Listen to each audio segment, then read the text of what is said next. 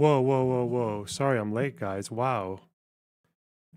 That's a joke. Do you get it? Because I'm not sorry I'm late because I make my own fucking time. Fuck you guys. Whoa! Okay. What are we...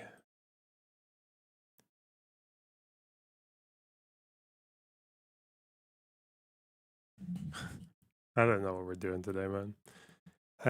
New footage. Why is there new... Why did they release new footage on October 7th? Those drops on Haifa made quite a bang. The appendix to the letter about Gaza death is a bit unhinged. What does that mean, unhinged? Like the data is damning, or it's unhinged as in like it's bullshit? What? That can mean anything.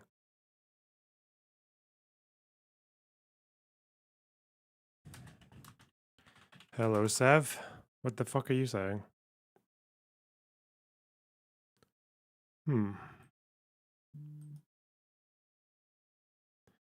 New footage to commemorate.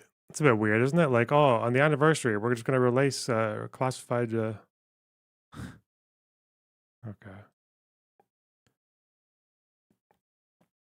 Just to keep people's interest. See, the letter I read didn't have the appendices in it. It just has the letter. Oh, download appendix. How did I miss that? Okay. Is this the appendix?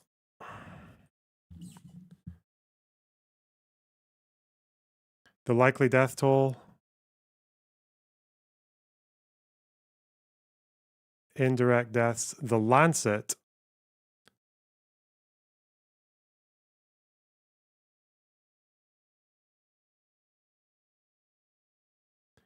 Military violence? Bodies under the rubble? I thought some bodies under the rubble were accounted for because people report that their relative was in the building or whatever, and the health ministry takes that. It's not just morgue data. Let's see.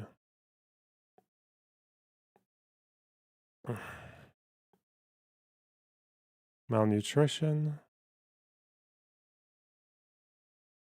Is this true that the health ministry only reports deaths caused directly by violence that arrive at a morgue? I don't think that's... Based on what I'd read about them, that's not true. They had 3 ways of reporting. One was this. The other was reports from other people. And then the media reports, which they don't include because they're the more dubious ones. But like if a family calls in, I thought that was recorded by them. Fucking camera, hang on.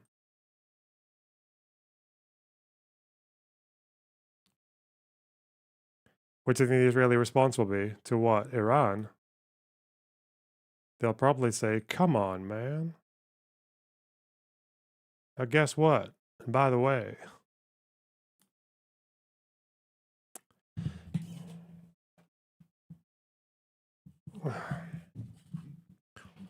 oh, my light.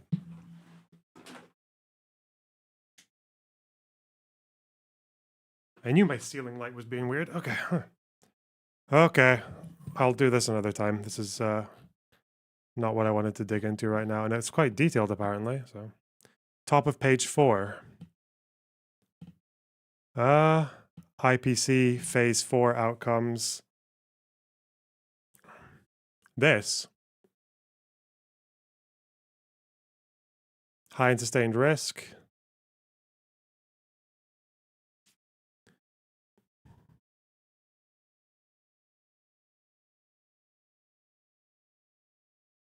What am I looking for here? 5. World Food Program, suspended staff. USAID warning.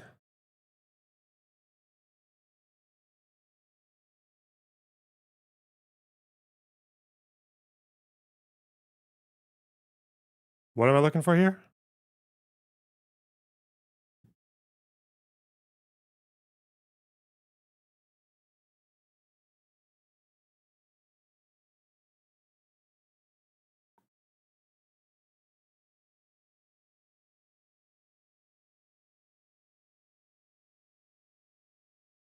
This is them saying 62,000 people died of famine and it's not been reported by the health ministry. Is this where they get this from?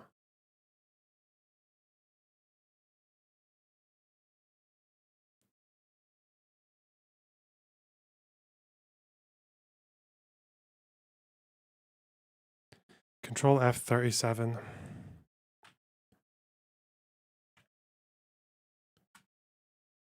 What? I don't see that. That's not here. What are you doing to me?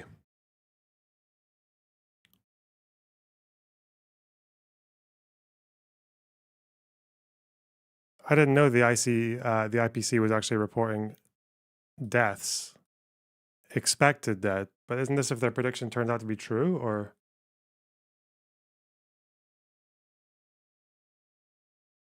I remember the IPC changed their. We're not looking at the same document. Okay. Well, I will do that later. That's more of a. I'm sure Avi will publish a fucking 2,000 character tweet on that soon enough.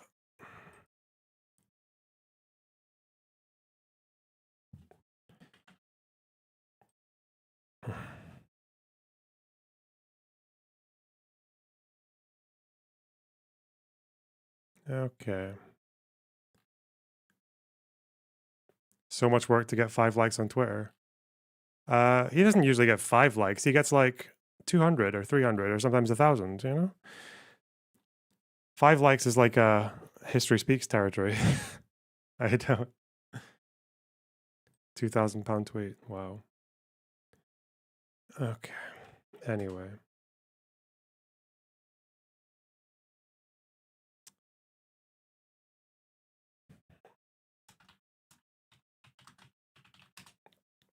Okay.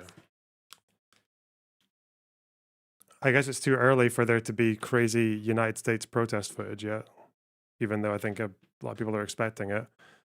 Okay.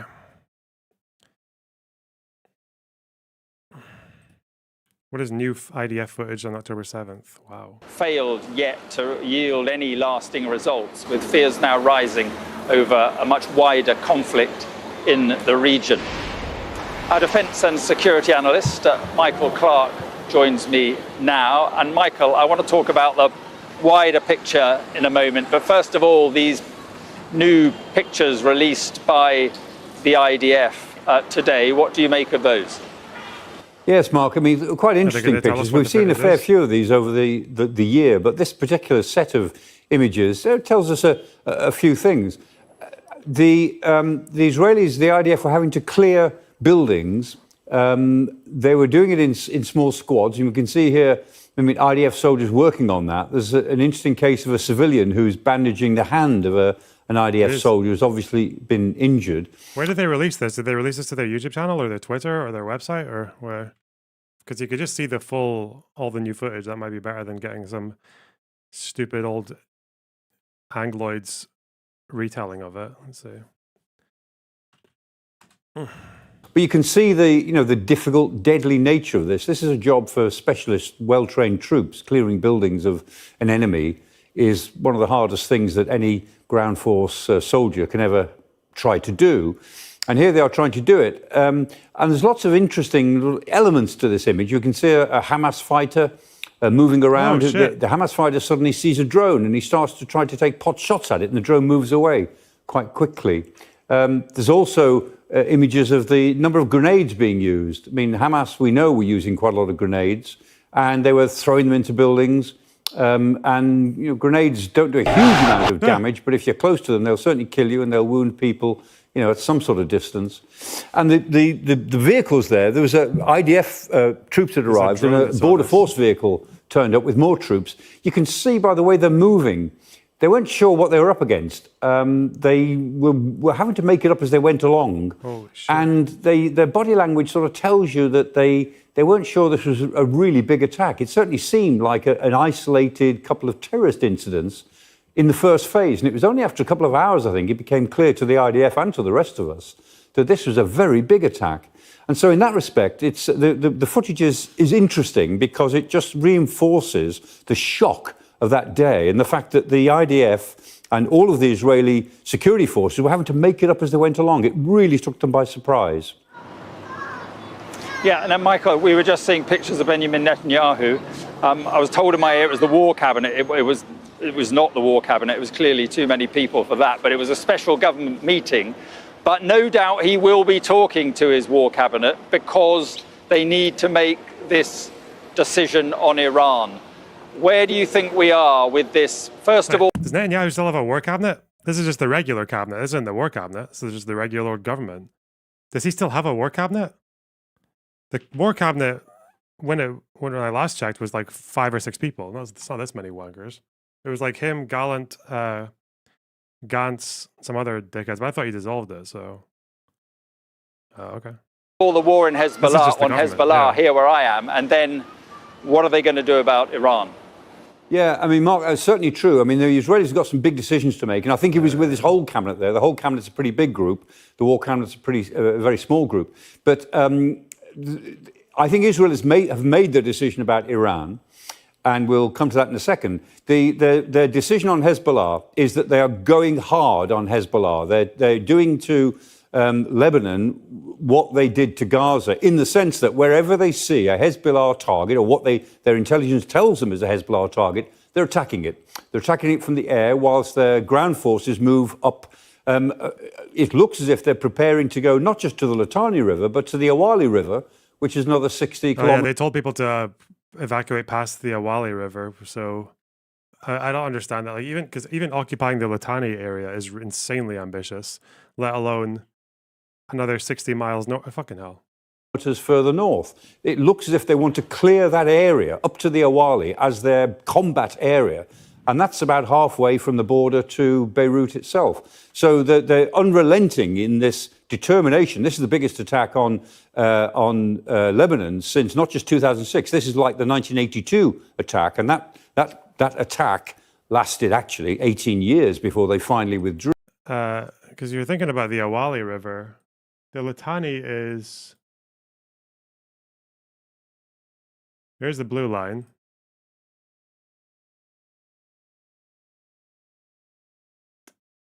Why is this map so shit for finding me the fucking river? It's like the Litani rivers are on Tyre, that kind of area. The Awali is... Where the fuck is that? It's like up here, isn't it? It's past Sidon. Jazin. These are kind of big. These are really big populated areas. Oh. Oh yeah. Turn off satellite. How? Oh. There you are.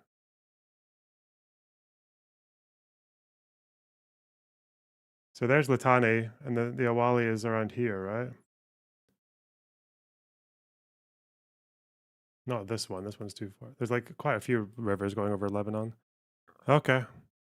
Quite wild. It's easy to get in, much harder to get out. And the Israelis are guessing that they feel that they've got the Iranians on the run. They're daring the Iranians to do something about it. They think that the Iranians won't be able to support their proxies, that they're too frightened to actually move directly against Israel. And the Israelis, as I said... dumb question. If they're doing that, why move so slow? In the 80s, didn't they just overrun most positions and mop it up afterwards?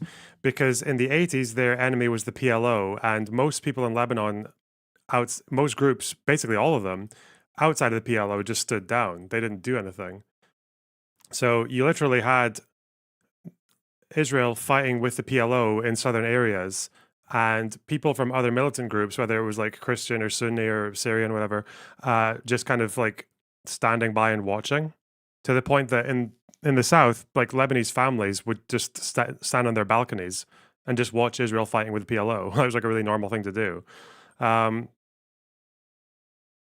Because up until they reached Beirut, the Israelis they thought that if the PLO were kind of getting sort of abandoned, then it wouldn't be worth aggravating the other groups. So they just focused their attacks on the PLO. I think they've already taken their decision as to what but the PLO is in 82 is nothing like Hezbollah in 2024, right? I don't think the PLO had a fucking tunnel network and arms imports from Iran and all this shit for decades. Going to do, what sort of attack they're going to launch in retaliation for the missile attack that they took last Tuesday.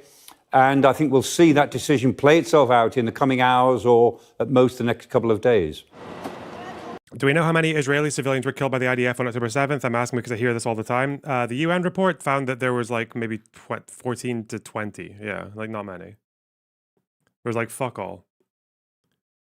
Oh, this is the UA map. They've got like little fucking Israeli control lines now. Oh, map time. Map o'clock. So that's Golan. That's Sheba Farms, I think.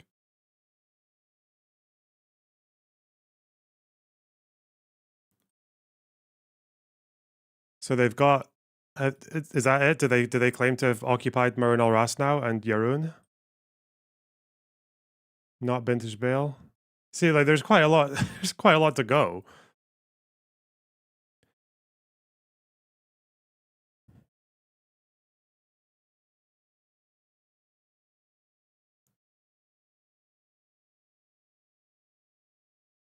I don't know anything about what's been happening up here.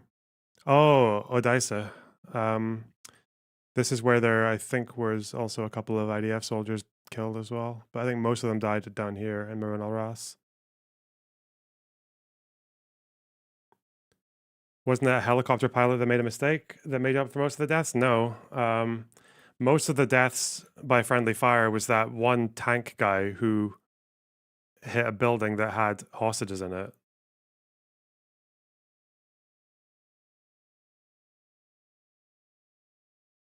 I don't know if there was ever the results of that investigation, but that was 14 people or 13 people. But that wasn't even Hannibal Directive. Like Hannibal Directive has never been about murdering your own civilians to stop them being taken hostage. That's just not what it means. It's not what it's ever meant.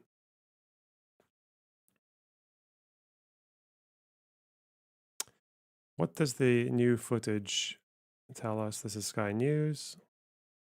It's not even about killing military personnel to stop them being taken hostage. It's really weirdly worded, but it's about operations that you're allowed to engage in to save people from being taken hostage, even if that operation has a risk of killing the hostage.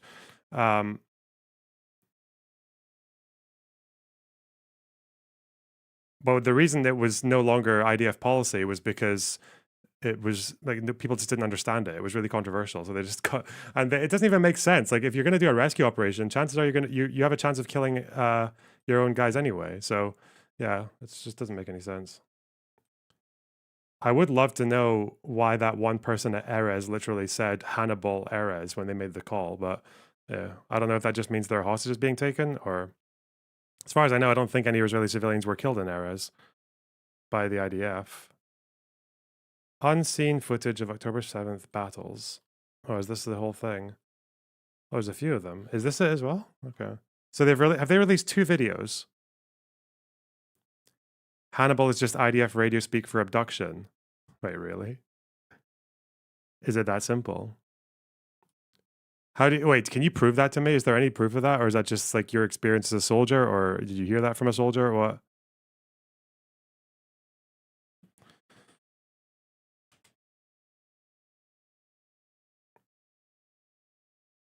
Experience. Is there anywhere I can hear that? Like I can get that confirmed?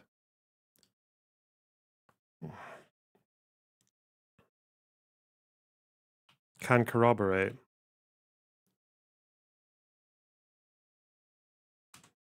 Okay. Same. Wow. Damn. The perks of having a bunch of fucking IDF soldiers in chat.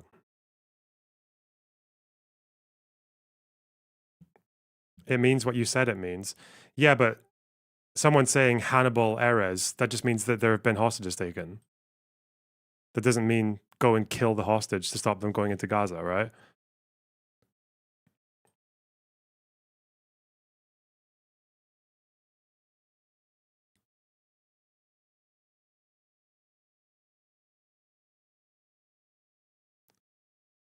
So this is the footage. There's a guy hiding behind there, bandaging up the guy. And apparently if we look at the body language, we can see that they're confused. Okay.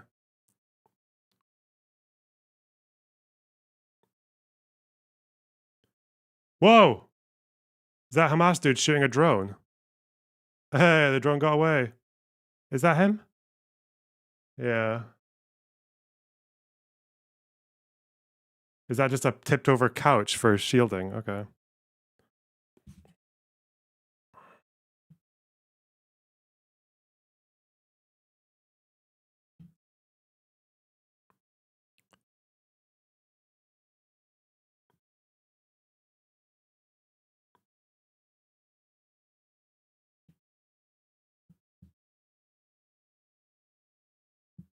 Fucking hell. That's a grenade. Those can kill people. That's why I learned that from the Sky News guy.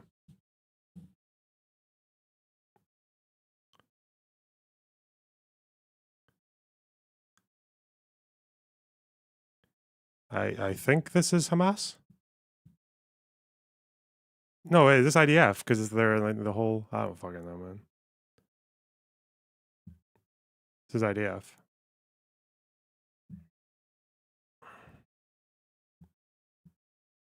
Magav. Okay, it's obviously IDF. They can tell the uniforms. Okay. The deprogram sub was posting someone Hinge shit. What, more copy pastes from terror websites? Oh no. Okay. The treacherous Zionist missiles. Fuck is this? This is just aftermath.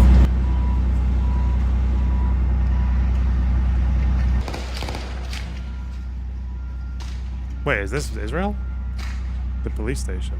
Oh. Okay. Sderot police station. Oh. When I was in Sderot, I met a couple of kids who were there during the attack. A couple of teenagers. They were... those guys were fucking mad radicalized. Oh my god. That interview was quite good with those guys.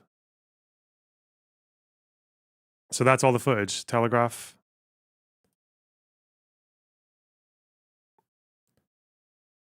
In which direction? Obviously against Palestinians. Yeah, fuck.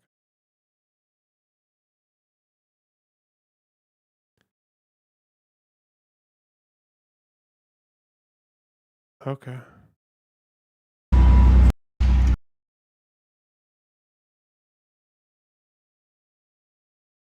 Huh.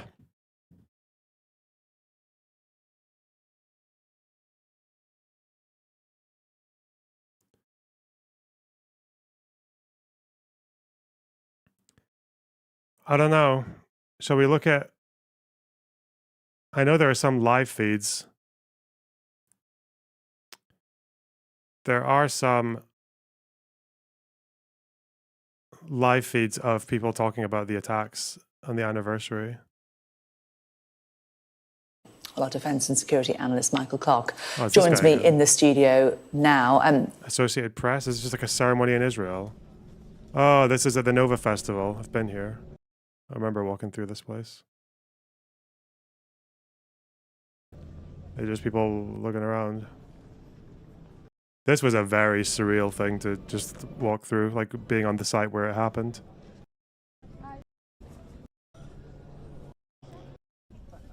And there were survivors giving fucking talks and shit. And it was also, it's not far from an IDF point as well, so there were lots of soldiers walking around too.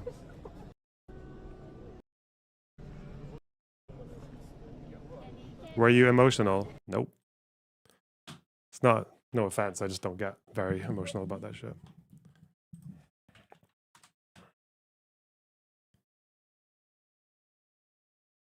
Have you ever spoken to Apostate Prophet? Only in group chats. Not otherwise.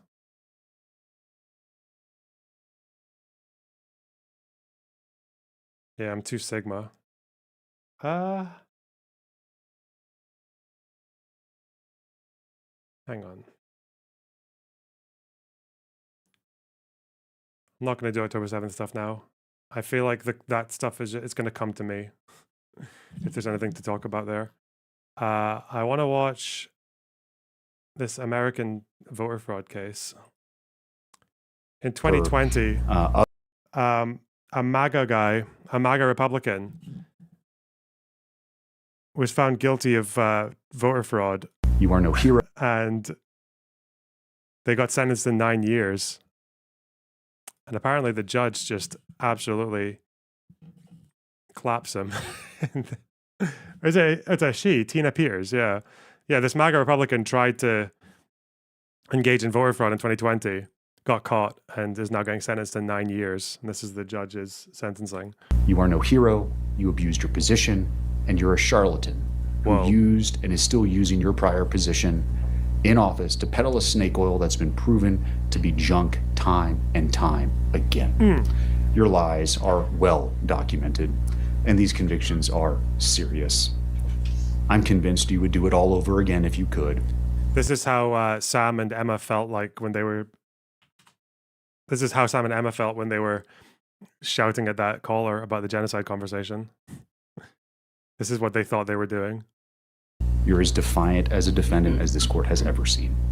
All right, we're here today for Epic sentencing blowout. in Miss Peters' case. Before I get into my comments, I'll enter judgment of conviction consistent with the jury's verdicts as to counts 1, 2, 4, 6, 8, 9, and 10.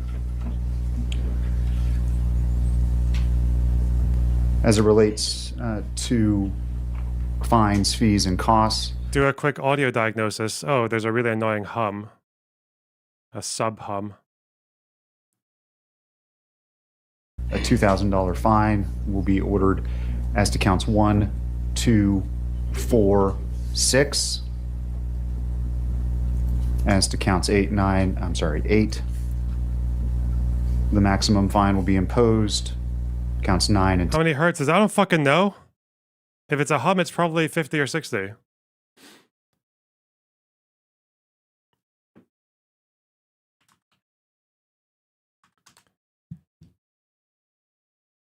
Is this a Destiny thing? Is that what you're saying?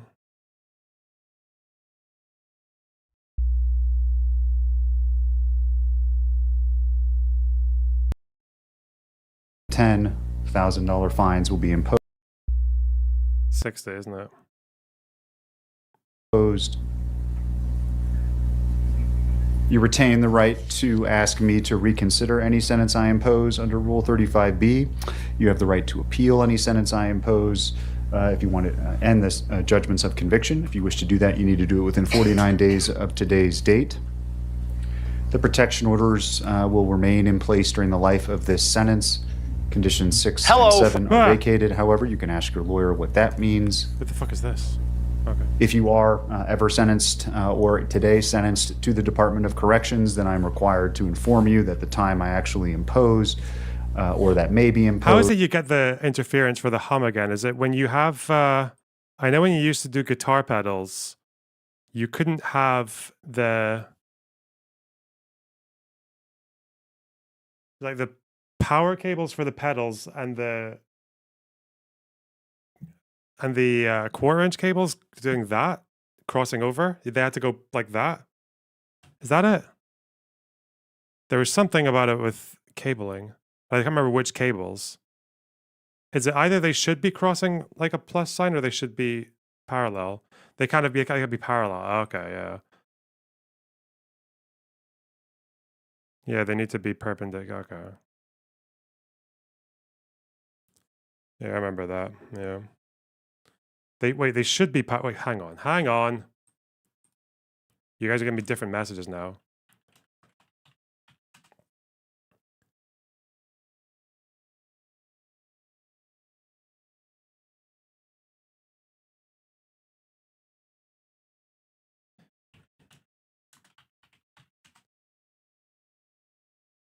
Power cord noise level increases when unbalanced RCA cable runs in parallel.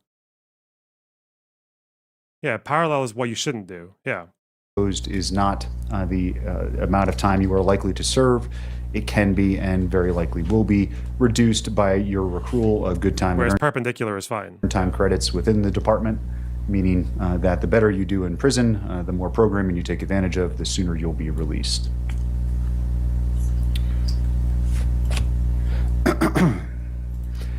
I want to circle back to the request from earlier today in terms of the motion for a new trial based on a Brady violation. To the extent I needed to make findings on that today, I'll note that one, the motion could have been filed weeks ago. Two, the information generally was known to the defense prior to trial, perhaps not the specifics, but enough to have at least mustered some questioning of witnesses at trial. And three, that a Brady violation is one that generally involves, almost exclusively involves, the withholding of... Wait, what note is 60? I know 55 would be A. Is 60 just B flat? Or is it like a microtone? Is that B?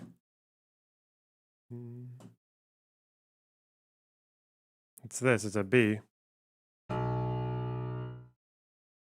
Exculpatory evidence that may be used by the defendant in a case. When looking at such a violation, the court looks at that type of evidence with through the lens of a defense attorney, not through a prosecutor, such that... B is actually 61, though. It's not the prosecutor's job to determine what is or isn't exculpatory. It's the defendant's job to make those decisions. Here, the argument is that back on, I believe, June 25th, Ms. Peters went to the clerk and recorder's, not office, but where the ballot box is located, some distance, I don't know if it's 100 feet or not, away from the actual physical office. She went there with at least one camera person. It looks like maybe someone else was also there with her. Apparently she was voting. She had some conversations, according to the affidavit that's been drafted for her arrest in that case. You don't hear a hum. It's so low that it wouldn't appear on like a phone or any kind of speaker that doesn't have that much low end on it. Yeah. I can hear it in my headphones, but even then it's like more of like an overtone that I'm hearing. With election officials who would be employees of the clerk and recorder's office, which she was not allowed to have conversations with. Her presence was noted by Ms. Bance, one of the witnesses in this case, who alerted law enforcement, who then did the investigation that resulted in everything I just said being uncovered and ultimately that warrant being drafted. The defense made some requests for that information. Once through the police department, it was denied. According to the defendant, because it was an ongoing investigation, the DA said that they didn't have anything, if I'm not mistaken, but that they would turn it over later when they got it. They didn't do so. Looks like the warrant was drafted well after the trial occurred. So it is well settled that for the purposes of discovery, evidence that could be used to impeach a witness, motivations, the like, would fall under a Brady type of requirement to be disclosed. But as I said earlier, there's quite literally nothing that's been provided to me that suggests anything in this arrest warrant or that what Ms. Bance said, who was an important witness to the prosecution, would be construed objectively or even subjectively through the lens of a defense attorney as favorable or exculpatory to the defendant, particularly where there's video footage of the interaction that occurred between the defendant and the individuals who may have been employees of the clerk and recorder. It's kind of amazing that that hum happens even in environments where you would expect professionals to be hired to do these jobs, to line up the microphones and everything. It is kind of amazing that that still happens almost all the time. I remember I had to figure it out once because I was lining up guitar pedals, and the big challenge with guitar pedals is you want to reduce noise, because once you have a lot of them stacking up, they build up a shitload of noise. Another time I did it was when my fucking power strip was lining up with one of my mic cables. But I feel like you'd think people would know. Office.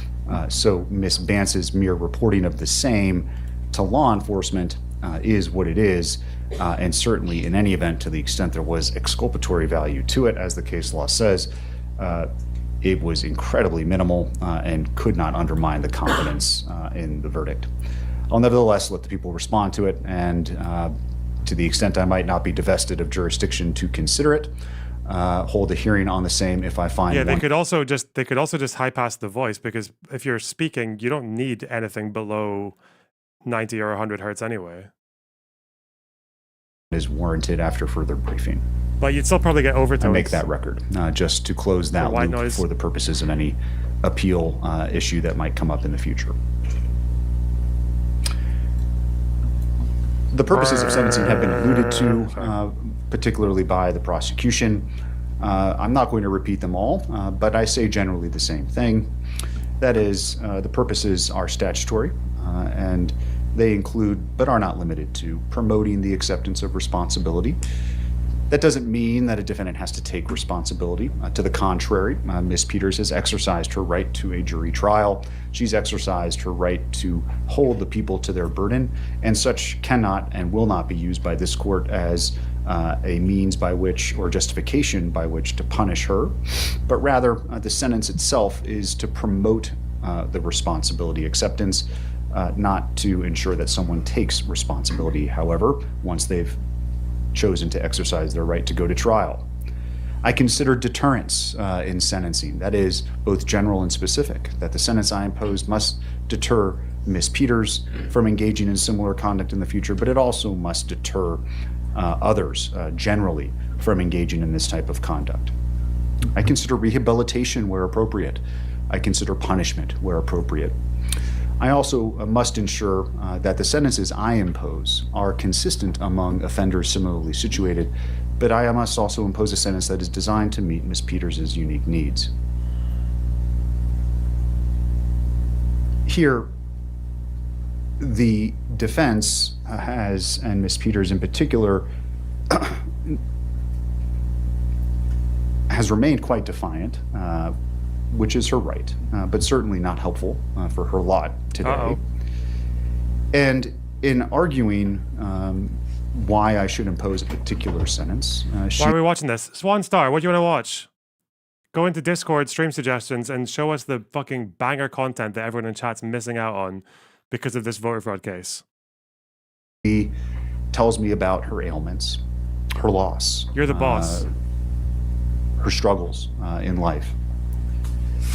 But in reality, for those of you who may have been here earlier this morning and seen some of the folks who've occupied that chair before Ms. Peters, there could be not much in the way of a comparison in terms of the type of sympathy one would extend to Ms. Peters. Those folks didn't have 4 lawyers representing them. They didn't have a team of assistants helping them. They're not getting rides in private jets all over the country.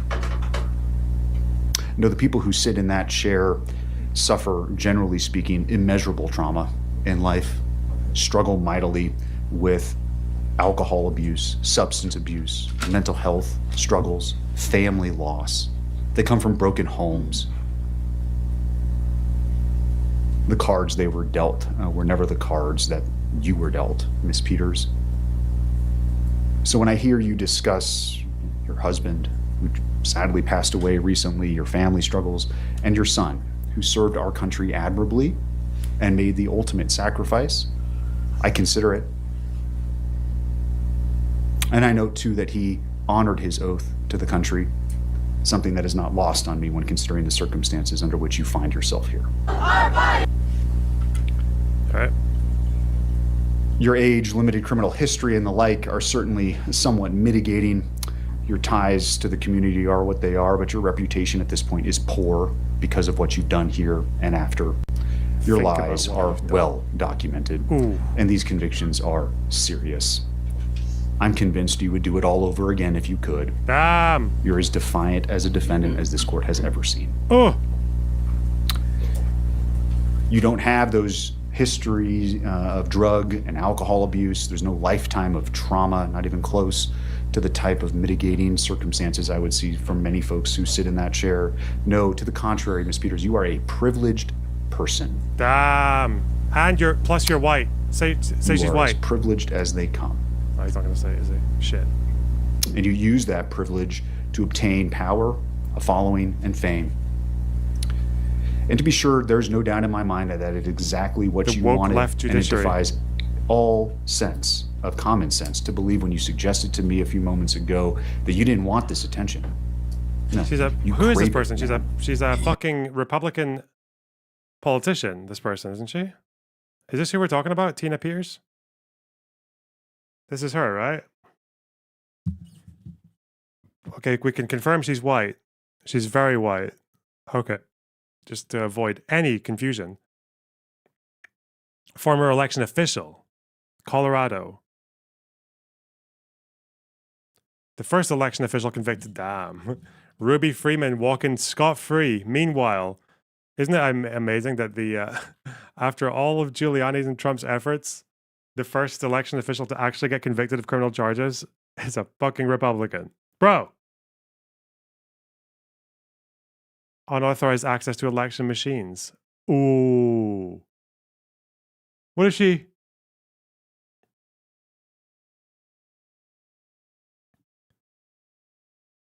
Nine years.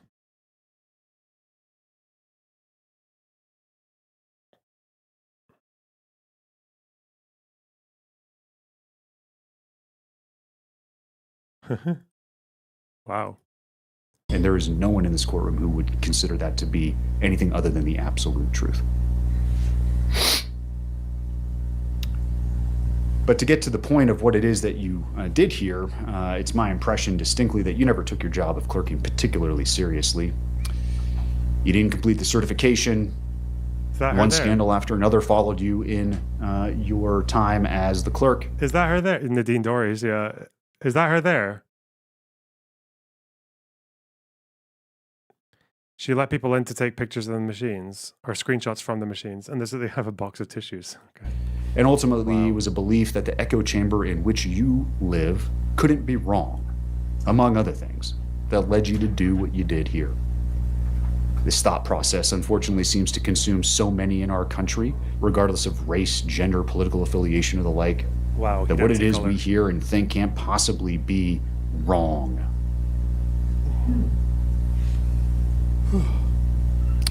There are many things in my mind that are crystal clear about this case. You are no hero. You She abused your kicked the position, arresting officer. and you're Nice. a charlatan who used and is still using your prior position in office to peddle a snake oil that's been proven to be junk time and time again. In your world, it's all about you. But at bottom, this case was about your corrupt conduct and how no one is above the law. No one in this country has absolute power. Your position as a clerk and recorder, a constitutional position, does not provide you with a means by which to do your own investigation, to not listen to the judiciary, to not listen to the executives higher than you, to not listen to the legislature who sets the law as it may be. This is nonsense. Our system of government can't function when people in government think that somehow, some way, the power they've been given is absolute in all respects. And that's where you fell. You have no respect for the checks and balances of government. You have no respect for this court. You have no respect for law enforcement. And you do not have respect for your fellow colleagues when you were a clerk and recorder who weren't lockstep in your beliefs. Period. Indeed, just weeks before trial, you were apparently doing what I mentioned earlier, that is, over at the clerk and recorder's office where you're not supposed to be, violating the protection order by speaking to employees of that entity with your camera crew in tow.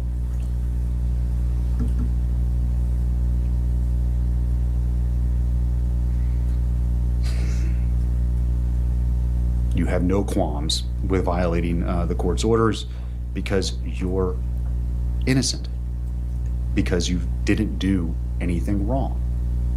You were just doing your job.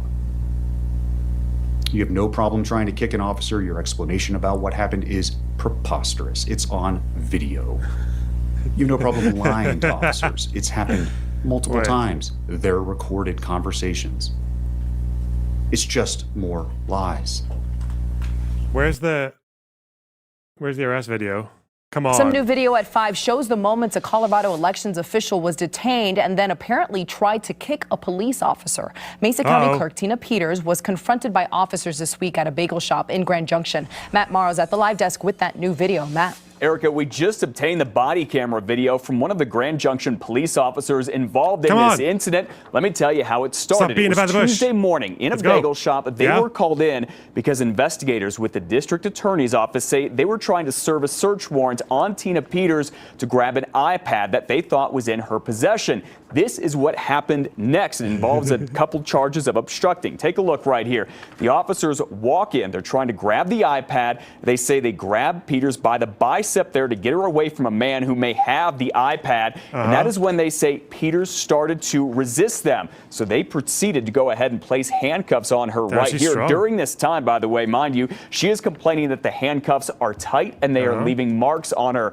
Now, at one point here, police say, and you kind of see it in the video, that she tried to kick a police officer. She did not connect with the officer herself, but ended up connecting with the officer's taser. They then take Tina Peters, the Mesa County clerk and recorder, outside, and then this interaction happened. Listen. Oh, no. Let go of me. Go. It hurts. Let go of me. Oh, there's a little boot going up. You can see it. Okay. Do you understand? Stop it. What are you talking about? Get out of my pants. I am conducting a search. If you move, you will find additional charges. Wow. Find additional charges? This is like arrest without cause. Was she trying to remember the word probable cause? Police right there were telling her they were going to grab her keys and they were searching her because they were going to arrest her. Again, district attorneys say they had a signed warrant to go ahead and get an iPad from Tina Peters. They say when she did not give it over, that's when they called police and police escorted her outside. She is now facing 2 misdemeanor charges, obstruction of a peace officer and obstruction of government operations. She posted a $500 bond yesterday and is now free. She says police were harassing her. Jeremy? All right. Well.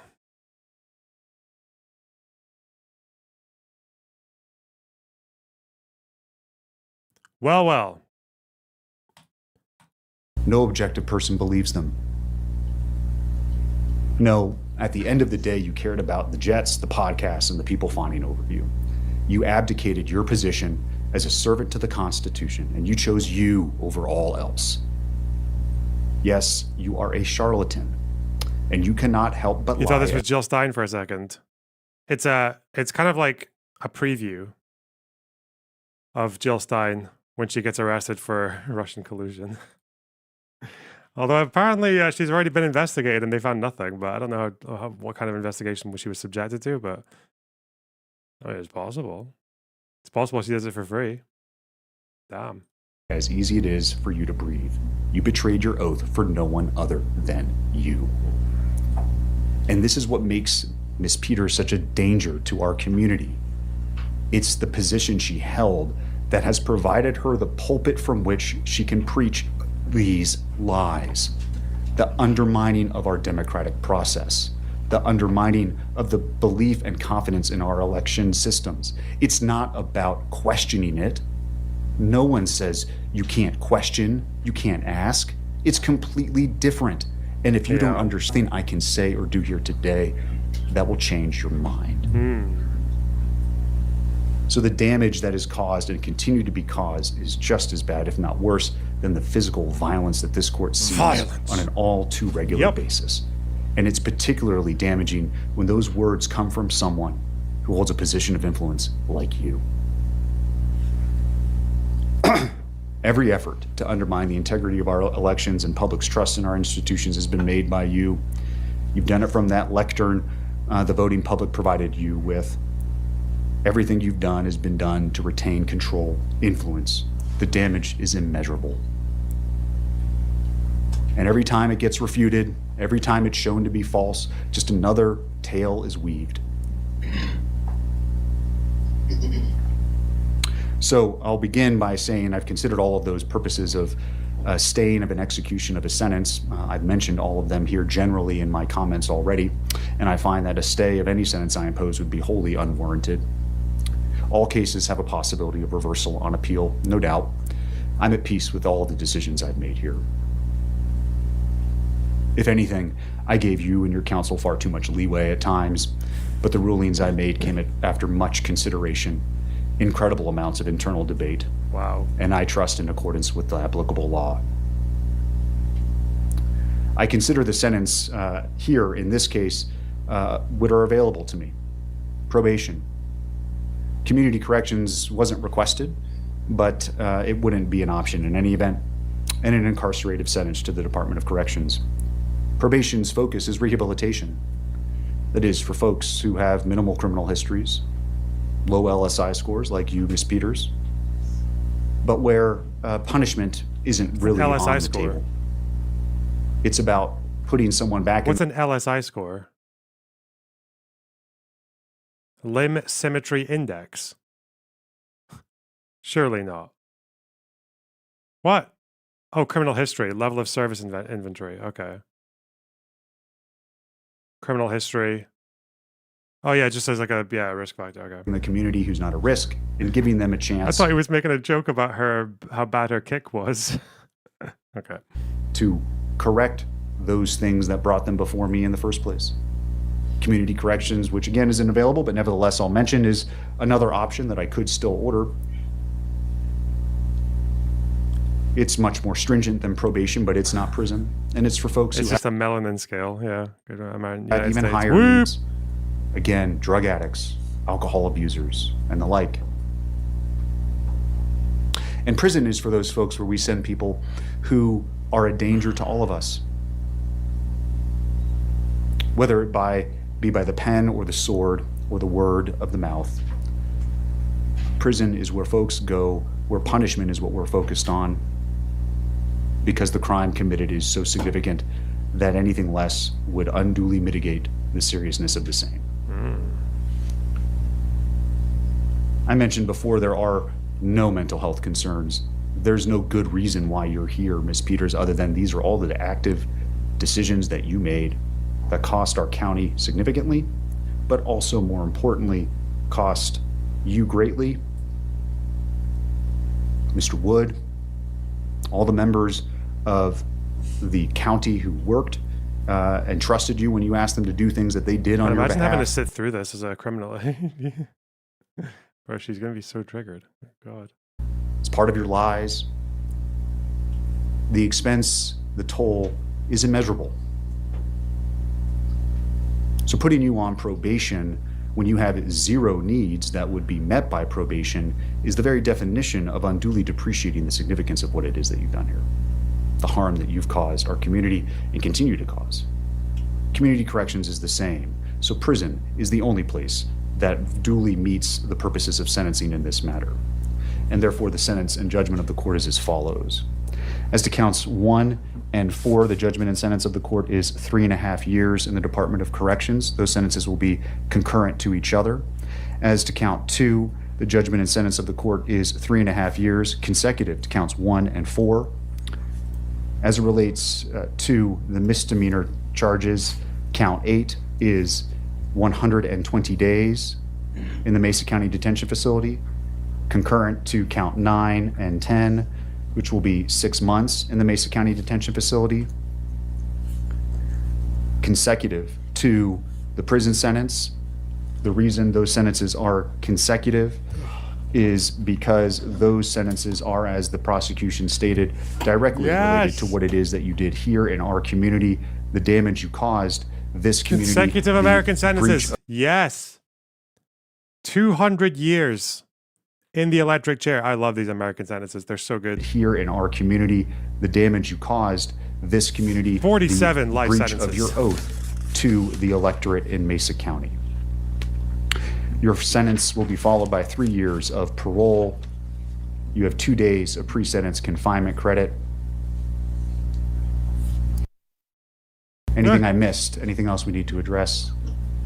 Judge, I think you missed a sentencing on count 6. Oh, I'm sorry. Count 6 is criminal impersonation. That's also consecutive. That's 15 months to the Department of Corrections.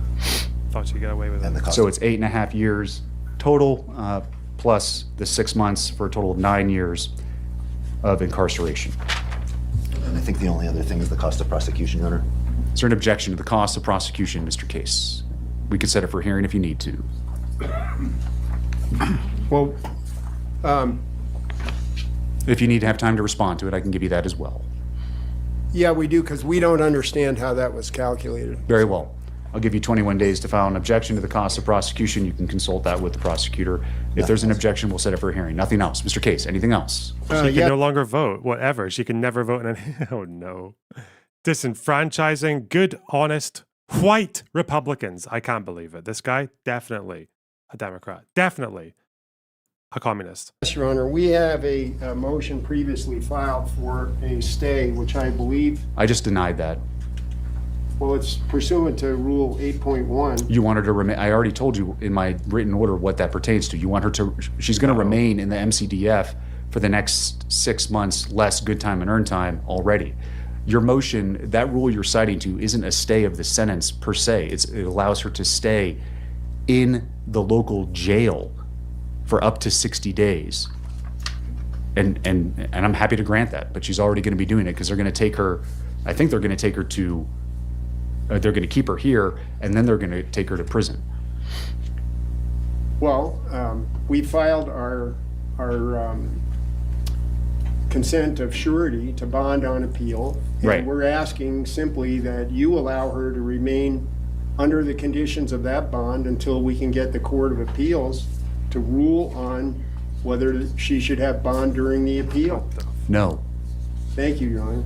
I have one other thing, and that is I need to file an exhibit that I did not previously provide because it's under seal from the DC court. It's an October 4th internal email from Dominion. It relates to Mr. Frontera. So I wanted to advise the court that I'll be filing that under seal to complete the record. Okay. And that it should be kept under seal. Thank you, Your Honor. All right. We're adjourned. Defendants remain, I'm sorry, what? I think it may be the Department of Corrections that decides the order. Is the court specifically requiring that the county jail sentence occur first?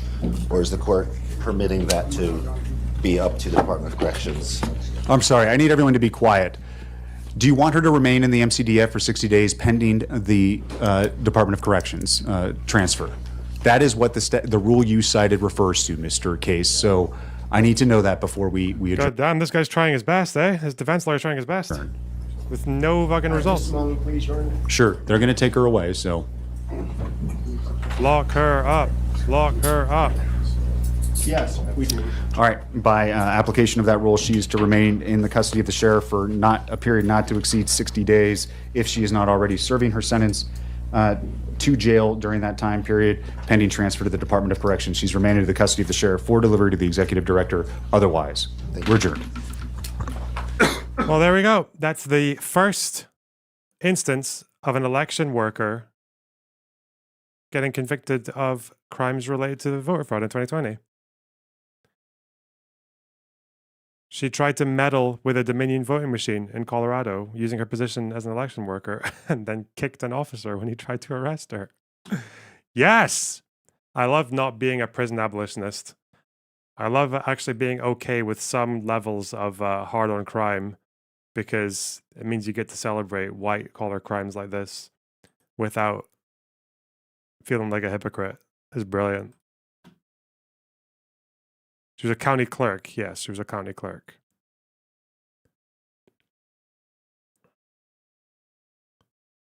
She was a girl boss. Yes. A final girl boss.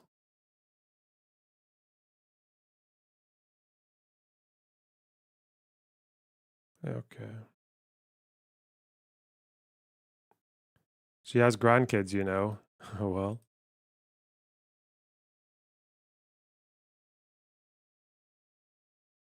Well, maybe those grandkids will hopefully not grow up to be election fraudsters. Crazy. Ooh. So did the voters that she tried to disenfranchise, motherfucker. They have grandkids. Okay. Imagine your grandmother going to prison. It's pretty wacky, isn't it? disgrace to the family name. What? People are making tier lists of Discord members, and they always put me in the bottom. Why? It's so mean. Okay. All right, there are marches. They're happening in other time zones. Pro-Hamas groups that helps organize protests shares plans for October 7th anniversary. Damn, an actual pro-Hamas group. Where? New York. Oh, okay. New York, Atlanta, Los Angeles. Campus protests erupting across the country Wait, so last these are actually pro-Hamas groups? Like they're like openly, or spring, a response to Israel's war against Hamas in Gaza after the brutal terrorist attacks on October 7th. Hundreds taken hostage and over 1,000 dead, then tens of thousands killed in Gaza and mass destruction. Closer to home, new questions about free speech, extremism, and foreign influence.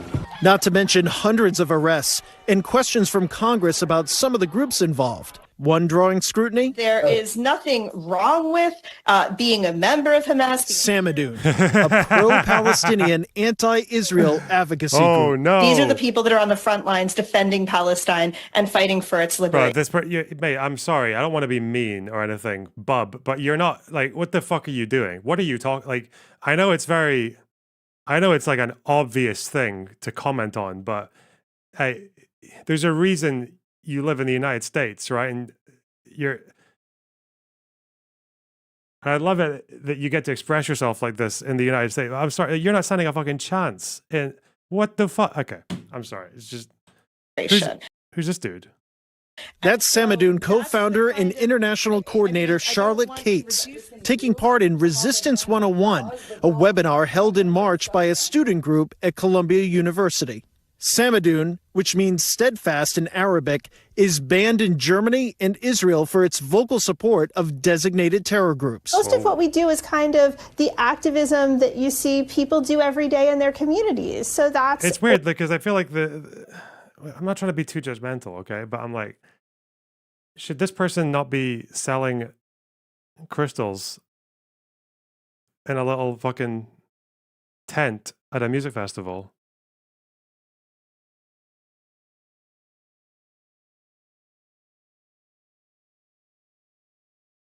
I'm not trying to be judgmental,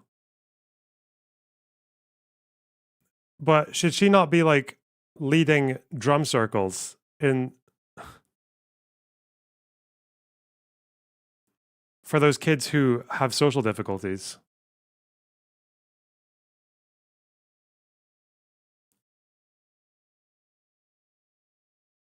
Okay. Organizing demonstrations, that's organizing political education events and seminars. Kate spoke to us remotely from Vancouver, where she was arrested on hate speech charges for defending Hamas's actions on October 7th at a rally. Long live October 7th! Samadoun has co-sponsored several protests in the U.S. over the last year, both on campuses and at major events like the DNC. We wanted to get a better sense of what Cates is saying to college students and protesters. Do you think the Israeli state has a right to exist? Oh my God, Drew Carey is, he's back to challenge their resistance. Oh no.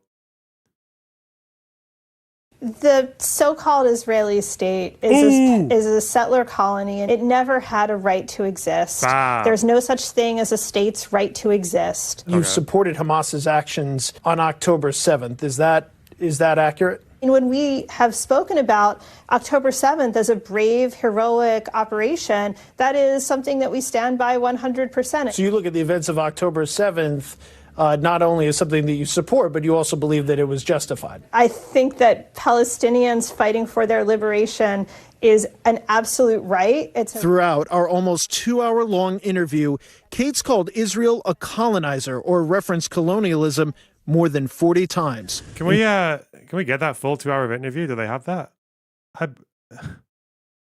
Including after what I'm interested in is what the hell she was doing before October 7th, like before she discovered Palestine. What was she doing with her life? Several questions about the death of Israeli civilians on October 7th. What do you say to those individuals who were at a concert that did not have a weapon? Was it heroic for that action to take place? I do think it is heroic that Palestinians broke out of the siege on Gaza. Palestinians have a right to resist, and that what we saw on the 7th of October was a heroic operation designed to achieve the Palestinian people's liberation. I guess the question is, where does it end? Do two wrongs make a right? We're not talking about two wrongs. We're talking about a colonizer, and we're talking about a colonized people fighting for freedom. Cates has said similar things in her speeches and webinars with students. And they took an action that they understood is necessary in order to make change. Members of Congress now asking questions about Samadoun's funding. How we can make sure we are following the money. And following the money isn't easy. A U.S.-based nonprofit, Alliance for Global Justice, processes donations on Samadoun's behalf, and tax law doesn't require them to report who is giving Samadoun money.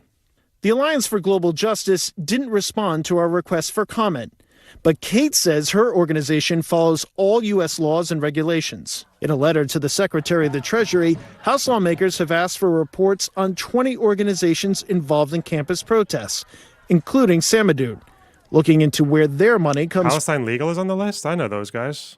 But don't they? I thought their thing was that they fight against anti-BDS laws. From how much money, even if it's just a legal. ballpark, would you say Samadoun has raised or you've raised here in North America?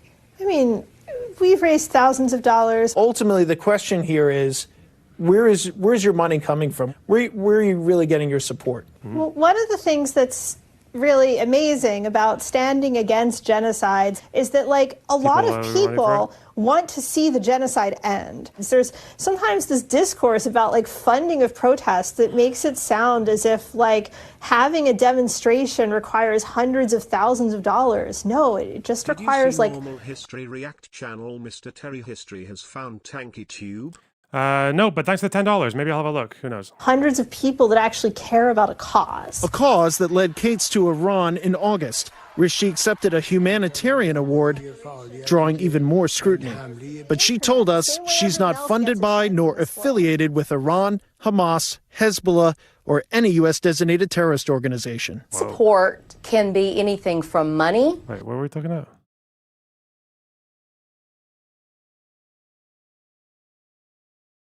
Care about a cause. A cause that led Cates to Iran in August. Where She went to Iran. Where is she? Is she in this picture? Is that her? She received the Islamic Human Rights Award. Well. Accepted a humanitarian award. Wait, is that her?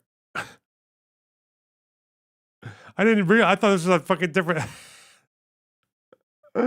No.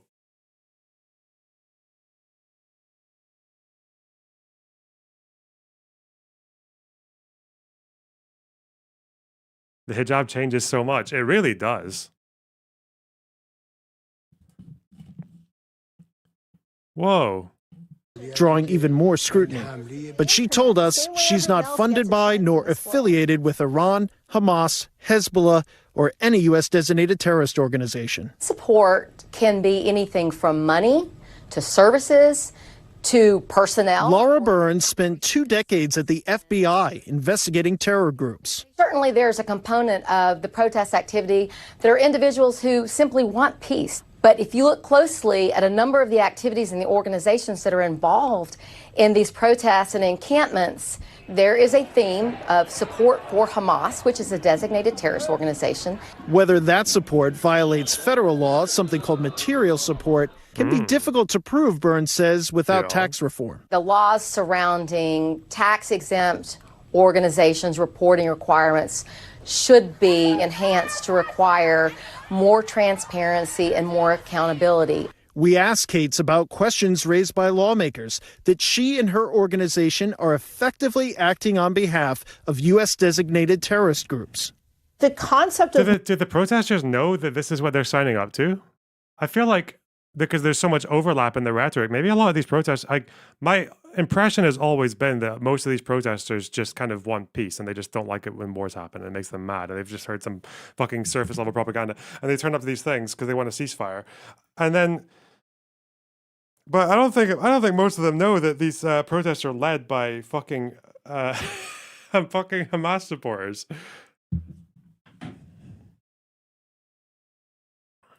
Material support requires that there is a form of material support. You actually have to provide money or weapons or services to that organization. And that's not... Hey, what was that second word you said? Oh, no. Uh-oh. Weapons, you say? You didn't want to get that one edited out of the... Ooh. What's happening here. We're talking about expressing moral and political support. There are no known criminal investigations in the U.S. involving Kate's or Samidoun. In the midst of the Jewish High Holy Days, and as the anniversary of October 7th approaches... Listen, in 1 year, okay, we're going to find out that she was actually selling explosive fucking amethysts to Hamas people, to Hamas commanders to decorate their command centers. Who'll be laughing now? Who's going to laugh then, eh? Tensions are high. There are Jewish student groups around the country saying they worry about a repeat of last spring. Some protest groups say Congress is unfairly portraying their demonstrations as pro-Hamas when they are calling for peace. And universities and cities, caught in the middle, challenge to balance free speech with public safety. As for Kate's, she says her organization will continue to speak out. Essentially, we're seeing a situation where Palestinian lives are considered nameless, expendable, and pointless. And Israeli lives, even if they are literal soldiers engaging in a colonial war, are considered precious and very important. What do you all see for October 7th this year, or around that time period? There's many actions and demonstrations being mobilized. We're going to be out in the streets and we're going to be mobilized until this ongoing colonial project comes to an end. Tom Winter joins us now. Freedom of speech. She can say whatever she wants, right? That's right. On the other hand, she calls Hamas's October 7th attack heroic. More than 1,000 people died. Mm-hmm. And there is a legitimate concern about the people living in Gaza and their plight. But where does Congress stand on all of this? So there's been a recent development in this. One of the organizations that we talked about, the Alliance for Global Justice, there was a letter that was sent from the chair of the House Ways and Means Committee, Jason Smith, asking the IRS to look into them and ultimately strip them of their nonprofit status. So that's ongoing. They cite some of our previous reporting on both that organization as well as Samidoun. So this is something that is definitely relevant at this time. Whether it ultimately leads to any sort of action or criminal charges, we'll see. And as we noted in the piece, we did reach out to that organization that is processing these payments. So that's kind of where that stands. This all comes, Tom, as the FBI... What are these signs saying at their So free resistance until return.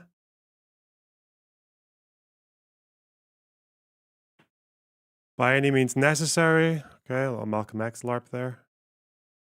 Okay. These payments.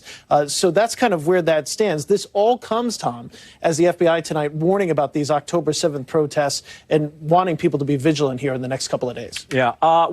Did I miss this? You said she's in... She Canadian? What? She's in Vancouver. That's where she's based. That's where she's living. She was arrested there as part of a rally and a speech that she gave and potentially facing charges. They can make an arrest. Whether or not they ultimately go through with a criminal prosecution, that's something we'll be tracking as well, Tom. Thanks for watching. Stay updated about breaking news and top stories on the NBC News app or follow us on social media. Okay. Let's do another side of things. Okay.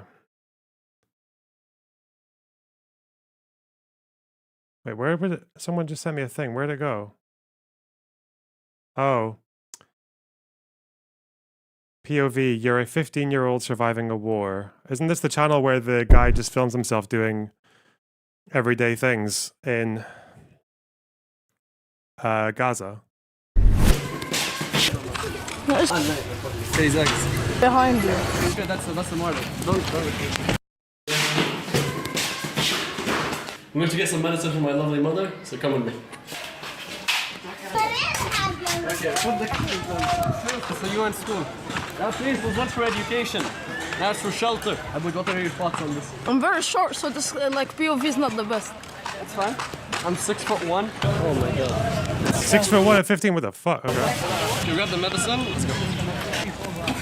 Oh shit, that's the one. Don't.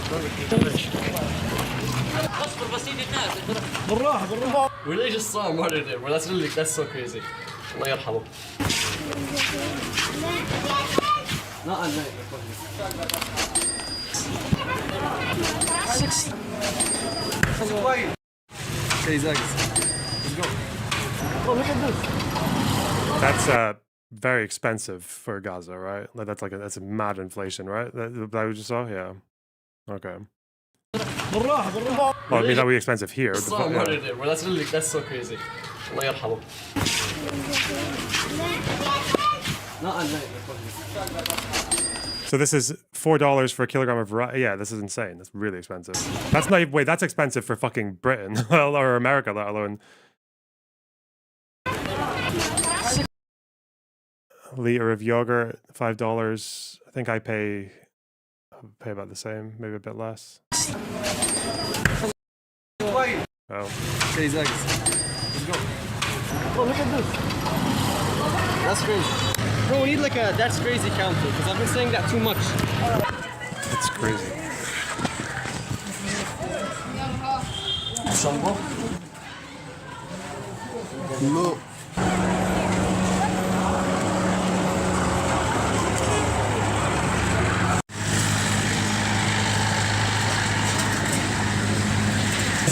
So we just got some shampoo. This costs like $20. It's really expensive, by the way.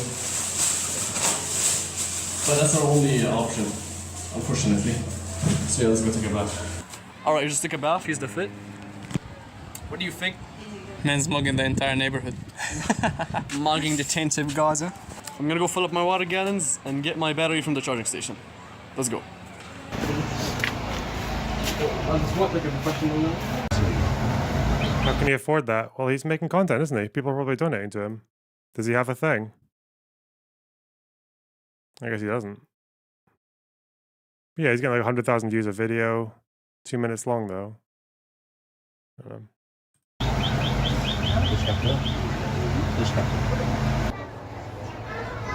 Go down a bit.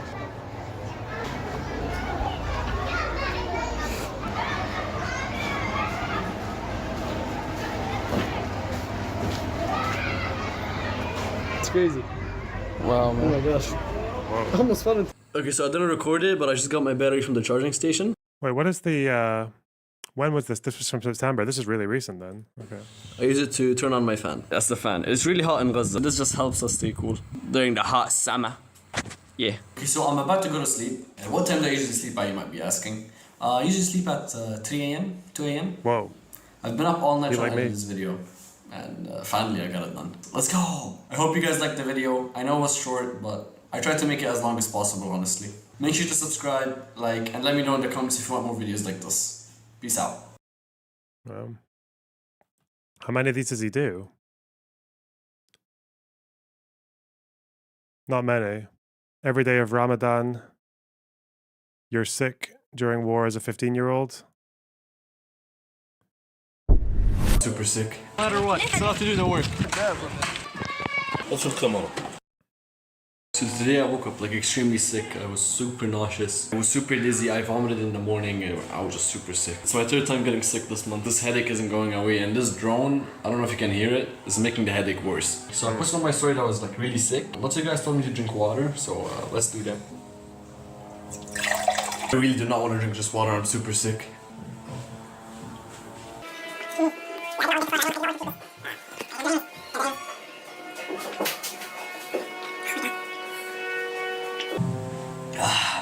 It was hard to get down.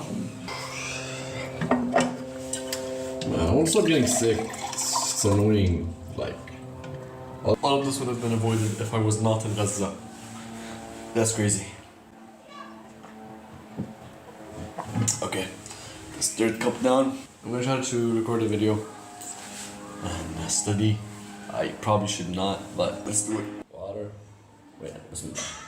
I don't want to do it. Okay, although I am sick, I still have to do my day-to-day activities. I cannot take a rest. So now we're gonna come here, Abdul. We're gonna go fill up our gas tank.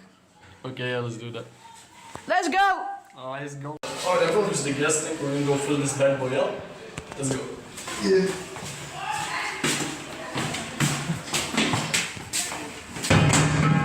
Yo! It's not to do the work. Yeah. Right? Yes. Things need to be done. Like, I have no excuses. I have to do all of this, even when I'm sick. You have to do the work, no matter what. Yeah. If you're sick, if you're tired, no matter what, you still have to do the work. You have to fill up my water gallons. So I have to hold this heavy gas tank up and walk like 10 minutes.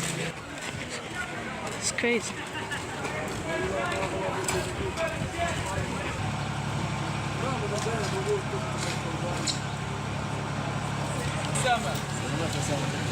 ليش شغلت؟ ليش ما طلعت سكر هذه؟ والله ما في. إن شاء الله من بكرة. I literally went to the gas station. Yeah. Fuck. And he didn't have any gas. Crazy, right? He told us he doesn't have gas. Just come tomorrow. Oh yeah, so I just got tired for no reason. Yep. Oh well. Look at this, bro. Look at that, bro. Anyways, look at that, bro. Look at this.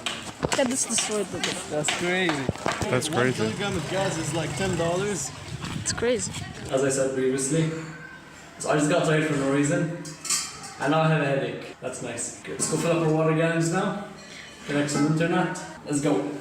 So I just connected some internet. I just checked up on some of my friends. And go fill up some water gallons now. So come with me.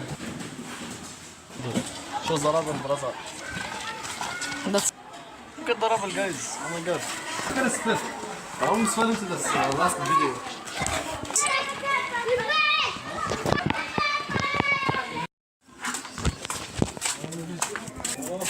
شو الكاميرا؟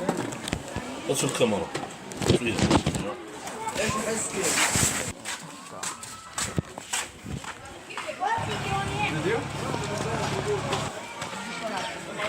Oh my god. Okay, so we just filled up the water gallons. The guy at the water station, like the water guy, just did not want us to record. So we were like, okay, unfortunately. Does this humanize it for some people? Yeah. Before I watched this, I thought Hamas, I thought like people in Gaza were just like a bunch of fucking bloodthirsty cyborgs. So yeah, this has really opened my eyes. What the fuck are you talking about? Does this human? Okay. So yeah, we filled them up now. Okay, we have 2 things on the I don't even know why you would ask that. Like, I don't think I've, like, despite what people say on the internet, I've never done anything in my entire fucking life to dehumanize Palestinians. I don't think people know that. That's why people just say I've done it and without any fucking evidence. Or they stretch and twist like fucking pretzels to try and prove it. Anyway. Genuinely, we do have 2 things on the table. Actually 3. We got this notebook, this like light, and the battery. I got my battery from the charging station earlier. So what I'm gonna do with this battery is connect this light to it, so I can have enough light to study. Yeah. I connect this with you guys. What's connecting? We'll just say nothing. You're just gonna watch me connect. Put this here. The second wire. Okay, guys, now's the moment of truth. Will this light work? Let's see. I press this button here. This light is gonna open. What? Okay, that's not. Hey guys, technical difficulties. That guys, looks fucking a bit. like you could So if I cause press an this accident quite button, easily. this light is gonna open. Hey! Let's go. I have light to study. Okay, let me put this battery out of the way. So I'm gonna go study now. I have English today. Okay, the prayer just went off. Okay, so I just finished studying and wow. And if you want to leave already, if you don't want to listen to me talk, you can just leave. It's fine, like this portion doesn't matter. I'm truly grateful, like for all the support I've been getting recently. Like I'm almost at 500,000 followers on Instagram and I'm like super grateful. And on my last YouTube vlog, we almost got 100k views in less than 2 weeks. And that's just, I'm so grateful for that. Even though like I don't say it often, I'm super grateful. I really appreciate you guys. You guys are literally like, you're making my life better. I'll just put it that way. I'm like truly like lost for words at what to say. Without you guys, I'm like nothing. I do not like want to name you as like a subscriber or like a follower, or you guys are truly like my family. You guys are truly my friends. I'm truly like at a loss for words for all the support I've been getting. Like I'm just a kid from Gaza who speaks English. Like that's not like, there's nothing interesting about me. I don't know why like I'm this special. like to you guys, like why am I getting this much attention? I just want to say thank you, and if I want you guys to take like one lesson from this video, is that you just don't give up. I was sick. I did not want to I did not want to carry my gas tank like 20 minutes away from my house. I did not want to study either. I did not want to fill up my water gallons. I did not want to get this battery from the charging station. I just did it anyway. Cause like, come on, like, who's gonna do it other than you? Okay, now, okay, that kind of like, I'm trying to send a motivational message, but anyways, thank you guys for watching. Drop subscribe, follow, like, comment, I don't know. Make sure. So peace out. Love you guys. Wonder what the 16-minute one is. The 30 days of Ramadan. Probably just the same shit, right? Yeah, he's only been on YouTube for... Why does it say 151 videos? Is it mostly shorts? Ah, okay. Is that a NASA hat? It's funny.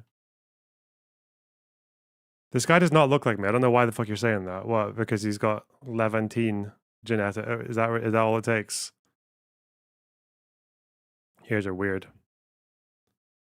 The fucking mad thing about the Middle East is that it's because it's such a small area, especially that part. It's like it's so weird to think that your background can be so altered by just a few miles of distance. Like my family came from the Lebanese mountains, but if they had somehow ended up like just a few miles south, they'd have a completely different. They'd be like Shiites, right? Like they'd be living in Hezbollah land. If they were a little bit east, they'd be Syrian. If they were a little bit further south, they'd be Palestinian. Like it's just and for each area, even though they're only separated by just like a few kilometers, sometimes it's like a completely different existence that you'd be living through. Even if you're like I said this to Sev as well, like a Palestinian in Israel, like if that armistice line had just been like 1 mile to the fucking west, you'd be like a completely different person, you know? Like you'd be living in, like you'd be more likely to maybe show up in one of those fucking Hamas obituaries. Like, yeah, fuck.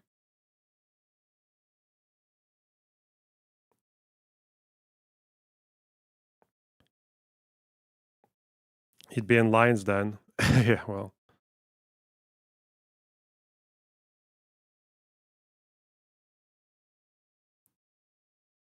Yeah.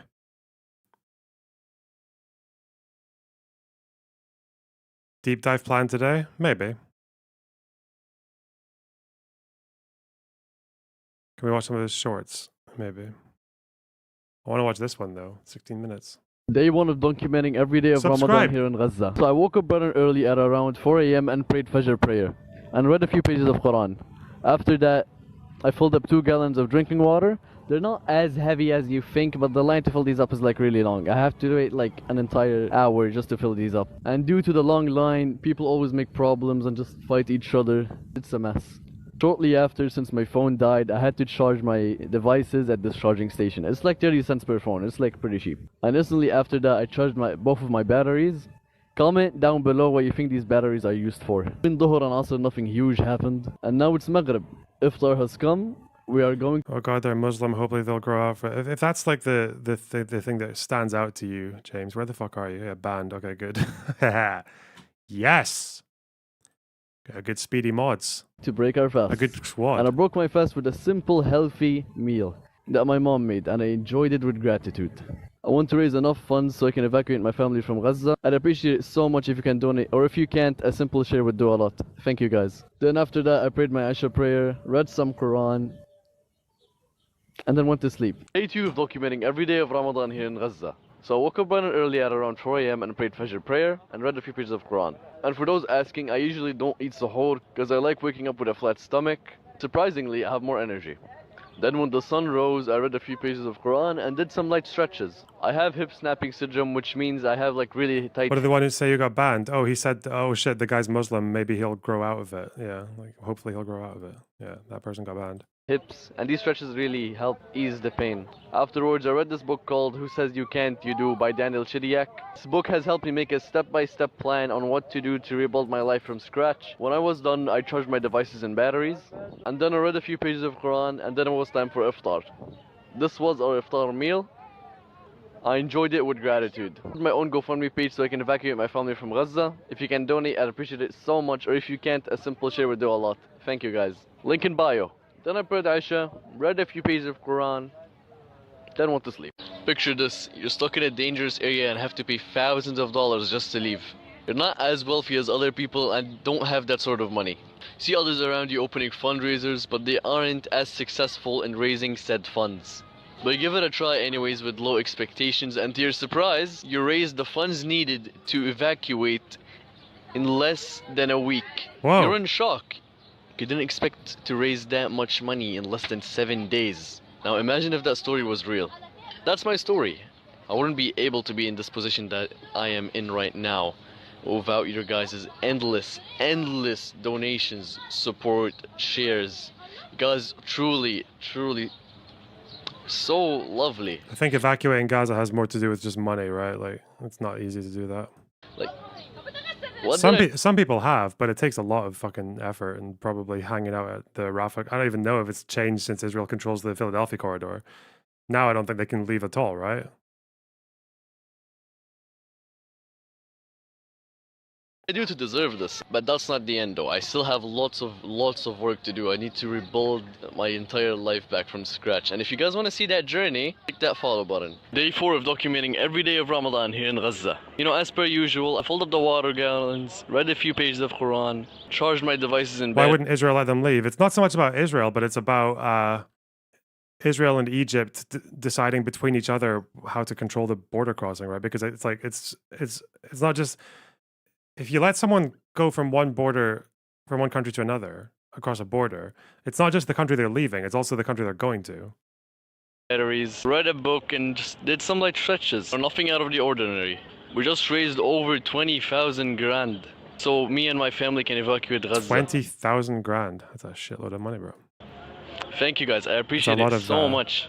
It truly means the world to me. You guys literally just saved my life.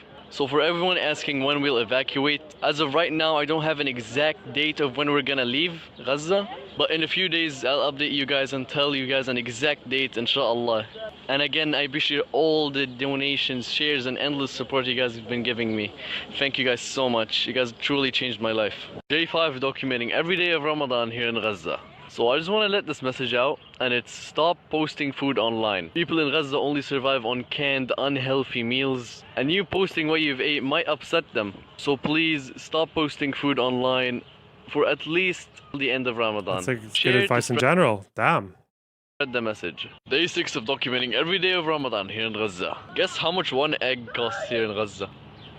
Just take a wild guess. Just one singular egg. $3. One singular egg costs $1. Okay. How crazy is that?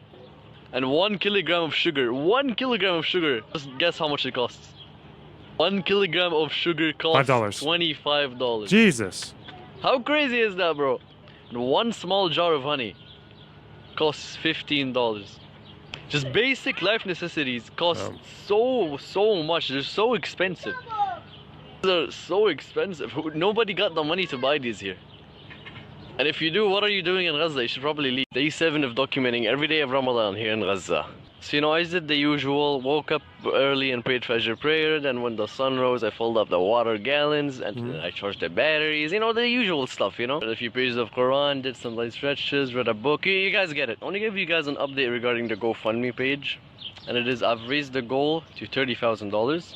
This is an older video, yeah, because the last video was him buying 15x for 5 USDs. Yeah, the prices will be fluctuating like fucking mad based on how much fucking fluidity there is between the border crossings and the communities, right?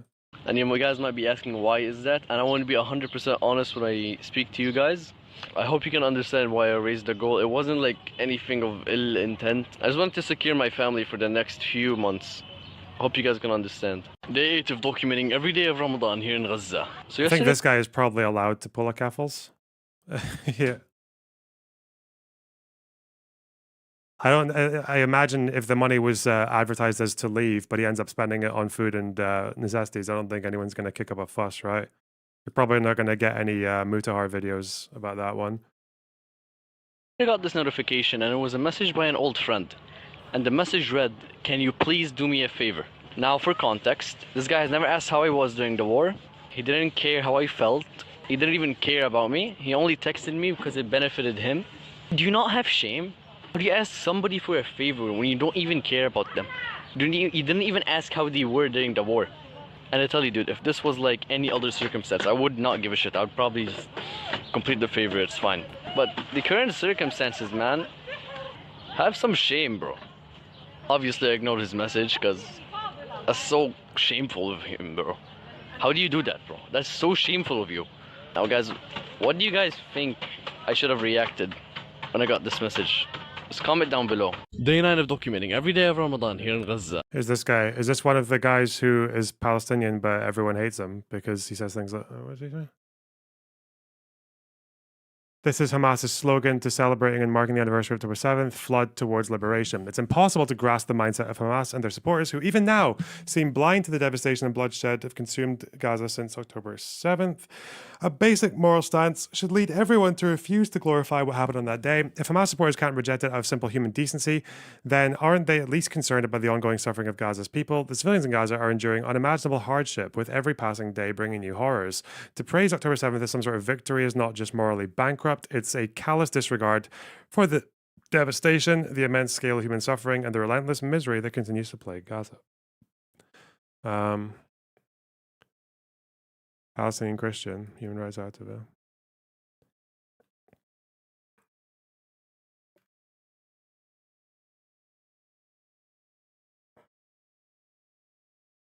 And the only one of these guys that I don't like the anti-Hamas Palestinians, is that John Aziz guy, because he didn't really say anything of substance. He's just like, "Oh, I said I want peace, and you got triggered. Curious." I'm like, for the millionth fucking time. But this guy seems cool. Or the other guy as well, the bald guy. All right.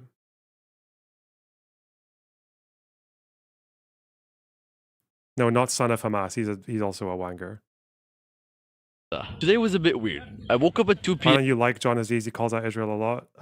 I don't see him calling out Israel all that much, but he's like I don't know. I just feel like his Twitter fucking it's like very shallow. It's just not that interesting.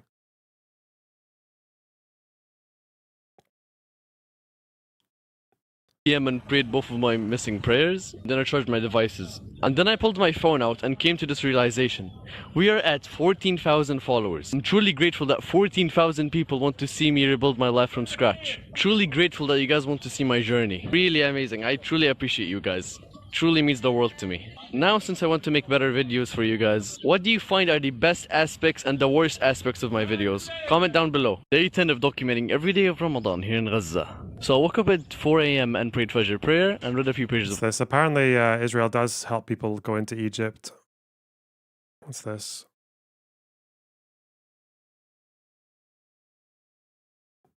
هسه فيش معبر تنسيق $5000. هسه في معبر جديد اسمه معبر ديفيد. It's a very wide squat he's doing there. What's he saying? Is he... افتح المعبر. افتح المعبر. Don't worry, the translations are going to come in a minute.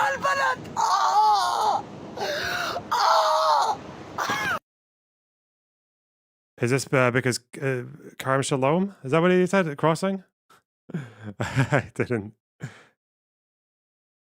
He won $1 million and he's investing into bonus token. I don't think that's what he said. He paid $5,000 to cross.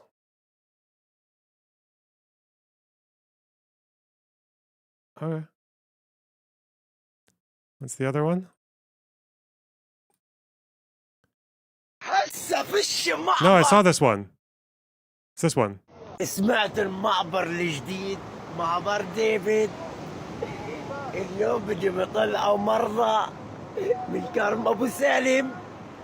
هذه التجربة بكره بصير يقول لك من دون تنسيق بس اطلع من هالبلد.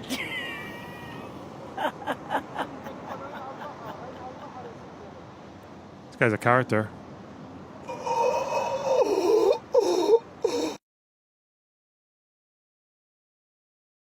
Or he's shell-shocked. I don't know. Maybe he's actually having a really bad time. I'll come in and translate in a sec. Okay. Quran. And then after that, when the sun rose, I filled up 2 gallons of drinking water. And then I charged my phones. I thought you guys don't have any electricity in Gaza. How do you charge your phones? So the way we charge our phones is pretty simple. We go to this charging station and then we pay like 30 cents to charge our phones. So we've been charged to charge our phones, which is pretty interesting. Comment down below what you think of this. Day 11 of documenting every day of Ramadan here in Gaza. But as per usual, I woke up at 4 a.m. and prayed Fajr prayer. And then I checked my calendar. And guess what day it is today? It's Mother's Day. Your mother's still alive. Hopefully she is. Give her a hug and a kiss on her forehead. And this day should be dedicated to all Palestinian mothers who are currently in this war right now. I have so much respect for them, bro. All the pain that they go through, they still raise children, they have to act as both father and mother figures. They're still mentally okay somehow. How is that? They're still fine, they still laugh in conversations. They still smile, they're still so happy. And I respect that, that's so beautiful. Please comment down below. Just one sentence that's related to mothers in Palestine. Day 12 of documenting every day of Ramadan here in Gaza. Woke up at 4 a.m. and prayed Fajr prayer, and read a few pages of Quran. Can you guess how important this paper is? This paper, it's like 30 cents. This paper right here is what's gonna help me evacuate my family from Gaza. This paper right here is what has saved my life. This paper right here is gonna end suffering for me and my family. And what do you guys think this paper means? Let me know in the comments.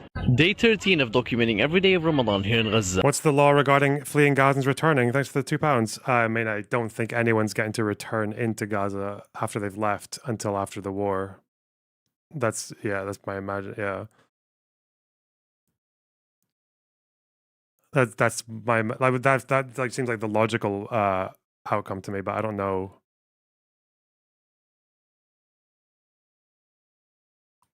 I don't think after the war's over, after they're moving to a next phase of governance, they'd have no good excuse to keep people out, though, I think. I imagine once they're in whatever new phase, then they'd have to open the borders for people to return, and it would just be another slow fucking return screening. Oh, did you get radicalized in Egypt as you watched Al Jazeera? Or some shit like that. Today I want to tell you about the average morning routine of a Gazan. So they wake up at 4 a.m, then pray Fajr prayer, and instantly after that they rush to their bakery so they can wait in line to get bread. After that, after waiting in the line for like 3 to 4 hours, because the line is really long by the way, go fill up some water. To fill up clean, fresh water, you have to wait in a line too. And after that, once they filled up the water gallons and got some bread, it's time to get some falafel. And you also have to wait in line to get falafel. Now see, you've spent... Well, people have returned from... I think people have been sent back from Israeli detention back to Gaza. That's happened, hasn't it?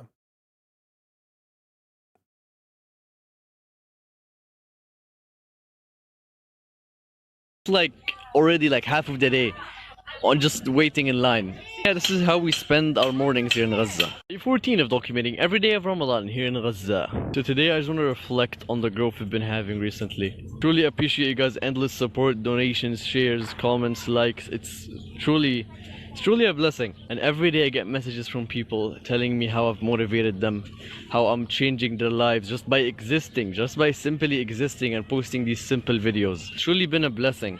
Thank you guys so much. Day 15 of documenting every day of Ramadan here in Gaza. So we've already made it through halfway of Ramadan already. And every day we wonder, what are we gonna eat for iftar today? Every single day we ask this question to ourselves and we do not have an answer. But somehow, by the will of God, we get blessed. Just like we did yesterday. So yesterday we literally had no idea what we were going to have for iftar. But then we got blessed by the beautiful content. So the thing about Al Jazeera thing, or just a meme, you can say it's propaganda, but not radicalizing. I think if you watch Al Jazeera Arabic, you're probably going to be radicalized, yeah. I think Al Jazeera Arabic is kind of insane from everything I've seen of them. Country of Kuwait. He sent us rice and meat, and we ate it for iftar.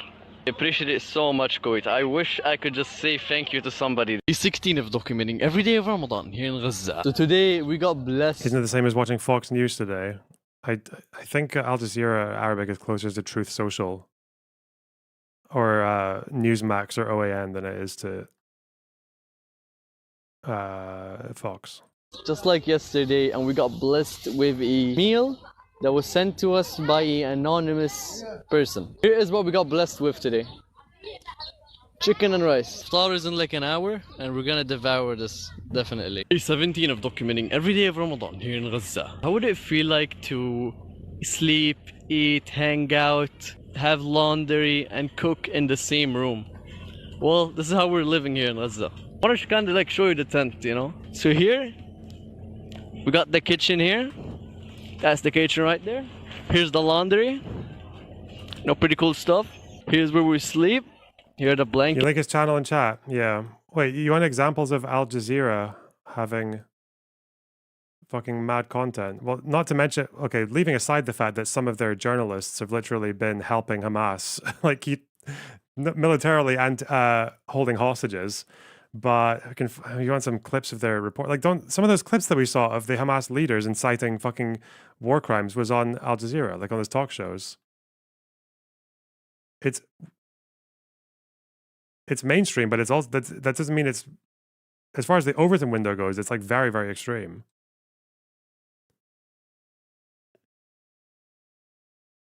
Let me find some examples. You get me? Yeah, this is our living situation here in Gaza. Day 18 of documenting every day of Ramadan here in Gaza. Guess how much these 4 eggs right here cost? RT is probably the best because it's like state media, right? It's Qatari state media. Now I'll tell you how much they cost at the end of the video. I just want to tell you about like the situation here in Gaza. Not every family has the opportunity to, receive aid. There are people who literally cannot find a mattress to sleep on. People who cannot find clean water. Everything you see here in Gaza, it's probably 10 times worse than on the internet. Alhamdulillah, I'm in such a blessing. I have a mattress, I have blankets, I have food for today. There are people. Hello. Hello. Okay, can you play the videos again so I can say the first video I saw him when he was screaming and squatting.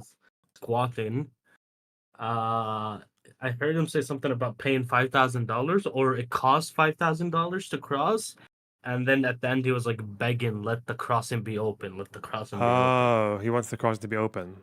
Okay, but it didn't actually get opened. I don't think he was.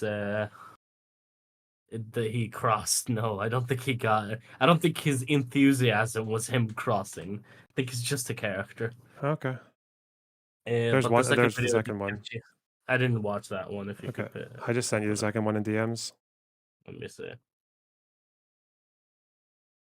Can this video play? I think so. Not? I have to download it for it to play. Yeah, maybe. Hold on. Let's see.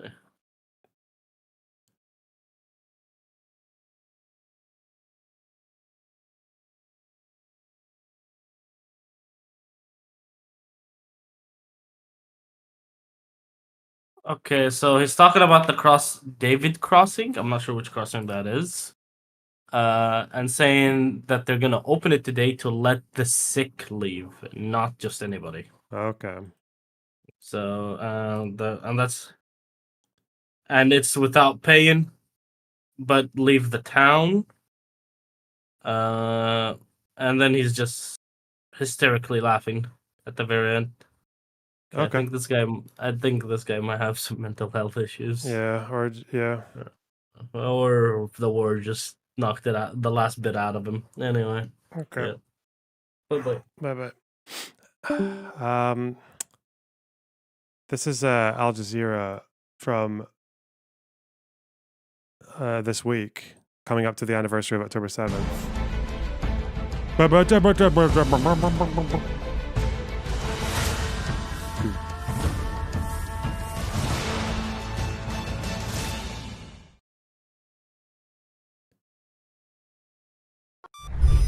في إشارة غريبة عمالها بتتحرك.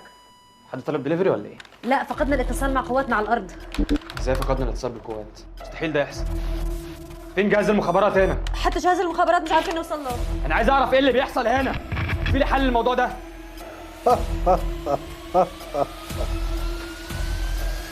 انا عندي الحل. القبة المشمشية؟ القبة المشمشية؟ القبة المشمشية؟ القبة المشمشية هي النظام الدفاعي الأحدث ضد عمليات المقاومة في القرن ال21 حيث أنها مزودة بصواريخ مصاح مضادة التي حاضر والله التي تعمل على اعتراض صواريخ العدو. تكلفة تلك الصواريخ المضادة بسيطة وفي متناول الجميع. دار كاروس. حيث تبدأ من $50,000 للصاروخ الواحد. يتمكن نظام القبة المشمشية من رصد أي اختراق أمني على حدودك بعد حدوثه ب3 ثواني ل3 ساعات، حاجة في الرينج ده. تتميز القبة المشمشية بخاصية لا يكلف الله نفسا إلا وسعها حيث أنها تنشغل باعتراض الصواريخ في الجو فقط، مما يسمح بدخول العربات والدراجات النارية إلى المنشآت. Oh, sorry, since you chattered to a fucking autistic to realize what's going on, they're mocking the Israeli defense system because of how much it failed on October 7th. And they're calling it the Orange Dome. They're just saying the Iron Dome was like bullshit and it didn't help anyone. Yeah. And it's on Al Jazeera Arabic. Yeah. زي ما انتم شايفين كده تتميز القبة المشمشية بضمان كده وكده. أما عن سياسة الاستبدال والاسترجاع ده عن ضمن. اشتري القبة المشمشية الآن واحصل على لقب الجيش الذي لا يقهر صالح طوال أوقات. The joke is that he's advertising the Israeli epic defense system whilst he's getting taken hostage by Hamas and people are dying, right? They're saying apricot. Okay. Yeah, by the way, I don't know what dialect they're using here, but mishmish means apricot, not orange. Okay. Damn. Yeah. What terrible translation is this website using? What the fuck? Is it At using least in terrible Palestine? translation? Well, it's not that terrible, but like orange, for example, how could they fucking get that wrong? Apparently apricot is orange in Egyptian. I'm gonna have to fucking get some verification on that because I've never heard anyone call apricots orange from in Arabic. Well, let's have a try again. Apparently in Lebanese Arabic. Huh? Lebanese Arabic? It's what the fuck? Why is the okay? If there's a connection between Egypt and Lebanon, why is the Palestinians mishmish? Because you guys fell off. Yeah, because you're right in the middle. What do you mean? We're unique. People you are guys DMing just... me saying it's Egyptian. Yeah. Okay, what the fuck? Yeah. Weird. Well, for Palestinians within Falahi dialect. Wait, what is how do you say Iron Dome in Arabic? Kubb al-Hadidi. So I thought it would be because the Arabic word translates to something that sounds similar to iron, but that's not true. They just called it a fucking fruit dome for whatever random reason. Okay. Is that what's that supposed to mean? I don't get. Maybe it's like an innuendo, like the paper tiger. Yeah, maybe. Okay. Huh. Yeah. All right. But yeah, no, you can even ask Bambi. That means apricot means mishmish in the Palestinian dialect. Oh, because I won't believe you. I believe you. I'm just saying that. No, the chat. Fuck. Yeah, I know you believe me. The chat's a bunch of fucking cocks anyway. Apparently, it's an Egyptian thing, but yeah, okay. Well, fuck Egyptians. They're weird. Okay. Anyway, chat. Right about it. وحتى 10 دقائق من بداية المعركة. القبة المشمشية غالية مش عملية. مشمشية. مشمشية. القبة المشمشية غالية خالص مش عملية. تيجي تاكل قبل الصدى تجيب لك انت وبشكل قطع. 4 من الغزاوية مسؤولين بعد العملية. القبة بتاعت المشمشية فصلانين وبطارية. القبة. Yeah, I don't think it's like Fox News. Just saying. Okay, they're very musical people. Gifted musical people. People who don't know what they'll eat for today. Yeah, I just wanted to let that out. 19 of documenting every day of Ramadan here in Gaza. Imagine you're like Muhammad. Muhammad gets a new illness every week.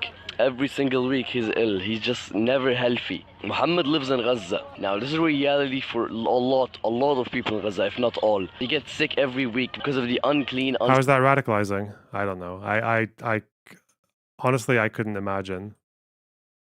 Can't even make up an answer.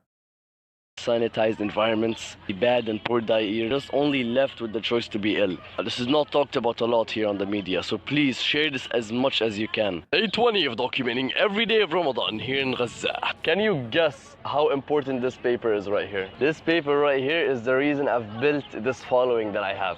This paper right here is the reason I'm going to be evacuating my family from Gaza. Now comment down below what you think this paper is used for. Day 21 of documenting every day of Ramadan here in Gaza. Guess what we're having for iftar today? It's this masterpiece right here. It's kushari. It's a famous, no wait, this did not come as aid. Okay, so here's the meal. Let's open this up. Oh my god, this looks tasty. Let's take a bite. This tastes so good, bro. Let me take another bite. Oh my god, this tastes so good, bro. Wait, this actually tastes really good though. Wait, let me take another bite. Oh my god. This tastes amazing. 10 out of 10, I do not recommend. Day 22 of documenting every day of Ramadan here in Gaza. Today marks the last 8 days of Ramadan. Already start reading the Quran, start praying, start donating. Get back on your deen, man. What the fuck? Day 23 of documenting every day of Ramadan here in Gaza. Guess how much these shoes cost. Now I'll tell you how much they cost at the end of That's like a fucking spider meme.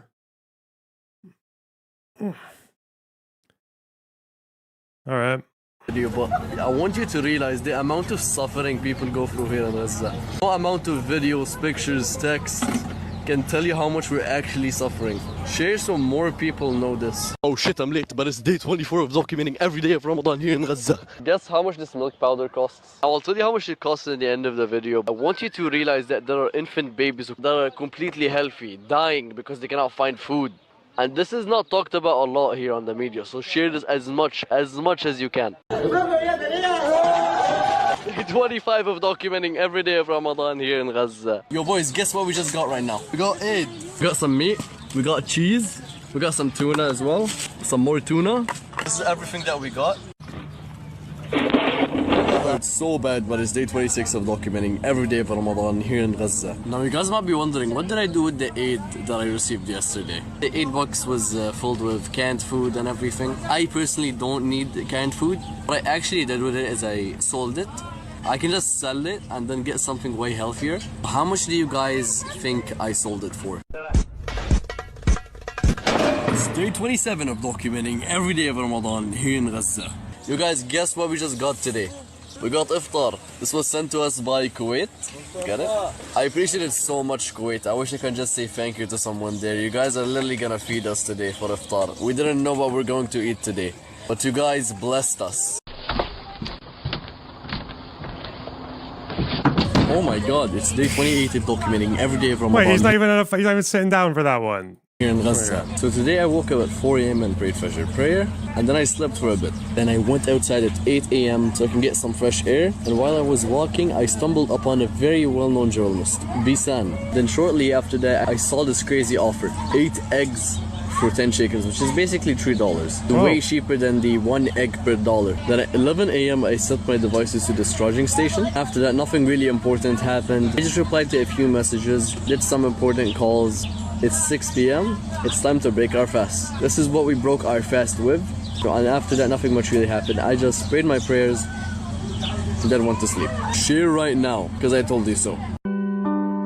Day 29 of documenting every day of Ramadan here in Gaza. Guess how much this apple costs? Now I'll tell you how much it costs at the end of the video, but you guys have to realize there are families here in Gaza. After a 15-hour long fast, they have nothing to put on their plates for their kids. Share right now, because I've literally seen nobody talk about this.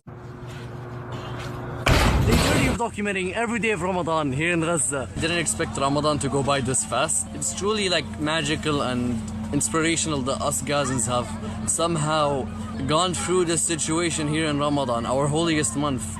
We've still found a way to be happy, to enjoy being in the moment. You know, if our situation doesn't inspire you, I don't know what will. And you're sad because your mom didn't bring you like... Someone's commenting on how this guy doesn't actually mention who is responsible. He doesn't talk about Israel or Hamas. Yeah, but I don't know why. Maybe he... If he opposes Hamas, he's not going to say that in his fucking YouTube videos. What are you talking about? Yeah.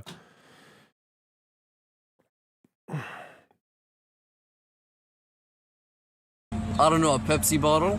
You He probably also is smart enough to know that if he wants an audience for this stuff, like he might have it easier by being like, I guess, like as apolitical as you can be as well. That's not that uncommon though. It's not that uncommon that people can live in a war zone, but still not really have much interest in like who's to blame for it. Like there are some people in my family have very strong opinions about Israel and Hezbollah and all that shit, but there are others who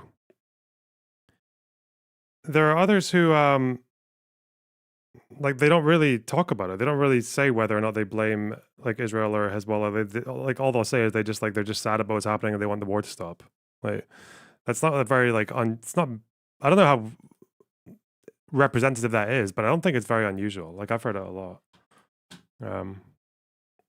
About that, while we're out here eating canned food, literal canned food that's not healthy at all, and you're crying about a Pepsi bottle. You gotta be grateful for what you have. Share this because I told you so, by the way. Anyway.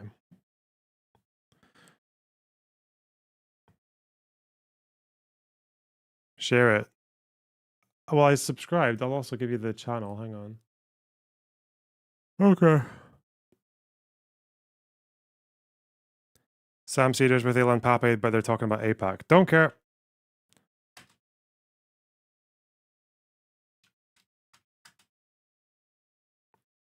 There you go. Go watch, subscribe, like, whatever. Yeah.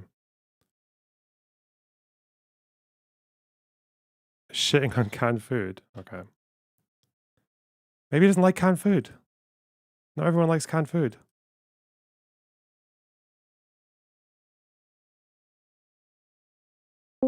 Hello, Epic Gamer. Hey, let me turn off your stream. There we go. Okay. Yeah. I had some questions to something to talk to you about, and I don't know if this is something that you have any interest in. And if you don't, you can just say don't care and kick me out, I guess. But I've been looking through the like Lebanon subreddit just out of curiosity of what the Lebanese people are experiencing and how they feel about it. And I don't know how accurate of a source it is. It's not representative at all. It's like an English-speaking subreddit, which is the first red flag.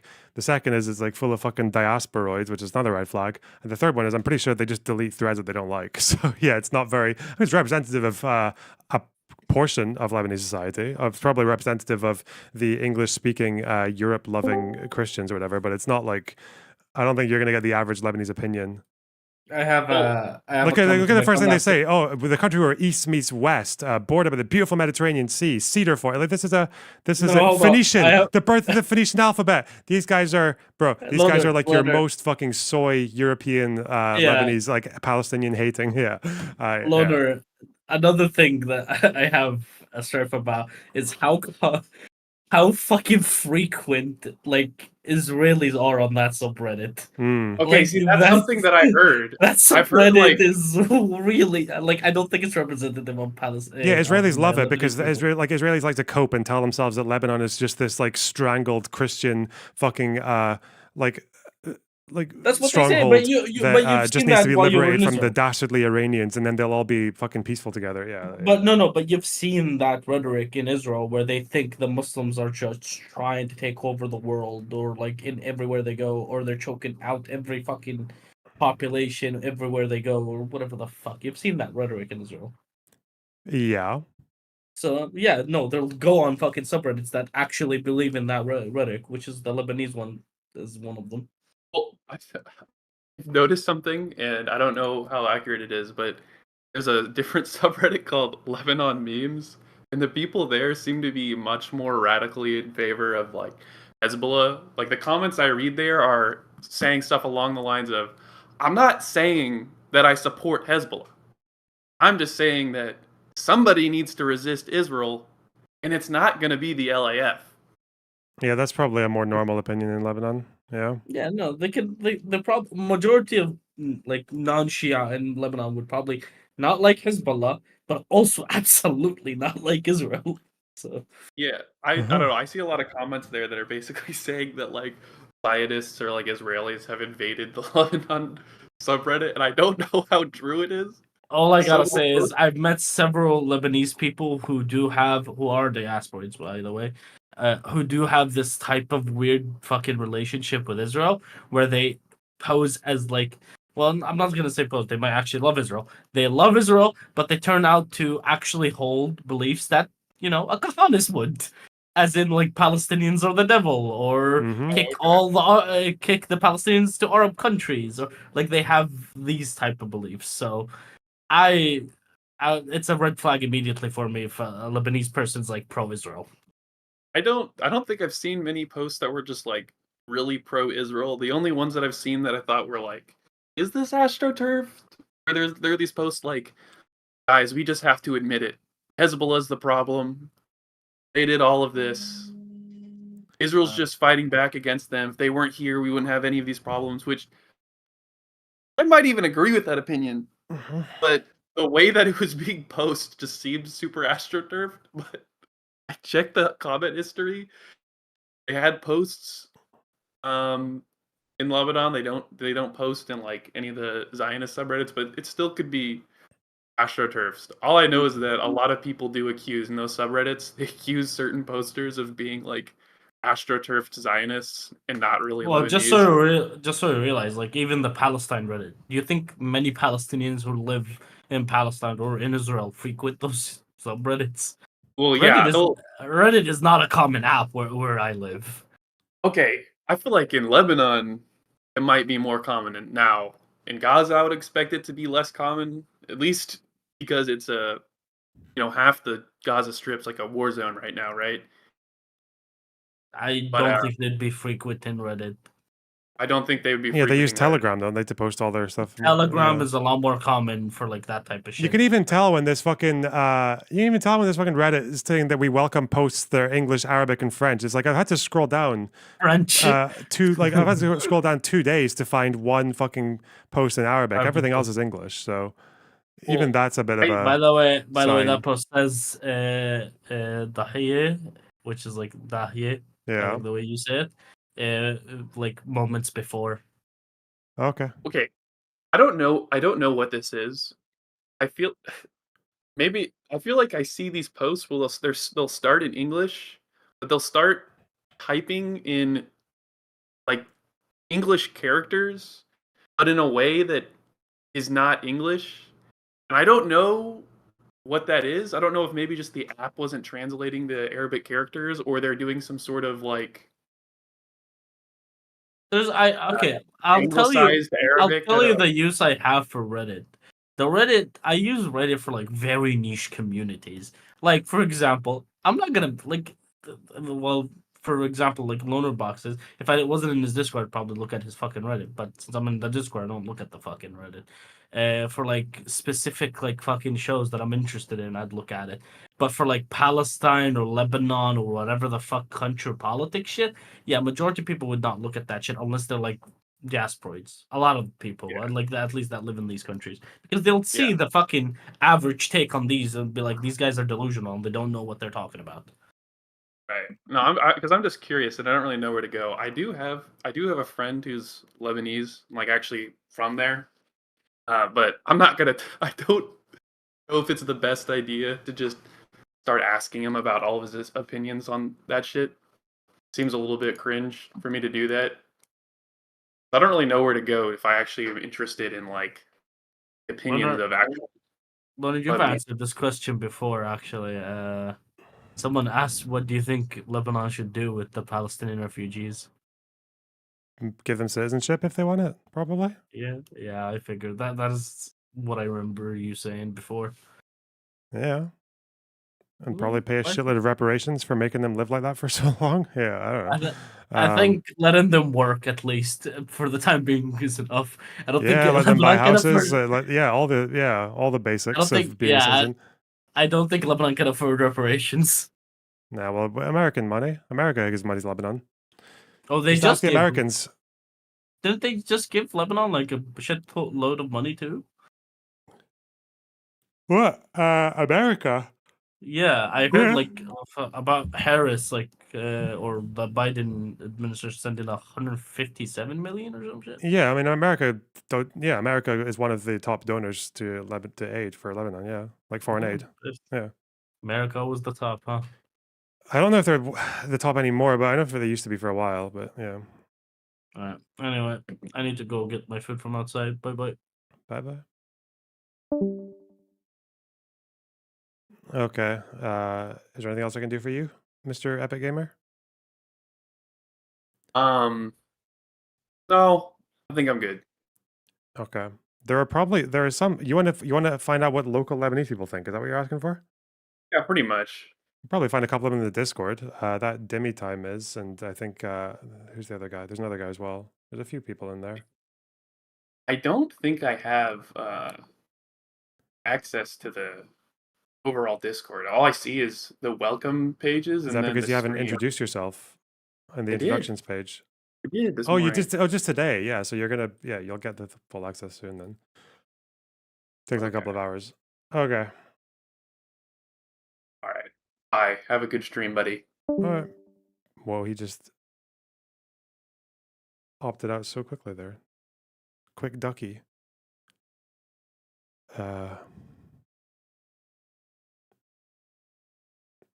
Asking what local Lebanese people think is a mixed bag. Well, yeah, there's a lot more diversity of opinion in Lebanon than there is in somewhere like Gaza. Yeah.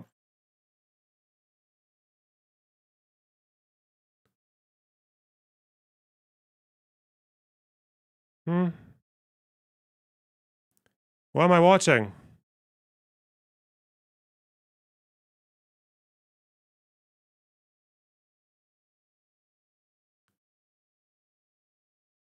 War can't end until the hostages are released, says IDF spokesperson Sky News. Wow. What is Mr. Pepe saying? And this is the change in public opinion in the world about Palestine, but not only in public opinion. Also in the international legal tribunals, we've seen it in the rulings of the ICJ and the ICC, the language used by the United States. I guarantee you he's misciting all of them, but just like he does in his books. Okay.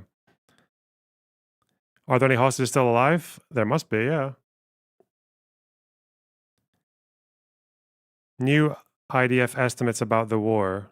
What estimates? For which piece of data? Would you describe yourself as pro-Palestine or pro-Israel? Flip a coin. I'm both sides. I'll describe my position right now, okay? Show my position in illustrative form.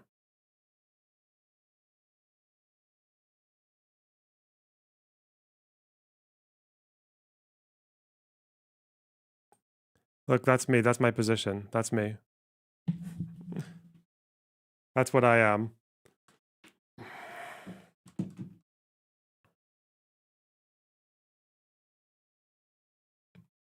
So brave.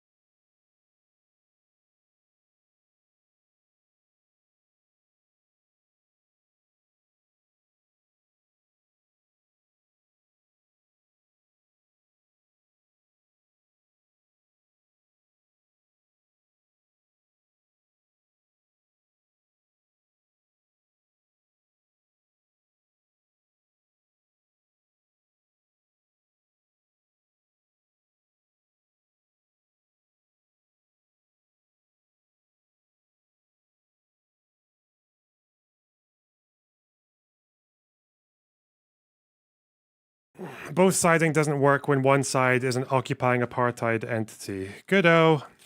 Both sides don't work when one side is a maximalist that wants to destroy the entirety of the other side. So fucking dumb!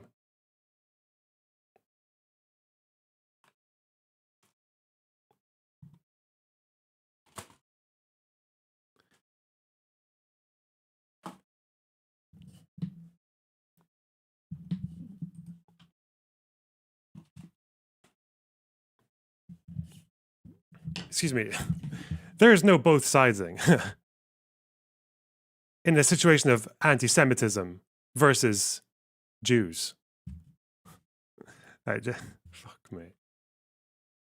Are you both siding? Anti-Semitism? Against defenders against anti-Semitism? Like Netanyahu? What are you yapping? You're a fucking idiot, okay? I'm just, whatever. There's been no respite from the fighting on this first anniversary of the October 7th attacks. 2 people have been injured after rockets fired from within Gaza fell on central Israel. Meanwhile, the Israeli militaries continue to strike targets in both Gaza and Lebanon. Well, joining me now is the Israeli Defense Forces international spokesperson, Peter Lerner. Peter, good to talk to you today. How do you reflect a year on how Israel and the IDF have responded to what happened on October the 7th? Do you think that response has been proportionate? Jane, I think the first thing is obvious. It is a mission yet to be accomplished, yet to be completed. There are still 101 hostages being held by Hamas in the most terrible conditions. And from our perspective, that is a core, a meaningful and a substantive goal that needs to be achieved before the war can end. Of course, there is a huge challenge in conducting military operations against an enemy or enemies rightly on both the north and southern border that have institutionalized, industrialized the way of turning the civilian arena into their battleground. So when we are fighting where they are fighting is precisely where they've chosen to embed themselves. So there is a challenge. There is a challenge, and of course the big challenge is the fact that the civilians who live in these areas won't necessarily have chosen for Hamas or Hezbollah to embed themselves in their areas. When you look back at the military strategy from Israel, almost 42,000 people have died in Gaza in the last 12 months. Do you think there's any possibility of the IDF changing tactics?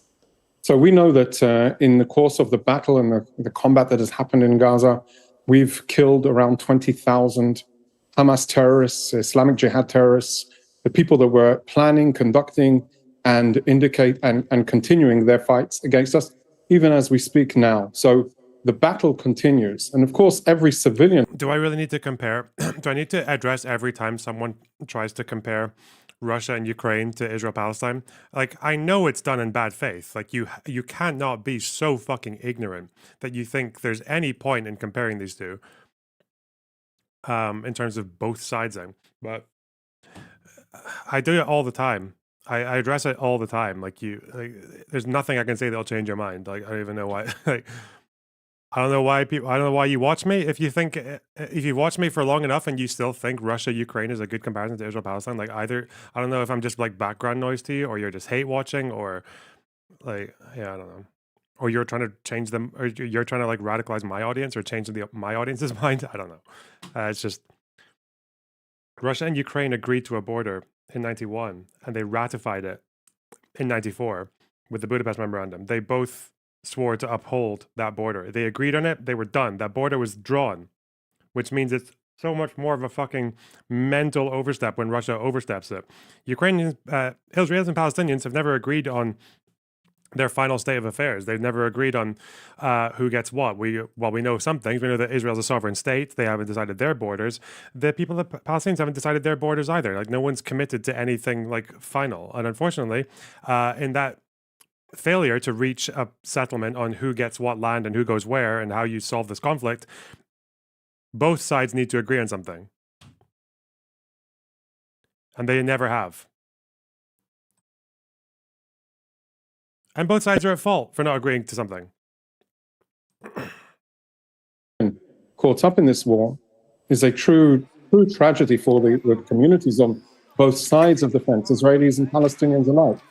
It's very difficult to get, sorry, Peter, I'm just going to say it's very difficult for us to get accurate figures coming out of Gaza because international journalists are not allowed in. But the figures that we have from the Hamas-run health ministry suggest as many as 11,000 children, as well as those 20,000 Hamas fighters you talk about, may have died. It's a shocking statistic, isn't it?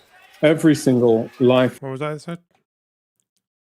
To get accurate figures coming out of Gaza, because international journalists are not allowed in, but the figures that we have from the Hamas-run health ministry suggest as many as 11,000 children, as well as those 20,000 Hamas fighters you talk about, may have died. It's a shocking statistic, isn't it?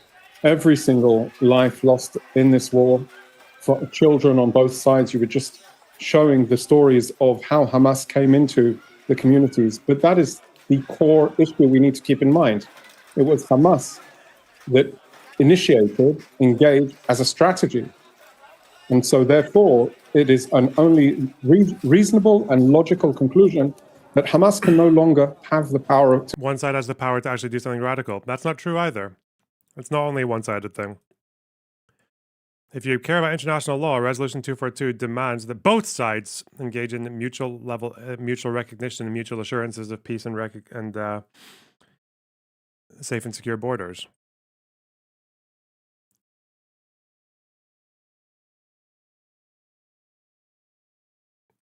Like, you can't solve this conflict and not address the fact that the Palestinian leadership needs to change their approach.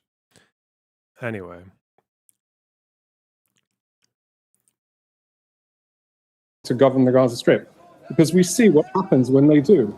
And so, of course, there are consequences when you launch a war on a country, on a neighboring country. There are consequences to it. Now, Hamas was the government of Gaza. Hamas utilized all of the tools of government to build their terrorist army. They didn't invest in the people, they invested in tunnels. They didn't invest in healthcare, they invested in rockets that are still being fired at us this morning. So I would say, yes, of course, there is a huge civilian toll that is being paid on both sides of the fence. We need to ask ourselves, what is the alternative to let Hamas remain in control and plan for the next 7th of October? That's not an alternative for Israel. The alternative needs to be a negotiated agreement, but one that there can be mutual recognition, mutual understanding, not one where there's this looming sword of death that Hamas constantly wields still to today and threatens to chop off our heads. Given the chance, they will do so because we saw precisely what happened last year. You were very critical of the Israeli Prime Minister Benjamin Netanyahu back in July. You said that he promised a complete victory over Hamas, but led the country to defeat. Do you see any difference in what Israel is now doing to try to dismantle Hezbollah in Lebanon? I think there's I was out of reserve duty and speaking specifically. They never actually, I think for Hezbollah, they never actually said that their goal was to dismantle them, did they? I mean, I hope they didn't, because that would be a really...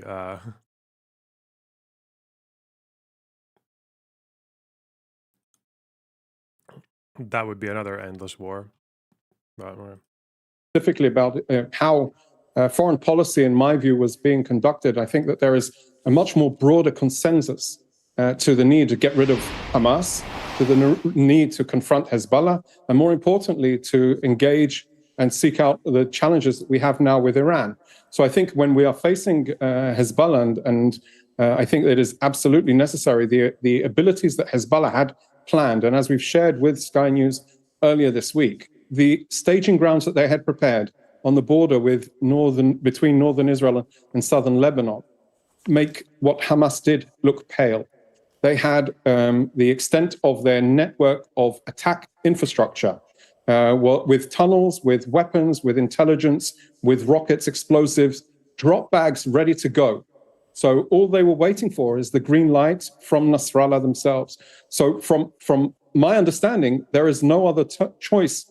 You know, there are 60,000 Israelis still today, a year after the Hamas launched their war and a year after Hezbollah joined in, living out of home. So their demand of the Israelis that are living out of home is to go back home. They deserve that right a year after. There's been a year of negotiations to try and achieve that. It did not realize, and the government instructed the military to take up a military effort to restore safety and security to northern Israel. So, of course, Hezbollah... You know what's really blackpilling? Is that if that...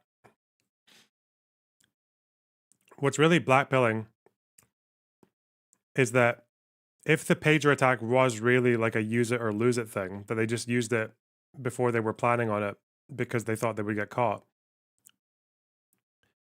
that would mean it could be the case that this entire escalation and advance on Hezbollah was actually not really planned at all in a way, because they might have had the pagers and Nasrallah's location and all that laid out, but it could be the case that they just jumped into that deep end really quickly and have now found themselves in a position that they don't really know what to do with. Because when they say we want to return people to the north, that's an end state of affairs. That's like an aspiration. That's not really a military goal.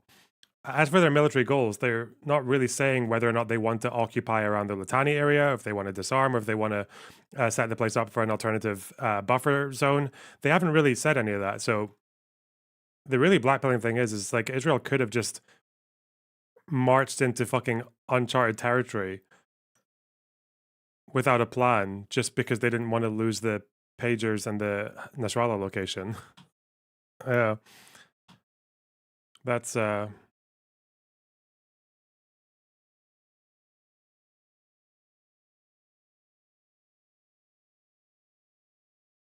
not great.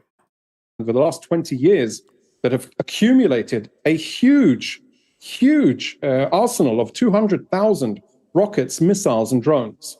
They have more rockets and missiles than most European countries. Why should a non-state actor hold Israel and Lebanon hostage? This is a situation that needs to change, and that is where currently the IDF is operating. And I would say our operations against Hezbollah are focused primarily in the areas where Hezbollah has their strongholds, their command control areas. Specifically today, you see that we're increasing and conducting those operations increasingly near the border area, precisely to take away that attack infrastructure, but also in the nerve center where they are operating from in the Dakhia, which is there. It is the capital of Hezbollah land, the Dakhia. It is a southern neighborhood in Beirut, but that is where they have utilized their command and control positions. That's where Hassan Nasrallah was hiding out. That is where we have targeted some of their strategic capabilities, such as cruise missiles, surface-to-surface missiles. This is where they are putting these tools. So there is a serious change that needs to happen so that Israelis can get back home and that safety and security can prevail for everyone in the region. And meanwhile, in talking of those displaced, up to 1 million people now estimated to be displaced in Lebanon itself, and people living in Beirut worried because of the strikes that we've seen, as you said, on a Hezbollah stronghold, but still in Beirut. People there are worried that it is going to become the next Gaza. Is it? I don't want to oversimplify. I think we need to understand, when people are evacuating from southern Lebanon or from specific locations in the Dakhia, in that headquarters, the capital of Hezbollah territory, they're evacuating precisely because we're getting them out of harm's way. And that is the challenge where what we are facing this morning and throughout the last 2 weeks. So I would say, yes, we don't want, and we never asked for a war with Hezbollah. On the contrary, throughout the course of a year, we've been trying to avert a direct military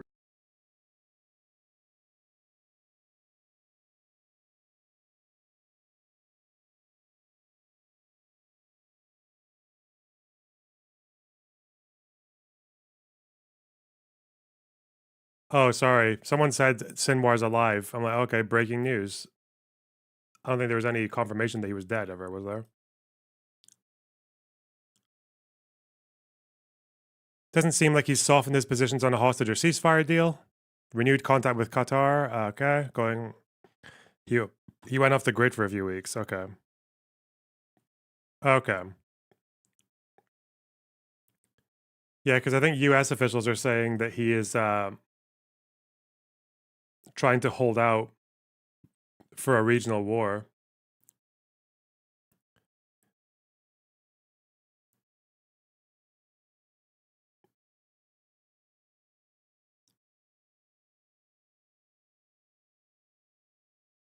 Probably read this whole thing later, but it's New York Times saying that Sinwar is holding out for a regional war. Increasingly fatalistic, has blocked a ceasefire deal and so far been frustrated that Hezbollah and Iran have not come to his aid. Oh no. Oh no. The high five drowning meme. They give speeches though. Confrontation with them. Unfortunately, they chose not to move forward with an agreement that would get Hezbollah out of southern Israel and allow the Israelis to go back to their homes. The United Nations Security Council resolution stipulates, and there's just to remind you that there should be no weapons of Hezbollah south of the Litani. But that, over the last 20 years, wasn't realized. That was overlooked. And that is why we are in a situation where the Israelis can't get home. So I don't want there to be another Gaza in Lebanon. I think the people of Lebanon, the government of Lebanon, need to ask, what are they going to do about Hezbollah? Hezbollah can't hold Israelis and Lebanese hostage. What is the end point in Lebanon? What do you think it will be? And how do you measure it? We will need a new outcome. We will need a safer, secure border area. We will need to make sure that those weapons, the rockets, the cruise missiles, do not exist in the hands of a terrorist army, that there is no terrorist army that can threaten the safety and security of Israelis or the broader region.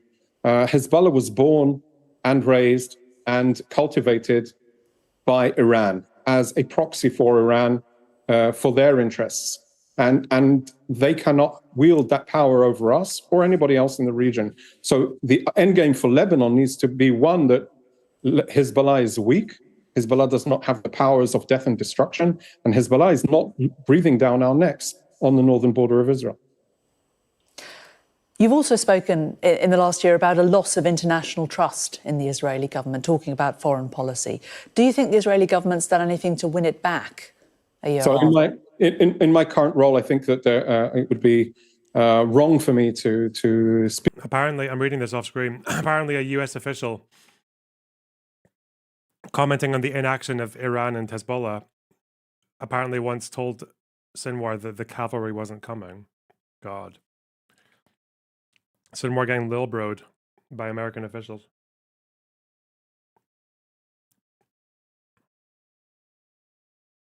Speak about the government, but of course, I think what most governments acknowledge is that Iran is the destabilizer of the region. Iran is the empower of the likes of Hamas, the likes of the Houthis, and the likes of Hezbollah, and also the Shiites in Iraq. Without Iranian knowledge, know-how, weapons, training, funding, none of these organizations would be able to fire a single rocket. And briefly, sorry, we're almost out of time, but how then can Israel fight back against Iran without escalating things further? So, of course, I think there is a very, very clear understanding that one ballistic missile on any country is unacceptable. 181 is that many times over. So Israel has said very clearly that there will be a response. It will be in kind. And it will be, the government will instruct us what to do, how to do, and that's what will happen. I think Iran has to understand, the Islamic Republic of Iran need to understand that there are consequences when you attack a sovereign nation. We will not allow that. Nobody should allow that. And that, to weigh on your last question, I think is where most of the world leaders see eye to eye with Israel. Iran is the destabilizer that needs to be put in its place. Peter Lerner, the IDF's international spokesperson. Good to talk to you. Thank you for joining us today. Thanks, Jane.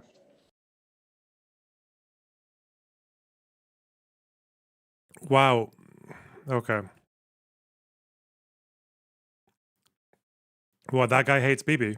The IDF guy. Why did he start popping off when he was off duty?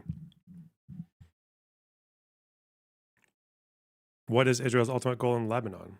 Israel is pressing ahead with its attacks against Hezbollah as its airstrikes against Lebanon's capital Beirut continue into another night. Lebanese media reported at least 4 massive attacks shortly after calls by Israel's army for residents to evacuate the area. The Israeli army says it targeted facilities that store weapons. A mosque in Yarun, a village in the south of Lebanon. Destroyed by the Israeli military amid a series of intensified attacks in the region.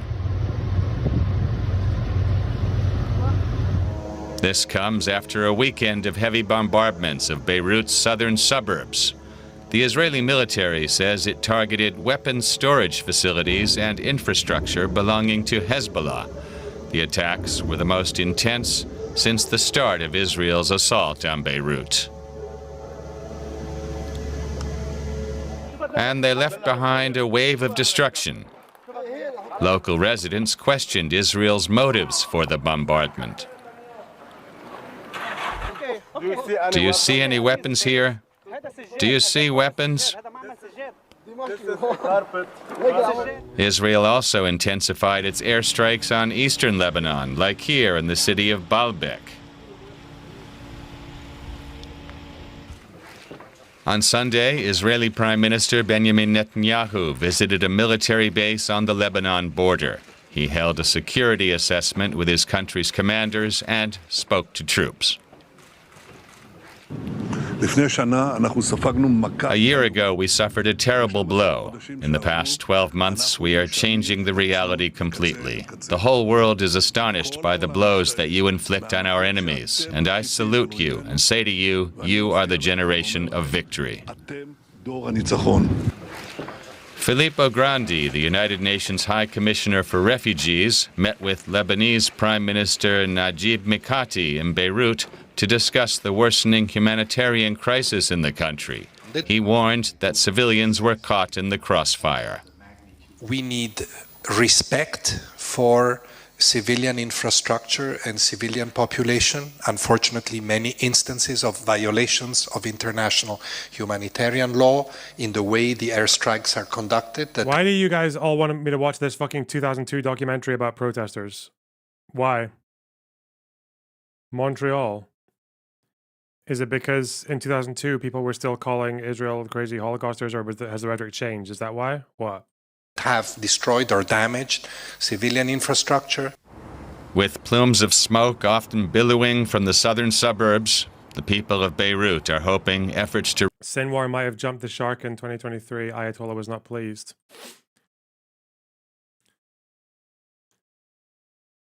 Khamenei told Hamas chief Iran will not directly enter the war. Uh-oh. This is November 15th, 2023. The new Max Blumenthal documentary is good. I would probably agree with you if I lost half of my fucking brain in a freak skating accident. No, the Max Blumenthal, Max Blumenthal, the last I saw of him was when he said that the witness statement about witnessing rapes on October 7th was invalid because the guy commented about how he had to close his eyes and look away. I'm like, how fucking stupid do you have to be to think that that negates him being a witness to a rape? It's unbelievable. Yeah, Max Blumenthal's a fucking hack fraud dipshit. So, but he tells crazy people what they want to hear. So that's yeah. They actually provide a lot of evidence to discredit the allegations. No, they don't. No, they don't at all. No, they don't, and you know they don't. They just set up a completely impossible standard for sexual violence. They just say that you need to have either forensics or video evidence of it. You haven't watched it. No, but I've watched enough Max Blumenthal to know. Sorry.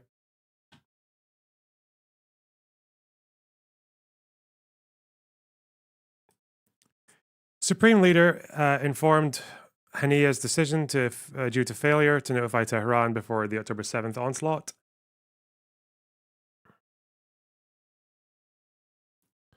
Instructed him to silence those urging Iranian involvement, according to Reuters.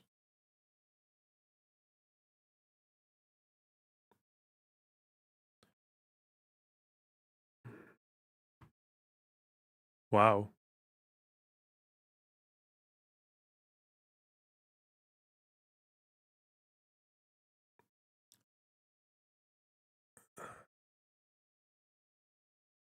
The Iranian leader also reportedly asked Haniya to silence those voices. Huh? 3 officials said Khamenei had told Haniya that while Iran would offer political support, it would not intervene directly. They wanted Haniya to silence voices in Hamas calling for Iran and its proxy terror group Hezbollah to directly join the war in full force. Wow. The report said Hezbollah was also caught off guard by the massacre. Damn. Bro, poor Nasrallah just wanted to take care of his own people. He didn't want any of this. He got... Oh, no.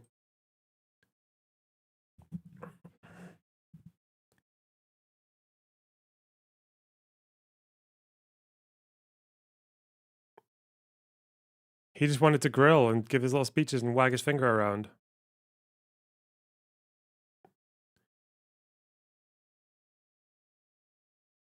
To reach a ceasefire will soon succeed. Now, several waves of rocket and drone attacks from Lebanon sent alarms blaring and caused damage to parts of the northern Israeli city of Haifa. The Iran-backed Hezbollah group said it was responsible for the salvos, claiming they had targeted 2 military bases south of the city. Footage showed some damage to nearby buildings and vehicles at the scene of one blast. There was traits of Behnam Ben Taleblu is a senior fellow at the Foundation for Defense of Democracies, focusing on Iran and its proxies. Welcome to DW, Behnam. We have just seen that Hezbollah is still capable of firing rockets at Israel. How strong is Hezbollah still?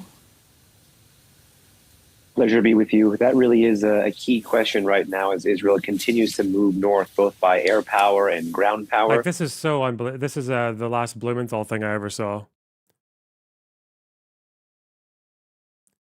This is his little thing here. Hamas mass rape witness Raz Cohen caught in a serious contradiction. Do you remember Raz Cohen, a star witness in the New York Times mass rape story? He was just caught contradicting his own story. In the New York Times article, Cohen claimed to have seen with his own eyes 5 men, all wearing civilian clothes, all carrying knives, and one carrying a hammer, dragging a woman across the ground. They start raping her. I saw the men standing in a half circle around her. But in his original interview from October 9th, Cohen says he chose not to look and drew conclusions based on hearing sounds. He said he chose not to look, but he could hear them laughing constantly. Cohen also insisted that the men were not Hamas soldiers, but regular Gazans. He said these were regular Gazans. These were not members of any special... He said they were in civilian clothes, is what he actually said. Military unit by Hamas or Palestinian Islamic Jihad. These contradictions destroy not only Cohen's credibility as a witness, but also the reputation and credibility of the New York Times journalist. I'm sorry, like, how fucking brain dead do you have to be to believe this shit? How compromised are you as a human being? Because it's so intentional. What the fuck are you talking about? Like, oh, I saw this bad thing happening and I looked away. Oh, I'm not a witness anymore. What the fuck are you talking about? Here's the question. What did you see that made you think you should look away? If you didn't see something that was worth looking away from? Jeffrey Gettleman, who used really this is a convincing journalist to someone. It's unbelievable. Flawed testimony to claim that Hamas weaponized sexual violence. These lies have been used to justify Israel's genocide in Gaza. There are many other issues with Raz Cohen and the mass rape stories as a whole. What are some issues that you have with the atrocity propaganda lies? Not enough videos that I want to watch for research purposes, clearly. Yeah, I don't know. Fucking. He's just saying that he's contradicting himself because he said that he didn't look in one testimony and said he did in another. Okay, I'm gonna ban you. Sorry, like, what a stupid thing to say. How obtuse do you have to be? Get an IQ test. You get 24 hours and come back and post your results. Fuck me. It's so... I'm not... Okay.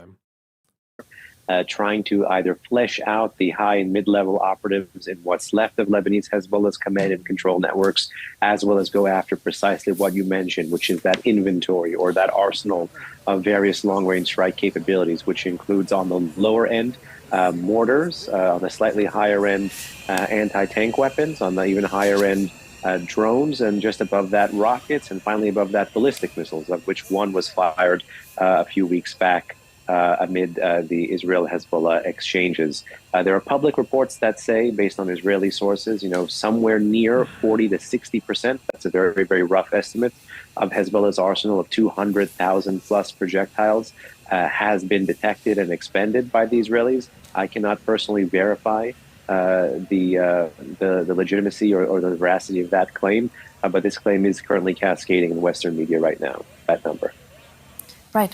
How long do you think Israel will continue these attacks on Hezbollah before it feels it has achieved enough? Well, the real question is where for the North is the crossroads of military victory and political victory?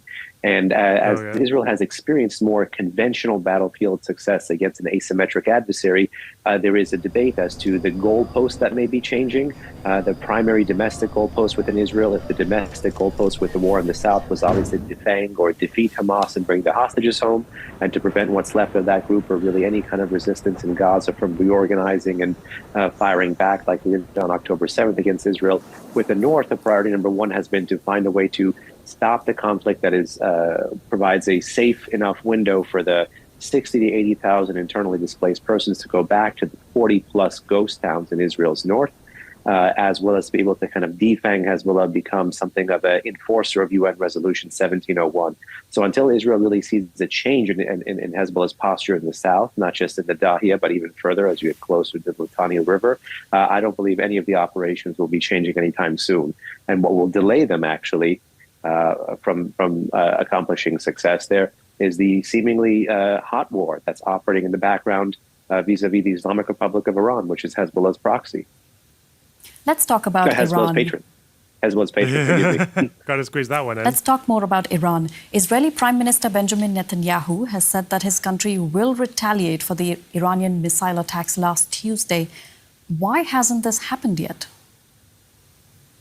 I still believe it's more a matter of when rather than if Israel responds kinetically and overtly against the Islamic Republic. After all, it did take, I think, anywhere from 5 to 6 days between the last Iranian projectile barrage back in April until when Israel responded, which was on April 19th. During that response, the Israelis showed they could do much more damage with much less ordinances, but much more advanced ordinances.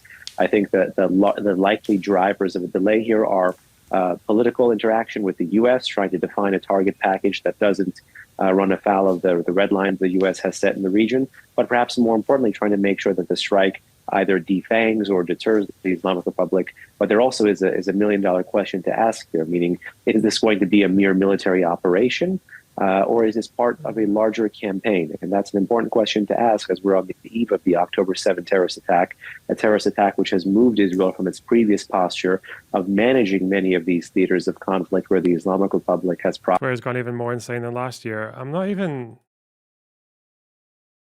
really looking that much at Twitter. I mean, I saw fucking Hannibal Doctrine was trending and a bunch of dumb shit, but then I just got bored.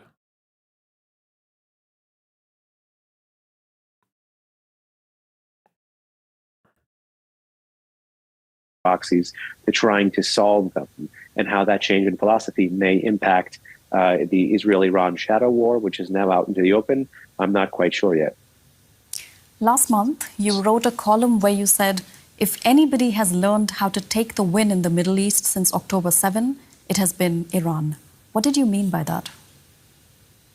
You and the viewers may remember that back in the April exchange between Iran firing missiles and Israel responding kinetically, reportedly President Biden had beseeched Prime Minister Netanyahu to take the win, to seize the opportunity and not respond and kind of rally around the flag, noting the success of the ability to deny the Islamic Republic from landing a blow. But the way Tehran has been continuing this fight with, changing these theaters of conflict, changing the volume of projectiles and staying in the fight, is that it's achieving political wins. This is from an Electronic Intifada associate editor. Defeat of Zionism is closer than ever. So yeah, there's like a Zionism trend now, I suppose. Okay. Good luck with that. What I meant by that is one of the biggest things, unfortunately, the Islamic Republic has going for it is that it is able to successfully play on America's fears of a wider war in the region, particularly as we come up to the one-year anniversary of the October 7 terrorist attacks. And in that sense, try to use American fears of a wider war to pump the brakes on the success of Israel's military operation. So inadvertently here, Iran is indeed taking the win by preying on fears of an American wider war and fleshing out America's desire for restraint and de-escalation over deterrence. I just want to get deeper into that comment about the US, because you also wrote that Iran is benefiting from a contradiction at the heart of how the Biden administration in the US sees the Middle East. Help us understand that. That is precisely the contradiction that even a year later we still see in US policy, and that's the talking about or the signaling of a desire for deterrence in the region, but in terms of the practicality of the US force posture in the region, as well as the things that it is doing, it's signaling a desire for de-escalation. And de-escalation and deterrence are two fundamentally contradictory philosophical and practical moves. If you're trying to restore deterrence or bolster deterrence, you necessarily have to take... First thing I saw on Twitter today. It's gone. Oh, am I blocked? I'm blocked. Let's go. Well, we can get around that. It's fine. We can deal with that. Of course, I'm blocked. Why would this person block me? Red precaria. Oh, what? Are they like are they a gig economy worker? Precaria. Precarious labor.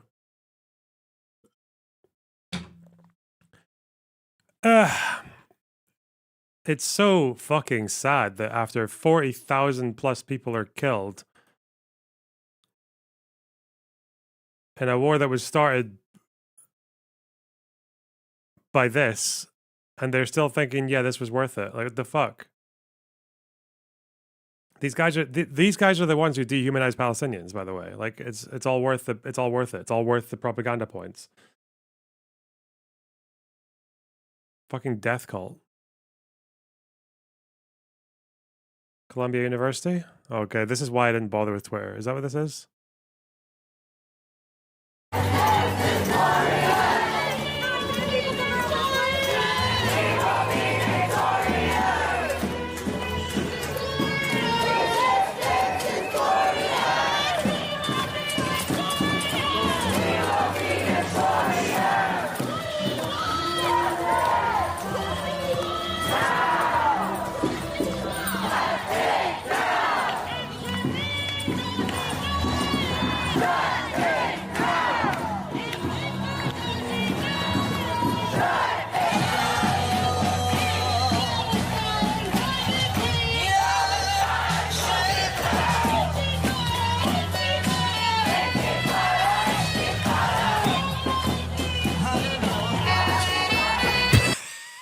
Oh no. Oh no. Bro.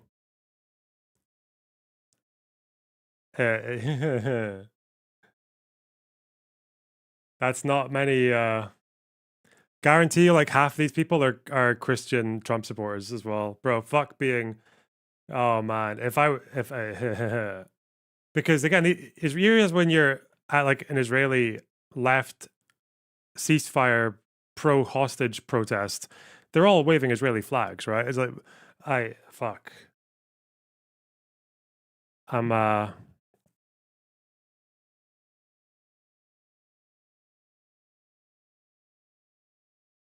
If I was Jewish, I wouldn't be, if I was Jewish, this stuff would actually just melt my fucking brain.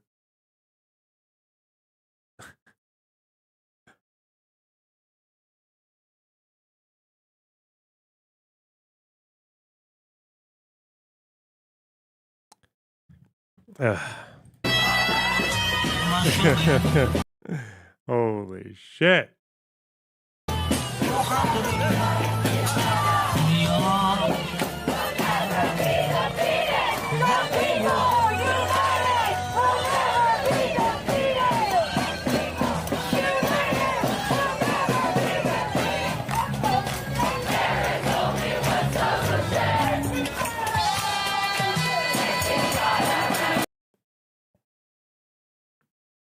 Why would you choose this day to use those slow? It's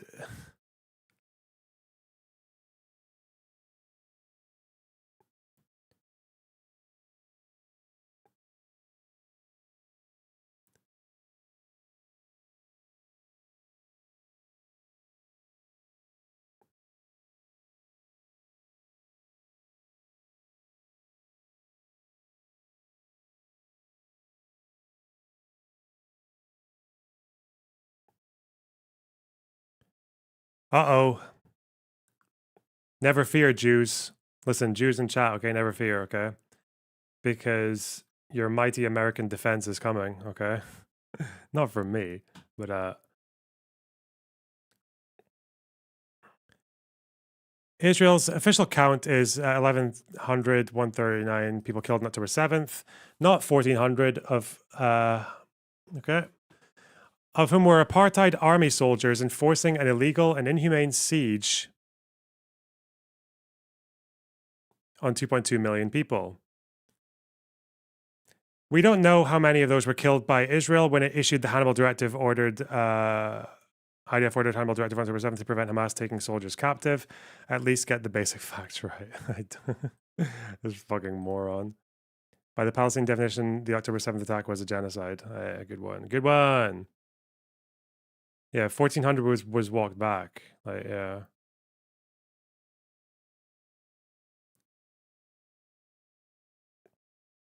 But yeah, get the corrections. Okay. Why did France 24 say? Well, they said 1139. Is he retweeting someone? Oh. Oh, he's tweeting under Obama. Ah.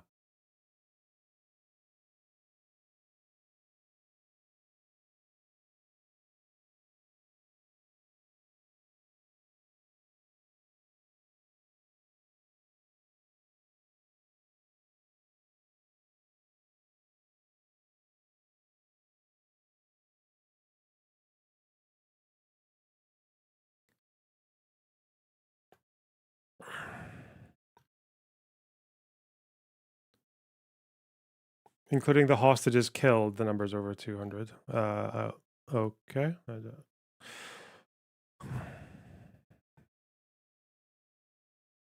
I thought the number most people just went with was 1,200 because it's like rounding, I guess.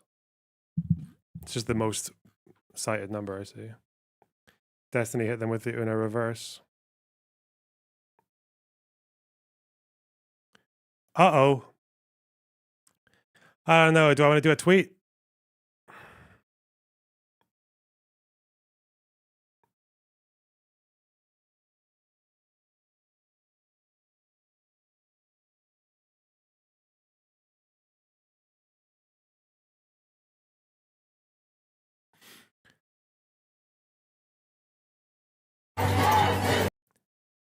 We'll see. We'll see if anything comes up.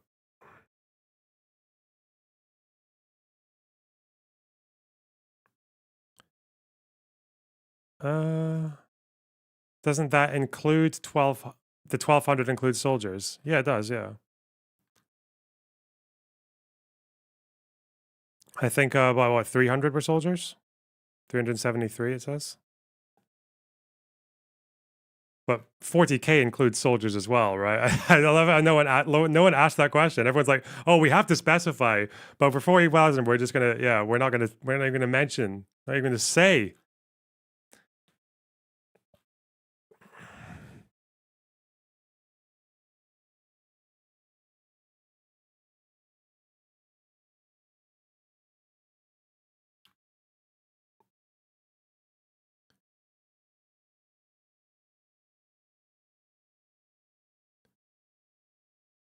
It also doesn't really tell you anything about their discernment or anything else. Like, they literally appeared at that fucking...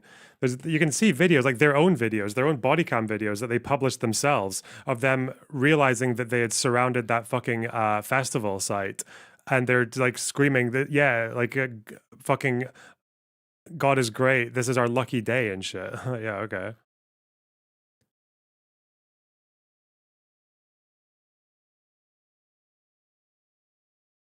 Yeah, man.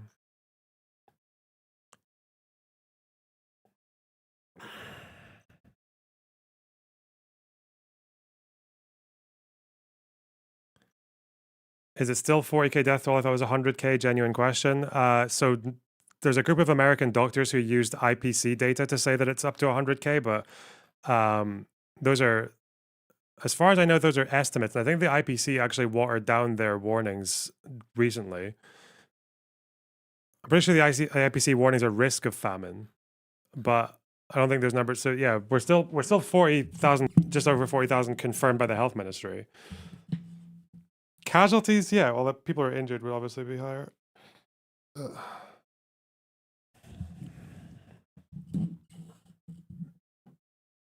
Whatever. There's a family's ceremony.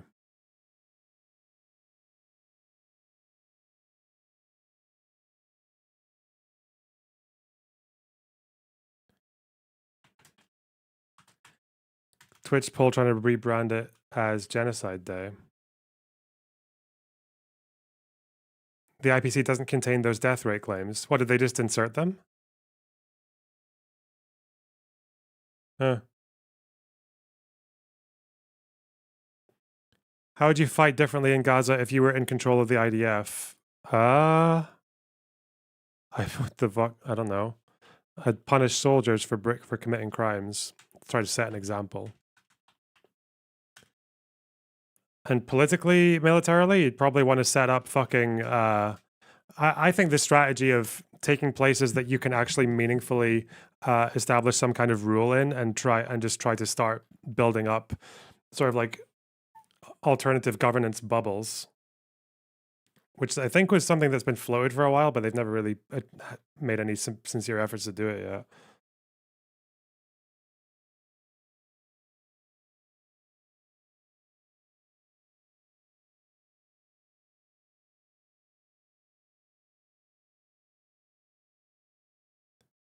Ooh.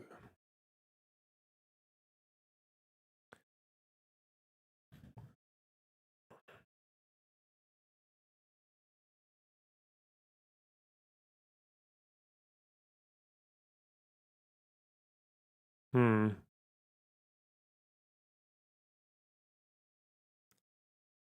am I looking at? Fuck. Oh, this. Take risks, and some of those risks are indeed escalatory. Vis-a-vis, if you are doing de-escalation, you're trying to freeze a conflict, you're trying to build trust, you're trying to walk things back, and indeed in a potentially dangerous cycle where there's much mistrust and ongoing shooting, de-escalation can actually erode your deterrence. So this contradiction that exists at the heart of U.S. policy, in my view, is driven by a war between U.S. strategy and politics that is not yet adjudicated and will not be adjudicated even as we get closer to the November 5th presidential election here. You've already mentioned this, as today is the first anniversary of the Hamas terror attack on Israel and the start of the war in Gaza. I would like to take a step back and ask you how you think the region has changed since then. Oh, goodness, it's changed drastically. Even as we came up to the terrorist attack on October 7th, no one actually knew that it was coming. But as you came up to it, the talk was, the trend lines in the region were that the pro-status quo states were getting together more. There was all this talk of potential Saudi-Israeli normalization. There was this outside-in approach that was started by the Trump administration, continued by the Biden administration, somewhat belatedly, to bring these status quo and pro-American forces in the region much more together. The problem is, ever since October 7th, the multi-front war Israel has faced has been really devastating to that to bring this status quo coalition together. And instead, you've seen a massive divide between some Arab states and the Arab street. You've seen Iran try to use military force, both indirectly via proxies and directly twice now against Israel, to be able to take the focus off of it and to put the focus back on the Palestinian issue, admittedly by using and abusing that cause. And indeed, you've seen actually the U.S. Adrift because of that contradiction between deterrence and de-escalation, and a drift at either trying to foist the peace and a drift at either trying to restore deterrence. And as we get indeed closer to the U.S. election, you're likely to see all of these trend lines kind of continue and limp along. That's Bainam Ben Taleblu with the Foundation for Defense of Democracies. Thank you so much for that context. Thank you.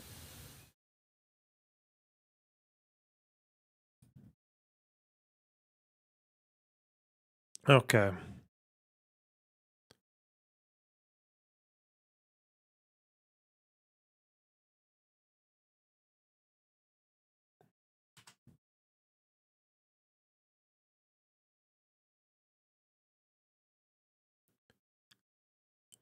Well. Oh no, not Eilon Levy. No, I'm not watching Eilon Levy. Nope. Not even hate watching. We're just not doing it. It's not even take care of myself. Why do you choose DW as a source? I don't know. It's just one that started appearing more often in my fucking feed, and their titles are grabbing. Their coverage seems fine. I don't know if I've ever seen any issue with it.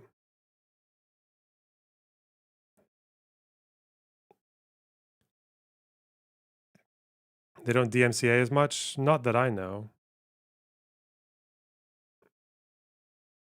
We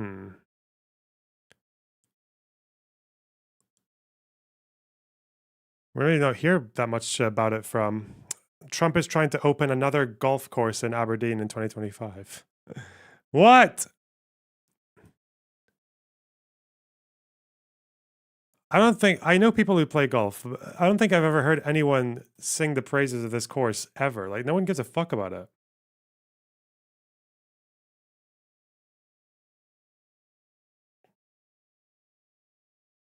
Where are they going to put it? It would feature the largest sand dunes in Scotland. Is that true? Well, Balmedi would be bigger, but okay.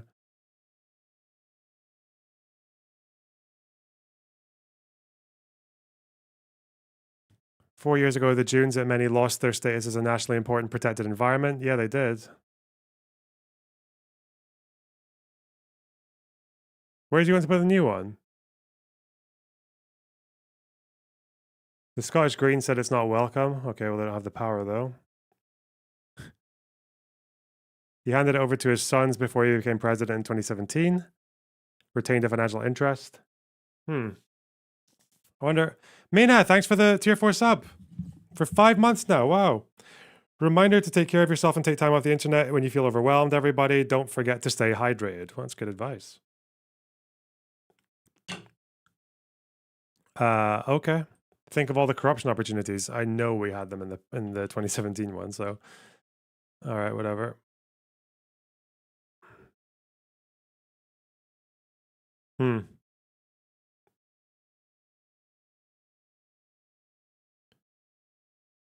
What am I? Oh God, I need plans. Thanks, Tata. You're calling her Tata. What the fuck?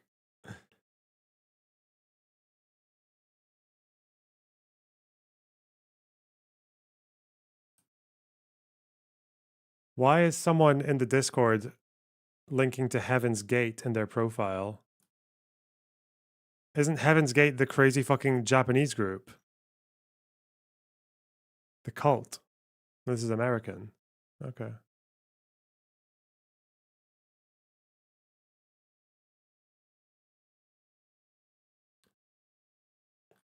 They're a UFO cult in America. Okay. There is a suicide cult in Japan, though. I think they're also called Heaven's Gate. I think they kill people, too.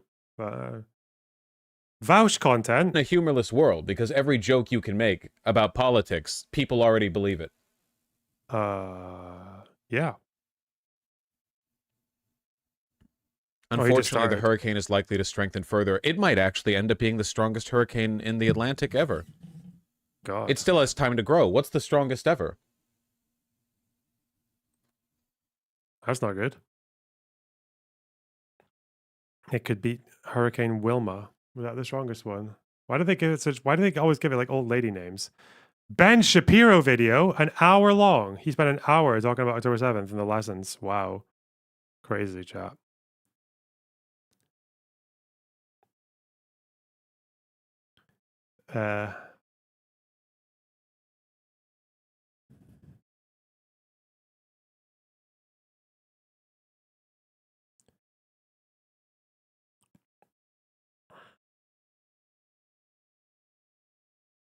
I'm trying to think of what I want to do next. Protester memes? Why not? Becomes not so peaceful. In the early evening of May 9th, 2024, Las Cruces police officers responded to a pro-Palestine protest at New Mexico State University, where students were blocking the doors of an administration building as it was closing, preventing faculty members from leaving to go. Central London, what are these guys saying? Lebanese flags. Lebanon mentioned.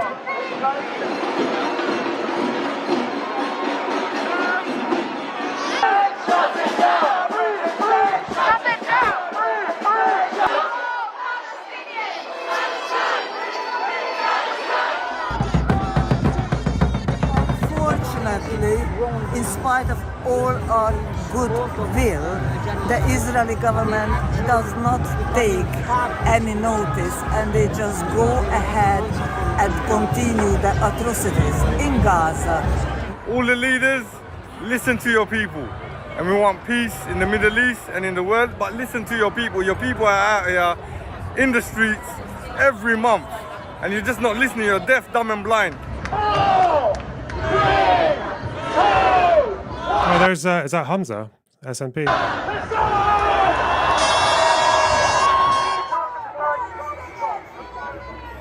They're gonna go Edinburgh as well. Did they do anything here? Did they? Maybe I should have done my street interview box. Hmm.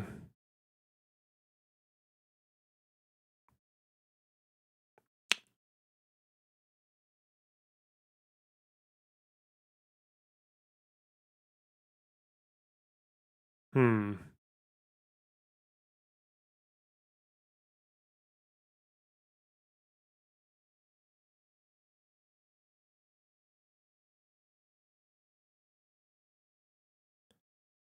Z, thanks for the tier 1 sub.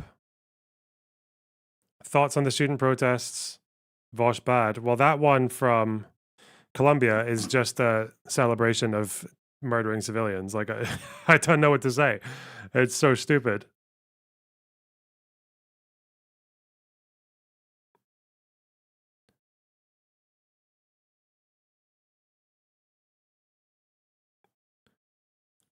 But I don't know about the other ones. Are there protests in my hometown today? Let me see. Let me see. See if I can move my streaming gear. Maybe just film something on the phone. Because I mostly just want to know what people are thinking. I always wanted to go to some of these protests and just be like, okay, what are your views on general, like on peace or final settlements or anything? What do you want? Like, what do you want to happen? But I don't know if I would get that from them. Keep an eye out for Prometheus Unbound. Oh yeah, it's probably difficult going to protests, especially if there's a fucking Taliban guy on my ass. But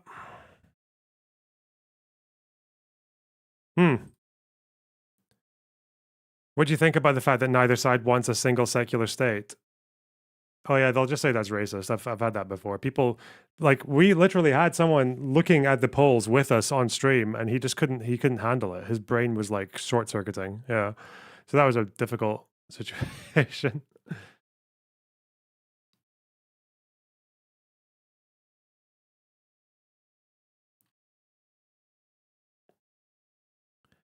I don't know, what the fuck are we doing, man? We need to do something. I can't just sit here.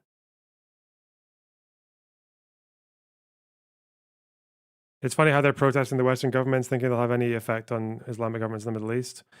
No, but if Israel's got all the power, then they're the ones who have to make the first move, right? They're the ones who have to make the peace. Like, it's just, they just need to stop and everything will be fine. Isn't that how it goes? I think that's kind of how most of them think, right?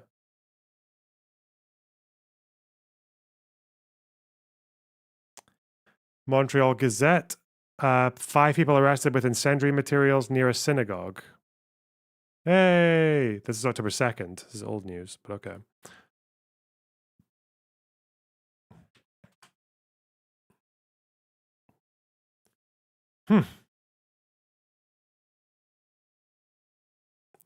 The Israel guys are doing a stream about it. Oh no, not these guys. These guys are the American Christians. What are they doing? Our school started a program to daven, to pray for a chayal, a soldier, each day.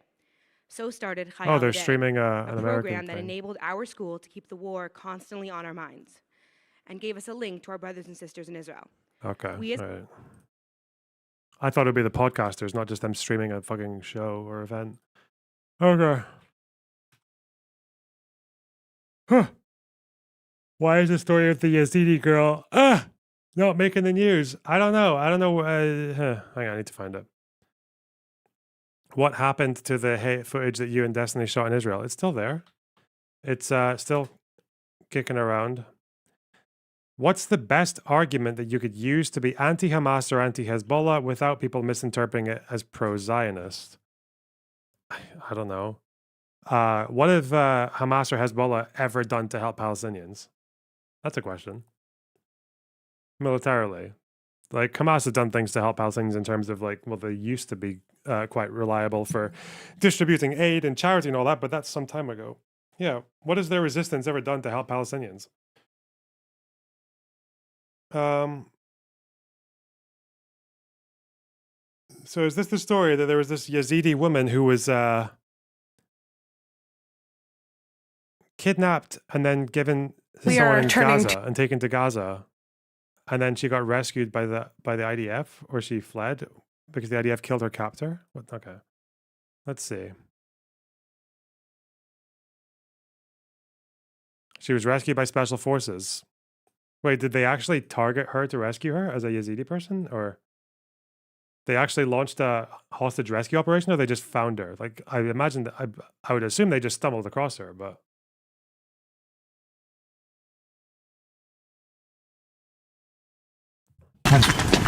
It's the dead of night in northeast Syria, and the troops are hunting ISIS 5 years after the extremist group was declared finished. Don't move, raise your hands, they shout. No, they're undercover. Some of the children are only 4 or 5, and they're terrified. This is Al-Hol, the camp housing tens of thousands of Islamic State families rounded up after the fall of IS. Wow. Dozens of young men are detained in the raid by the Kurdish-led Syrian Democratic Forces and are accused of being part of fresh ISIS terror cells. But the soldiers are also searching for Yazidi women, kidnapped by the extremists, bought and sold as slaves, and still being held captive 10 years on. The women are asked to lift their veils to try to identify them. Many were married to ISIS fighters and remain loyal to the extremists. Are you Yazidi? They ask her. No, she says. Why would I be here if I was Yazidi? The soldiers go from tent to tent, and they're quick. The ISIS cells will move their slaves to keep one step ahead of them. In this tent, though, a woman called Kovan says she's Yazidi. The soldiers pull down her scarf. They're wary of walking into a trap. Outside, there are more keeping guard. ISIS attacks against them are frequent. Kovan has 2 children with her, born from rape by different IS fighters. She puts on her burqa. She's fearful of an IS attack even with her heavily armed rescuers. There are nearly 3,000 Yazidi women still thought to be enslaved somewhere. And along with Kovan, the troops round up other women and their children who they believe may also be Yazidi, but are too terrified to admit that amongst IS loyalists. They'll all be investigated well away from Al-Hol camp to determine exactly who they are. ISIS embarked on an orgy of killing and violence, setting up... This isn't even to do with the story, is it? This is an older one. Okay. Caliphate. This is just they context. targeted a range of ethnic groups, but specifically Yazidis, a religious minority, and turned thousands of Yazidi women and girls into sex slaves. A global coalition fought to crush the extremists, and 5 years later they recaptured the last bit of ISIS territory. But the ISIS family members are still being held in northeast Syria in 2 sprawling camps the size of whole towns. A ticking time bomb is how the authorities have described them, and hidden here somewhere are also thought to be ISIS captives. It's not known how many Yazidi women, girls, children are still left here. But they know that there are some. They're absolutely certain. They know their names. They've got pictures of them. They just can't find them, and no one is really looking seriously. Kovan's identity is confirmed, but her freedom comes at a big cost. She's persuaded to leave her children behind for now. The Yazidi community is far too traumatized from the IS savagery, and there's genuine fear for the children's safety. The Kurdish authorities will look after them. It's a heartbreaking choice. Kovan's taken to a safe house run by Yazidis who've traced her surviving family in Iraq. She was taken by IS when just 14 and sold multiple times over. She tells us one fighter raped her every day for 2 years. She hadn't even started menstruating. قلت له أنا بعد يعني طفلة وبعدني يعني بنية شلون يعني تغتصبني؟ قال لي مو بكيفك غصبا عنك. She tells us there was a girl who was only 10 who was raped alongside her. شلونك أخبارك؟ She can't remember her own Kurdish language as she chats to her older sister in the Arabic they were forced to use whilst both slaves. The entire family was captured and split up by IS. Her other siblings all escaped or were rescued earlier, but their youngest sister, only 8 years old when taken, is still missing and thought still enslaved. Kovan wants justice that Yazidis feel they're not getting and says the ISIS wives, too, played a big part in their suffering. كان كلهم كانوا يدرون بيدرون بهذا الشيء يعني ظلمهم اغتصبونا احنا كانوا يدرون كان هم يعني كانوا هم يرتبونا يعني ظلمهم كان هم يحطون المكياج هم كانوا يلبسونا لهم ظلمهم على مود يغتصبونا كان هيك يسوون بينا.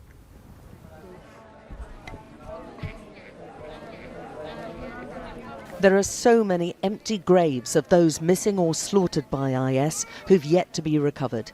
There have been only a handful of prosecutions for what Britain and many other countries now recognise as genocide against the Yazidis. And that doesn't feel like justice to them or the Yazidi groups trying to find the missing women.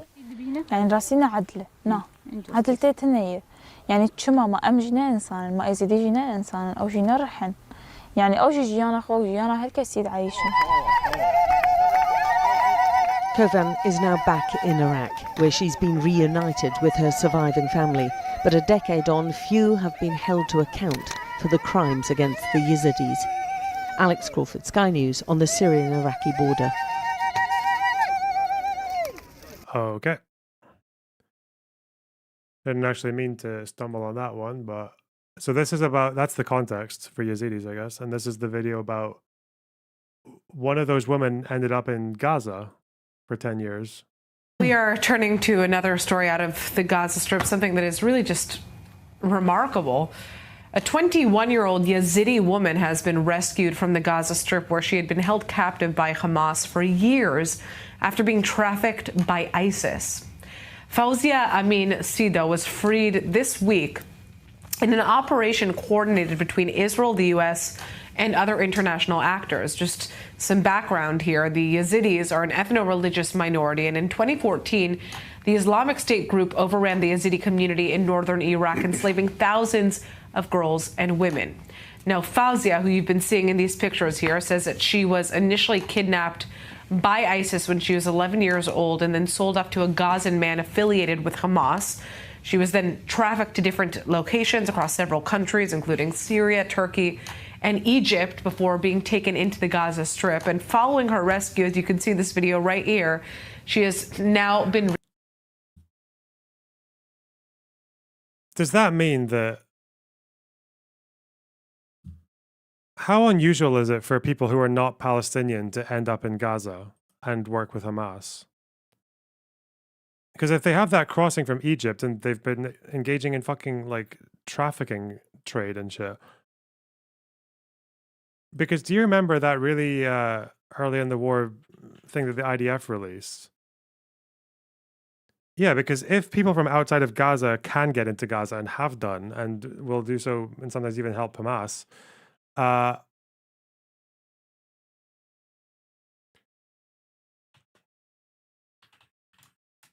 because you remember this video from the Al Ali hospital bombing?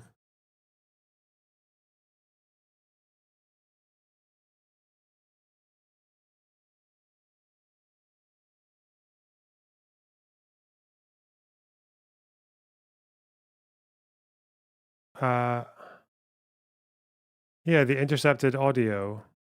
People said that this was definitely fake because they didn't have Gazan dialects, but do they have to? Do you have to be Gazan to be in Hamas? I don't think you do. Let me see. Palestinian suicide bombers in Baghdad. Well, I know Palestinians end up all over the Middle East, but I don't know how many non-Palestinians end up in fucking Gaza fighting for Hamas. That's what I'm thinking. I'm trying to see if it goes the other way around. But this was the recording. The Israeli Defense Force has released intercepted audio of what Remember it this? claims I think this is the only is an clip I can admission find from of it. Hamas that the Gaza Islamic Jihad Remember this? الشظايا تبعت الصاروخ انه شظايا محليه مش زي شظايا ايش بدي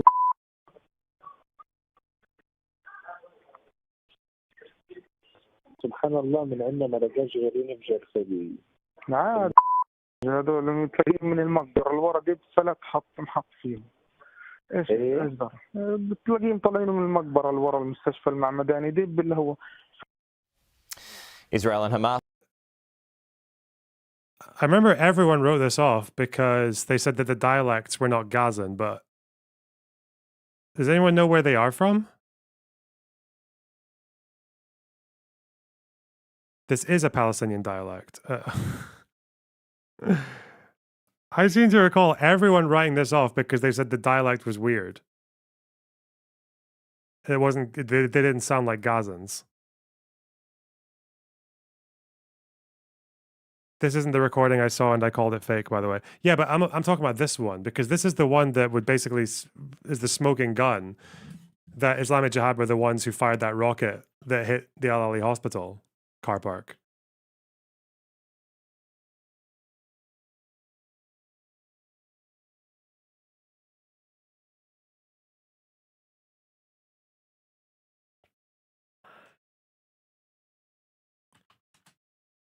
But I know people just wrote this off because they said that it was, they didn't use much verbiage too different, but they do sound different. Where do they sound like they're from then? Sean video. This video was atrocious for so many reasons, but one of them was, I think, this.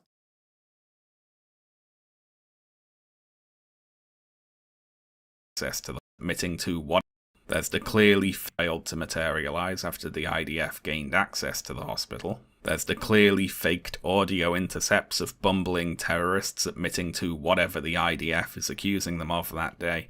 This is all pointless, remember, with regards to whether it's... Why obvious? Why did he even say why it was obviously... This is about the hospital. Why is he saying it's obviously... He said debunking the IDF propaganda is pointless. Yeah.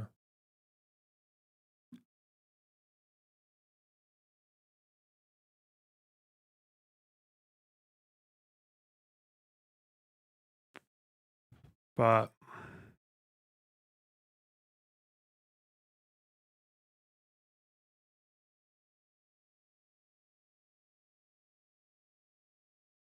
يحكون الشظايا تبعت الصاروخ انه شظايا محليه مش زي شظايا ايش بدي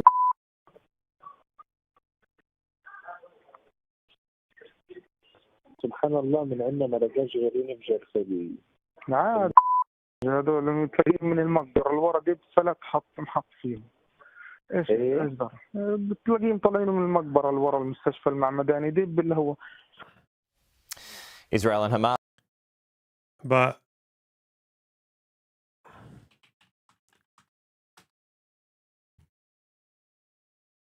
I don't know. Is it the last time I played this on stream? Everyone was like, "Oh, it's not a Gazan dialect. It's not a Gazan dialect." They're like, "Well, where are it from then?"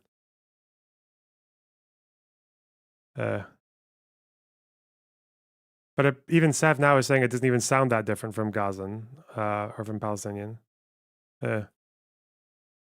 Fuck, man. Is this the whole thing? Oh my god, the right left fucking bullshit. Ask ChatGPT. Kill yourself. Did I say it wasn't Gazan before? No, you didn't.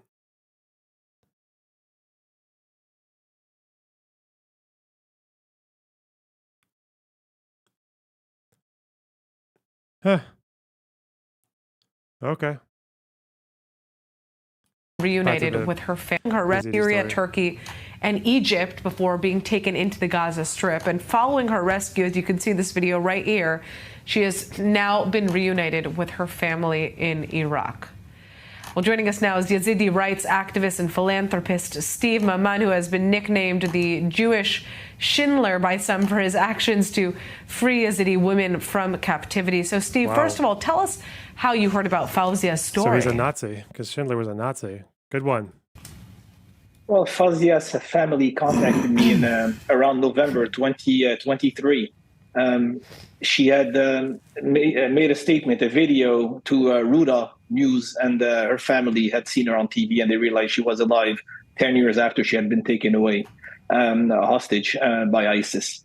They figured that Steve Maman was a Jewish name that they knew because we've been very active around the Yazidi communities for 10 years. And they contacted me through somebody here in Canada, asking me to intervene and help her get out of Gaza and come back home to Sinjar Mountain in Kurdistan. Wow. Why did it take so long to get her out? And also, you know, what changed on the ground that made it so that she felt that she would publicize her story? Our first problem was that she didn't have any documentation in order to travel anywhere. She had been taken at the age of 11 years old without any ID. She was kidnapped.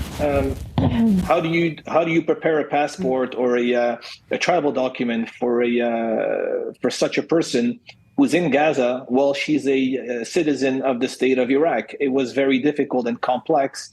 We succeeded at securing a passport in absentia, a one-way laissez-passer to Jordan. And this is what we used in order to get her into Jordan with the help of the American forces and Israeli IDF as well. You know, I'm interested to hear, again, though, you know, her decision to essentially post that video and speak out about her plight. What triggered that? Something took place around November or October, if I recall correctly. Her captor, the brother, had one of her captors had deceased. The IDF had killed him in a battle in Gaza. She gathered her courage because he wasn't around anymore, and she took a phone and she did a TikTok video. And that TikTok video was a call saying, "I'm Yazidi. This is my name. I was taken a long time ago. Does anybody know who my family, where my family is? Is anybody still alive?" And Ruda got word of that video. So it was the result of the IDF action, or else she would have never had the courage to do such a video. And she got abused and battered once the video aired, and Ruda made it a news segment. She was brutally battered for it. What was it like to see her reunite with her family, and what did she say that she wants to do with her life right now? It's touching because we were used to these reunifications between Mosul, between Syria and Iraq. We've done 140 of them. We were part in a lot of the rescues for the past 10 years, but this one was different. She was in Gaza. She was far away. Egypt was closed on one side. Israel on the other side does not welcome Iraqi citizens through its territory. It was very complex. It was a long process. It was very difficult. I think that the joy for me was more of... Send me the recording so I can hear it on my own. Okay. That recording wasn't talking about the Al-Ali hospital. I'm almost 100% sure it was, but let's see.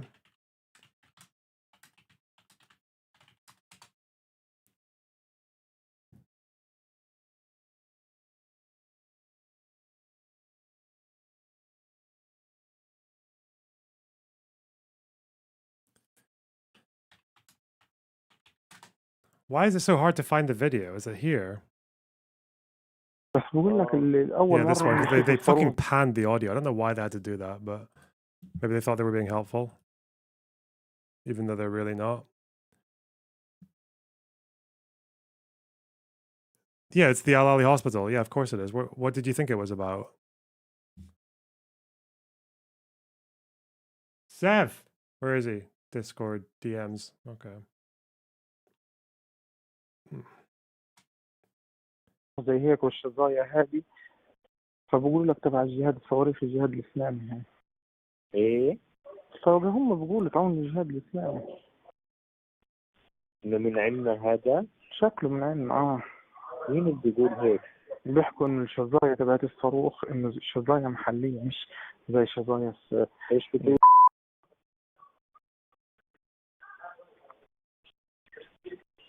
سبحان الله من عندنا ما لقاش غيرين بجرثومة. عاد هذول تلاقيهم من المقدرة الورا دي بثلاث محط فيهم. ايش ده؟ بتلاقيهم طالعين من المقبرة الورا المستشفى المعمداني دي اللي هو فسه ونزل. Is he stoned? وفي مقبرة وراه. المعمداني يقول لك عند الساحة بالضبط. هي وين لما تدخل على الساحة؟ أول ما تدخل على الساحة تدخلش على البلد على ايدك اليمين في مستشفى المعمداني. عرفتها. So that's the full recording that they released on the Israel YouTube account. Anyway, seeing her exit Gaza. They're talking about the Ma'amdani hospital. They're talking about where they fired it. Oh my god. Okay, wait. I don't know if you're trying to troll me and just waste my time.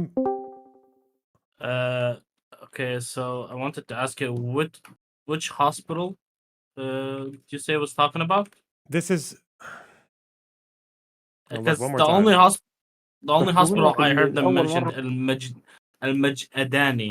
Yeah, but that's not. They're talking about where they were firing from. The rocket landed in the car park of the Al-Ali Baptist Hospital. That's what they're talking about. Did they say that after or before when they mentioned Al-Majadani? No, they're saying this is them just talking about the rocket that landed. They don't mention Al-Ali in this recording. They're just referring to it. Also, I am listening to it. It doesn't sound like how a regular Gazan or a regular Palestinian would talk, but it doesn't, the dialect itself. No, it's not necessarily a different dialect. It just the way I would say it feels weird is the reactions these two are giving to while they're talking is like a scripted fucking thing, which is weird. But obviously, probably most likely not scripted. The reactions is the way they're talking is weird, but nothing with the dialect. It doesn't sound like a genuine interaction. Again, that's yeah, when you're a hammer, everything looks like a nail. It's in your political interest, Dante, to not think it's a real conversation. You would believe so many things before believing this is a genuine conversation. There was another recording. Has it ever happened before when yeah, you can also edit phone calls. You can chop, because if there's maybe if it's radio communications, there needs a huge gap. Maybe they need to cut in between to put it together. And the way they've panned it left and right, but listen, there's also some words that they use that I don't hear often from Palestinians, but that could just be common within the Gaza Strip. Regardless, about this recording, it doesn't seem too far-fetched to be fake or a different dialect. There was another recording where the two people talking clearly sounded Iraqi. Iraqi, no mistake about it. Okay. That one I called fake. This one I don't think I called fake. Dante says, I'm just going to say it. It sounds like Israelis speaking Arabic. Definitely not. You have not heard Israelis speaking Arabic. Also, majority of Israelis that speak Arabic Fusha. They don't speak Palestinian Arabic. Yeah. All right. You can send me the Iraqi one if you want, but if I find it, it's old as fuck. The only thing is I don't know how long the IDF have done stuff like this, but I know they've lied about certain things, but I don't think I've ever seen the IDF being caught leaking a fake conversation, faking a radio conversation. Have they? I know they've faked evidence for other shit, but I don't specifically we call them faking a conversation like this. And to think they could do this after they wouldn't even need to for the Al-Ali hospital bombing because it was just so clear that it wasn't an IDF strike. It was so obvious. I don't even know why they need to do it for this. Yeah. I think also what added to people calling it fake maybe is because the evidence came out way too quick. Because this, not by the evidence, I mean this, for example. I think this recording came out really quick. I don't even, because I've lived in Aberdeen my entire life, barring 5 years, and I don't have an Aberdeen accent. It's not unusual to have an accent that's different from the place you've lived in even your entire life. So it's Are you trying to figure out if these people aren't from Gaza? I'm saying that it's quite stupid to just hear their accents and be like, oh well, they don't sound like the quintessential Gazan, so therefore it can't be like it doesn't tell you anything. People can live in cities their entire life, and because of the media they consume or whatever else, they can have a different accent. It's Or not because they the have same. family talks. It's not the same. It's not the same. I can guarantee you it's not the same for Arabic. In Arabic, even like I go into college, where the college I go to, majority of the students are from different towns that they speak differently than me. I picked up a lot of the verbiage they use that I don't use in my town. Like so they use within, different like, 2 verbiage. Like, yeah, different like words, they have different words. Like for example, spider for me, I say shashabon. They say ankabut. Do you see how fucking different they are? Yeah, okay.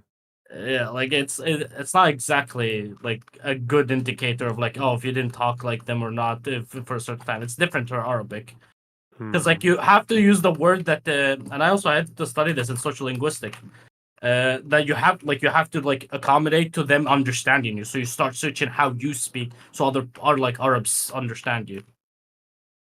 And these guys used a couple of words that you don't think would come from Gaza or Palestinians. No. I said I don't know if Okay. they're common in Gaza. I've never Okay. heard them from since I live around, so I don't know if they're from Alright. Gaza or not. Okay. Anyway, check you. Bye.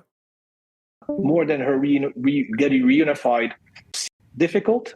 I think that the joy for me was more of seeing her exit Gaza more than her getting reunified with her family.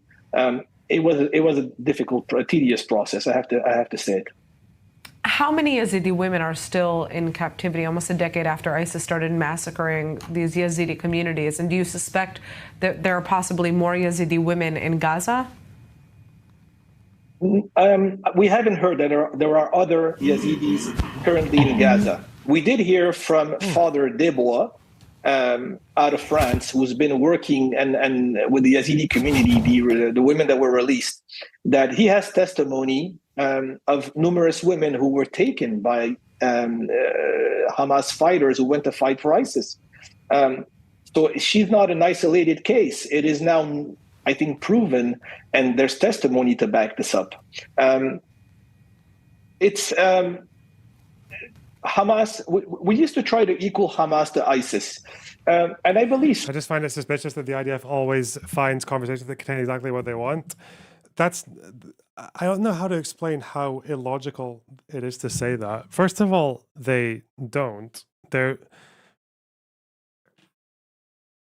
have been clearly events that have happened where the IDF doesn't have any smoking gun to get them off the hook, like the WCK bombing.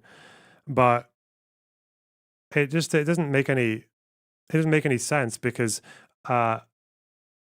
we know that the IDF intercepts conversations. Apparently, but we know that they're quite good at knowing who's where with the Hezbollah story.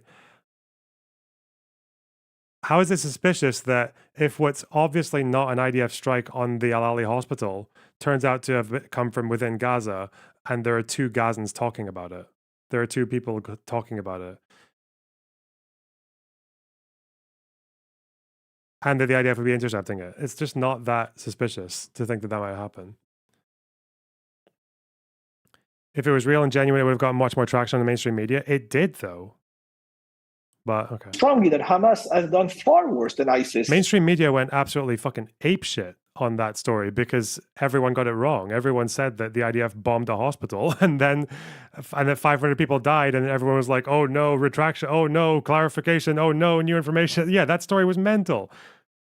Dale News Night, thanks for the 5 gifted subs. I really appreciate that. Wow, it's so kind of you.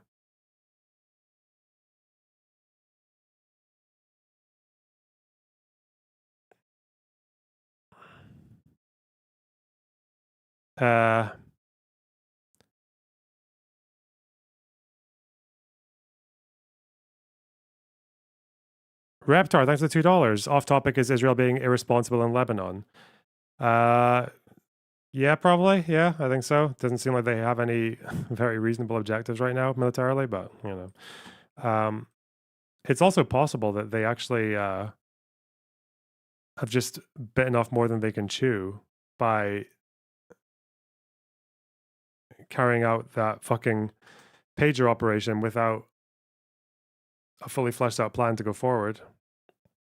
Jacob, thanks for the $2. The commies locking up our MAGA girl boss. Oh yeah. Why, Molman, that's £5. If the US abstained on all IP-related resolutions rather than veto, would anything material change on the ground? I have no idea. Sorry. But thanks. On October 7th, ISIS murdered people and moved on. Hamas took time in leaving a horrible scene. How can a Gaza terrorist have money to buy a slave? What do you mean? Some people in Gaza have money. Like they make people in Gaza have ways of getting money. What the fuck? Yeah. Also, I just thought I should mention this. The person that withheld the Yazidi woman is most likely someone that would also be prosecuted by Hamas. The person that withheld her. Yeah. Because he's a part of the ISIS group and they always fought in Gaza. Okay. Yeah, that's something I don't see anyone talking about. That like this ISIS member was probably not on friendly terms with Hamas. Well, my understanding was that Hamas and ISIS don't like each other at all. Yeah, they don't. I know that because unless of, there's Fauda. unless there's something like evidence saying that he's like split from ISIS, but the connections he had to get this Yazidi woman was from ISIS. The ISIS is the one that smuggled her in. Yeah. Okay. So disconnect me because I'm mid game. Okay. 1 minute. Thank you.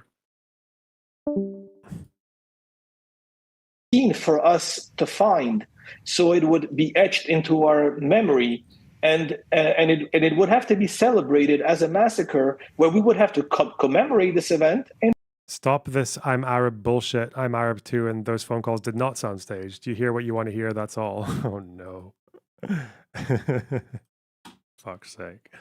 They would celebrate it. I'm just saying, like, it's not impossible that the IDF faked something, but if they did, it's just not what they usually seem to do. I don't even know if it matters. Like, it's not like that's not a smoking gun, really. The smoking gun is that, well, for me, the smoking gun was that it doesn't look like an IDF airstrike at all with the crater or anything like this. But it's more just that, like, Hamas said that they had the shrapnel and they would show it to us. And then PIJ were like, no, we don't. It's disintegrated. Fuck. As a successful terror event, they have etched themselves into our history through their actions. They are far worse than ISIS. They've proven it. All right, Steve Maman, thank you so much for joining us. Really just such a heartwarming story, a ray of light in all of the hard news that we've been covering. And obviously we're thinking about Fauzia and hoping that she's able to recover to the best of her ability following everything that she's endured. Thank you again. Okay.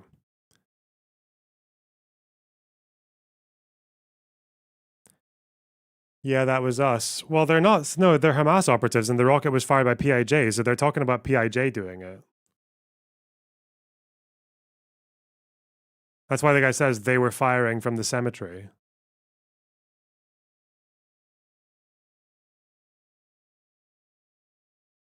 Anyway.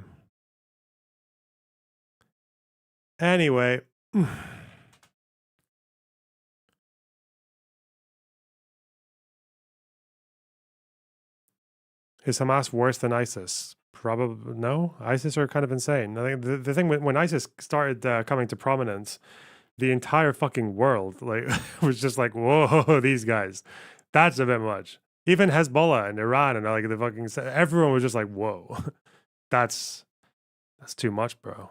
The fuck.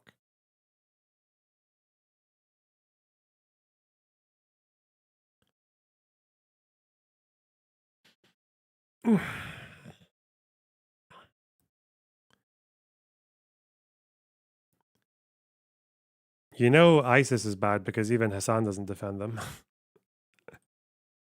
That's how you know they're bad news.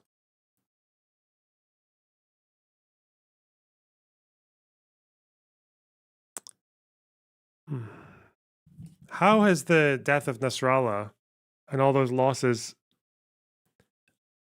affected the Hezbollah positions in Syria? Does anyone know? Has it put the Free Syrian Army in a better position, or? Although ISIS does have banger tunes, so maybe he would be swayed. They're very musical people. Good nasheeds.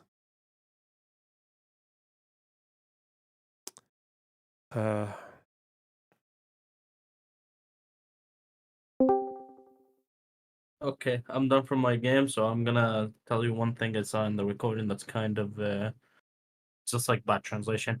They did say this is from they didn't say this is from us about the PIJ. They said min anna, which means from, they're talking about the location. So basically they're saying, oh, from Gaza. Oh. Okay. Because the way it would work is like min anna could either mean location or like their arsenal. Min means from, right? And enna Yes. means And like here? our Okay. it could be our stuff or our like area. Like and our area is like used a lot more, but it's not proper. It's not like grammatically correct. Okay. While and for like what would be considered arsenal, is a lot more correct, but it's not used that way. Okay. Yeah, so that's the only weird translation I saw in that video. That's it. Cool. Okay. Yeah. Shit. I hop in so much and leave so much. It's okay. Yeah, you do. Translation. Yeah, because I was mid game, but you're like, oh, I want to know about this, and then you would get like 30 fucking wrong things in the chat, so you don't know what to believe. So I have to hop in. Yeah, I mean, I can wait. I can always wait. Yeah, but the game's like 45 fucking minutes. You're not waiting 15 minutes for an answer. Yeah, I suppose. Yeah. It's good that you know. Okay. Take care. Exposing the IDS insane level of incompetence. That's Majority Report. Why the fuck would I watch that? What is this thing about Elon Musk jumping from the World Trade Center? Oh, because he jumped at the Trump rally. Okay. This Rob Nora Pisco drama is kind of insane. I don't know what the fuck.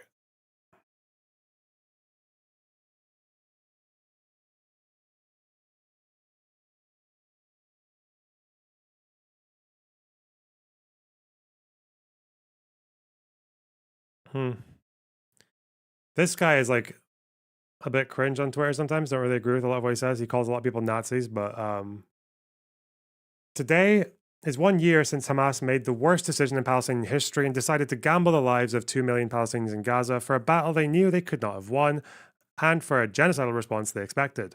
Since October 7th, Gaza has never been the same. Do not celebrate this day. Instead, mourn the tens of thousands of Palestinian martyrs, call for a permanent ceasefire and an end to the occupation and apartheid. Enough suffering.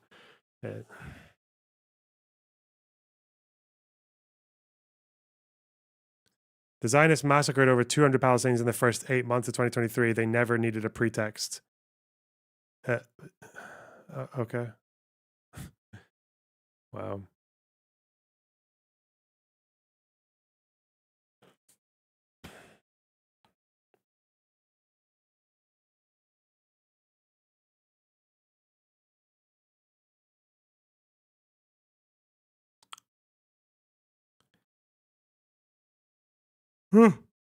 Fuck.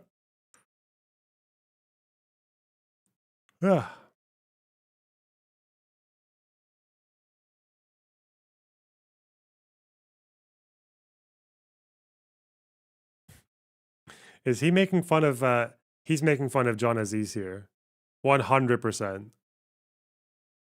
Peace, but my version. I've received a lot of pushback on this from people. I'll be fighting for peace, my version, until I die or something, because my tweets and people being mean to me under them are a serious contribution to peace. He's doing the John Aziz meme, isn't he?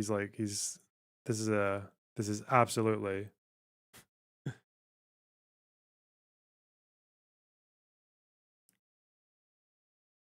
this is a sleeper attack on John Aziz. Who the fuck is this? What's he doing?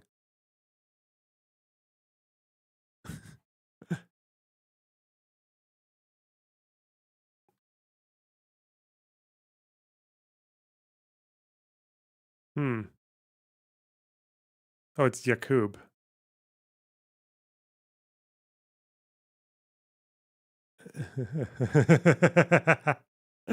Wait, they should have put him upside down. Why didn't they put him upside down?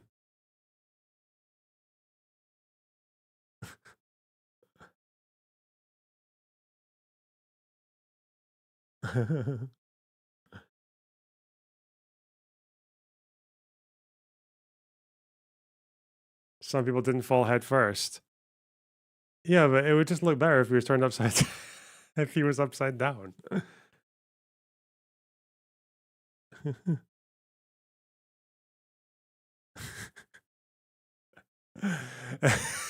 It's so good. They had one hanging next to Mussolini.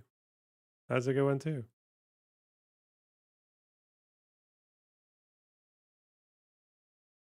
Mm.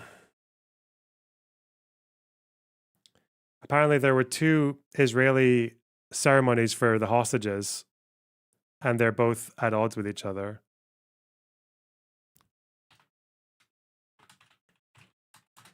I need a coffee though.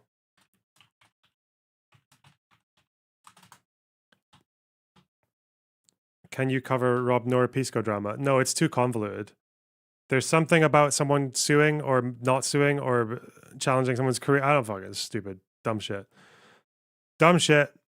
And they both tweet like fucking maniacs. There's too much. Just found out America uses human shields. Whoa! Got him. Hamas holding out for a bigger war. Yeah, I could probably read that.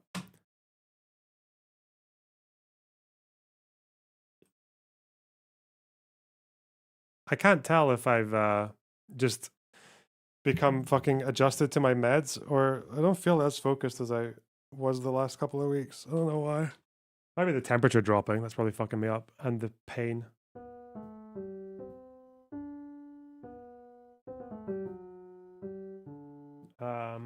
Yeah, 1 minute. Need some water.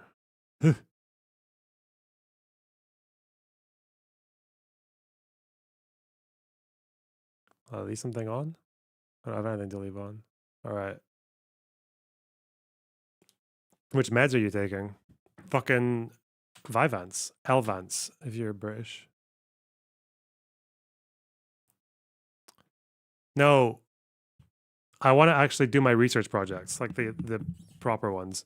And I want to read about Hezbollah in Syria. That's going to be the evening's plan. Because we already started it. And that's going to be a W. We're going to learn so much niche information. No one else knows anything about this shit. So that's going to be. Have you tried Concerta? Yep, I hate it. So shit. Fuck Concerta. I mean, it's probably, again, it's all different for different people, but Concerta did not work for me. Wasn't a fan. Okay. 1 minute.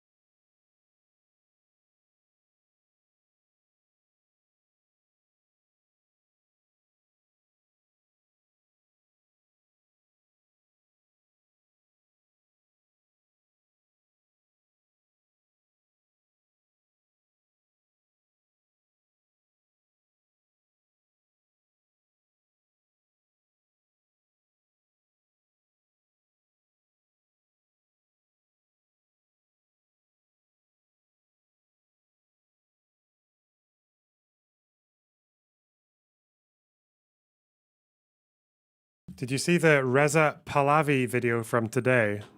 Yeah, I did. First thing in the morning. I watch all the Reza Pahlavi videos. Who's that? 1 minute.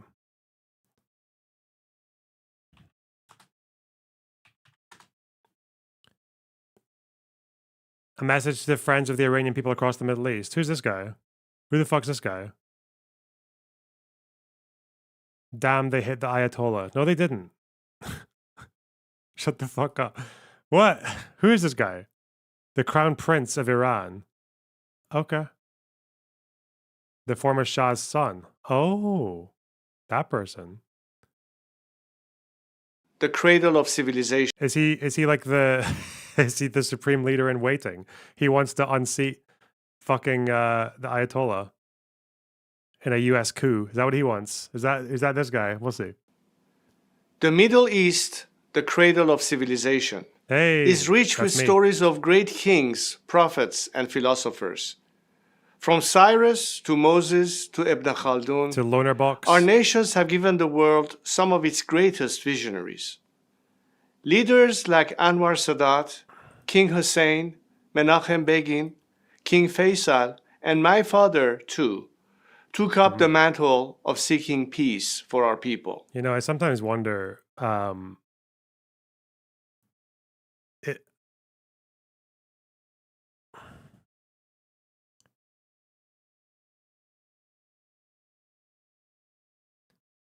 sometimes wonder when the right time would be to preface my arguments with as an Arab. It's probably, I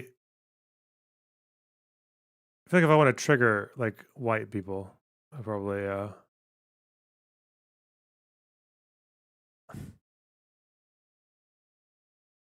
or maybe I should only do it when I'm talking about things that have nothing to do with the Middle East.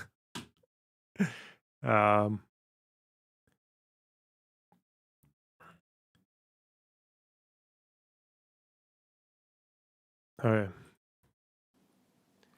But for 45 years, too many of us have been forced to live in fear. Fear of the next terrorist attack, fear of war, fear of economic instability, fear of nuclear blackmail. That's because 45 years ago, my country was taken hostage by a radical regime that seeks not only to keep my people in chains, but to export its revolution to your countries and your... Now, Iranians who oppose the regime, of whom there are many, I know that the regime in Iran is really unpopular, but is there a popular alternative? Do people like this guy, or is it just one of those things where they hate the regime, but this guy is not really like the great white hope that he wants to be? Only 61K subs. This dude needs to figure out what his audience wants. He's very popular in Iran. Like, he's actually like the popular opposition.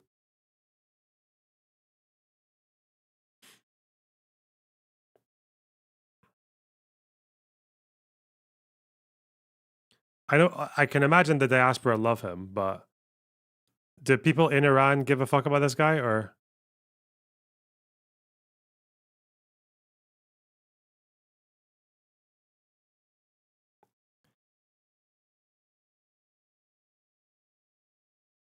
Because Iranian diaspora is very different from Iranian. All right. For people. You know what? When I was a kid, my best friend was Iranian, and I still have him on Facebook. He was actually the first ever person who told me which side I should be on for the Israeli-Palestinian conflict during the Second Intifada. I wonder if I see how he's doing. I don't think I've spoken to him in like 10 years, but huh.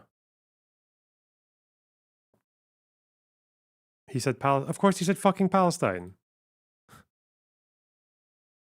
You're walking around the street in the Middle East, bro. No one supports Israel in the Middle East, okay? What are you talking about? All right, yeah.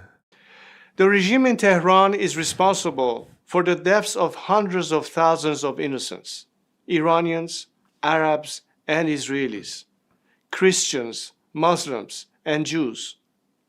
It facilitated the October 7th attack. It fueled sectarian conflicts in Syria, Iraq, Lebanon, and Yemen. It is trying to unseat the Hashemite kingdom and delegitimize the custodians of the two holy mosques. It uses Palestinians as human shields. And now it has brought our cradle of civilization to the cusp of regional war. And so today, I come to you with a message. This is not the Iranian people's war. It is Ali Khamenei and his regime's war. The tyrant in Tehran couches his warmongering in Iranian nationalism. But he does not speak for our nation.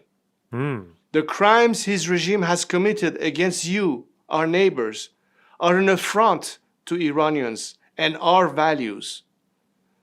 For us Iranians, pride in our nation and love of our country do not come at the price of hatred, antagonism. So where does this guy live? Does this guy live in Iran, or would he be allowed to? Or where is he? Yeah, where is he? Hang on.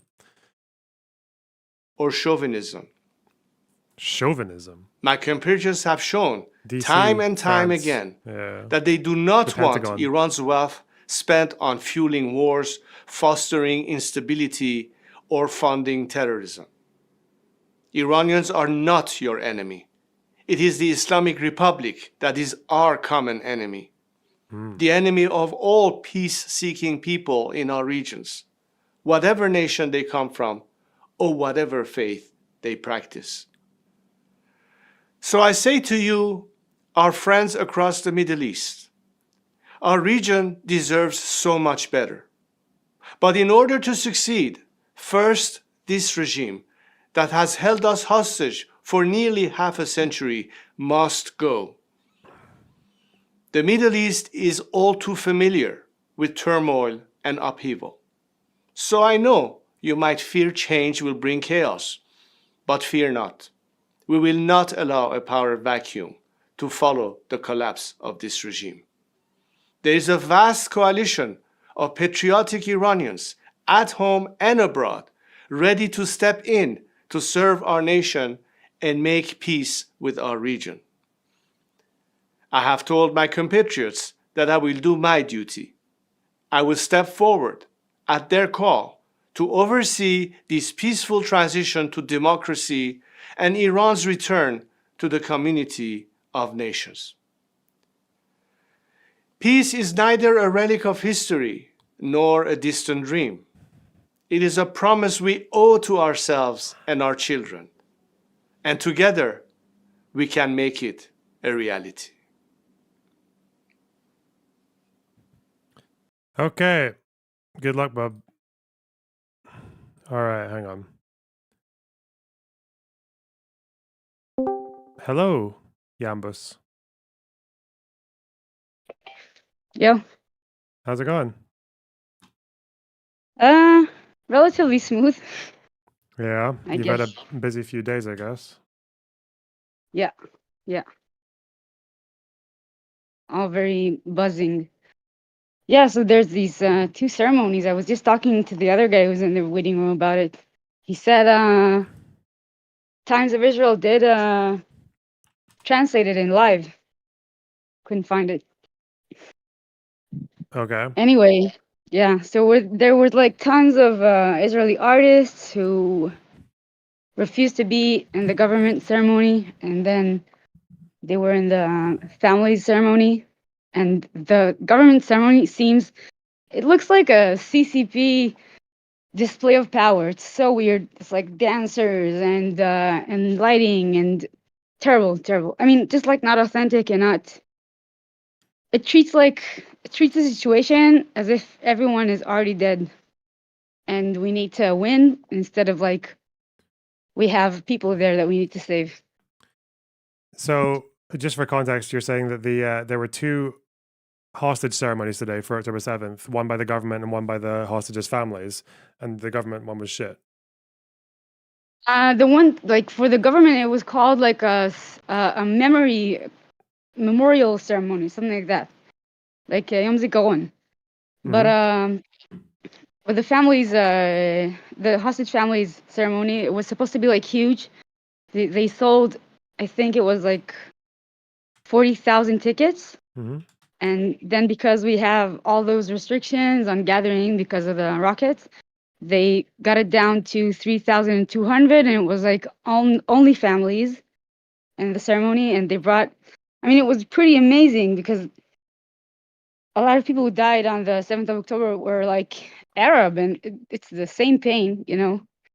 So I think it's like the first time that I see a ceremony that people feel like it's a national ceremony, and people are talking Arabic, and it's like, it's on point. Was this was the family ceremony? Was that at the Nova site or? No, it was in the center of Tel Aviv. Oh, okay. Because there was one at the Yeah, it there was was a a big memorial ceremony. at the Nova site as well, wasn't there? Yeah. There was one, but it wasn't the huge one. I mean, the huge one, people started calling it the national ceremony, and then Miri Regev, she like flipped out, and she was like, "Oh no, people will get confused about it," which is kind of demented. Yeah. So is the government one just kind of overshadowed the other one?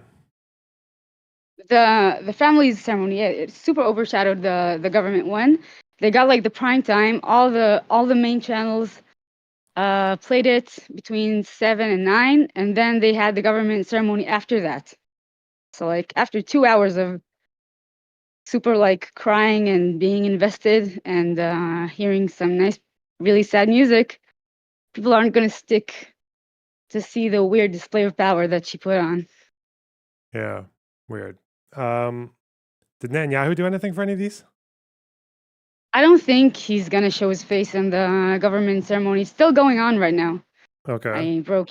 Yeah, I didn't watch it till the end. There was this point where they had like kindergarten kids singing with playback, and it was super weird and surreal. So I stopped watching it. But I don't think he can get near this.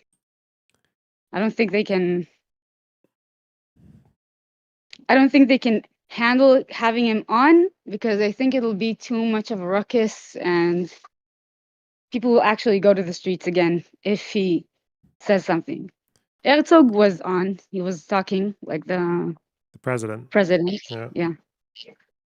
Do you think, despite all the big successes against Hezbollah, do you think the anniversary has just reminded everyone that they still blame Netanyahu for failing them on security and failing the hostages? Yeah.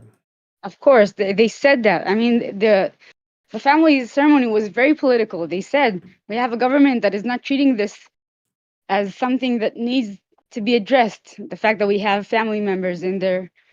They were talking about like the government being anti the people and trying to pull us apart. And that's what, I mean, that's why one of the reasons why I thought it was so amazing that people, I mean, there was one girl, sorry, I'm like shaken. There was this one girl called Maisam, and her brother Awad, he was a paramedic that died on that day. And she, I mean, everything was so blunt and honest. She was like, I know that 7th of October was like tied with Arabic in a way that might be weird for everybody, but I need to say this to my brother who's like listening from up above. And I mean, it was just like, this is what needed to happen. And it was so weird that Miri Regev was like pushing. She organizes a lot of the ceremonies. She's like the class queen of Bibi, and the biggest suck off for him. So she insisted on doing this. I mean, I suppose she had like a lot of pressure from above to do that. She's not like her decision. But it's really weird that they chose to make government ceremony when there's such a huge way and honest and supportive way to do this with the hostage families. Yeah, so the hostage families are not, were they involved in the government one at all? To the point that I saw, I mean, there was one kid who's uncle died and whatever, and he was in the kindergarten kids singing. And about a week ago, a lot of hostage families started telling the government to not use their family member's name, that they don't want their family member's name that died in whatever to be associated with the government. So they were talking like in a very airy fashion, like there were 2 kids and there was a soldier and there was a dancer, but they're not mentioning any names, which is also like shadowy. Hmm. So that's it. Okay. Cool. Yeah. Well, and has that just been your day watching these ceremonies back to back? I also found this. I mean, people deal with sorrow in like really different ways. So I saw this piece about someone who did an Instagram page called Dark Shchol. Shchol is like bereavement, and she does like the blackest, darkest jokes, and it was like a really refreshing way of seeing people deal with it, because you see people cry all day, and she cries during the piece as well, but she's like joking about how her brother is mid until she gets like on the news and she has to tell everybody it was great and amazing, and she meets this other girl, and the girl gets there with the shirt and she says, yeah, it's my brother's shirt, he doesn't need it anymore. They're like asking for shots and bars and like shouting out, hey, our brothers died, can we get shots? Hmm. And it's so detached and dark, but also like superhuman. Yeah, that's probably the kind of shit I'd be doing. What else? Yeah, Like, me too. have you been? Are people in Israel paying much attention to the international fucking approach? I mean, I try to because I learn politics and I am interested in that. But most people don't really care much about what's happening, not in England and not in America. Like some people are pro-Trump and stuff like that, but it's not really the conversation going on. The conversation here is more like left people are betraying our country, and you have one side that's super messianic and like brainwashed, and another side that has its extremes and the brainwashed people, but is generally pro dealing with a situation in a way that keeps more people alive. Hmm. I mean, someone in chat saying Israelis don't care. That's not the impression I got at all. I felt like Israelis had so much to say about Western activists and students and About that, every sure, other of European course. country. Yeah, fuck.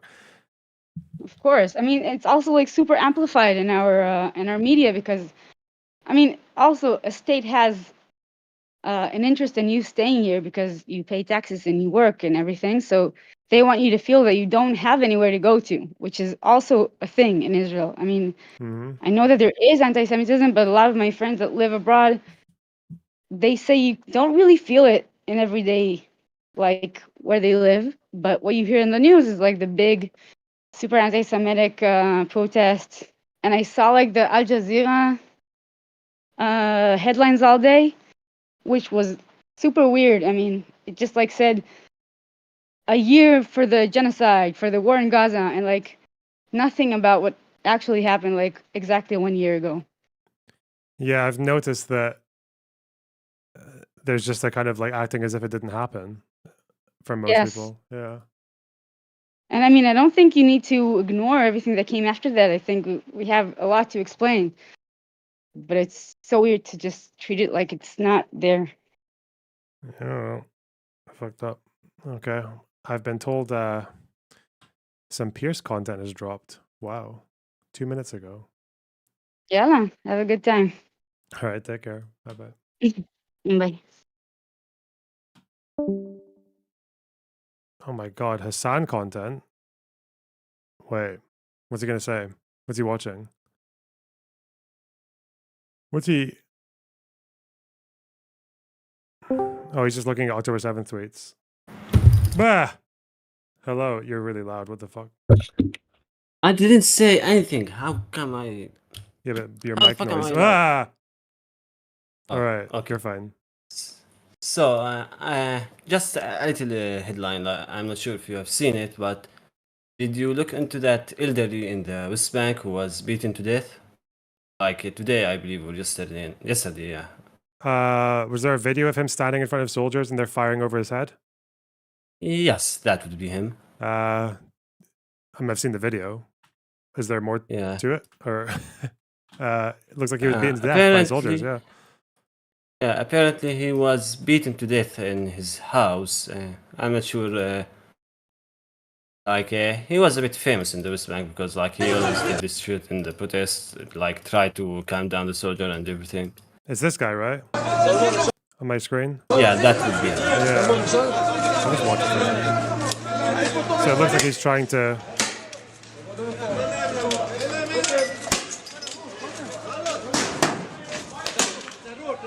Trying to stand between them and whoever the fuck they're firing at. Telling them to fuck off. Yeah, he always did that stuff. Like, he's very famous in the West Bank and also outside the West Bank in the Arab world. Is he like a? Is he? What's he trying to do? Is he just trying to like, is he trying to get them to stand down or to make peace or whatever? Or like, what's his thing? I have not really looked that far into him. Usually, like, what I have seen is that he would go into the protests whenever they escalate and try to tell everyone to calm the fuck down. But yeah, the thing is that I couldn't find much on the case or what it happened. Like, I found Harrods and other Palestinian media saying basically that he was beaten to death in his house, but they do not mention anything else. Why did they enter his house? Did anything happen there? What, the IDF went into his house? Yeah. Okay. Apparently, he was beaten unconscious, then died in the hospital. Yeah, I don't know what to take away from it, to be honest. But okay, Scarlett. Since it's very obvious what he's trying to do, can you tell us what it is? It seems I'm missing it. I'm guessing she's going to say that he's trying to obstruct them as they deal with the threat that they're firing to, right? Yeah, he's trying to stop them from firing the shots. Congrats, Scarlett. That is exactly what I was saying. Because every tweet I can see about this, or every Reddit post, is talking about how he's trying to protect peaceful protesters, but I don't really know what the protesters are doing on the other side. Like, I mean, I know Palestinian protesters, so the definition of peaceful can be very fluid here. Yeah, so like he might be trying to obstruct them as they're dealing with like a legitimate threat or whatever, but that's not really an excuse to go into his house and kill him. Yeah, it honestly sounds really fucking weird. Like, did they try to arrest him because he was trying to stop them from firing, or I don't know. Yeah, but it feels like they've got an opportunity to arrest him here because he's like talking to them for a while. But maybe they're worried if they arrest him, it might escalate. Like the protests will just go fucking nuts if he's like a popular person. So maybe like them arresting him would cause like a riot or something. I don't know. As far as I can tell, the IDF doesn't really endorse the escalation during protests, but I could be mistaken in this. Yeah, it honestly sounds really fucking weird because I can't really find much on it. Wait, he's talking to them here. What's he saying to them? Wait a second. Because this video is quite recent, isn't it? Yeah, I believe it was this month. Okay. Yeah. Do you want me to share screen or? Yeah, share the screen so I could see it. Okay.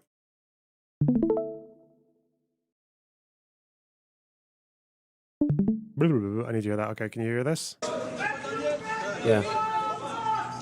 He's gonna start shouting at them in a minute.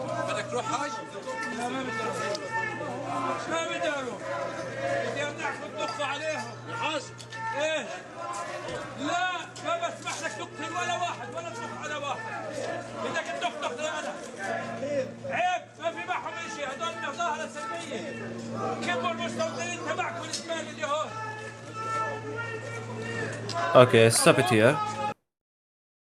So basically, the people in the background are chanting, put the sword in front of the sword. We are the men of Muhammad Daif. Like it's basically a pro-Hamas chant. The man here is saying, "No, I will not let you shoot them or any of them." Okay. Yeah, so he's basically saying, and then he says, "If you want to shoot anyone, shoot me." So I think he took up his proposal. Then he, yeah. So, and then he told him, "You would be much better off, finding a job by taking control of your settlers who are fighting and shit." And he also stressed that the protests here are peaceful. The people there are unarmed. They don't possess anything to harm them with. So there is no need for them to actually shoot or kill any of them. And he basically said that they were all like his children. Okay. Let's see what. I'll go there earlier.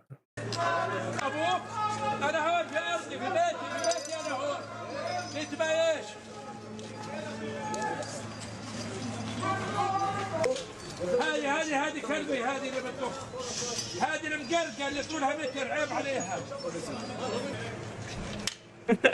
Oh my god, he did not say that. What did he say?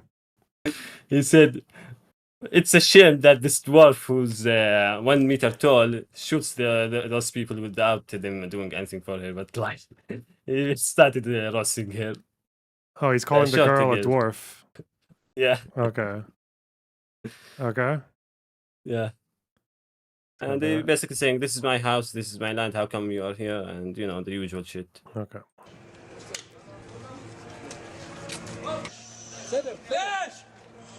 He said why? He said why? No, he said "ish," which means what? Lesh is why. Ish is what? Okay, sorry, I'm retarded. Okay. I heard an L there. Wait, this is hang on. I think if you that's actually, I think if you look really closely, that's that's sheer. Oh god. Am I wrong? Okay, sorry. Oh my god, sheer. You did not have to kill him. I'm so disappointed.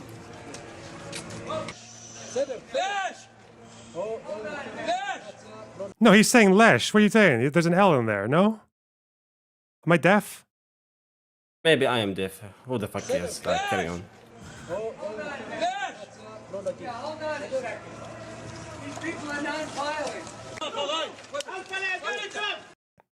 How do you feel about that? That I picked up the correct Arabic word and you didn't? Yeah, you mugged me here. Okay, beginner's luck. All right, what did we say at the beginning?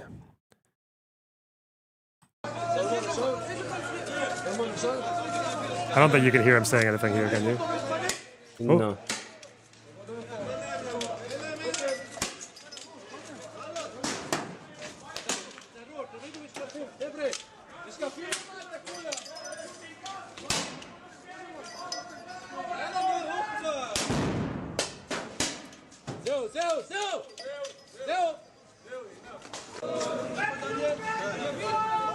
Okay, so we got all the translations. Okay. Yeah. So he's basically telling them to stand to stop firing. He's saying that the people behind him are his children. Like, this is his land. The people are being peaceful. He doesn't want them to hurt anyone.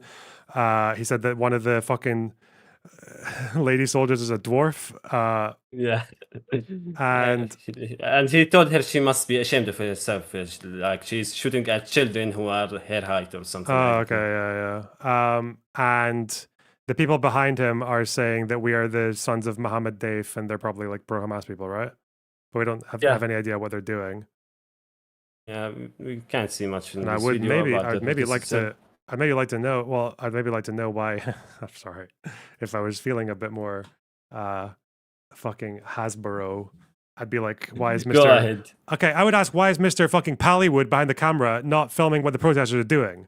Anyways, all right, I don't know. Just that one question, but maybe they're more interested in the star of the show, right? So yeah. I mean, I think the more interesting part is like the confrontation here, not the protest back there, because every fucking protest is basically the same. It's either them throwing stones or them shouting like bitches. I don't know. Yeah, like, and in any case, like, I don't really know. It doesn't, because even if he's like, the worst case you could say for this guy is he's like legitimately obstructing the soldiers as they're trying to deal with a proper threat. But I'd imagine that hostility stops when he's back in his house. So whatever the fuck happened when he went back home and they went and fucking killed him, like yeah, there's no excuse for that. Yeah. Even if you take like the worst interpretation of what he's doing here. Yeah, it's honestly really sad that a case like this would be basically the headlines if it happened 2 years ago. And nowadays, maybe like a couple of people on Twitter who saw it are the only ones who know about it. Oh, you think the story might be old? The story? No, the story is from today. Oh, okay. But what about this protest? Was this from yesterday? Or? I'm not certain what was the precise date of this protest, but I believe it was very recent. Yeah, I mean, I don't know if it's like if they have a. Did they get him?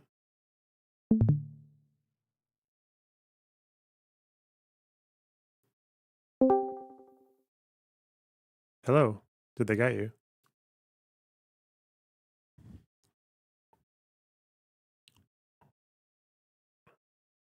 Can you hear me?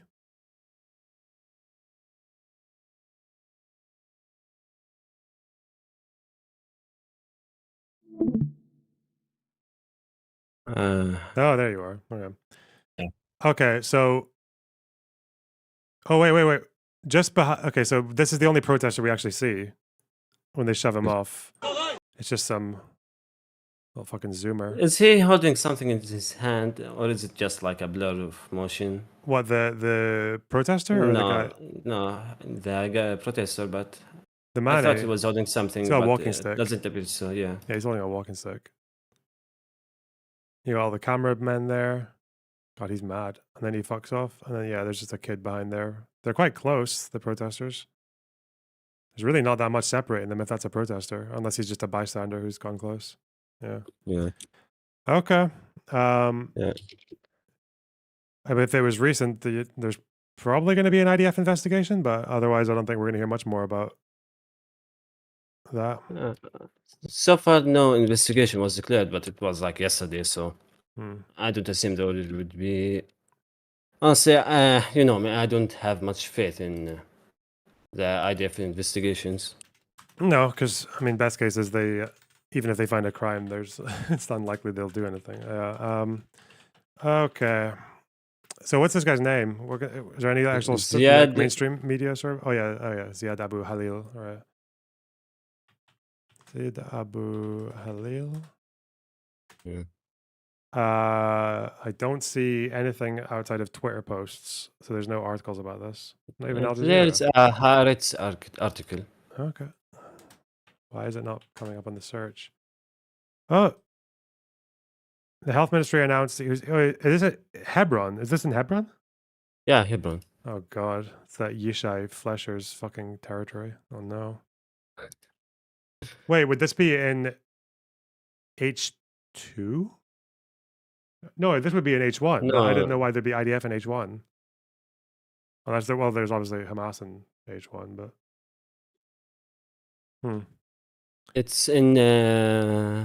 Wait, I'm trying to find any information on the protest itself.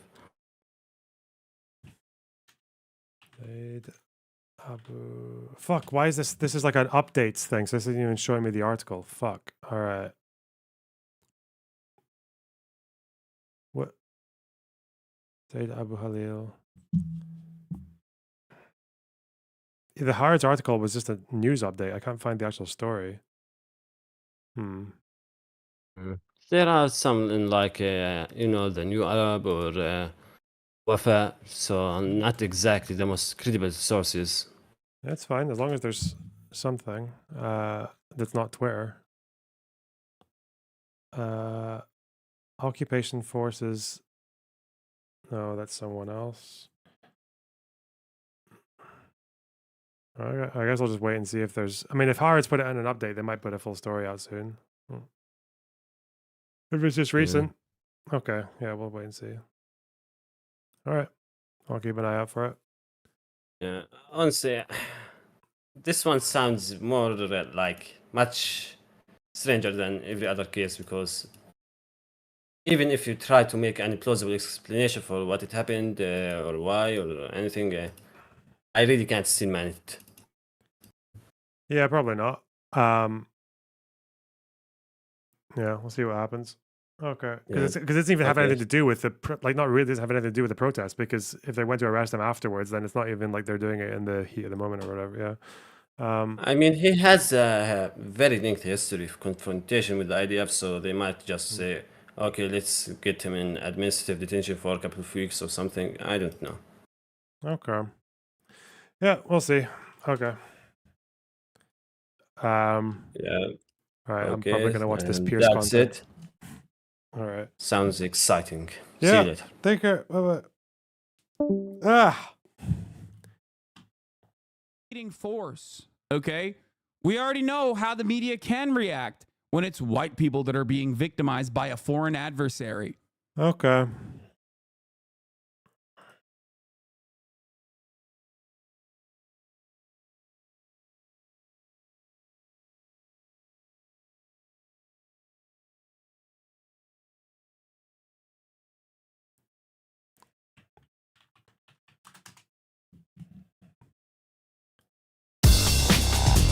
This is not just about land, it's not just about territory, it's not even about a Palestinian state. The fuck is it? It's like a mid-2000s action movie fucking sequence where they're breaking into the highly secured building and going over fucking laser tripwires. Like, what the fuck?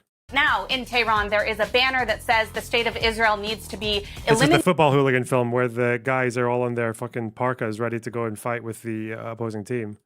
from the face of the earth. They even wrote it in Hebrew. Most Arab countries in the region are very firmly on the side of Israel. They want Israel to defeat Hezbollah. This guy's a PragerU guy. He's been in a PragerU video.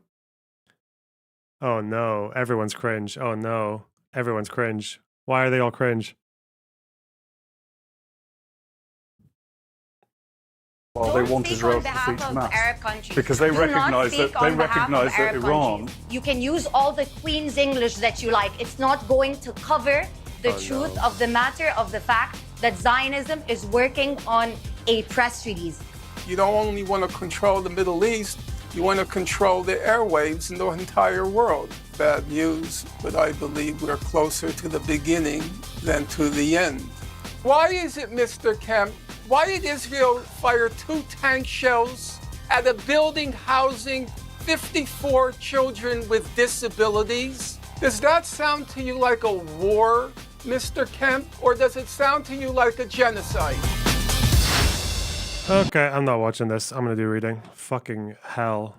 That was the...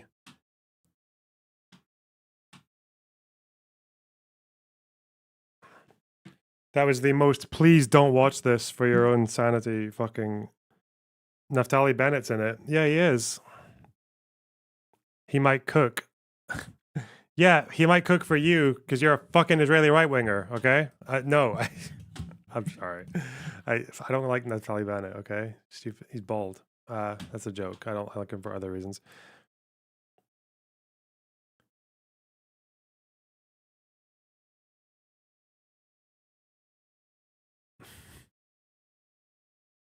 Ugh. I don't need the Naftali Bennett fucking Hasbroid soy clap. I'm far left for Israel. Far left for Israel means right wing, okay? Listen, I've met left wing Israelis, okay?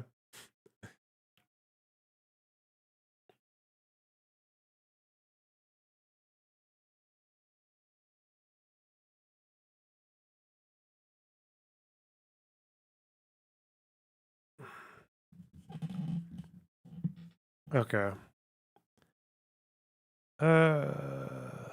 Liberal hawk. Yeah. It's fine. It's fine. Israel uses depleted uranium in Lebanon.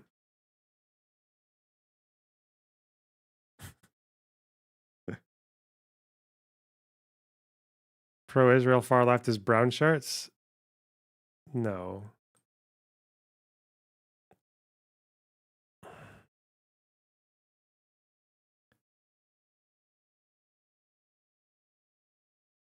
it leads to all sorts of health problems. I mean, like horrible birth defects.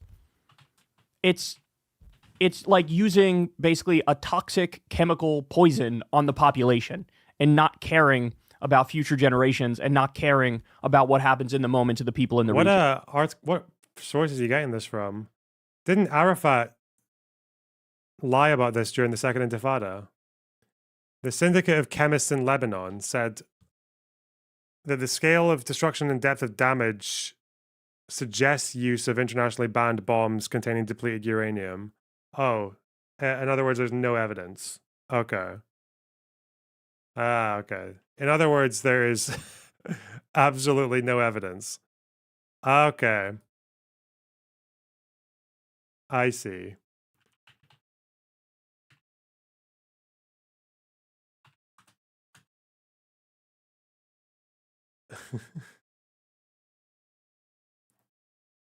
What's the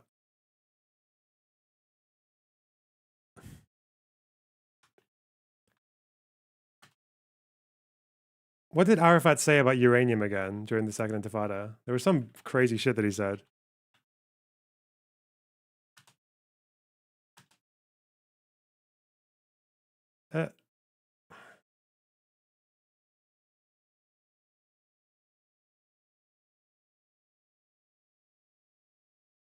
Once the curtain had fallen on the Taba talks, I went back to the task of arranging a leaders' summit that would cap our efforts with messages of goodwill and form a basis for resuming talks in the future. I recruited the UN Secretary General Kofi Annan for the task, and he even promised he would try to bring on board the new US Secretary of State Colin Powell. Ehud Barak had no objection. But just as he was getting into his stride, disaster struck as Arafat put yet another nail in the coffin to all our efforts for a decent ending. On Sunday, January 28, 2001, I could see the Leaders' Summit I had planned being consumed in the fire of Arafat's self-destructive actions. I had advanced knowledge that he planned to lash out at Israel in the Davos World Economic Forum for, according to his wild imagination, attacking his people with uranium. I called Kofi Annan, who was also in Davos, and urged him to stop the chairman from uttering such blatant lies. Annan hurried to the stage, but it was too late. Arafat had already launched into his slanderous speech. Israel is conducting a fascist war against our people. Israel is conducting a cruel, barbaric war against the Palestinians. Israel is conquering, destroying, and bombing the Palestinians with depleted uranium bombs. It's just,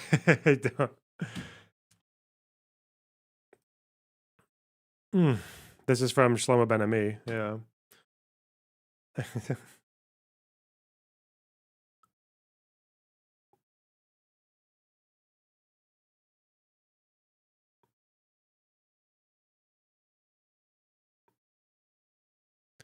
Yeah, well.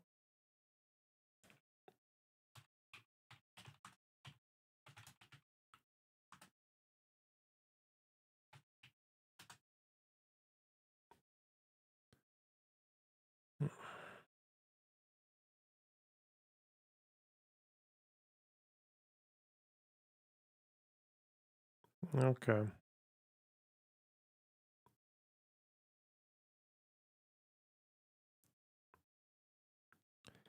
Okay.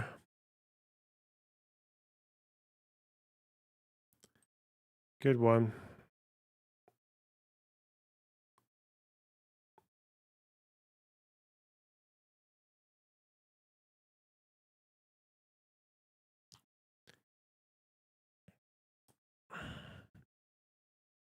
Now, guess what? By the way, I need to shrink this chat a little bit. It's a little bit too wide. There we go. That's nice.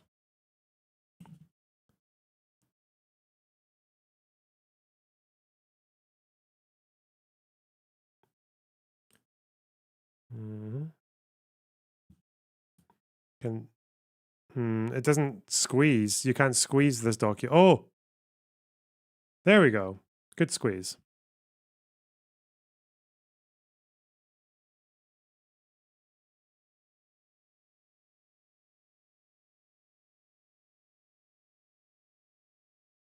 Found this from last year, the same dude. This fucking frame. What? What's he doing?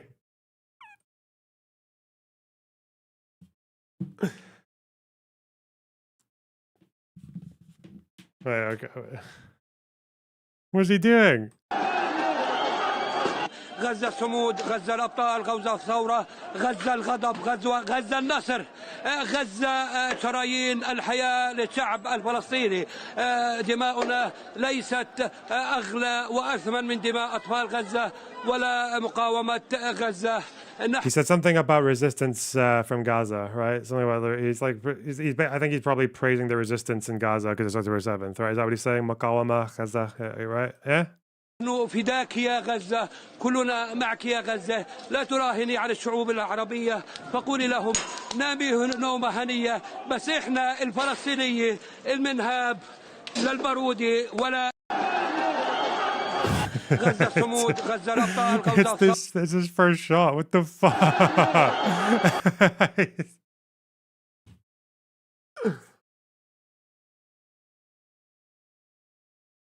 That's just peaceful protest, isn't it? You're allowed to do that. It's your First Amendment right. They have a First Amendment in West Bank, don't they? غزة الصمود، غزة الأبطال، غزة الثورة، غزة الغضب، غزة النصر، غزة شرايين الحياة للشعب الفلسطيني. دماؤنا ليست It looks like there's smoke coming out of his rocket. أغلى وأثمن من دماء أطفال غزة ولا مقاومة غزة. نحن فداك يا غزة، كلنا معك يا غزة، لا تراهني على الشعوب العربية، فقولي لهم نامي نومة هنية، بس إحنا There's like a fight going on just behind them, isn't there? Because you can hear stones getting thrown. المنهاب للبارودي ولا This fucking shot is so funny.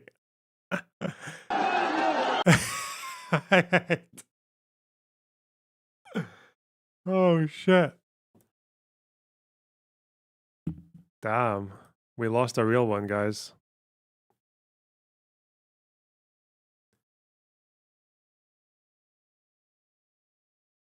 Our blood is, oh, it was translated. Okay. Our blood is not more precious than the blood of all people of Gaza. Dura, south of Hebron. Okay. Huh.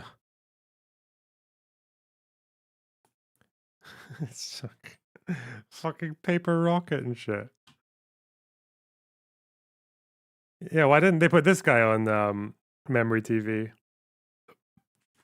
Why didn't Alexa TV hire this guy? He's much better than Farfor. All right.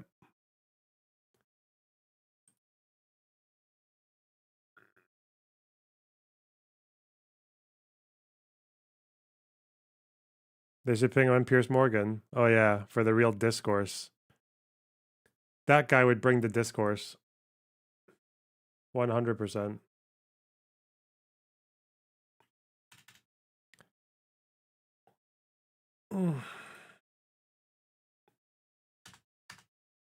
Fucking hell, man. All right. 2, 3, 4.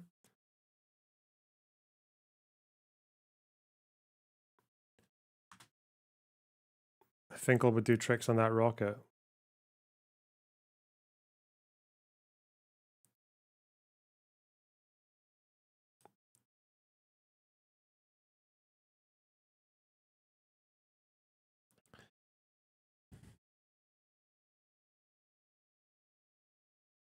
Okay. So we've read the executive summary, and this is the Security Report 19, Hezbollah in Syria. Okay, by Marissa Sullivan. Wow, white woman. Crazy. Okay. Definitely white woman. Hezbollah's deepening involvement in Syria is one of the most important factors of the conflict in 2013 and 14. Since the beginning of 2013, Hezbollah fighters have operated openly and in significant numbers across the border alongside their Syrian and Iraqi counterparts.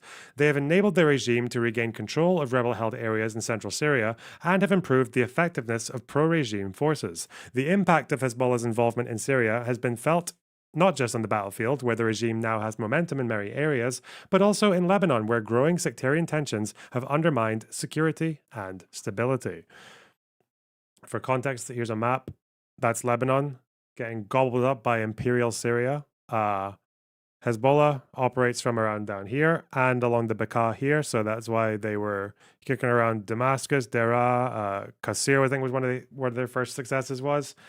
Homs, Hama, These are all Idlib, these are Aleppo, these are all like the bigger cities in Syria. It's all very close to Lebanon. Idlib's a bit further away. Okay. This is hard to follow. Can you go back to the funny rocket man?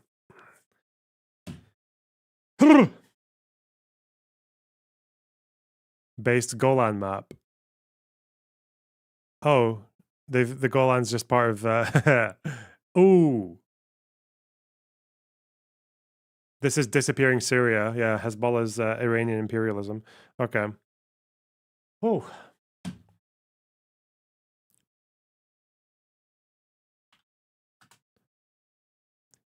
This paper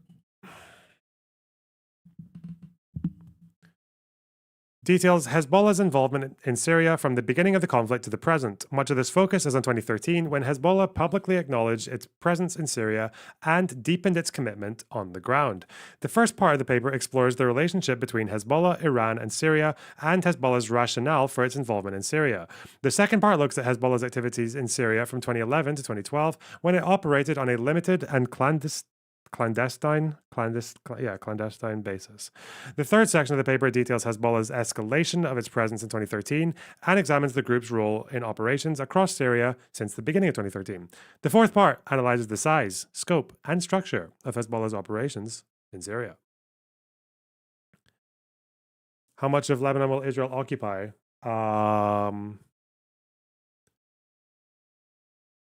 Hopefully all of it, right? Just Judaize the shit out of, I don't know. What? If they occupy, it'll probably be out to the Litani, but yeah, I don't know.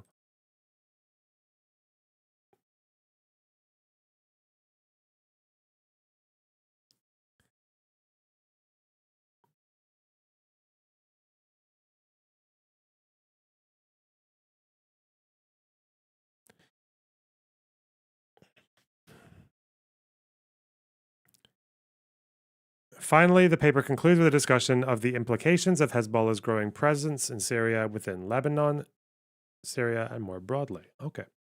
I think this paper is from 2014.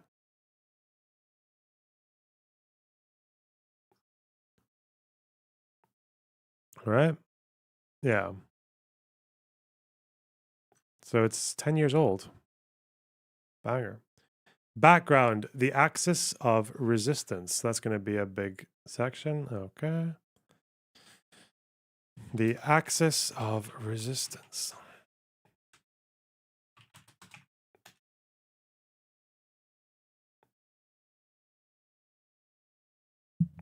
The Axis of Resistance is an Iran-led alliance of state and non-state actors in the Middle East that seeks to confront Western interests in the region, namely those of the United States and Israel. Historically, this alliance has included the Assad regime in Syria and Lebanese Hezbollah. In recent years, Iran has also cultivated Iraqi Shia militants and the newest members of this alliance.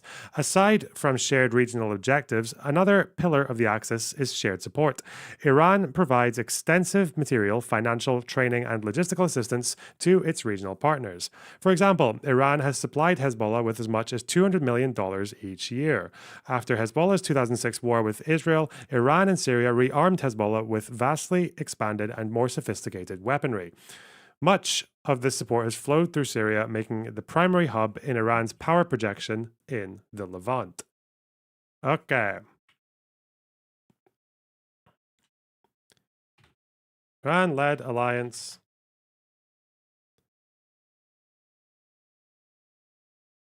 confronting Western interests in the region.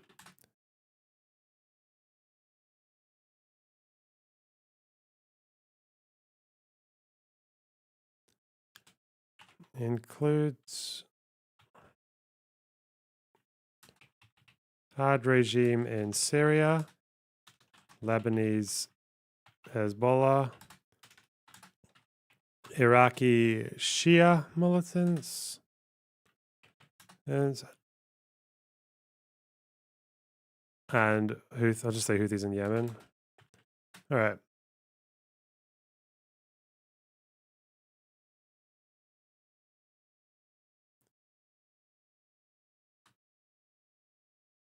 2014. Supplies Hezbollah with 200 million per year. And arms them through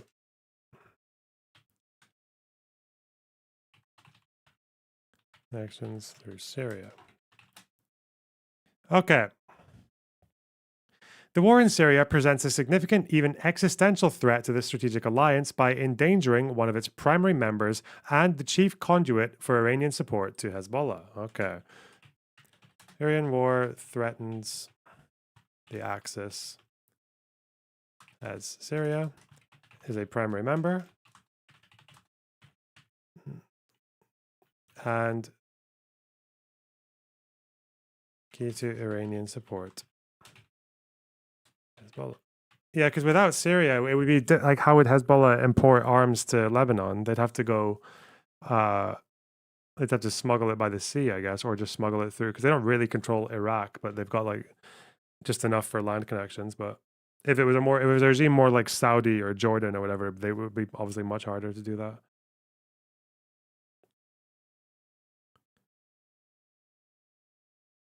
Tunnels. Can they tunnel under an entire country? What the fuck? I don't know if that's how tunneling works.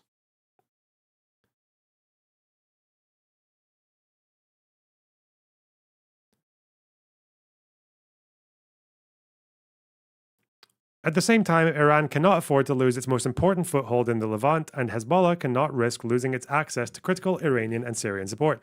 Maintaining the axis of resistance is also a matter of great ideological importance for Iran and its commitment to exporting its Islamic revolutionary principles. For all of those reasons, Iran will go to great lengths to preserve its foothold in Syria. It's interesting that the axis is about Islamic revolutionary principles, but Assad was a secular leader who calls himself a socialist, right? It's very, and is Assad not Sunni as well? He is, right? There's not that many, there are barely any Shias in Syria.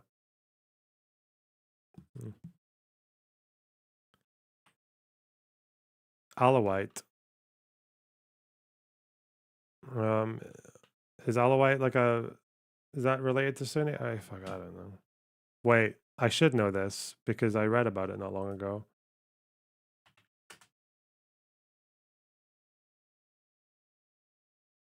It's just separate, isn't it? What? Splintered from Shia Muslim or Islam early on. Oh, it's not really okay. Oh. Yeah. But it didn't really matter because he's like a fucking secularist, isn't he? Assad, at least on paper.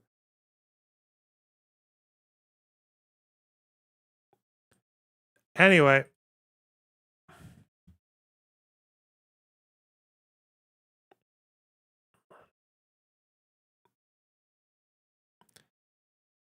Hezbollah's importance to Syria. Okay.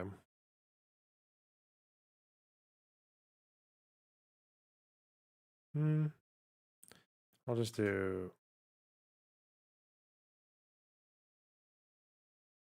I'm trying to think. I do like that. No, I want it collapsible. Wait, what? What if I do this? Will this do it? Hey! Thought there was a quick way to do that. Okay.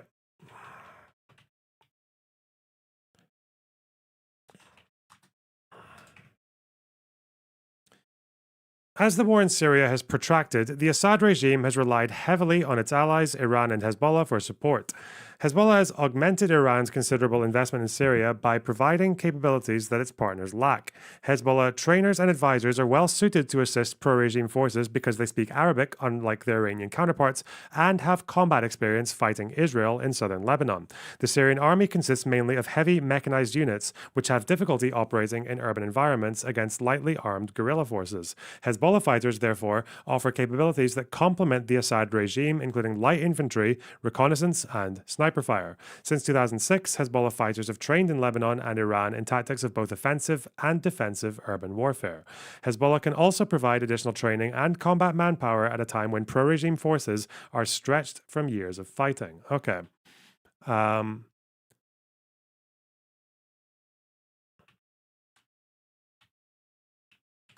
trainers and advisors can help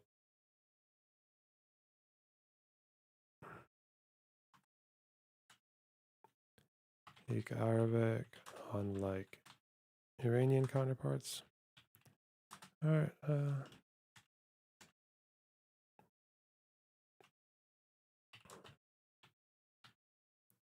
Fighters have experience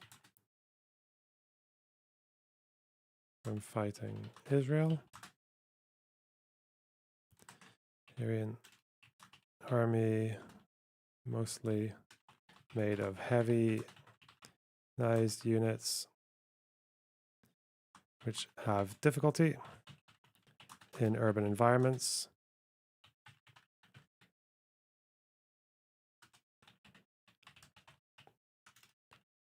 Here's offer military capabilities such as light infantry, reconnaissance, and sniper fire.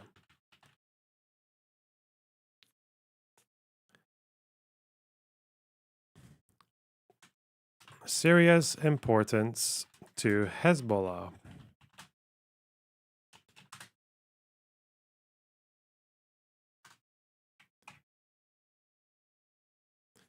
Syria's importance to Hezbollah cannot be understated. Hezbollah views its organization as the front line in the confrontation with Israel and sees Syria as its rearguard. Hezbollah chief Hassan Nasrallah called Syria the backbone of the resistance in his May 2013 speech, in which he openly acknowledged Hezbollah's involvement in Syria on behalf of the Assad regime. Without the ability to operate within Syria, Iranian support to Hezbollah becomes much more difficult and risks interdiction. And Hezbollah's own military capabilities and readiness would suffer without access to this military and financial assistance. Okay.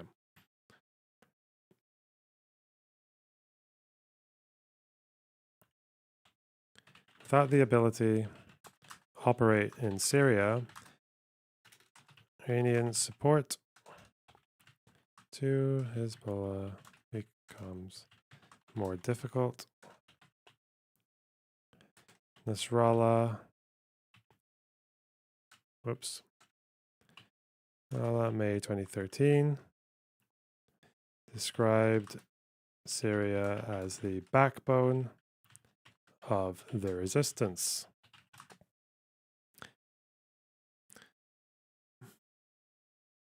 The Assad regime has played a vital role in the transfer of weapons, equipment, and money from Iran to Hezbollah in Lebanon. The Iranian regime has flown large numbers of weapons to Damascus, including thousands of rockets, as well as accurate and long-range surface-to-surface missiles. Iran has used civilian aircraft in Turkish airspace for these flights, although the air routes have shifted to Iraq on account of more stringent Turkish controls and Iraq's own challenges in policing its airspace. Some of these supplies remain in Syria, whilst those destined for Hezbollah are transported along ground lines of communication into Lebanon. As the May 2013 Israeli airstrikes against suspected weapons transfers have demonstrated, Syria remains a vital conduit for Iranian support to Hezbollah, even as the Assad regime fights for its own survival. Assad regime plays a vital role in transfer of weapons, equipment, and money from Iran to Hezbollah.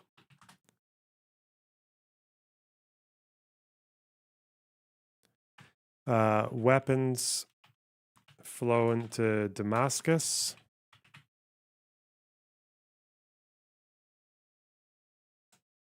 Use of Iraqi airspace, which is harder to police, which is less well policed than Turkish.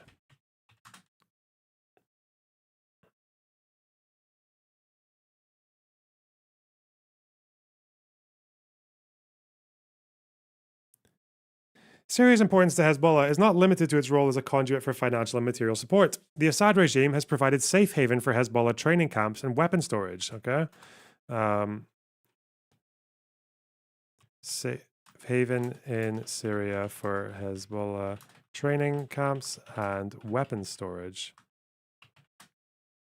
Some of these training camps in Syria are located near suspected chemical weapons depots, a development that has worried US officials. Wow. Okay. Hezbollah's strategy in Syria. Hezbollah has become more deeply involved in Syria as the conflict has protracted given these mutual interests. Hezbollah's support for Assad seeks to achieve three broad objectives. First, Hezbollah seeks to preserve the axis of resistance by shoring up the military capabilities of the Assad regime. It is doing this through the provision of training and assistance, and more recently, through direct combat involvement. Second, Hezbollah also seeks to retain access to Iranian and Syrian material support by securing the lines of communication that run from Damascus to Lebanon from any rebel interference.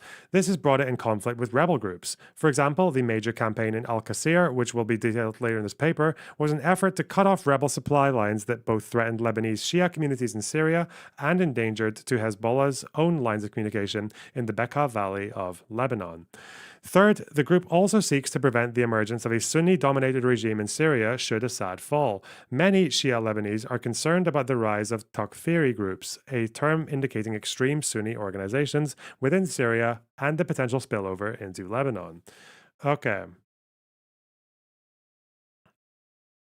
Provision of training and assistance, as well as direct combat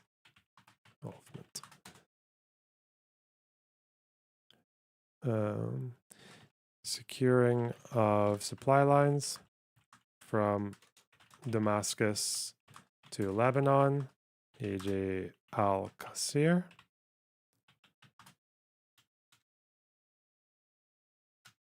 Qusayr? I don't know. Or Qusayr? Don't know how to say that.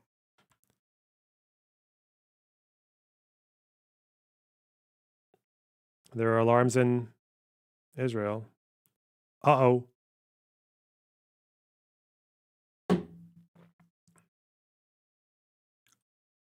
Well, shit.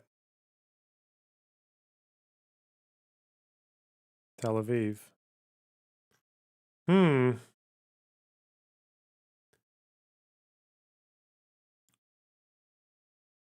Wait. Is the channel? Where's the guy?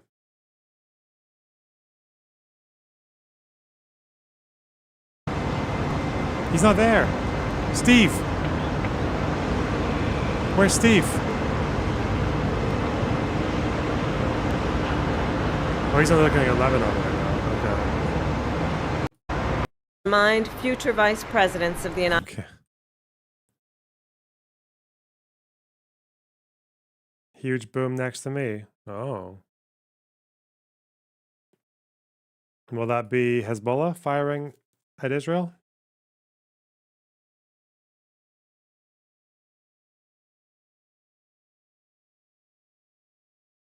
Their chat's full of people saying they've got Tel Aviv. Shit. Oh, hey, I hear them too now. Wow. Apparently Tel Aviv is getting pounded. What? No, shut up.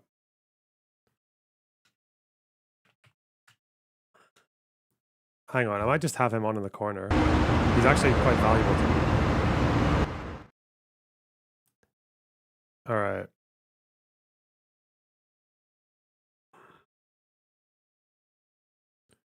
There you go. Put Steve up there. Okay, Steve can keep us in check.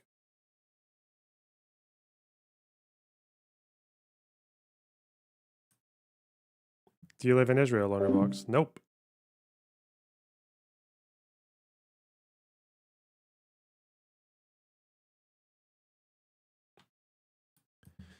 Right.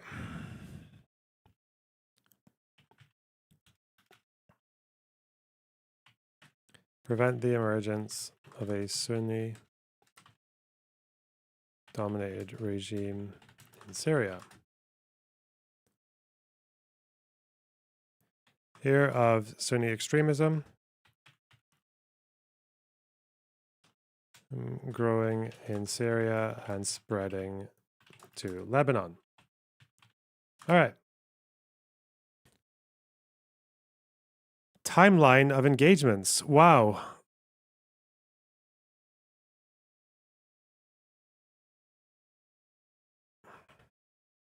Backbone, Syria, operations, role in Aleppo. Okay, it's just about Hezbollah advancing into Syria. We'll go through this anyway. Okay. This has incentivized Hezbollah to fight these groups in Syria to prevent them from strengthening and expanding into Lebanon. As the conflict has taken a more sectarian turn, Hezbollah has also portrayed itself as the defender of the Shia in Syria. It has positioned its forces in defense of important Shia religious sites, most notably the Sayyida Zainab Shrine in Damascus. Hezbollah has also sought to protect Lebanese Shia living in Syria, particularly those along the border with Lebanon.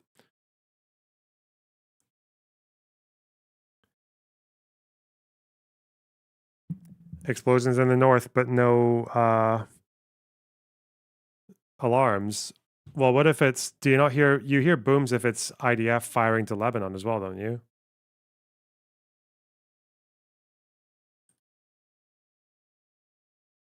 Listen, Steve's got us in up there. Just let me know if you see Steve fucking jumping around, then we'll see what's going on.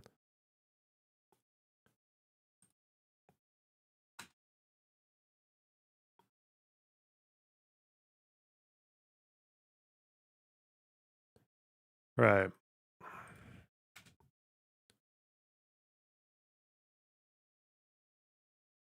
So this is all about the axis of resistance. Okay.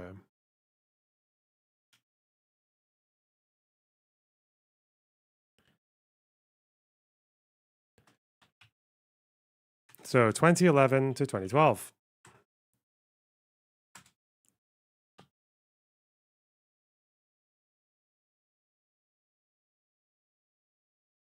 There's a video in the Discord. Oh, God. Good.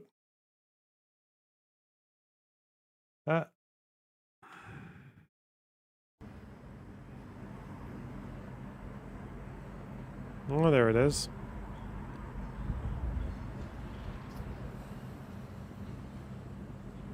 Wait, is it hitting a building? No, it's going past it. Okay, Jesus. Fuck. Okay.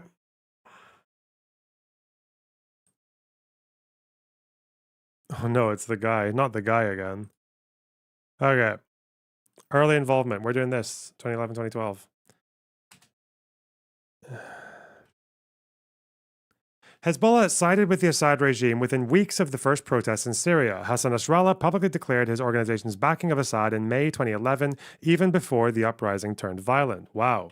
Nasrallah declared support for Assad. Oh, he's got cameras on Tel Aviv now.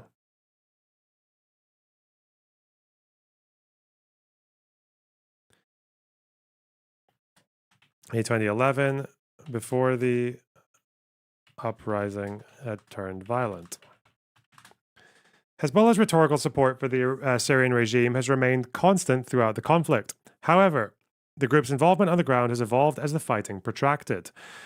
Hezbollah's activities in Syria in the early years of the conflict were limited in size and scope primarily to advisory and support roles. This was likely a result of the organization's reluctance to get drawn into the fighting in Syria for fear of its consequences for detrimental effects that such involvement might have for Lebanon's stability and for Hezbollah's standing. Stop touching your face. It's gonna get oh yeah. Fuck you.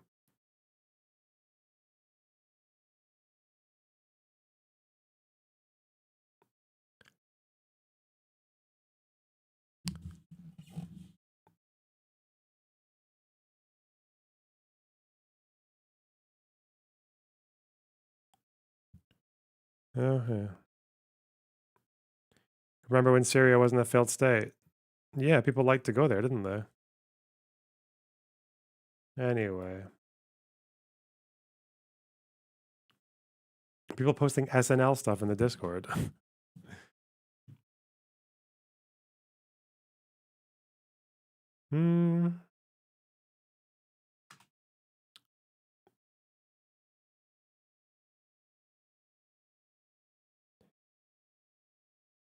early limited role.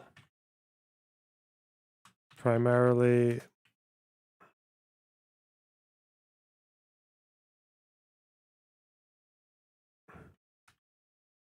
and support.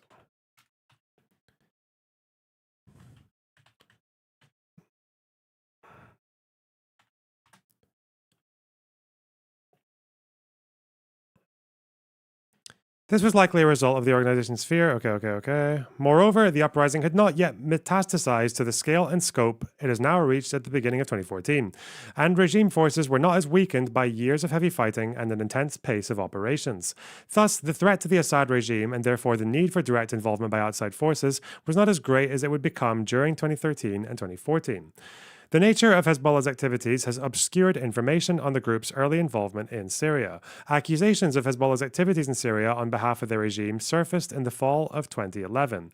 For example, in September 2011, Lebanese media reported that several Hezbollah fighters were killed in Syria, where they were assisting the Assad regime's crackdown on supporters. Ooh.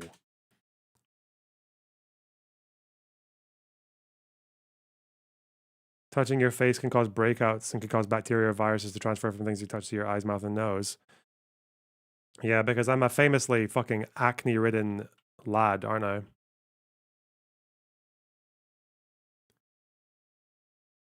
I'm dripping with the stuff. Can. Yeah? Can. Lots of things can happen. Okay, I'm just saying. I know you're not really supposed to.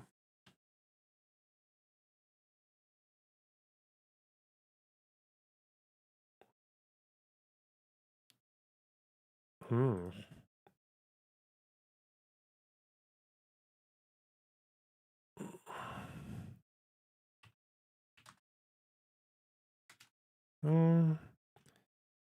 Late 2011. September 2011, Lebanese media reports that several Hezbollah fighters were killed in Syria as they assisted in Assad's crackdown.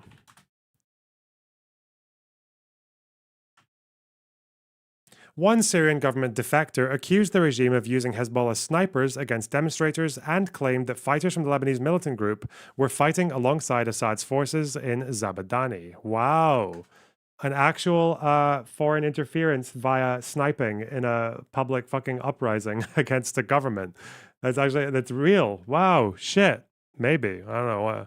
One Syrian government defector accused the regime of using Hezbollah snipers against demonstrators.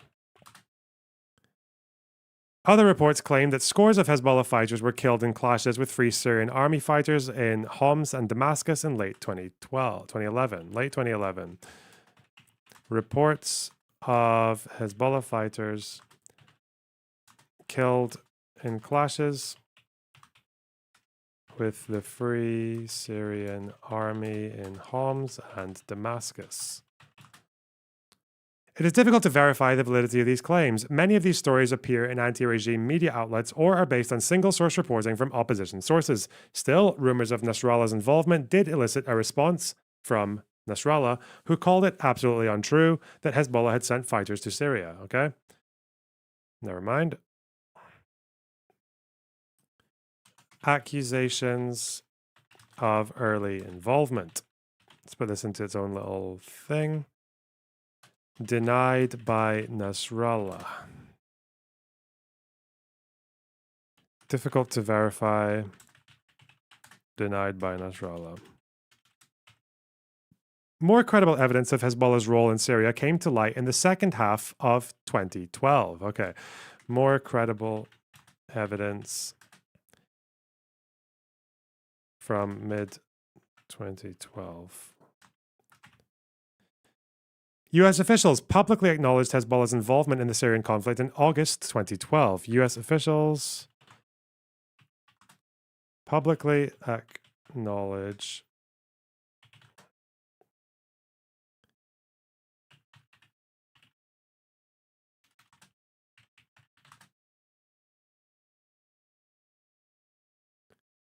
Involvement in Syria in August 2012. According to a U.S. Treasury designation, Hezbollah has since early 2011 directly trained Syrian government personnel inside Syria and has facilitated the training of Syrian forces by Iran's terrorist arm, the IRGC Quds Force. Hezbollah has also played a substantial role in efforts to expel Syrian opposition forces from areas within Syria. The official designation lent credence to other reports that members of Hezbollah's Unit 910, an elite commando force that conducts clandestine activities outside of Lebanon, has assisted the Syrian military in and around Homs during the summer of 2012. Other reports of Hezbollah elite unit, Unit 910, assisting the Syrian army military in Homs. I remember reading about Homs when I was working in a shop. I remember grabbing the newspaper and looking at all the fucking destruction and being like, what the fuck? All right. That was wild.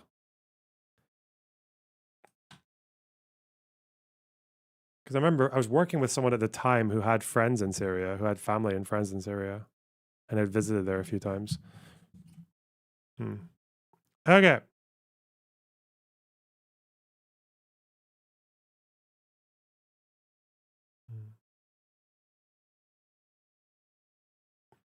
Should I quote the US thing? Should I do the quote thing? The quote meme. How do I do it again? Quote. And that. US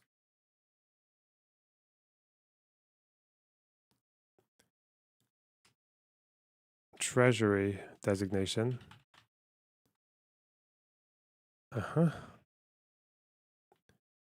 And they say directly trained Syrian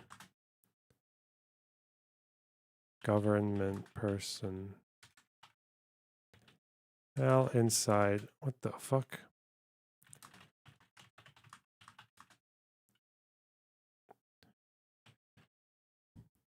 The training of Syrian forces by Iran's terrorist arm, the Islamic Revolutionary Guard Corps,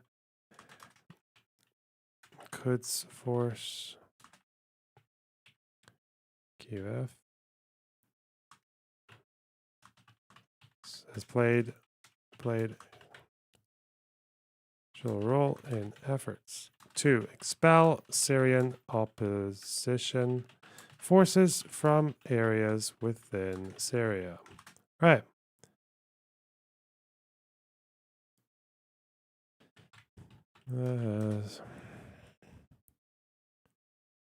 Whoa. Wait, why is it doing it like that? What the fuck? Huh.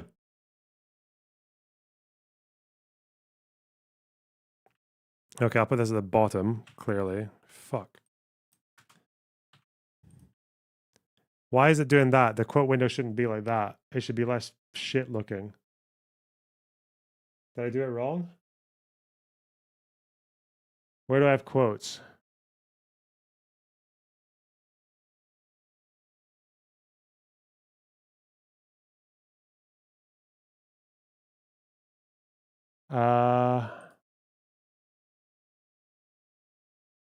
Right here. Huh. How do I do this one? It's the thing and then a space? Is it because there's a space? Okay. Why aren't you copying and pasting the quote? I don't know, I just like to type it. Makes me happy. I'm trying to improve my typing speed. Okay, fuck this. Fucking space? Bro! Why? Why are you like this? Oh. Okay. Got him. Wait. Okay. It's fine.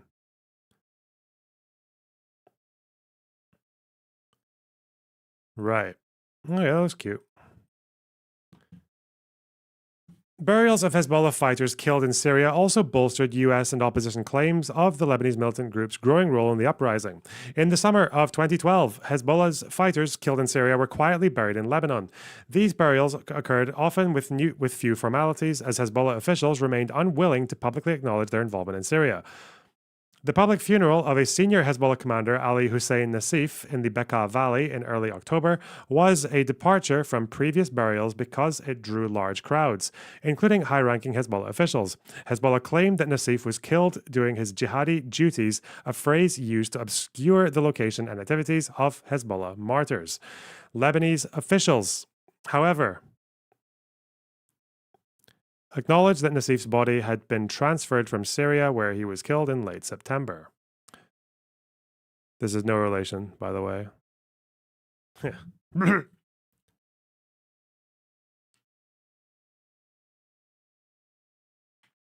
Initial Hezbollah reluctance to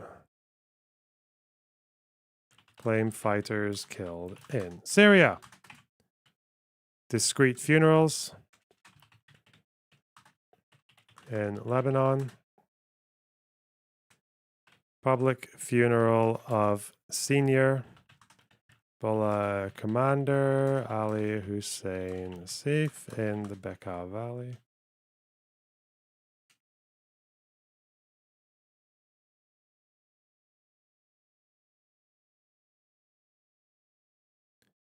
Stood out because it drew large crowds. Damn, could have been me.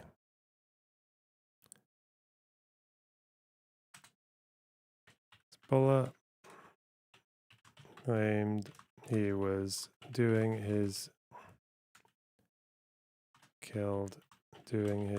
jihadist duties. Lebanese officials later clarified that he had been transferred from Syria, where he was killed.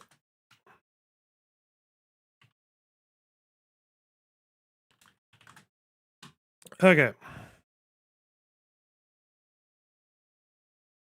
According to reports by Free Syrian Army fighters and anti-regime activists, Nassif was killed south of Al-Qusayr when an improvised explosion device targeted his convoy. It is unclear what Nassif was doing in Syria, but the reported location of his death was an area where opposition members accused Hezbollah of operating alongside Syrian forces in an effort to clear rebel pockets. Did Hezbollah commit war crimes in Syria? As we're about to find out, think so. I think we're about to find out that it's a yes. But, ooh.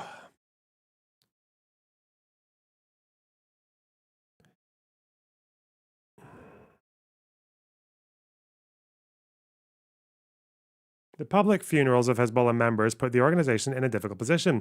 Facing growing scrutiny over the group's role in Syria, Nasrallah denied that his organization was fighting alongside the Assad regime in a speech in mid-October 2012.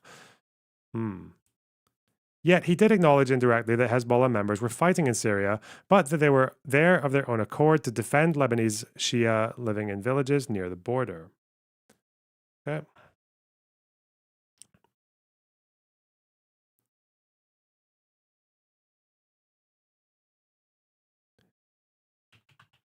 Denied.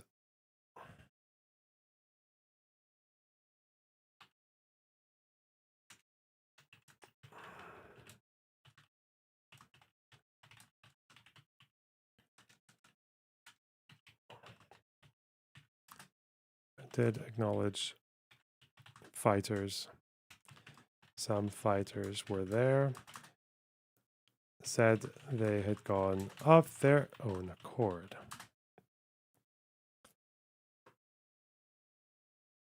October 2012. Right. Escalating role in 2013, sorry. What's the point in denying it? there are lots of Sunnis who live in Lebanon, and they probably didn't know how the war was going to go to begin with, and they thought that it might be better to be discreet that they were supporting Assad, a very unpopular person in Lebanon, for as long as they could, because if Assad lost, then Hezbollah would look really stupid and get a lot of blowback. So at least, yeah, just hide it as much as you can for as long as you can. Made sense politically on a domestic level. Internationally, as well, you want to keep eyes off of you for as long as possible. Especially those treacherous American eyes, right? That's my guess. If I was Hezbollah, that's why I'd want to hide it for a while.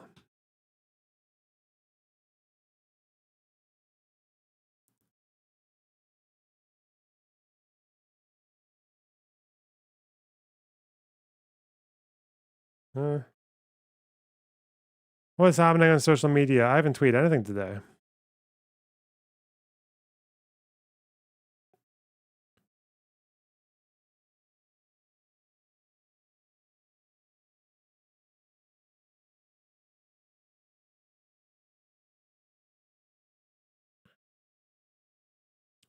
Pro tip, if you support Hamas, live in America, and aren't indigenous, you have to give your house to a Native American family forcibly displaced by your ancestors 100 or 200 years ago, or you could just be a hypocrite. Good one. I said that. I said that last year.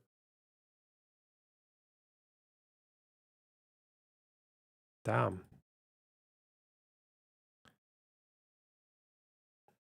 Omega lol.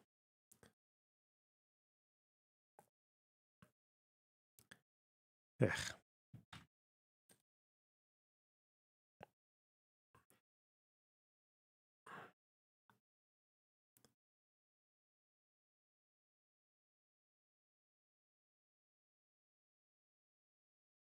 I will say, you guys, the reward system for me doing research is not really playing up very well, okay? We got lack of chat activity, lack of donos, lack of new members. It's crazy, chat. What the fuck? Am I just doing all this for free? What? Oh, we had like 1,300 viewers earlier. Still nearly 1,000. That's cool. All right. Hezbollah's role in Syria shifted dramatically in early 2013 from what was primarily an advisory mission to one in which Hezbollah forces assumed a direct combat role, operating in larger numbers alongside Syrian military and paramilitary forces. They also expanded their efforts to train a reorganized pro-Assad paramilitary force. The extent of Hezbollah's contribution remains murky, but their impact on the battlefield in 2013 is without question. 1K on a reading stream is neat, no? Yeah, that is. Yeah, that's great. You're paying me an exposure. That's true. Because I guess I got the ads going and shit. Aggressive advertising. That's what we need. What the fuck? They go by... Oh, they go by the Red Sea. To Latakia. I didn't know that. And then by air over Iraq. Huh. By land via Turkey. Does Turkey not stop Iranian fucking arms going to Syria? Okay. Huh. NATO, eh?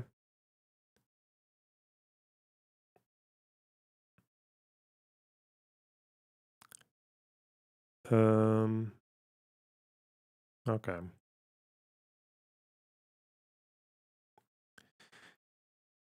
Late 2012 and early 2013 was low point for the Assad regime and its Iranian backers. Okay.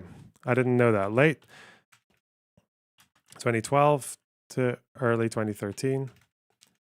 In early 2013. Low point for the... was a low point for the Assad regime. Oh, I put regime in capitals. The pace of fighting had strained the Assad military regime's capabilities, and there was an increasing pessimism about the survivability of the regime. Rebel forces were gaining ground in Aleppo and in the north. The conflict was becoming increasingly sectarian, and Al-Qaeda-aligned groups like Jabhat al-Nusra were assuming a more prominent role in Syria. Iran had also suffered important losses in Syria.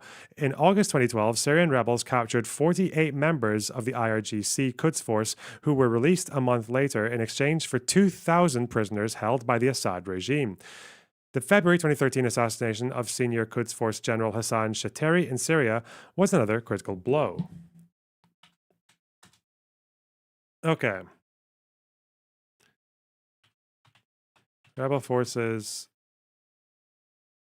made gains in Aleppo and the north. Al-Qaeda aligned groups. Jabhat al-Nusra gained more prominent roles.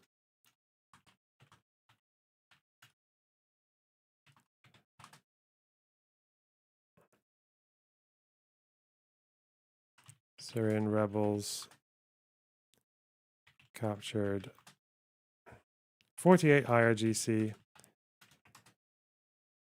Quds Force members and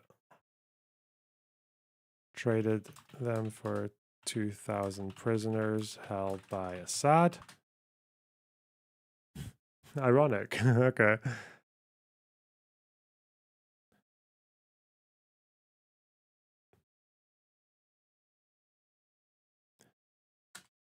Assassination of senior Quds Force General Hassan Shateri in early 2013. Okay. Iran increased its commitment to the Assad regime during this time, stepping up its efforts to reverse the situation in Syria. IRGC Quds Force Commander Qasem Soleimani made regular visits to Damascus to personally oversee operations. Wow. Ooh, who that guy? Iran steps up support. IRGC Quds Force Commander Qasem Soleimani. Regular visits to Damascus to oversee operations. This is the guy that Trump killed, right? Captain Dan the Fireman, thanks for the $5. This is what is most valuable, giving people information that isn't easy to find, that is extremely informative. Thank you for your work. Wow, I really appreciate that. Thank you so much. Wow.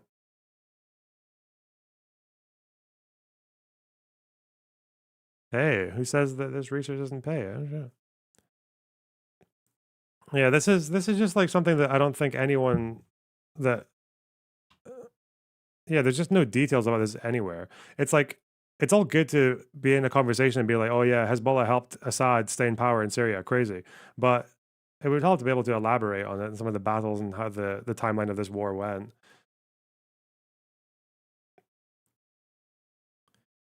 Anyway. Also present at Soleimani's headquarters in Damascus were the top commanders of Syria's military, a Hezbollah commander and a coordinator for Iraqi Shia militants. Iran also increased the pace of its supply flights and ramped up its presence of IRGC Quds Force advisors across the country. Okay. The Assad regime, at the urging of Iran, adjusted its strategy for the coming year and sought to focus on several key areas rather than trying to conduct operations against multiple fronts simultaneously.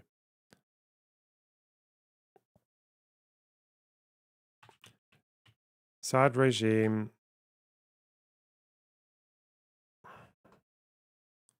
at the urging of Iran changed its strategy to focus towards focusing on key areas rather than fighting on multiple fronts. Fuck me. The regime intended to concentrate first on Damascus and the areas that link the capital to Homs and the coast in order to consolidate control over these areas before pushing further north and east. Okay.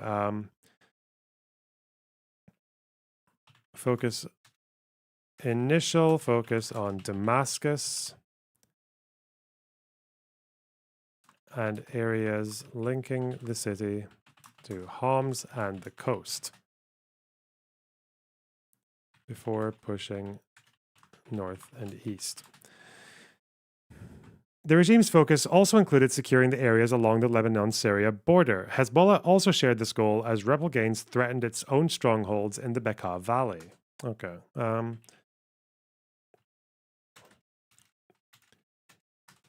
Regime also focused on securing areas along the Lebanon-Syria border.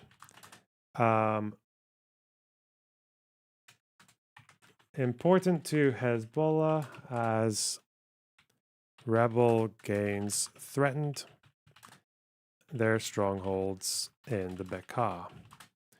The Syrian regime also embarked on a reorganization of its paramilitary forces in late 2012.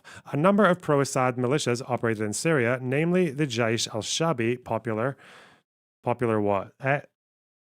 Army and the Shabia. Okay.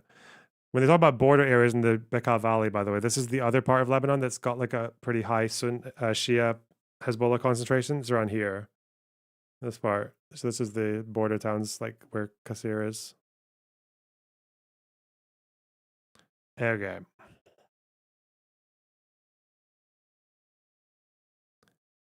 These groups were primarily Alawite, drawn from local communities as a neighborhood watch force. Many of these groups were folded into a newly created National Defense Force, a national paramilitary force intended to resemble Iran's Basij force. Indeed, Brigadier General Hussein Hamidani, a former Basij deputy commander, was involved in the efforts to stand up the paramilitary force. Other sources say Hamidani also directs operations in Syria and oversees Iranian arms shipments to Hezbollah. Okay. Consolidation of primarily Alawite local paramilitaries forces into a newly created. That's a term I haven't heard in a long time. What term?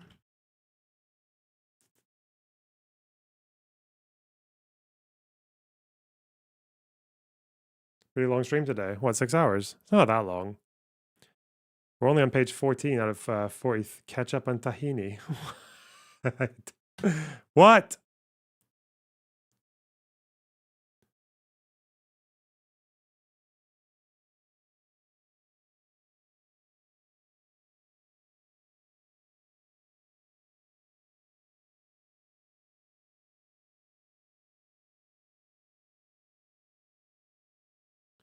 What is this?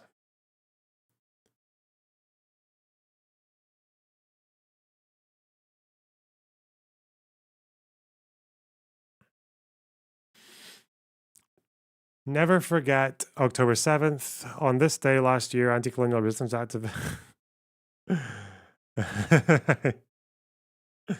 Okay.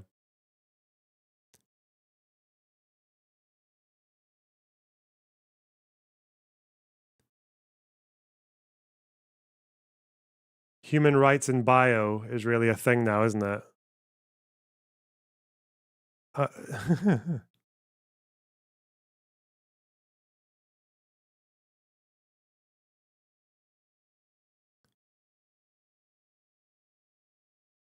Well.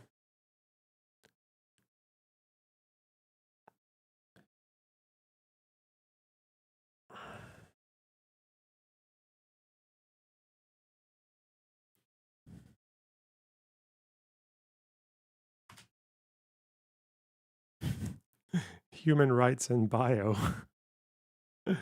Oh no.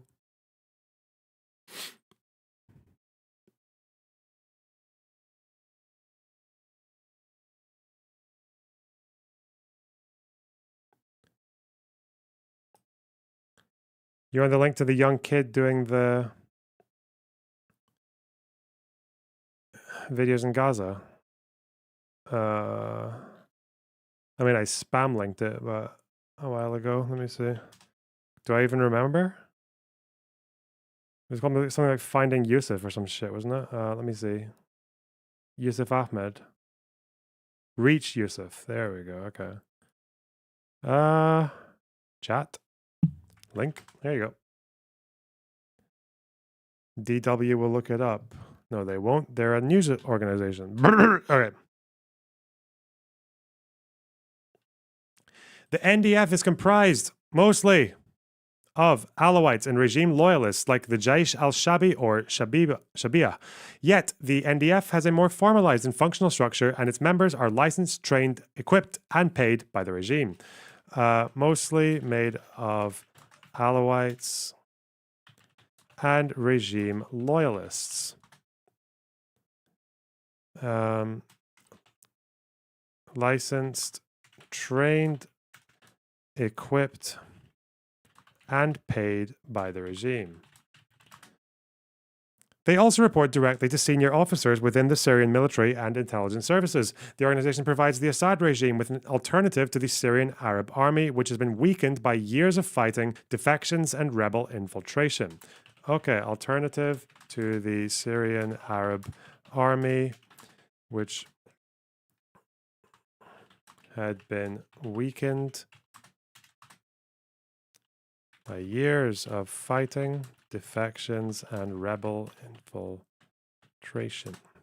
The NDF numbered around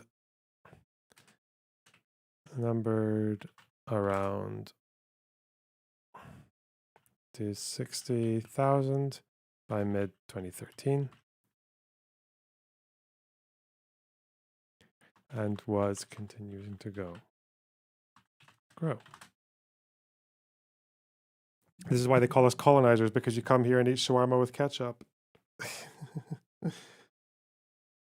Oh no.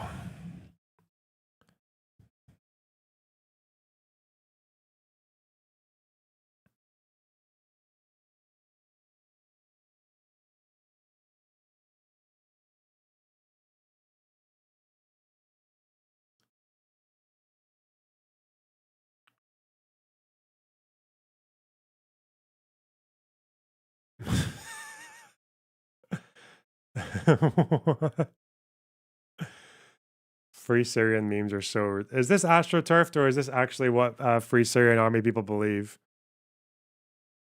Do you think Israel will stop after pushing Hezbollah after the Litani? Well, I don't fucking know.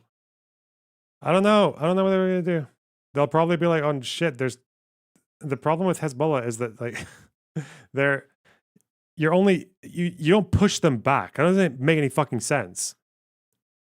Because they live in the towns that are being occupied by Israel. It's not about pushing them back. It should be about, you'd ideally be disarming them at a certain point. But even then, like, a lot of their long-range arms can go past the Litani anyway. They can still fire missiles from behind the Litani. There'll just be less of them. Maybe easier to intercept, but they'll still be doing it. Hezbollah doesn't stop being a threat just because all their arms are north of the fucking river.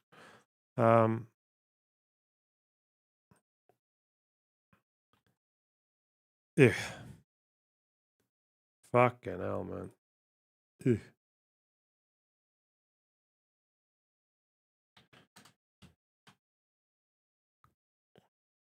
Hard times, bro. All right, what am I doing? Sorry, missiles. Goddamn missiles, bro. Stop firing the goddamn missiles. Okay.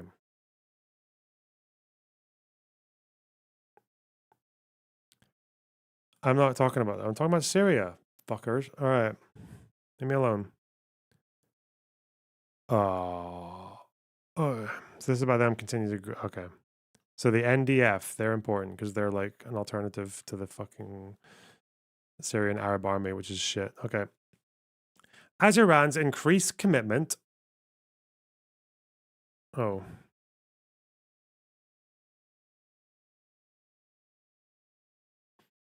To Assad's survival, Hezbollah also stepped up its activities in Syria on behalf of the Assad regime. This was likely the result of Iranian encouragement as well as mutual interests. One avenue for Hezbollah's deepened involvement was its role in the creation and expansion of the NDF. Hezbollah operatives have trained NDF members throughout Syria, including Latakia, Homs, Damascus, and Aleppo. As previously mentioned, Hezbollah's combat experience in unconventional and urban warfare, light infantry capability, and common language made it an ideal training force for Syrian paramilitaries. Hezbollah has instructed NDF recruits in basic combat skills, urban warfare, and guerrilla tactics, while others are taught specialized tactics such as infiltration, surveillance, and intelligence collection. Others have even been flown from Latakia to Tehran to receive additional training at Iranian camps, where Hezbollah trainers also operated. Hezbollah has also partnered with the NDF on the battlefield, a development that will be discussed in greater detail below. Oh. Why are you guys being so annoying? What is Aleppo? Shut the fuck up.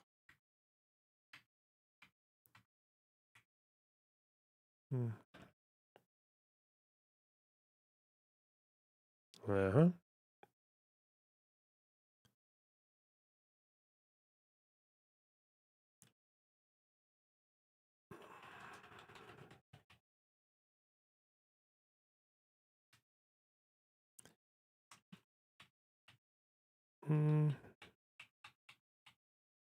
Go here.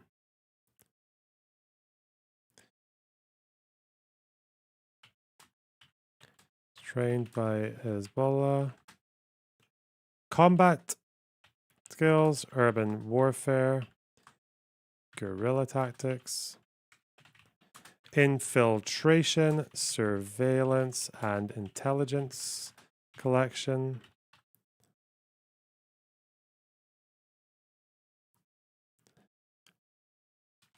Some NDF members flown to Tehran to train in Iranian camps. A more dramatic shift in Hezbollah's role in Syria came in late spring 2013. Nasrallah made 2 trips to Tehran in April where he met with Soleimani, Khamenei, and other senior Iranian officials to discuss the situation in Syria. Unconfirmed reports on the meetings allege that Khamenei pressed Nasrallah for a greater Hezbollah commitment to Syria. While the exact nature of the talks is now known, within days of Nasrallah's return to Beirut, the Hezbollah leader gave a speech on April 30th in which he acknowledged Hezbollah's efforts in Syria on behalf of the Assad regime for the first time. Okay. Nasrallah flies to Iran, meets with Soleimani, Khamenei, and other senior officials.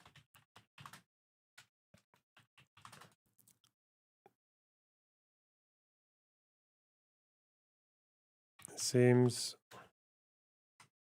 reports that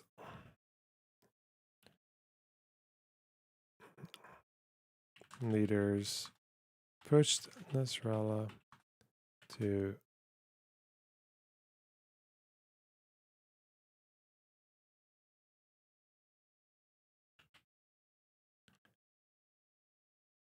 commit harder.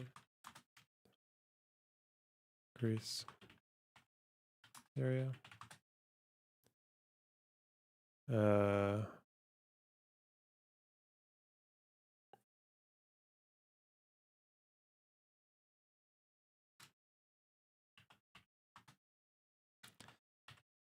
April 30th, 2013.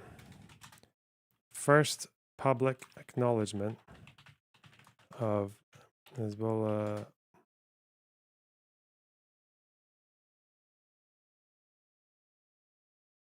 efforts to support behalf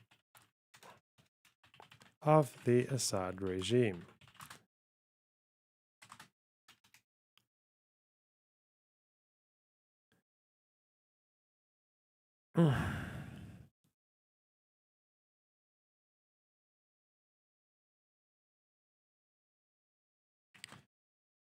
Hezbollah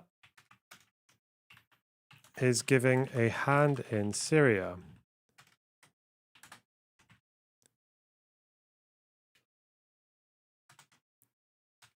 Warning that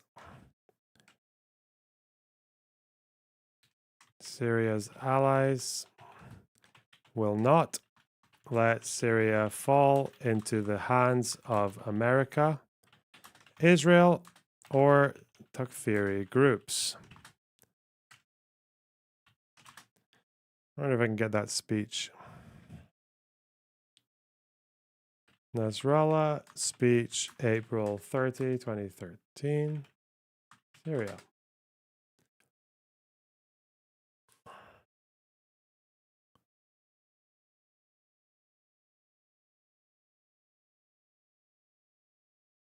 Oh yeah, there are loads of news reports on it from that day, April 30th.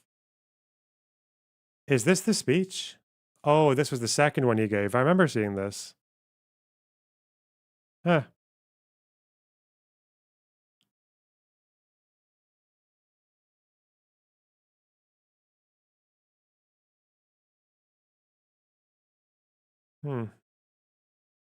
Well, this was it. Full speech, April 30th. ShiaTV.net. Let's go.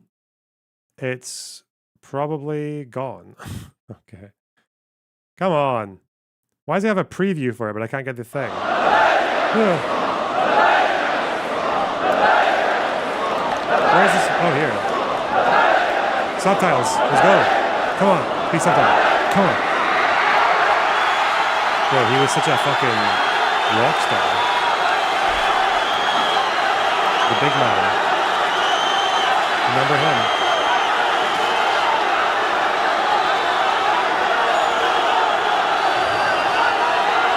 Why does it have a fucking socialist, like, electronic resistance? It's going to be subtitled. I was going to see what he said.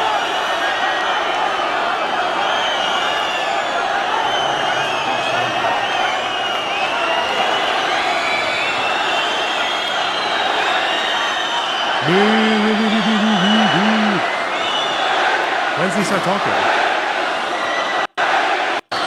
Okay, there we go. ارتاحوا تفضلوا. أنا بس دقيقة بدي أفتل من هونيك على المنبر إن شاء الله. دقيقة بس.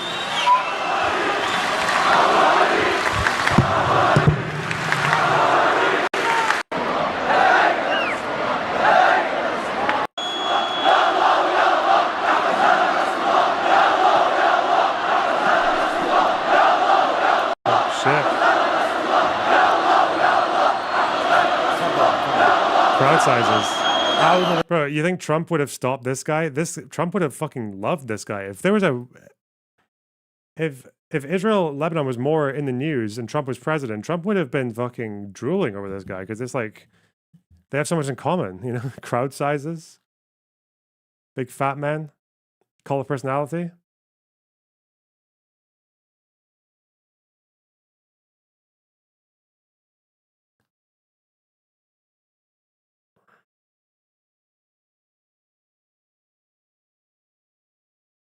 Yeah.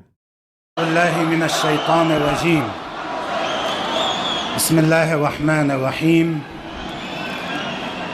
ارتاحوا تفضلوا. الحمد لله رب العالمين. والصلاة والسلام على وأصحابه الأخيار ورحمة بيان للتواني آخر يوم جمعة من شهر رمضان المبارك كيوم عالمي للقدس. هذه الدعوة التي أكد عليها بعد رحيله أكد عليها سماحة الإمام السيد علي الخامنئي دام ظله الشريف. هدف الدعوة هو تذكير المسلمين والعالم بقضية القدس وفلسطين ومنعها من الدخول في دائرة النسيان والاستفادة من هذه Did he really I think it's because the Free Syrian Army was more sympathetic to the West, right? And Western powers were more sympathetic to them. Is it because the fear of the Free Syrian Army taking control in Syria was linked up to the fear of Syria becoming more aligned with the West and towards Israel, and therefore against, like, less of a vessel of resistance against Palestine? Is that basically all he had to do? Is you just had to, like, show the connection that tied Hezbollah's interests in Syria to Palestine to make it more, like, fucking digestible and shit. المناسبة العظيمة في شهر الله للتوعية والتعبئة وحشد طاقات الأمة من أجل إنقاذ القدس وفلسطين من أيدي المحتلين الصهاينة، وهي مناسبة لتسليط الضوء على ما تتعرض له فلسطين وشعبها ب48 أو بال67 أو بالشتات أو بالقدس الشرقية أو في صحراء النقب، ما يتعرض له هذا الشعب من حصار وتجويع، وهذه الأرض من تهويد، وهذه المقدسات من مخاطر. اليوم في 2 آب 2013 نحن أحوج ما نكون إلى إحياء هذه المناسبة. Wait, this is August. This وإنني is your speech. أتوجه بالشكر إليكم جميعا. I thought this was fucking September. Fuck off. Okay, so it's not even about Syria. It might be about Syria anyway, but... No, because September was the first... No, it was April. Oh, God. Why did it say April 30th? Okay, that's weird. Oh, well, all that. We got the wrong fucking speech. Nice one. Wait, when was the second one that you gave? May 9th. Okay, it's not even that. Ugh. Oh, it's under listings. Ah. Okay, where's the April 30th one? Is it here? April. Ah. Got it. Okay, here's the one. Important. We'll switch now live to Lebanon. The Hezbollah Secretary General said Hassan Nasrallah speaking. 50 minutes. As quickly as possible, because all the issues are sensitive and... Oh my God, this guy he's been doing the dubs for over 10 years. This is the same guy that was who did the voiceover for the last speech. Delicate. And so we must follow up all of these events, and all of the people of the region and Lebanon must monitor what is going on, because it concerns all of our fate, whether it be the regional situation or the local situation. First of all, regarding Israel, the most important thing we have to say regarding Israel is what happened a few days ago. The Israelis alleged that they shot down an unmanned drone, and they alleged that it entered from Lebanese airspace into the airspace of occupied Palestine, and it was shot down near the city of Haifa, on the coast. The Israeli media outlets, of course, and the Israeli analysts and the Israeli observers accused directly. There are people who want to debate, but they're playing chess. After following up the situation with the concerned sides in Hezbollah, They want to debate me or they want to debate each other? Until that day, until today, no official accusation was made by Israeli officials against Hezbollah.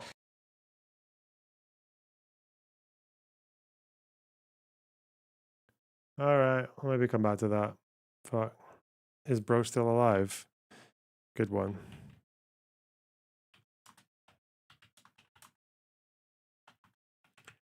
I wonder what their footnote has. Oh, there's another one. Shia TV just has all of it. The fuck? Is it a shorter one? They're all an hour long, bro. What the fuck? With the English voiceover. We're now live to Lebanon to hear a speech. Press TV. Nice one.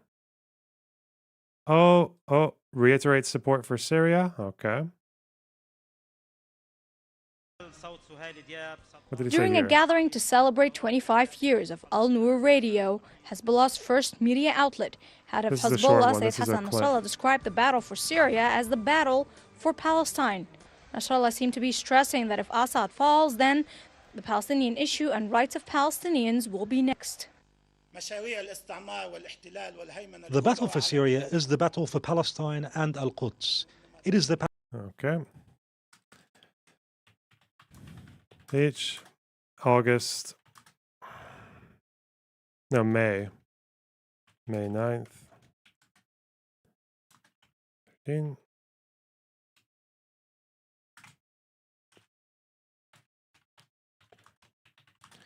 That's a good little meme. That's how you get your support, isn't Syria is the battle for Palestine and Al-Quds. It is the Palestinians who will benefit from any serious efforts to achieve a political settlement in Syria and prevent its fall into the hands of the Takfiris, the Americans, or a political settlement in Syria and prevent its will benefit from... The battle for Syria is the battle for Palestine and Al-Quds. It is the Palestinians who will benefit from any serious efforts to achieve a political settlement in Syria and prevent its fall into the hands of the Takfiris, the Americans, or the Israelis. The Israeli strike was a clear sign, as he said, that Israel wants to see Syria, which has always been a strong supporter of the resistance, out of the Mideast scene. As Nasrallah criticized Arab states for succumbing to Israeli and U.S. dictates regarding Palestinian rights, he lauded Syria, led by Assad, as the only state to have stood by resistance movements in Lebanon and Palestine. This time, Hezbollah's #1 declared that it is the Lebanese resistance which will back Syria's popular resistance to liberate Syrian land. We in Hezbollah are ready to acquire arms and will use these arms to defend our land and people. We will stand with the popular resistance in Syria in order to liberate Syria's Golan Heights from Israeli occupation. Observers view Sayyid Nasrallah's latest... He's already calling the Free Syrian Army an Israeli occupation. Ready to acquire arms and will use these arms to defend our land and people. We will stand with the popular resistance in Syria in order to liberate Syria's Golan Heights from Israeli occupation. Oh, sir, Golan Heights. Observers okay. viewed Sayyid Golan Nasrallah's Heights. latest statements as unprecedented in the history of the Arab-Israeli conflict. It is the first such development in the history of the Arab-Israeli conflict, and it breaks the fact that the resistance is merely local or regional. This is the beginning of a comprehensive resistance. The words by head of Hezbollah seem to reiterate Hezbollah's unwavering stance that the real Arab fight is against one enemy, Israel. Sayyid Nasrallah's stance is an advanced stance which makes the Golan Heights an Arab battlefield and not merely a Syrian battlefield. Hezbollah's capabilities will, from this day on, be in the hands of all sides who will use the Golan Heights to fight the Israeli occupations. The Israeli regime recently carried out an airstrike targeting a research center in a suburb of Damascus. Syria said it would respond to any future strike and declared it has opened the way for any resistance movement to carry out operations to liberate the Golan Heights from Israeli occupation. The establishment of media.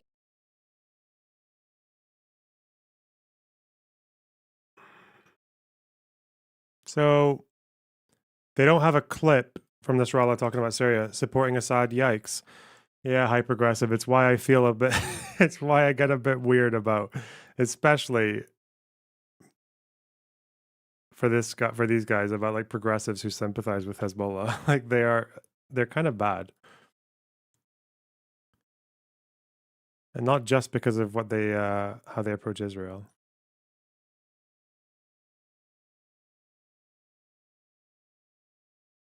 Judith Butler disagrees. I know she does. Because she's white.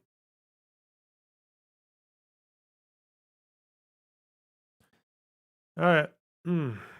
Reiterated support for the regime and warned that Syria would supply Hezbollah with game-changing weapons. The speech came days after Israel launched airstrikes near Damascus targeting weapons meant for Hezbollah. Okay.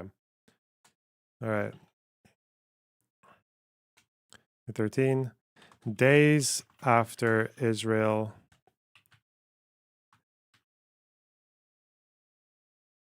strikes near Damascus, targeting weapons meant for Hezbollah. Whoops. The Israeli strikes and Nasrallah's response was further evidence of the importance of the relationship for both Syria and Hezbollah. In the weeks that followed, Hezbollah dramatically escalated in the scale of its involvement in Syria, which culminated in the launch of a major Hezbollah-led clearing operation in Al-Qusayr. Okay. I wonder what the footnote is here for...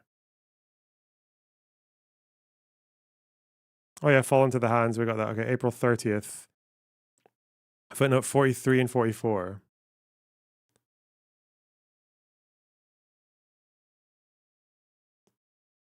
Al Monitor. And this is just New York Times, Guardian. This will probably be the one that's got the video, right? It's not got the... okay, wow.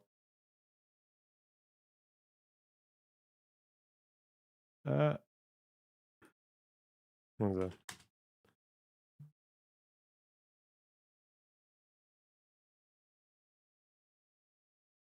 Bruh.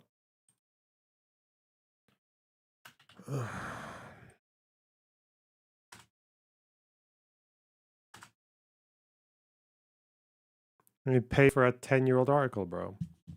Fuck off. What do you want from me?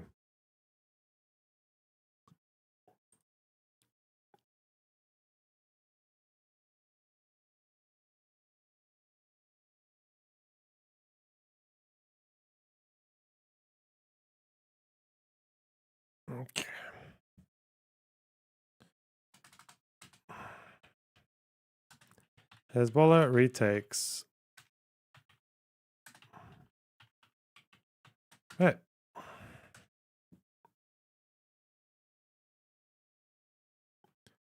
Hezbollah's involvement in Syria greatly expanded in April 2013 with the decision to lead the ground assault on Al-Qusayr, a primarily Sunni town in Homs province not far from the border with Lebanon. Okay. April 2013.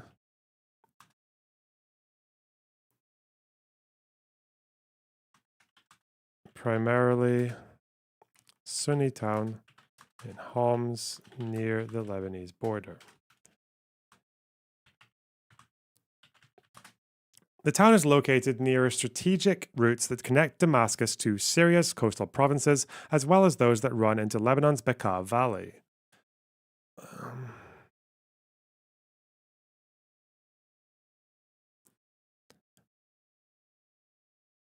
Oh, yeah.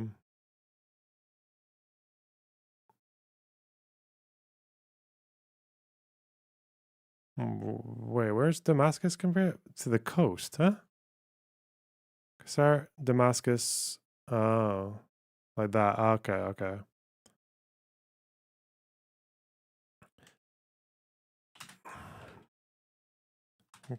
Damascus to coastal towns.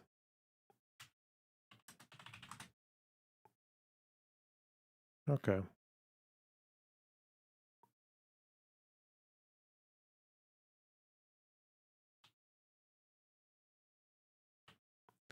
Rebels had controlled the area since mid-2012, and this threatened the Assad regime's main lines of communication. Moreover, anti-regime groups were also using the area to smuggle arms, supplies, and fighters from Lebanon into embattled rebel enclaves in Homs city and elsewhere. Ousting rebels from Al-Qusayr was not only a military priority for the Assad regime, but also for Hezbollah because a rebel presence was also a threat to Lebanese Shia villages on both sides of the border near Al-Qusayr. Okay. Important to Syria for communications and arms smuggling. Important to Hezbollah because rebel presence threatened Shia villages on both sides. Both sides. The overall strategy for retaining Al-Qusayr was to isolate the city in order to prevent rebel reinforcement, resupply, and withdrawal. Once Hezbollah and regime forces had cordoned off Al-Qusayr, Syrian airstrikes and artillery were to bombard the town to weaken the rebels ahead of a Hezbollah-led ground advance to clear the town. Okay. The assault.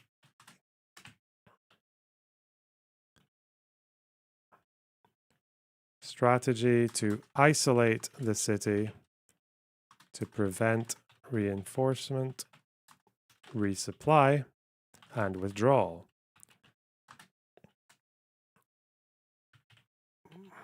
And regime. I want to get all of this down because it's, you know, and off city.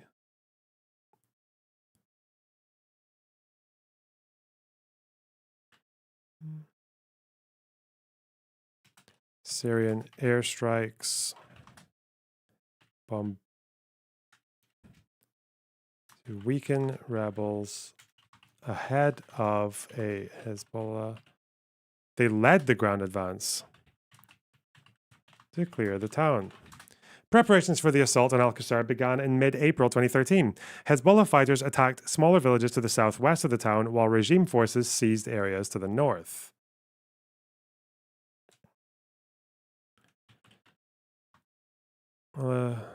Attacked smaller villages to the southwest. Syrian forces, regime forces. This is attacked to the north. Hezbollah and Syrian forces gained control of most of the surrounding areas by mid-May, although rebels still controlled an area just north of Al-Qusayr named Daba. Okay.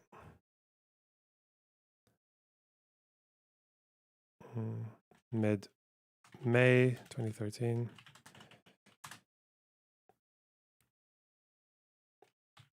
Hezbollah and regime forces controlled most of the surrounding areas, barring one area to the north near Daba. The Qusayr offensive was a departure from Hezbollah's previous involvement in Syria. Not only did Hezbollah operate in much larger, more concentrated numbers than ever before, but the group also controlled the planning and conduct of the operation. Okay, Hezbollah's role more accentuated than in previous months. And, control of planning and conduct of the operation. Just say 1,500, so 1,200, 1,700 fighters, mostly seasoned veterans. Would that be from the Radwan when they say special force units? The Hezbollah force operated in 7 units of 100 fighters, and these units were divided further into smaller squads of 3 to 5 men. Hezbollah fighters initially served week-long rotations on the front lines, but these later were extended to 20-day tours as the battle protracted. Prior to the offensive, Hezbollah reconnoitered, what the fuck? Like they conducted recon to the area and divided the town into 16 military zones and assigned code names to specific objectives and locations. This enabled Hezbollah fighters to communicate over unencrypted radios without compromising their operational security. Hezbollah's control over the operation was so complete that it issued commands to Syrian officers, but its fighters also reportedly operated some of the regime's weapon systems. Okay.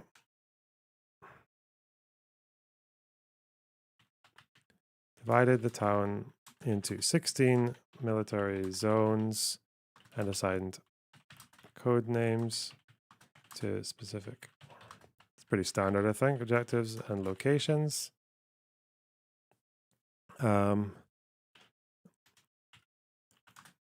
Issued commands to Syrian officers. According to an unnamed regional security official quoted by Reuters, it is our understanding that the Hezbollah crews were even operating Syrian T-55 and T-54 tanks there, as well as all significant artillery systems, anti-tank missiles. Okay. Okay.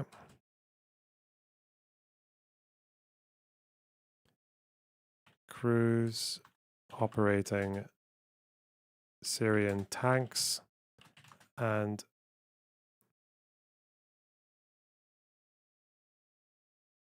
weaponry. The fighting in Al-Qusayr differed from Hezbollah's previous combat experience, which took place primarily in the rural and mountainous areas of southern Lebanon. Yet, Hezbollah's training since 2006 focused on developing urban warfare skills. Some of these training courses were held in Iran, where they were conducted in mock cities. Shortly after the battle, Hezbollah fighters told journalists that they were able to implement these new practices in Al-Qusayr. Hezbollah launched its major clearing operations on May 19, 2013. Clearing operations launched May 19th. Says research isn't profitable, smile. Holy shit, thanks for the 1999 biochemistry project. I really appreciate that. Yeah, it is profitable. Let's go! I like the positive reinforcement. $20 a page. That's what is that really so much to ask?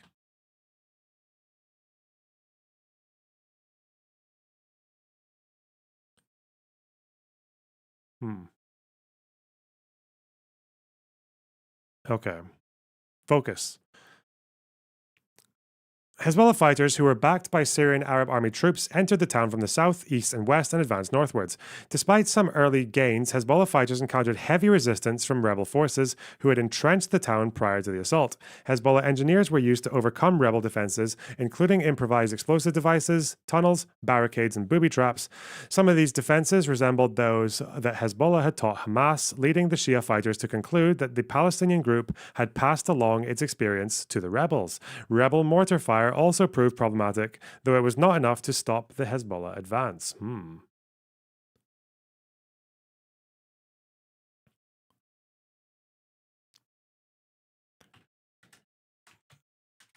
Hezbollah advance met with heavy resistance. IEDs. They had tunnels, barricades, and booby traps.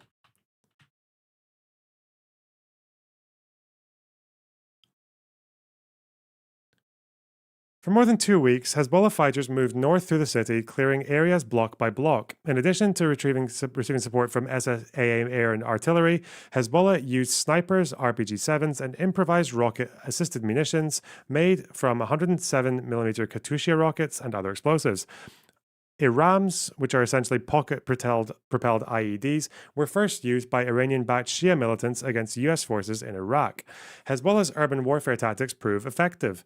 Rebel forces were confined to a small area in the north of the town by early June, and their supplies were dwindling. Rebel leaders decided to withdraw from Al-Qusayr on June 3rd via a hole in the cordon to the north. 2 days later, Hezbollah and SAA troops launched a final assault to clear the town following an intense bombardment of the rebel enclave. That same day, Syrian media outlets broadcast that Al-Qusayr had fallen to the regime. Okay.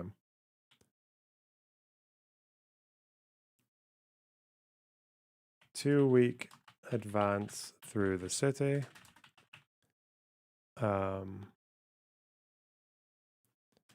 Rebels confined to a small pocket in the north with dwindling supplies. Rebel withdrawal on June 3rd.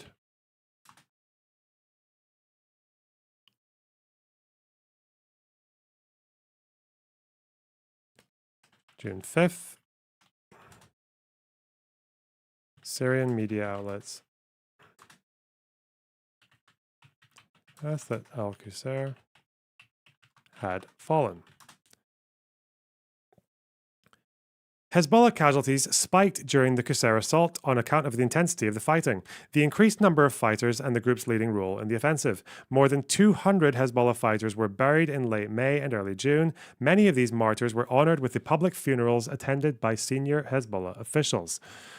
The group also marked the end of the operation with a celebration in its southern Beirut stronghold of Dahia. The place is being bombed right now, for reference. The victory at Al-Qusayr marked an important inflection point in the Syrian conflict. First, it dealt a major blow to rebel forces militarily and psychologically. Al-Qusayr also began a new phase of overt and substantial Hezbollah involvement in Syria. Hezbollah's involvement was integral to the Syrian regime's success and is openly committed to ensuring Assad's success. The organization continued to take part in subsequent operations against rebels, albeit not with the same scale or scope for reasons that will be discussed below. Hezbollah's offensive in Al-Qusayr also marked an important rhetorical shift.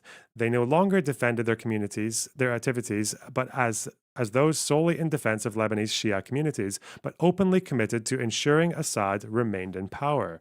1 week into the offensive, Nasrallah offered a new justification for Hezbollah's involvement in a speech on May 25th, 2013.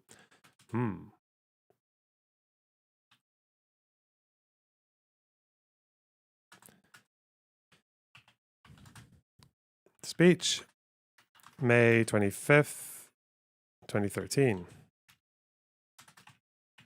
Syria is the rear guard of the resistance. Its backbone and the resistance cannot stay with its arms folded when its rear guard is exposed. Interesting.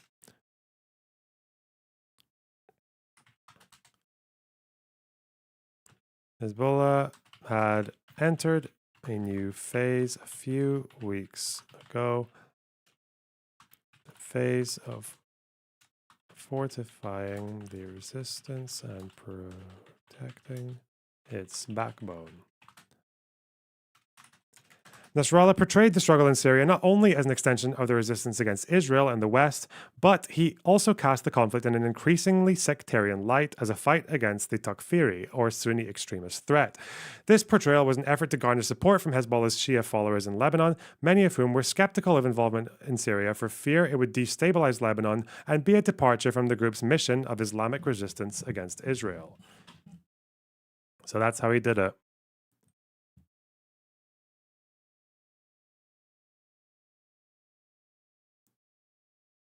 I don't. Stop.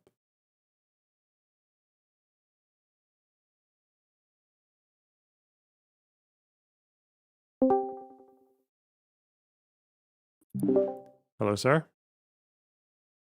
Hello, chat. There's like two dudes named Josh and Edward who wants to debate you, and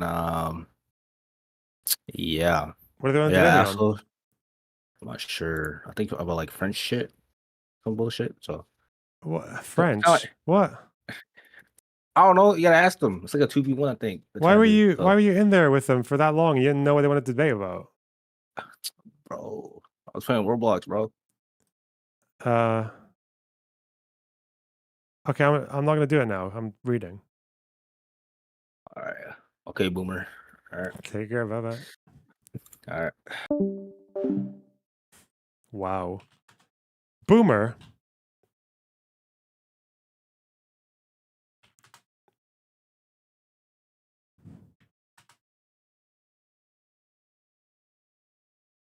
That doesn't really sound like a substantial debate if they're saying French shit. Okay. Now, where's this speech? What are you saying? Nasrallah speech, May 25th, 2013. Shia TV, help me out.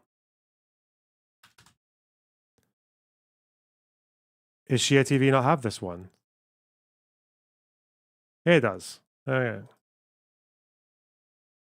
Will bring victory to Syrian ally, vows victory in Syria. Why did I not know any of this at the time? I'm like, what the fuck? It was all over the news. Okay, okay. We're going to switch over to Beirut, where we're going to be looking at the head of Lebanon's Hezbollah resistance group, Said Hassan Nasrallah. Let's listen to what he has to say. That's a long speech. And we also recall all of the martyrs and the families of the martyrs and all the wounded and all the prisoners and all those who left the prisons and all of our family, all of our peoples who stood with perseverance in their territories and put up with all of the hardships. We recall all those who made sacrifices, the army, the people, the resistance. We recall all of the Lebanese, the Palestinians, the Syrians, and first and foremost, the great leaders, the leader of the martyrs of the Islamic resistance, Sayyid Abbas al-Musawi, and the sheikh of the martyrs of the Islamic resistance, Sheikh Raghib Harb, and the commander of this great victory, the martyr, the commander Imad Mughniya, and all of the martyrs who sacrificed, were it not for their sacrifices. Fuck it. I thought they would just clip out the Syrian bits, but okay. Apparently he vowed victory in Syria. What was the news reporting on this at the time? The battle is ours. I promise you victory. Besieged town, heavy bombardment. Didn't they commit a massacre here? Isn't this one of the accusations? I wonder what their fucking war conduct was in this battle. There's their Wikipedia for it. Wiki?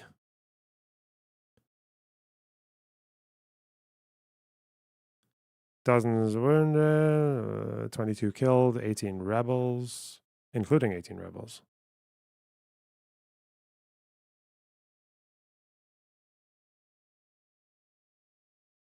He said they were supported by the United States and Israel. Okay. Oh, really? Okay. Put that there. Hit.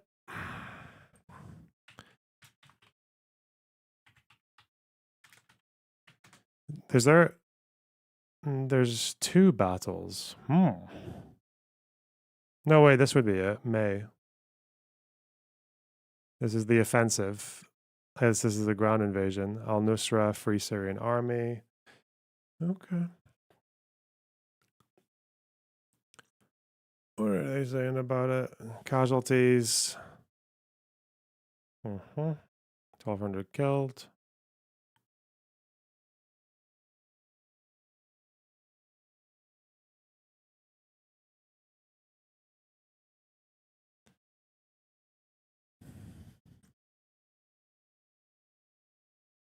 Wow.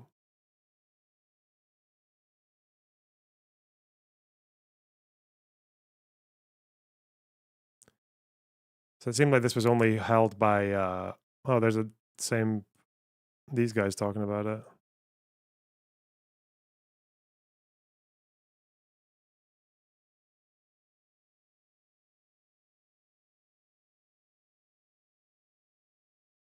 Okay.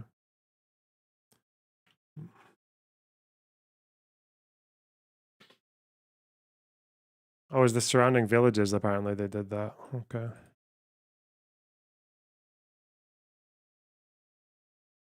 Siege. It's footnote 5 saying. Interviews with Syrian rebels. Okay. All right. Okay.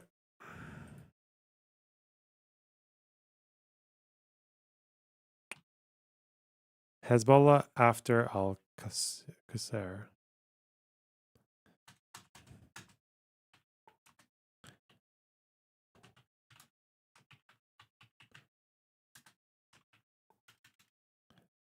There. Summer and autumn 2013. Okay. Next one. The Syrian regime followed up its victory in Al-Qusayr with attempts to regain territory in Homs, Aleppo, and Damascus. In each of these places, Hezbollah acted in support of the regime, though not in the same way as in Qusayr, as some had predicted. Okay. I'll get rid of this. Sorry. Syrian regime followed up by attempting to regain territory in Homs, Aleppo, and Damascus.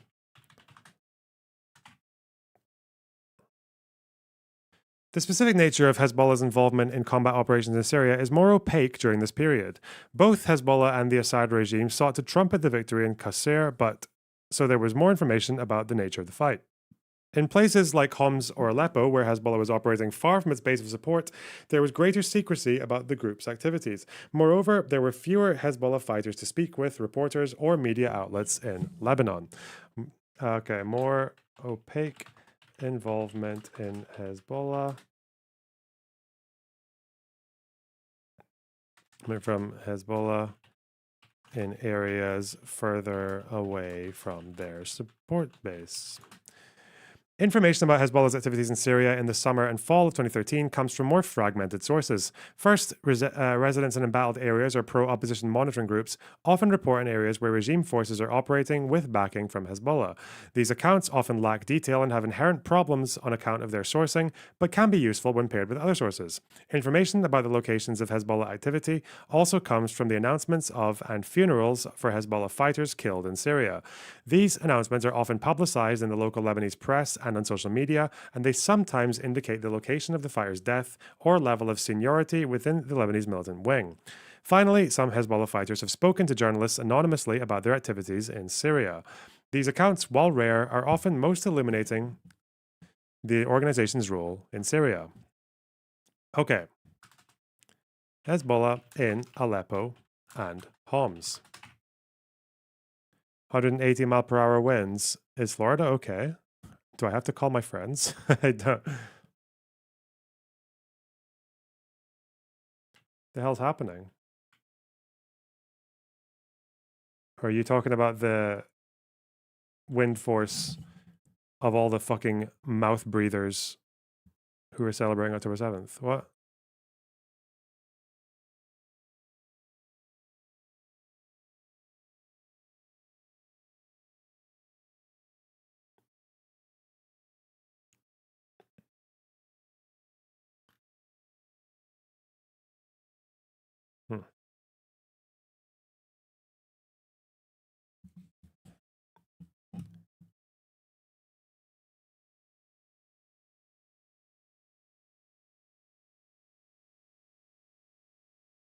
There you go.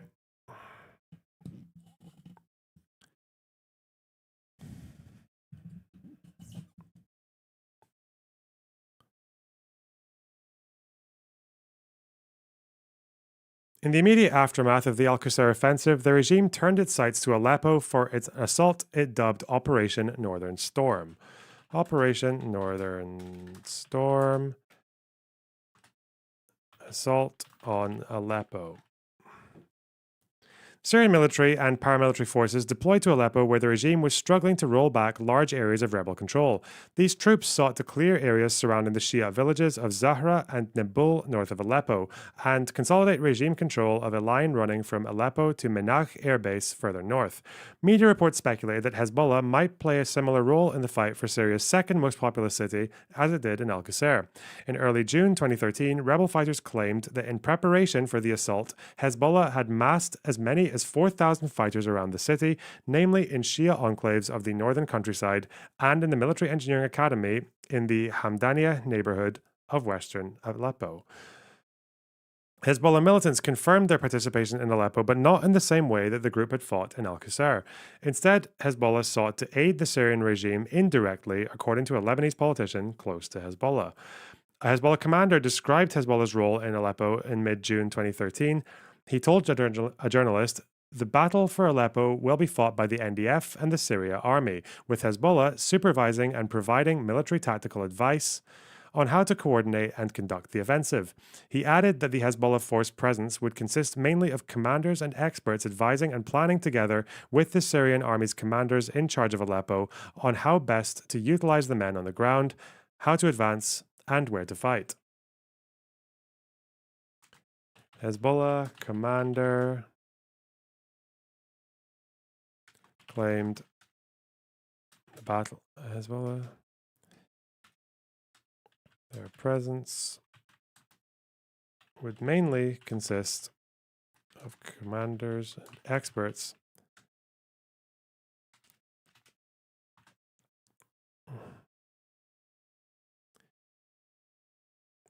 really involve giving advice and helping with planning.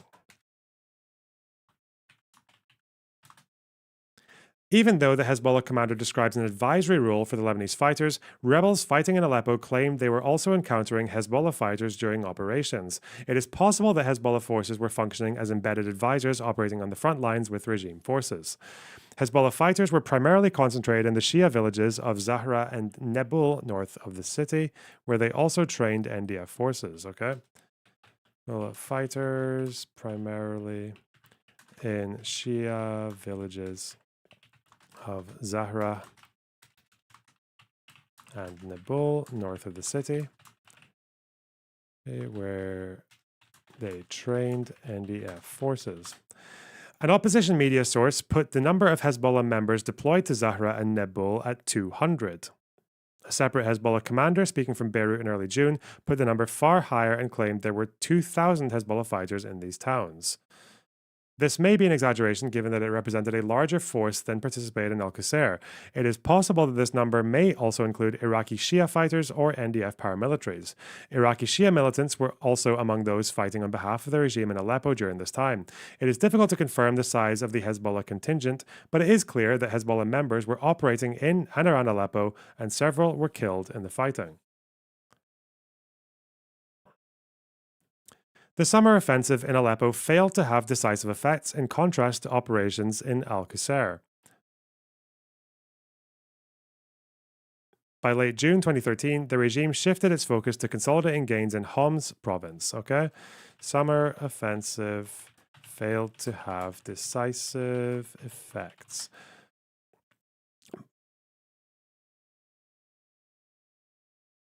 Okay, then on to Homs. Homs province, late June.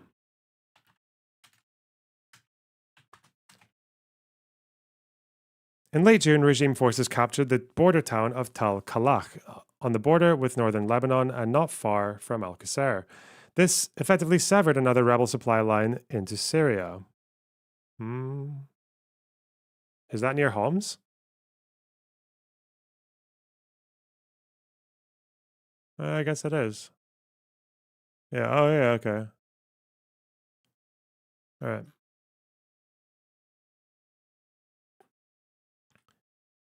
Regime forces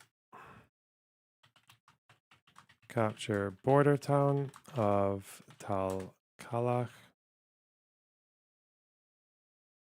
near Al-Qusayr.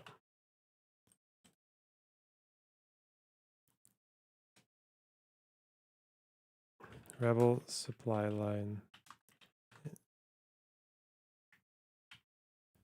On June 29th, Assad regime launched an offensive to regain control of the last remaining rebel pockets in Homs city, including the central Khalidia and Bab Hood neighborhoods. Okay.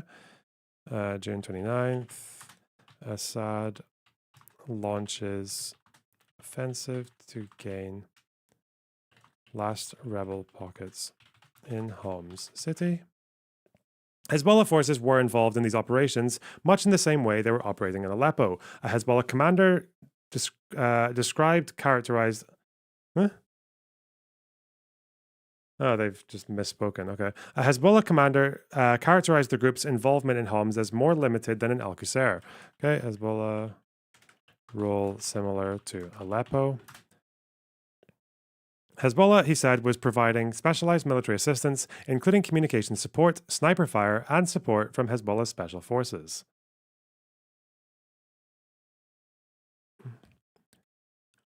Including communication support, sniper fire, and support from special forces. The regime used similar tactics in Homs as in Al-Qusayr. Rebel strongholds were encircled and bombarded by airstrikes and artillery ahead of ground assault. Regime forces tightened their siege of rebel neighborhoods in June to prevent rebel supply or escape. Okay. Strongholds encircled and bombarded by airstrikes, preventing rebel resupply or escape. In early July, the regime stepped up its bombardment of central Homs for 10 days. Over the next 3 weeks, regime forces cleared the rebel pockets in Homs with support from Hezbollah and the pro-regime paramilitary forces. Together, they launched a three-pronged attack of Khalidia, slowly fighting their way through the neighborhoods using tanks, rockets, and mortars. Ultimately, this operational concept proved successful as the regime regained control over Khalidia by late July 2013.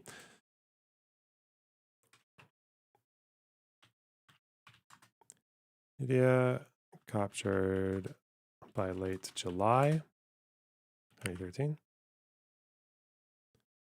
This is Damascus, okay. Fighters from Hezbollah and NDF forces often led the ground assault into Khalidia, according to numerous reports from residents and activists. Ground assault led by Hezbollah and NDF. These claims are supported by the burials of at least 4 Hezbollah fighters that died fighting in Homs. Those killed in Homs included Khalil Mohammed, Hamid Khalil, a senior commander who joined Hezbollah in 1986 and had received several commendations from Nasrallah. Another senior Hezbollah fighter killed in Homs was Ahmed Habib Saloom, who was serving as a battalion commander in the Abu Fadl al-Abbas Brigade, a pro-regime force comprised of Shia militants from Iraq, Syria, and Lebanon. In addition to Aleppo and Homs, there were reports of Hezbollah involvement in southern province of Deraa over the summer months of 2013. According to various news reports, Hezbollah operatives and Iraqi Shia militants operated in Bosra al-Sham and Suwaida, towns that have remained supportive of the Assad regime despite rebel gains elsewhere in Deraa. Opposition activists claimed that these fighters were sent to the south to convince Druze communities to fight against the rebels. The death of an Iraqi militant commander in September 2013 appears to confirm that Shia militant forces were assisting the regime in southern Syria. The extent of Hezbollah's activities in the south is unclear on account of limited information in the open source. However, the group had reportedly pulled out of Deraa by October to concentrate on the intensifying battle in Damascus. Okay. Well, I do Damascus, and then that should be good call. Also, that bar is so close to being filled, chat. What the fuck? Come on.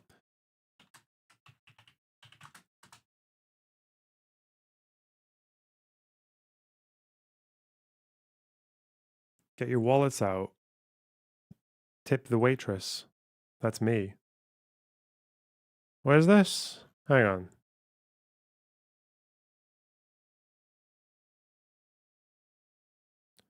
Oh, Hezbollah launched 990 rockets So it's the same as last time, isn't it? They're struggling to fucking stop the rocket fire, even though they've got all this fucking ground operation going.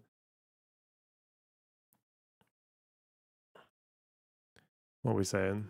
Have people like that, and it's horrible to hear them talk about things like the sleep deprivation that being bombed at night causes.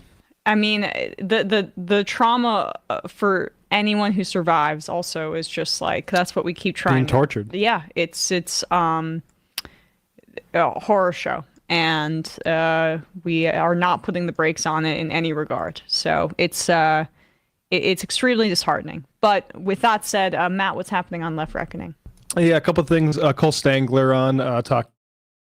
So probably something people should have resisted, but now we've seen the fucking proof in the pudding, and it's to make golf courses for these goddamn assholes. So yeah, Gaza, you can turn that into a resort where Israelis can go and get a little sun, and it's staffed by the remaining population that you allow to live in Gaza. Like, that's the plan they see. That's the place for Gazans in the future. Gaza is putting ice in the drinks for Israelis. That's exactly right. And in our genocide of the Native American population, which took decades, centuries, we were not live streaming. I mean, get a little sun. Does he think Israel is like cold and Gaza's warm? What the fuck? What do these guys do? Okay, that's so stupid. There's like a beach. The beach in Gaza is like, you keep going north, you're eventually in Israeli beach. Fuck. Okay. I'm just like, I just keep getting this theory that if you just flick around any of these fucking streams, they will say something retarded in like 10 seconds. Or something just like insanely predictable. Should we play a game of 10-second rule? Dr. Donald Grant to moderate a conversation on this issue in an all-staff meeting. Why? According to Puck News, CBS News has been roiling after a CBS Mornings interview with anchor Tony DeKoppel pressed Ta-Nehisi Coates over his pro-Palestinian framing of the Israel-Palestine conflict. The interview was celebrated by... Okay, he's reading a tweet here. It doesn't count. Per WAPO, but angered some at CBS who felt DeKoppel brought his own bias. The pee-pee. The cock pill. The double circ. Right, the double circ man himself. Okay. 10 seconds starts now. This morning on October 7th, CBS News. Oh, he's just reading fucking tweet. Okay, whatever. You get off the hook if you're reading someone else's words.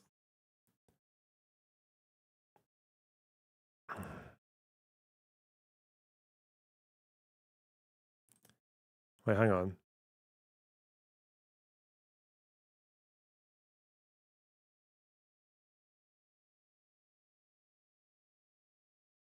What's his typical Twitter, Al Jazeera? Twitter, YouTube, Twitter. I don't know what this one is. Oh, okay.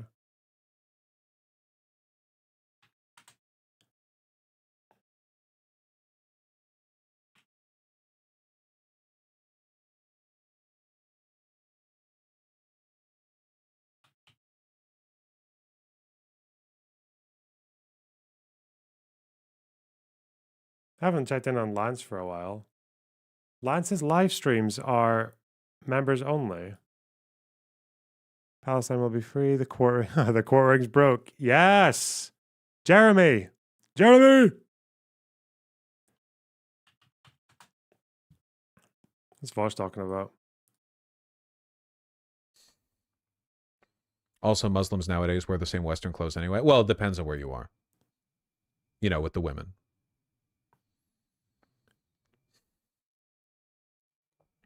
I've not seen it described as, and then Islam took over. I've always had it described as when fundamentalist conservatives took over. It's absolutely often framed in an Islamophobic way. And what's more, we created the Islamic radicals. That's not even a joke. Wahhabism, the radical Shia movement, these were done in response to Western colonialism. Islam was chill, relatively. It's still an organized religion, but you know what I mean, relatively. Islam was chill for a bajillion years. That's a real number. And then literally only in the... Wahhabism's not Shia. And I don't think the Ottomans were chill. they genocided people. Like they committed quite a few of them. They murdered a lot of people. Okay. Yeah.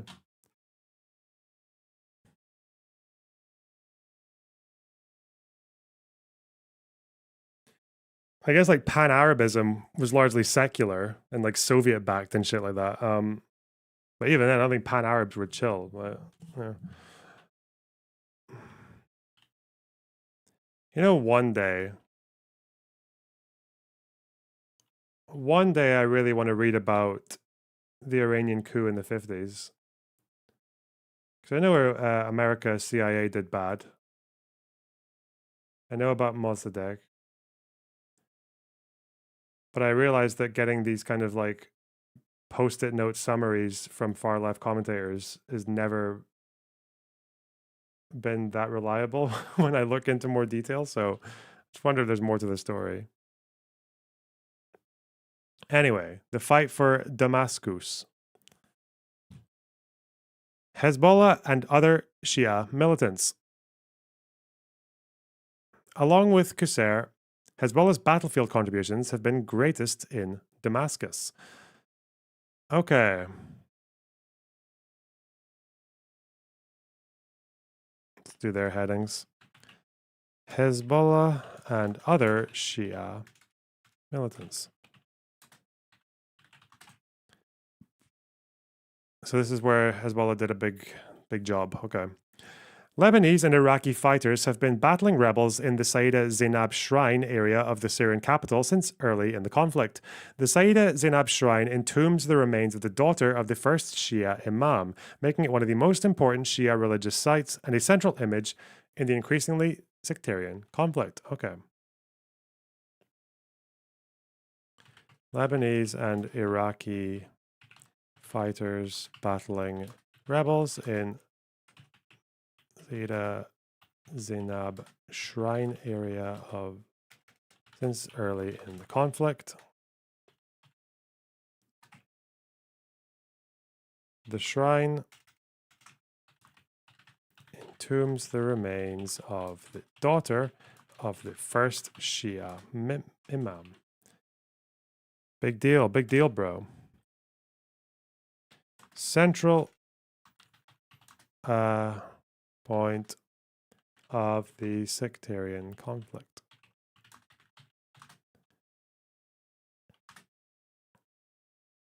The area surrounding the shrine is also key terrain for the Assad regime. Area surrounding the shrine is a key terrain for the Assad regime. The shrine is located in the southeastern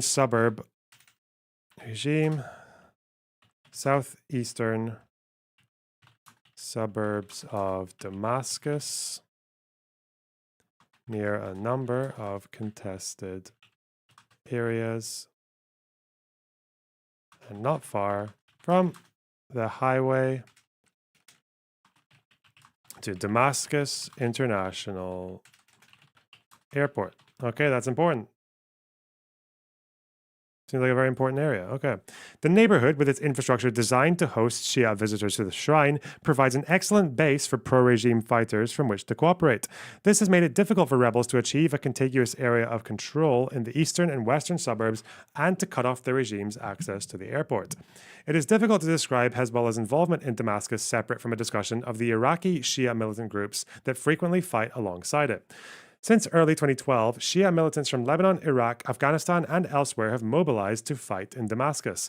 Initially, the primary mission of these Shia militias was to defend the shrine from attacks by Sunni rebels. However, the regime has relied increasingly on these groups to help clear rebel-held areas elsewhere in the Syrian capital. Okay. Initial Shia fights in Damascus were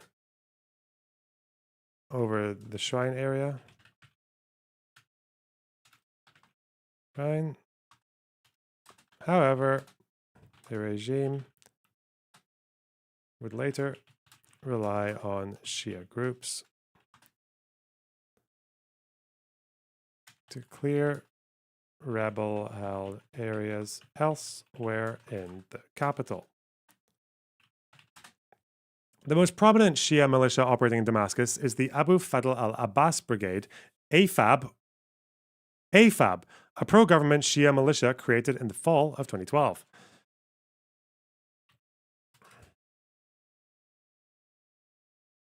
Abu Fadl al-Abbas Brigade. Fucking AFAB. Oh no. Pro-government Shia militia created in the fall. So they're local. Takes its name from the brother of Imam Ali and is comprised of fighters drawn mostly from Iraqi Shia militias as well as Lebanese Hezbollah. Comprised primarily of mostly of Iraqi Shia militias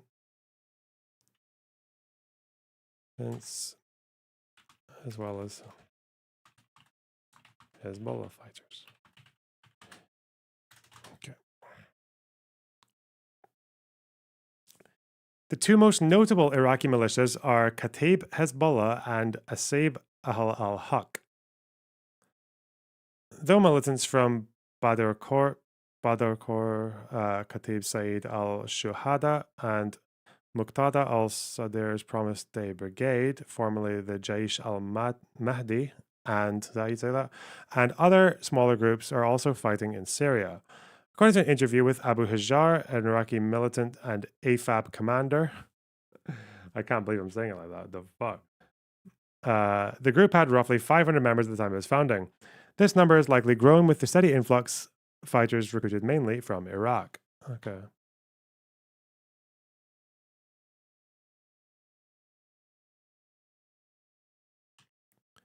Other notable Iraqi militias are Kataib Hezbollah and Asaib al-Haq. Okay. Other mainly Iraqi Shia militant groups emerged in Syria over the course of 2013. Liwa Zulfikar is a Shia militia that emerged in June and appears to be a close affiliate since the group appears to overlap with AFAB. I can do the say it in a different way. In the membership and leadership. According to Philip Smythe with a Y. What the fuck? Vowel haters. Why is Y should be a vowel, bro? The group may have been created as a result of infighting within AFAB. Other groups include the Liwa al-Imam al-Hussein, which was created in June 2013. This group operates in Damascus and appears more closely tied to Sadrist militias. It's sometimes... Shut the fuck up. A-E-I-O-U-Y. All right. All of these groups actively promote their activities and martyrs on Facebook and other social media platforms.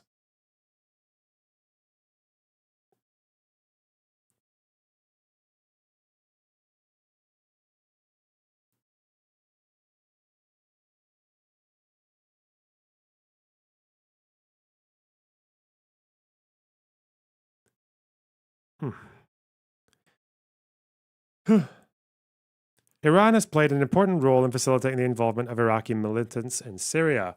IRGC Quds Force training and funding of Iraqi groups during the Iraq War enabled the emergence of a disciplined, trained, and experienced cadre of fighters. Iran has also leveraged the growing Shia militancy in Iraq that has emerged in response to the increasingly sectarian nature of the conflict in Syria. Iran, through Khamenei's office in Damascus, was involved in the creation of AFAB, according to commanders in the group. Iran has also helped to recruit, arm, pay, and facilitate the movement of Iraqi fighters into Syria, as well as to return the bodies of the dead for burial. Okay. Iran, IRGC, QF, training, and funding of Iraqi groups took place during the Iraq War. Well done, America. That's actually America's fault. Fuck.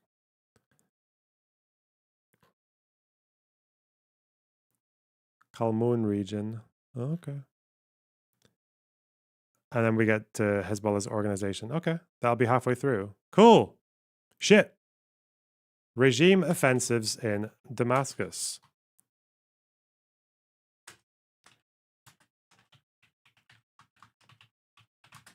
Right.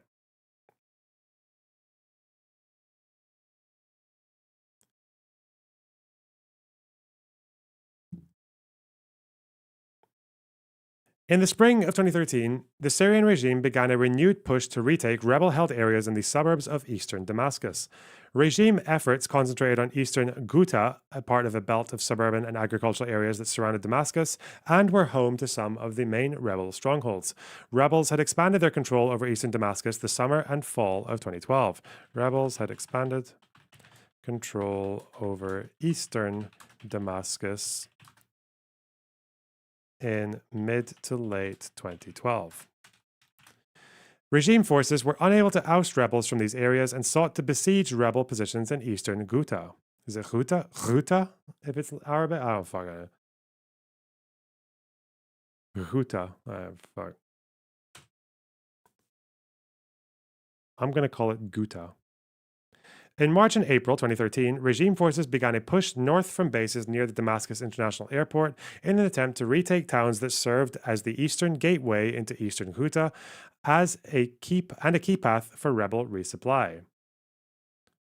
A recent ISW publication analyzes in detail these operations in Damascus, but it is worth noting that Hezbollah and Iraqi militants also engaged in the fighting in eastern Ghouta during the summer months. Activists reported that Hezbollah fighters participated in the operations in the Marj al-Sultan area of eastern Ghouta, and that the group was using Syrian Air Force intelligence base at al-Masraf near the airport as a training hub. Militant social media websites also showed Iraqi militants operating in the Sheba neighborhood along the Damascus International Airport Road. There's a Sheba neighborhood in Syria. Interesting. Eastern Ghouta. This is Damascus. Is this just part of Damascus? I guess it is. Okay.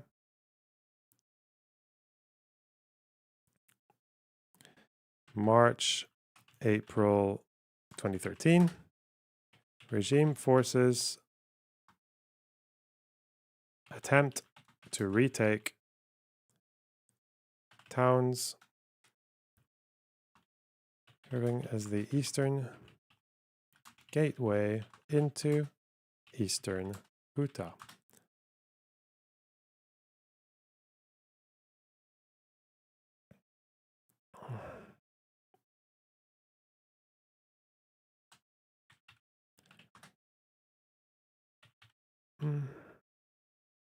And Iraqi Shia militants participated during the summer months.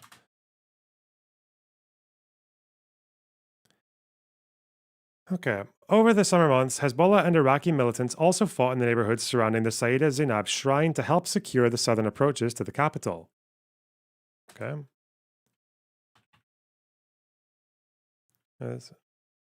And also fought in the neighborhoods surrounding the Sayyida Zainab shrine.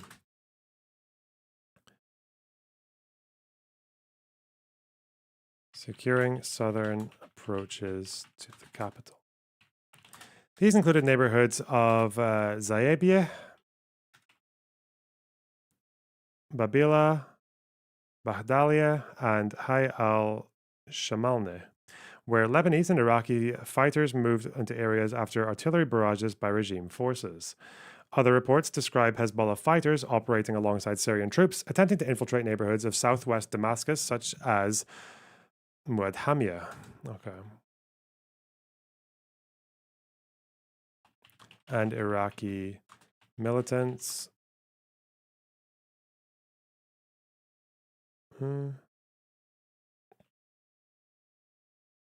Lebanese and Iraqi fighters moved into several neighborhoods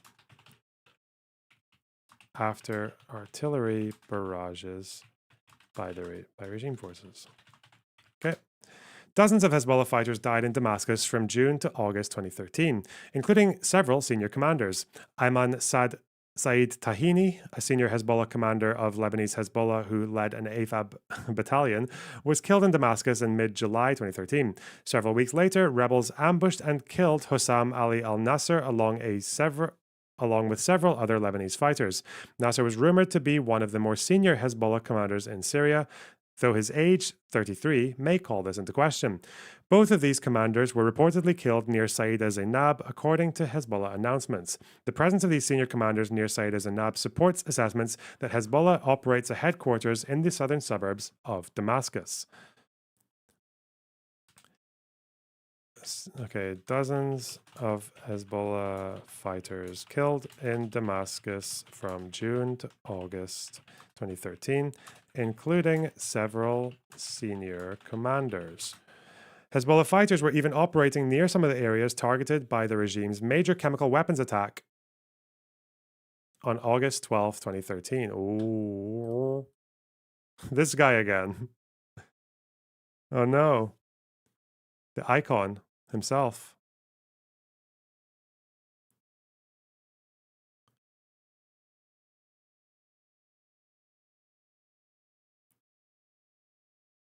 You want to see this guy again? The guy with he died just today or yesterday. I can't remember. غزة الصمود، غزة الأبطال، غزة الثورة، غزة الغضب، غزة النصر، غزة شرايين الحياة للشعب الفلسطيني. This is in October 7th, 2024, but I think it's an old video.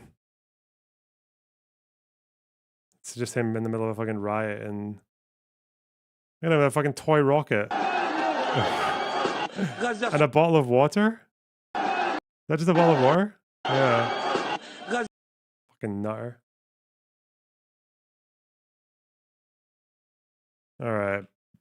Which chemical weapons attack was this? August 21st, 2013. Ghouta chemical attack. Oh.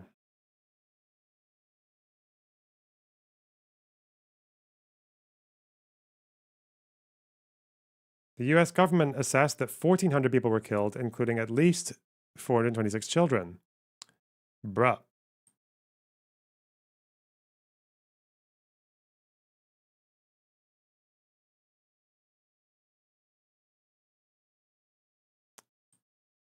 Oh, there they are. Fucked up. The death toll ranges from 281 to 1,729. That's big numbers. Okay. French intelligence. Okay.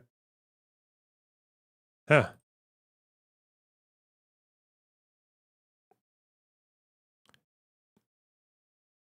Okay. Don't tell Aaron Mate. Yeah.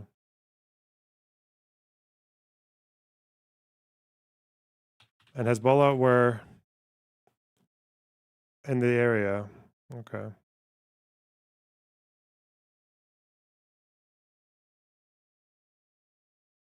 A Hezbollah official intercepted communication of a Hezbollah official said that the gas had been used and that Assad's order to attack with chemical weapons had been a big mistake. Ah.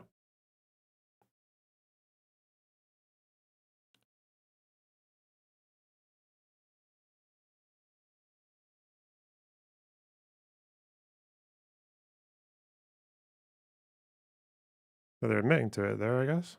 All right. Video.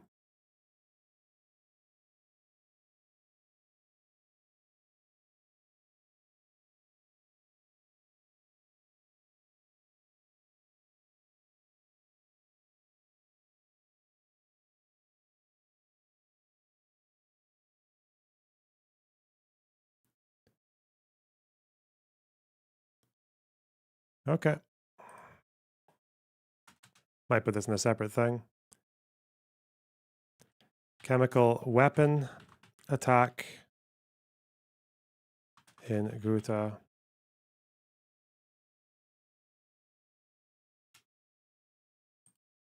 August 21st, 2013.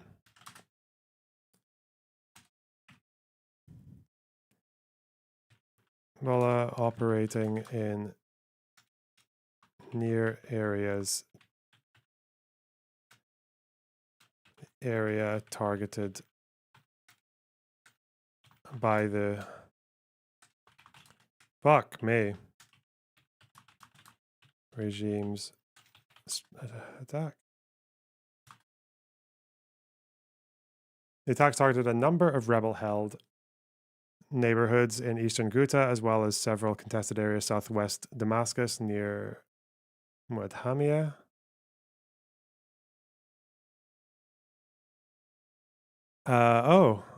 Militants were not warned of the assault ahead of time, and some fighters fell ill because they were not wearing gas masks.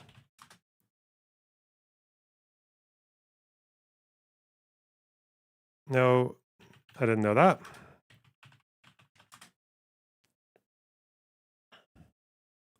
In a call intercepted by German intelligence following the attack, a Hezbollah commander chided a contact at the Iranian embassy in Beirut over the Assad regime's use of chemical weapons.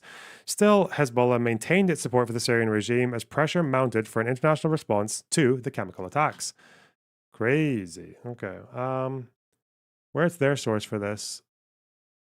114, page 20. Okay.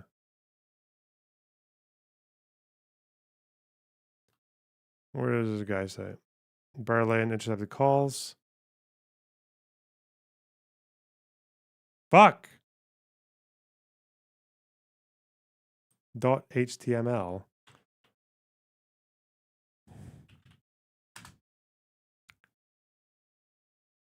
Fuck off. I told Dick. Archive everything.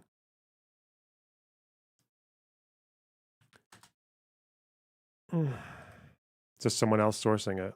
IDF sourcing it. Wow. Okay. Intercepted call. Okay, wait. If it's on YouTube, if it's on Wiki, Hezbollah intercepted call. Syria, Ghouta, chemical weapon. All right. Foreignpolicy.com. Oh, this is the site, but it doesn't have the article. Oh, it does. It's just got a different URL. Okay. Oh.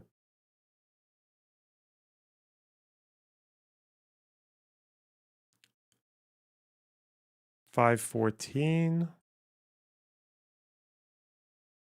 Okay.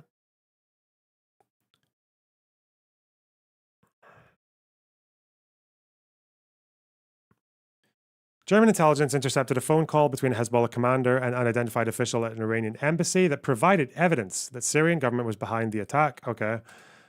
German intel intercepted phone call between Hezbollah commander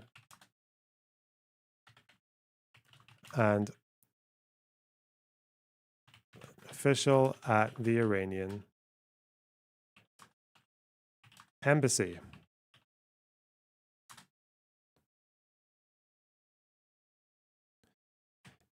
Okay.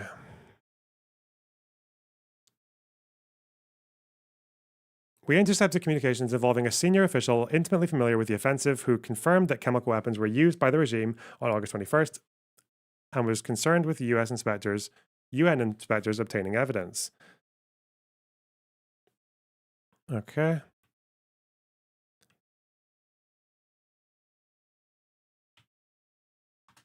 Did Lorna react to that clip of Majority Report genocide debate caller? Yeah, yesterday. Told the Iranian that Assad had lost his temper and committed a huge mistake by giving the order for the poison gas use. The U.S. intelligence assessment reached a similar conclusion, finding that the alleged use of chemical weapons may have been in part because of the regime's frustration with its inability to secure large portions of Damascus. intercepted by the German naval officer. The motivation is one of the unknowns. Those who are skeptical of Assad's responsibility have noted that Syrian government forces had been on the offensive recently and had succeeded in pushing the rebels out of some of the areas the insurgents had held. But the German account and the American one suggest that the inability of Assad's regime to take control of eastern Damascus suburbs after months of attempts drove a decision to use chemical weapons. Likely driven by Assad's inability to take control of eastern Damascus suburbs after months of attempts. Unclassified French intelligence summary suggested the failure to unseat rebels lay behind the attack. Classic tactical scheme consistent with Syrian military doctrine. Huh.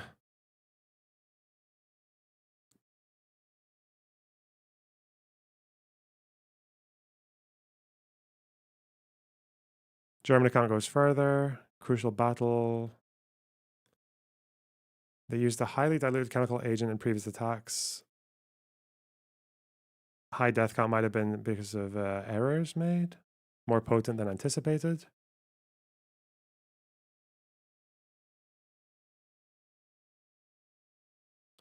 Okay. German account suggests that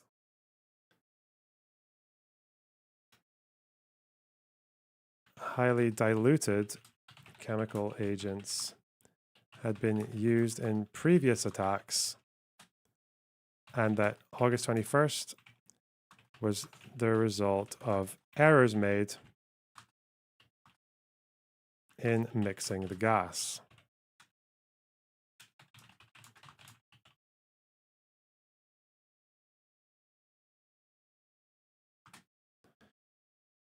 So they were just trying a light gassing, and they ended up with a big gassing. Okay.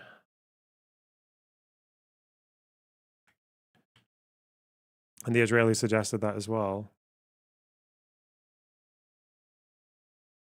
What about the one with the Hezbollah injuries? Where does that come from? But the Hezbollah people also suffering from the attack.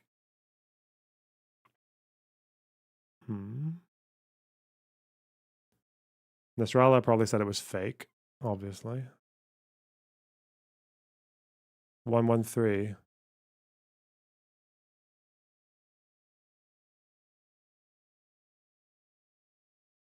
Wall Street Journal.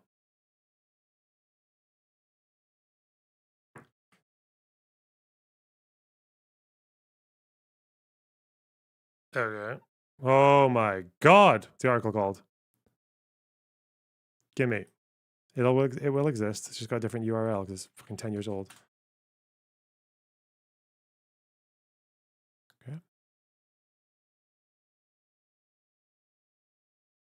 Hey.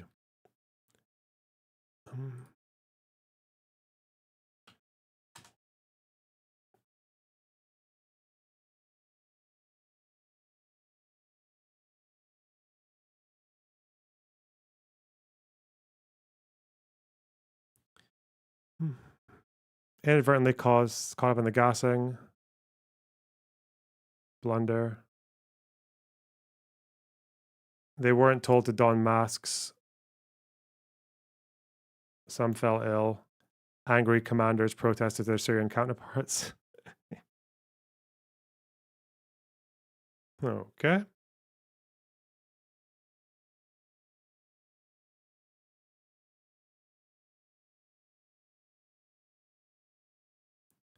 Huh.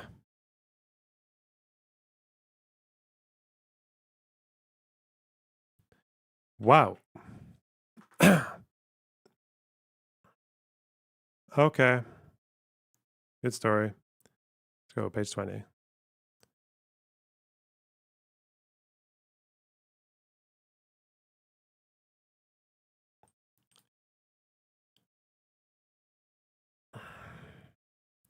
Still, Hezbollah maintained its support for the Syrian regime as pressure mounted for an international response to the chemical attacks. Both Iranian and Hezbollah leadership warned publicly against any potential Western strike on Syria, while privately debating how to respond to a possible attack. Sources close to Hezbollah leadership claimed that the group would launch an attack on Israel in response only to a large-scale attack on Syria, while a more limited strike might elicit attacks on American interests elsewhere in the region. If you go to playlists, Toothy Orifice, and then go to stream VODs, it'll be in the most recent stream.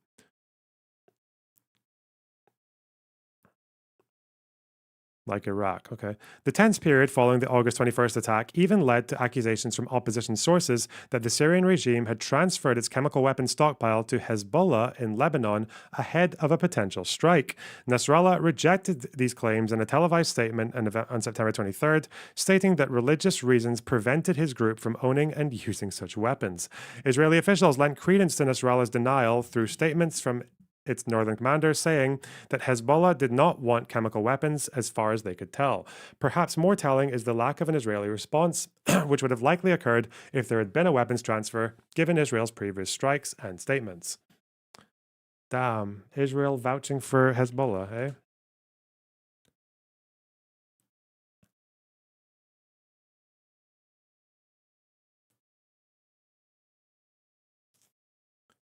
Okay.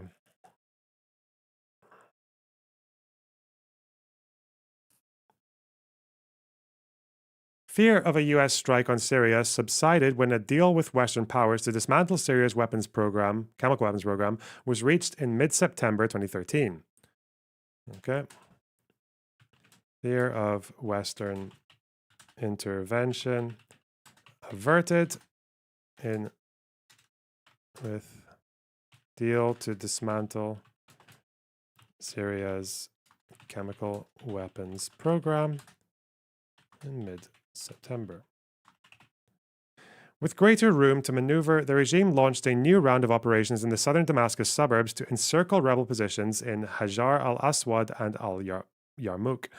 The regime continued to rely on NDF forces as well as Hezbollah and other Shia militants in these operations. Regime followed up with new offensives operations in southern Damascus suburbs. As with Hezbollah's activities elsewhere in Syria, detailed information about Hezbollah's role in these operations is lacking. Videos posted on YouTube by both pro- and anti-regime sources claim to show Hezbollah and Iraqi militant forces fighting in eastern and southern Damascus during this time. However, many are difficult to verify or analyze. Still, a picture of how these operations unfolded does emerge from accounts of where and when regime military and paramilitary forces fought alongside Hezbollah and Iraqi Shia militants in Damascus.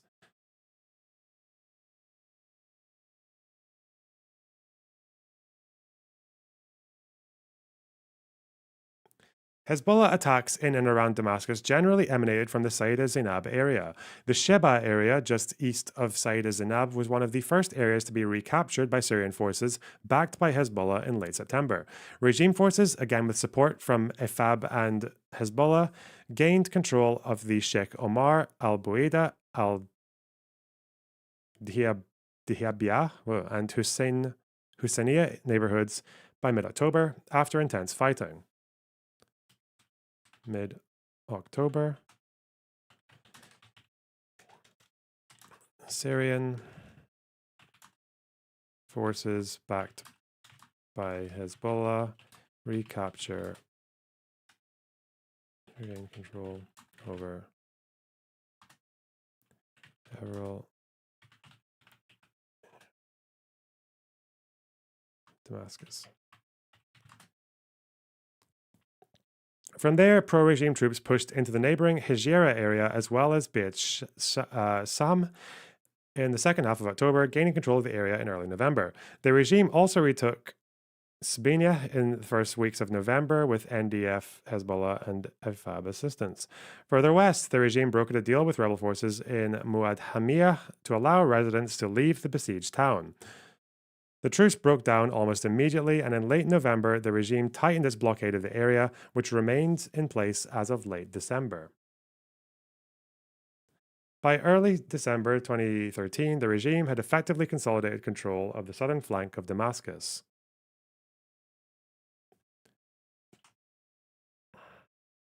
November.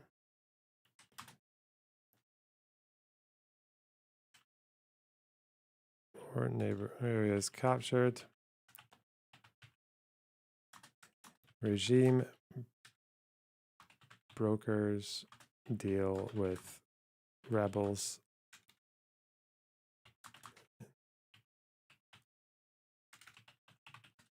Yeah, allowing residents to leave the town. Truce almost immediately, and blockade intensifies.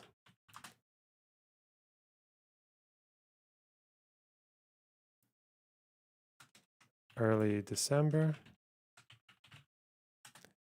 regime actively consolidates control of the southern flank of Damascus. Rebel forces launched their own offensive to break the siege of eastern Ghouta in late November. This brought them into contact with Hezbollah fighters apparently still holding the areas seized by the regime during the summer months. Rebel fighters attacked regime positions on the eastern outskirts of Damascus, north of the airport, on November 22, 2013. They seized control of several villages, including al-Bahariya, Deir Salman, and al-Qaisa, and Marj al-Sultan, in fierce fighting that lasted for days. An unnamed Hezbollah commander said his forces suffered heavy casualties when our units came under a human wave attack by hundreds of terrorists and rebel fighters. The commander said that rebels ousted Hezbollah from several of its positions in eastern Ghouta, but he declared that his fighters intended to retake their positions with the help from elite Hezbollah units that were being sent as reinforcements. Rebels launch counter-offensive in eastern Ghouta, killing several Hezbollah fighters. Okay. Rebels launched a second phase of attacks in the Adra and Duma areas northeast of Damascus. Details of these rebel offensives are murky in part due to an opposition media blackout that persisted from the launch of the operation through mid-December. Clashes between pro-regime and rebel forces continued in both eastern Ghouta and Adra into late December. Both sides are contesting the terrain. Okay. Second wave of attacks in Adra and Duma, areas northeast of Damascus. Wasn't Duma also at the site of a chemical weapon attack?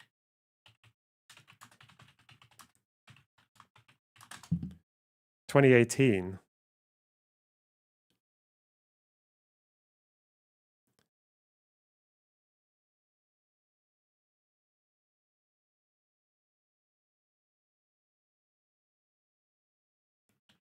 This is a while after the article was written. Okay. Robert Fisk said it was faked. Nice.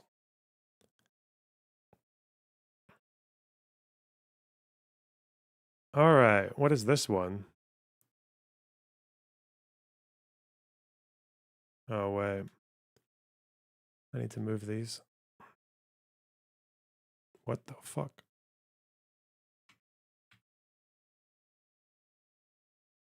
Hmm.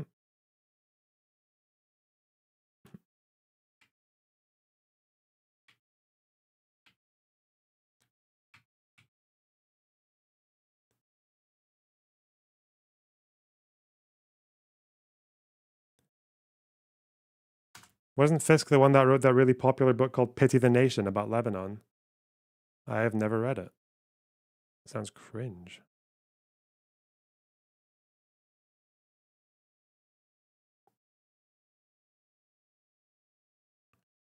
Okay. I should maybe make another heading here. Further offensives.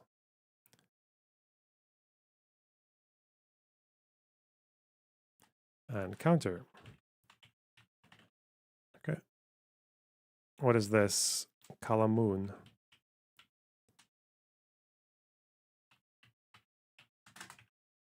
The Assad regime sought to follow up on its success in Damascus and Homs with an offensive to clear the mountainous Kalamun area, which lies between the two cities along the border with Lebanon. Kalamun is 50 miles from north to south and 25 miles wide. The population of the area is mixed and contains several small Christian villages. A major highway runs through the area, linking Damascus to Homs and making it important terrain for securing the regime's freedom of movement north of the capital to its coastal strongholds. Okay. Mountainous region between Damascus and Homs. The area is also home to a number of military bases, some of which have fallen to rebels. Kalamun has also functioned as a rebel support zone from which to launch attacks on regime positions along Damascus's northern flank and to provide logistical support to opposition fighters in eastern Ghouta.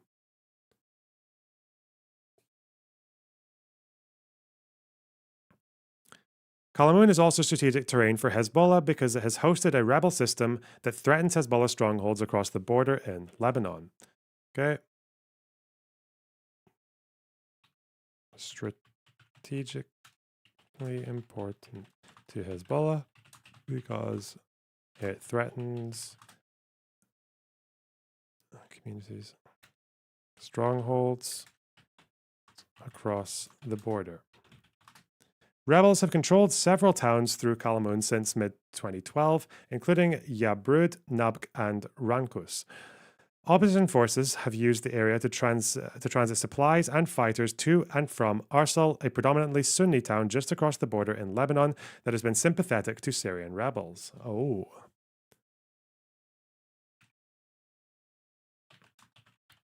This is moving supplies to and from Arsal, a predominantly Sunni town in Lebanon.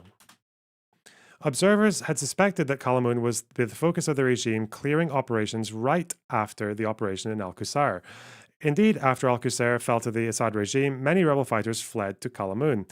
The number of opposition fighters increased with an influx of rebels, including Al-Qaeda-linked militants, over the course of the summer months.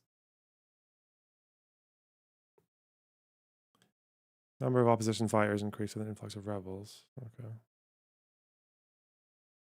It is likely that fighting in Aleppo, Homs, and Damascus during the summer and early fall delayed the Kalamun offensive until late 2013 because the regime lacked the capability to contend with a rebel force estimated at between 25,000 and 30,000.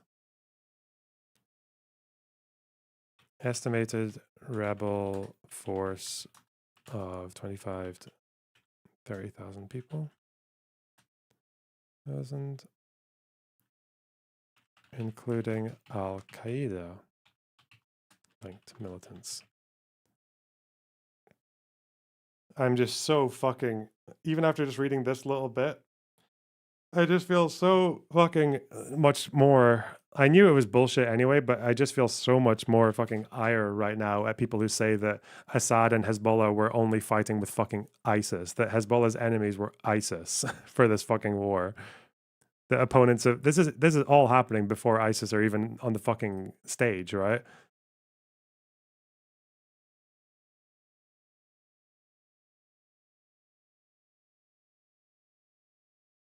Mental.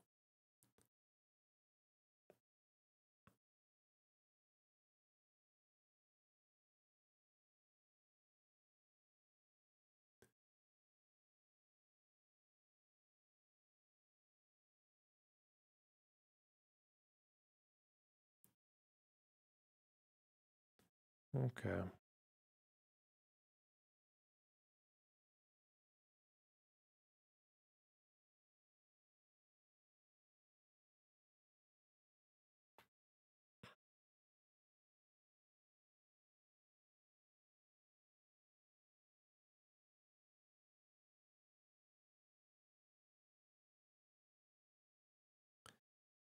Okay. Hezbollah has taken the lead in the Kalamoun offensive on account of several factors. First, like Al-Qusayr, Kalamoun's proximity to the Bekaa Valley makes it a security imperative for Hezbollah and therefore a fight that is more easily be justifiable to its supporters. Second, Hezbollah is more comfortable and capable operating just across the border because it presents fewer logistical challenges. Third, Kalamoun's mountainous terrain is more suited to the style of guerrilla warfare that Hezbollah has employed against the Israelis in southern Lebanon.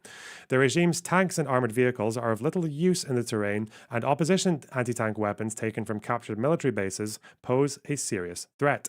Fourth, Assad's forces were spread too thinly and under too much strain to effectively lead the Kalamoun offensive. The Syrian army would instead provide artillery and airstrikes from nearby bases where needed in support of Hezbollah ground forces. Damn. Hezbollah. Reasons for leading the Kalamoun offensive. Proximity to the Bekaa Valley.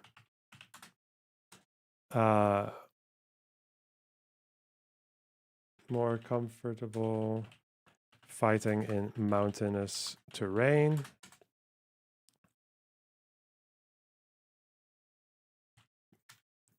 Easier to operate close to the Lebanese border.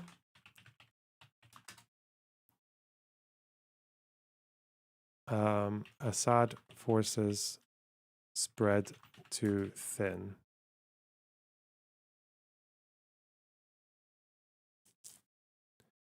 I didn't know this. I didn't know Hezbollah were like fucking leading offensives and shit. Okay.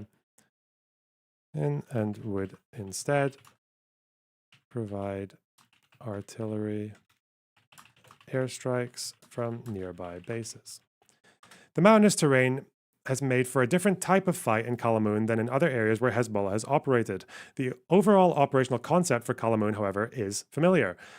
Pro-regime forces plan to encircle individual towns, cut all supplies, water, and electricity to the area to conduct an artillery and aerial bombardment, and then launch a ground attack. The main difference is the scale. Hezbollah will operate at the village level using special forces units trained for mountain warfare.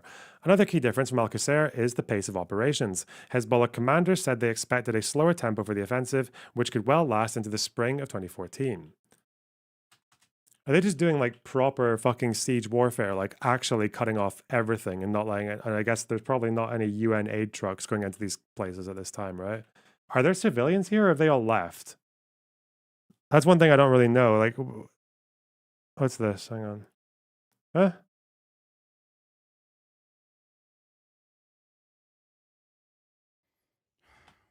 Hassan. Why did A Hassan clip? Hell no. I would never. Is it Hassan o'clock?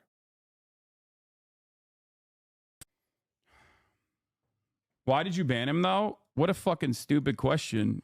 You get banned as well. What do you mean, why did you ban him though? That person is a Nazi, okay? If you are in defense of Israel, if you're in defense of Zionism at this stage, you are no different to me than a fucking Nazi, okay? If a Nazi comes in here and tries to do Holocaust revisionism, I ban them. If your expectation is that I keep that fucking Nazi in here for doing Holocaust revisionism or questioning the fucking number of the dead Jews in the Holocaust, I will ban them. If your expectation is that I let that kind of shit slide in here, I will ban you too. So there is no difference in my analysis, and there is no difference in the way that I conduct my affairs at this chat when someone comes in and watches Israel unfold a genocide every single day in broad daylight in 4K and says, I'm not sold on it. Okay, suck my dick. I don't have to fucking listen to you chirp. I listen to it every goddamn day anyway. All right. Hello, Zane.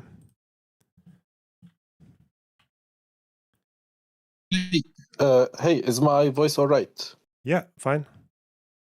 Okay, so yeah, I saw you were doing some research on Hezbollah's role in Syria, so I was wondering if you had any question or I can help with anything.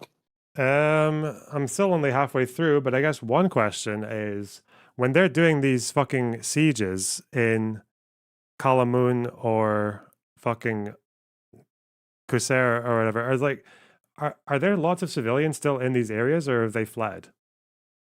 Yeah. That was the main problem. If you look at the death toll in Syria, it was very high because a lot of people were dying under the siege or from bombarding the area.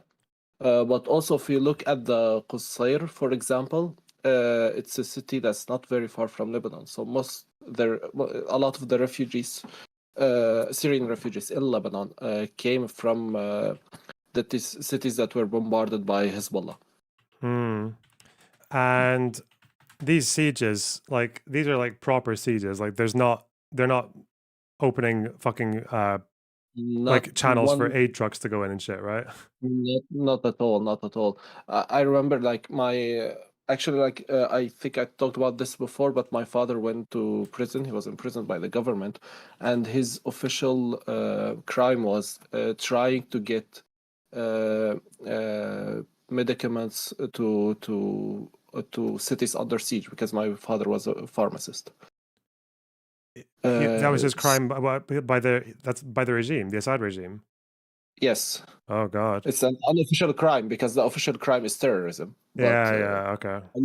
Luckily he got out, but yeah, like even if you get any kind of medical help, there was at the beginning of the revolution, there was this really famous petition signed by intellectuals in Syria that was demanding to only to at least transfer milk for the children under the siege. So you can imagine how bad it was. Like nothing was going in, nothing was going out. And also the government controls the electricity, the water access. So a lot of cities were left without electricity, without water for weeks under the siege as well. Wow. So what are the I saw the Al-Qusayr death toll.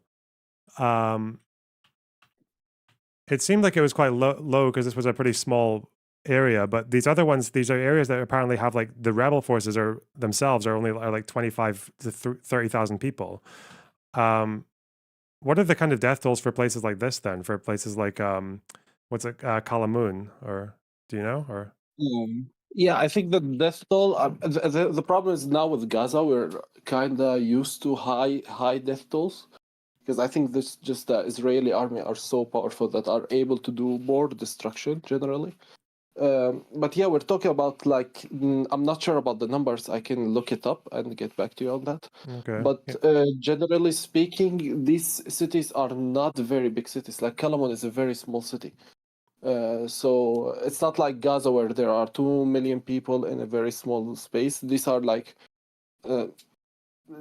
small cities, but the people living there are even like, I think if we look at the average of people living there, it's very low.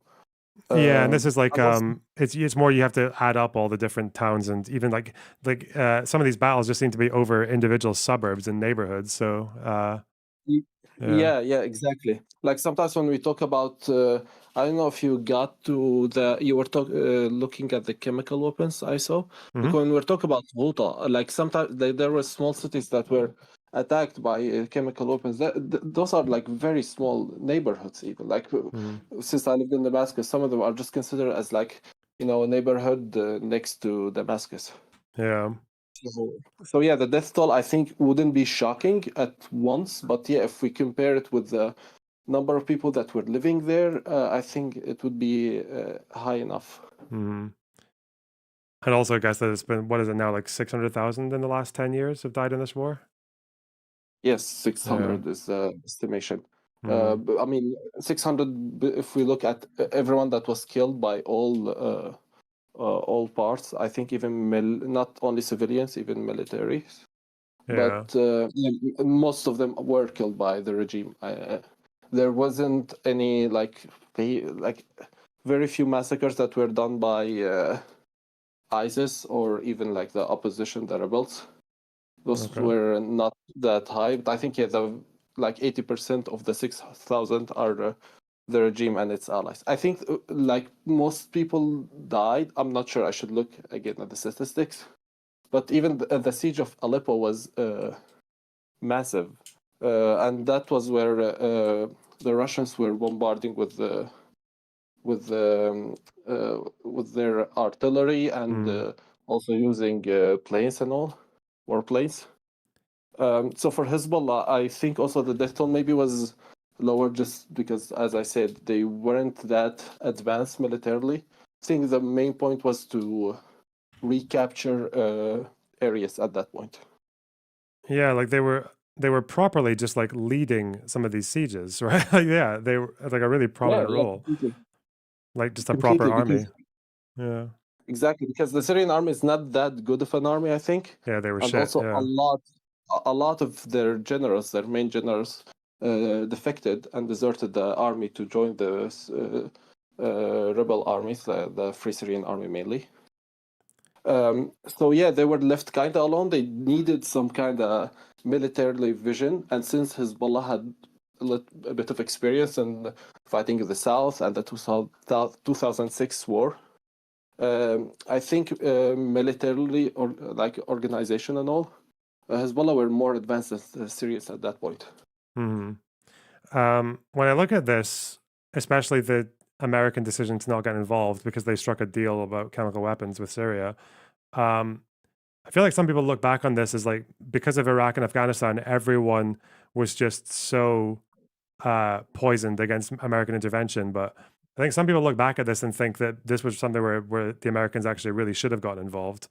Do you have any opinions on that? Or Personally speaking, and I think I speak for most Syrians, like Syrians who are opposed to Assad, I think this was the end point. That when and for me, even like in geopolitics in general, like the world we're living in is like a lot of the problems we have today is because of Obama's decision not to get involved in Syria. So, are you aware of the Obama's red line? Are you aware of that? Nope. Well, actually, Obama supported the Syrian revolution since the beginning. Hillary Clinton was very vocal about supporting the Syrian revolution, and also John McCain, who at the time was still an important figure. Yeah, I mean, it's well known that USA tried to fund the Free Syrian Army and other rebel groups. But when the escalation became higher, when Hezbollah started to get involved, the Russian as well, the Iranians, it was clear that supporting the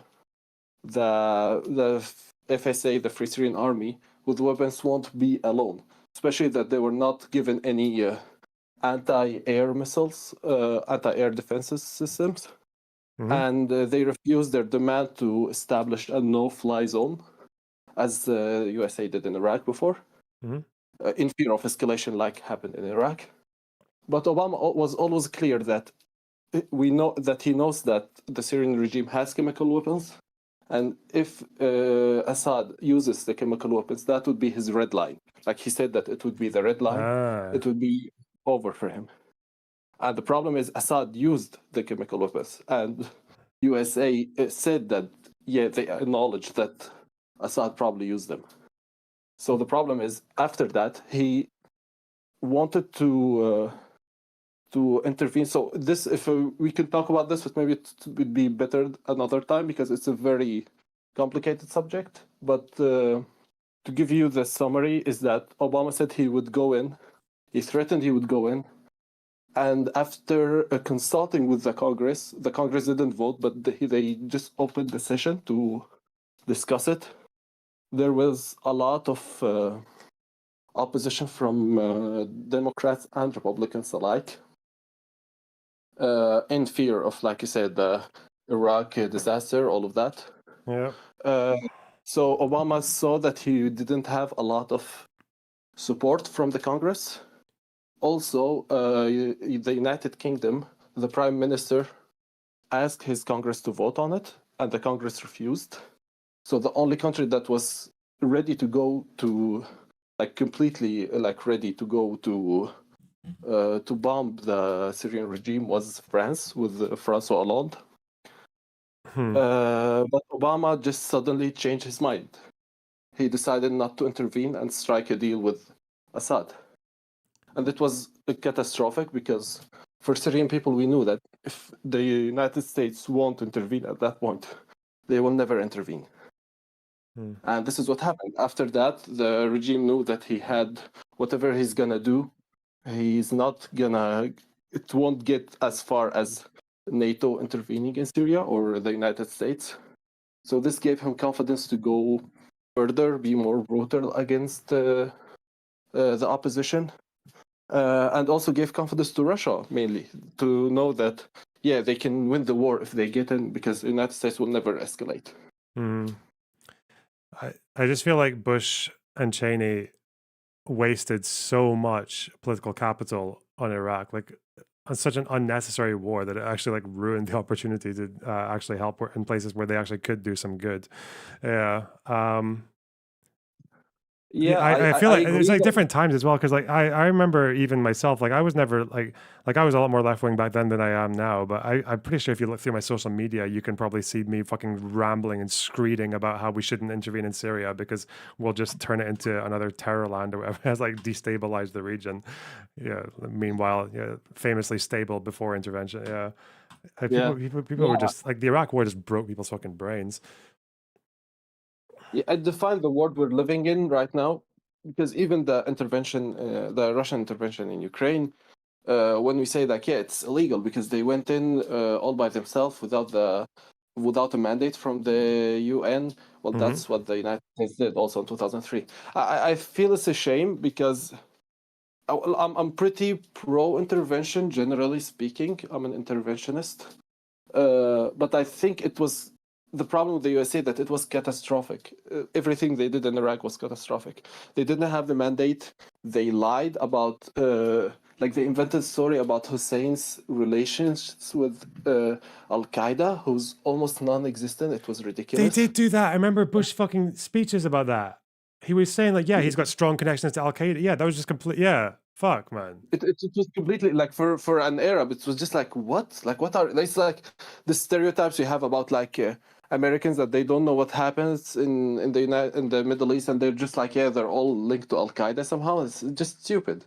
And also they showed like I'm even studying it in class now, that how they manipulated images to show as if there was evidence of weapons of mass destruction in Iraq, which was not true. I mean, to be fair, there was weapons of mass destruction. It was chemical weapons, and Saddam Hussein did use them. The problem is they were trying to present it as if Hussein was having a nuclear program and is almost ready and he's going to have nukes. And this was also not true. Yeah, the British intel reports from that time that were revealed during the inquiry were fucking mental. Like, there was one where there was like a couple of caravans that were producing what they said would be chemical weapons, but they were just like standard standard manufacturing facilities that were using they were actually building just artillery balloons, like just standard military equipment. Or there was the other one where where the fucking guy stole a fucking fake chemical weapon from a film.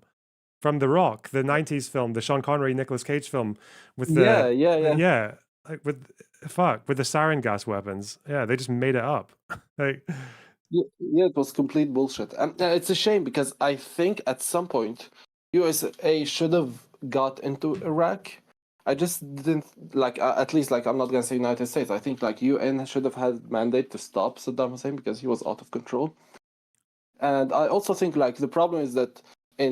So you're aware of the first Gulf War with like the whole intervention in Kuwait, all of that? Barely. Saddam attacked Kuwait. Saddam attacked everyone Kuwait. turned on him. Yeah, and I think that was at that point they should have like pushed further to actually dethrone Saddam, because it was clear that this guy is out of control.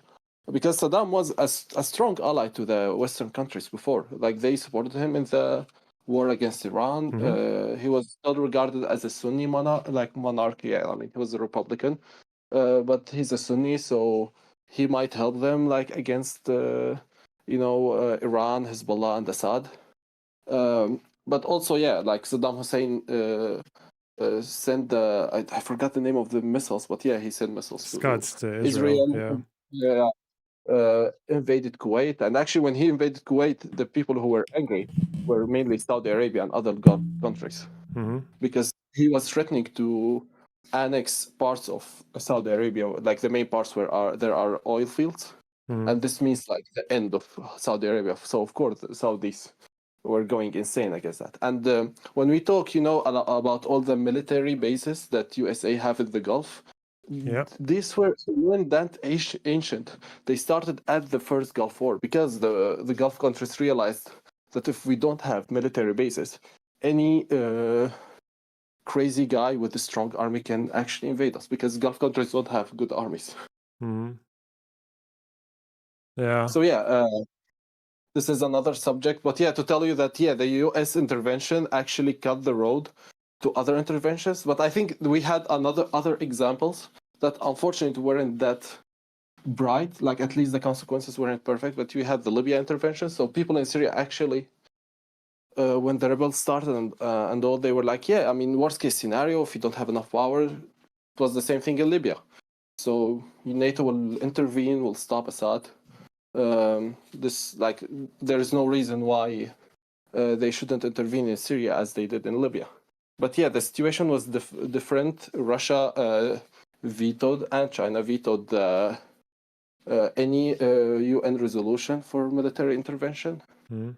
US didn't have enough balls to get in. And I think, I'm not saying if US intervened, we would be living in a utopia in Syria right now. But I don't think it would be worse, because there is no worse. I don't think there's a worse situation than what's happening in Syria right now. Yeah, sure. Do you think also the Free Syrian Army might have had maybe a bit more power than whatever the alternative was in Libya? Because I think in Libya, one of the problems was that they underestimated how strong the kind of more radical fundamentalist wings were when they were ready to kind of jump in after Gaddafi left, Haftar and shit. But then, I don't know. I think at least for the political positions, we have strong Syrian opposition that are living and working on an alternative government in France and Europe for decades now. So I think we would have been ready to actually have a strong political power. And also the Free Syrian Army was at the time, at the beginning, pretty secular, pretty not aligned with the Islamic forces and all. And also, even in Libya, I didn't do much research on it, but we also shouldn't underestimate the role of Russia there. They were basically trying to sabotage any chance of actual peace or normal government in Libya. They very strongly supported Haftar, who was going against the UN-approved alternative government. But also France helped them with, actually France, Egypt, Russia, and the United Emirates were all supporting Haftar at the same time. And I think, I'm not sure of the exact situation. I'm not going to say that people against Haftar were pretty good. But Haftar was a horrible human being as well. Okay. So just to make it short, with the Hezbollah intervention in Syria, the Free Syrian Army didn't stand a chance in actually staying strong against the Syrian army, the Hezbollah, and all the Iranian militias and Shia militia that were coming after, and especially after with the Russian intervention. So without actual, probably on ground, or at least with the warplanes support by US or Western countries, it was impossible to actually defeat all these forces. Okay. Well, I'll leave you to it. I think I'm gonna stay up for another hour. If you have any other questions, I'll hop in. Yeah, cool. I'm just gonna finish this paragraph, I think, and I'll be done. But yeah, okay. Great. Right, Well, appreciate talk it. to you soon. Yeah, thanks very much. Bye bye. See ya. Cool. Well,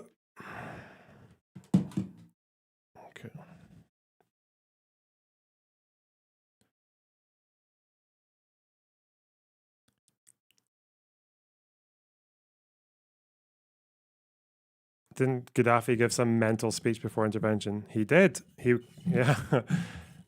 He was basically like said that his opponents were sewer rats and he was gonna fucking vanquish them and shit. Yeah. Ground attack. I remember that. I remember when the tanks were moving towards Benghazi and they were just ready to wipe them all out. And then America was like boom, boom, boom, boom, boom, boom. Yeah.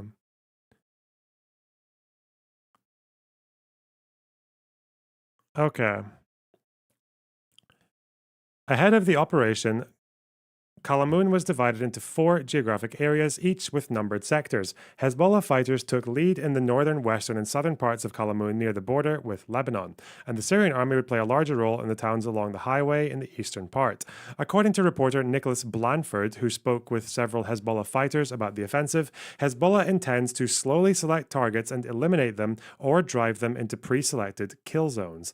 And the campaign's success will depend on extensive reconnaissance, real-time intelligence, and good coordination with air assets and artillery. The offensive in Kalamoun picked up in mid-November 2013 with a regime push along the main highway from north to south. Kara, a town on the highway in northern Kalamoun, was one of the largest earliest targets.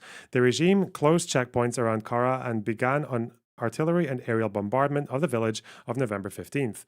Regime forces, with ground support from Hezbollah fighters, reportedly captured the town 3 days later. Pro-regime forces pressed southward towards the village of Deir Atiyah, which fell in late November. Syrian and Hezbollah forces also fought for control of the village of Nabk for several weeks. The regime captured the town in mid-December.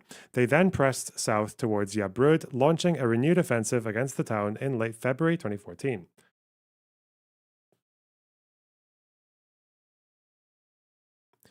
The Yabrud offensive began with clearing operations in the town's surrounding areas in order to isolate rebels in Yabrud from their supply lines. Okay. Clearing operations in areas surrounding key towns. Towns in order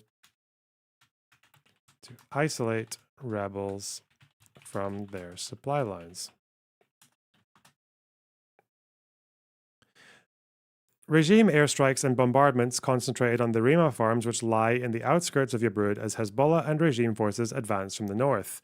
Hezbollah played a leading role, as it has throughout the regime's Kalamoun operations, particularly in reconnaissance missions, which allowed regime forces to identify and target rebel ground lines of communication between Yabrud and Arsal in Lebanon.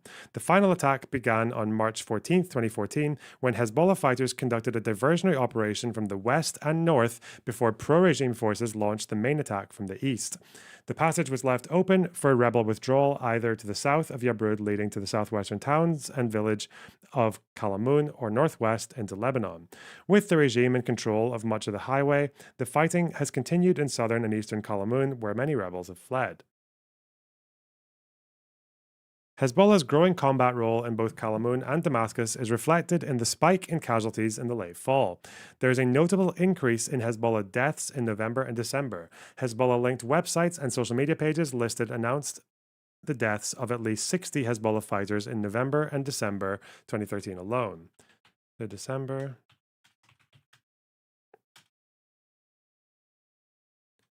Hezbollah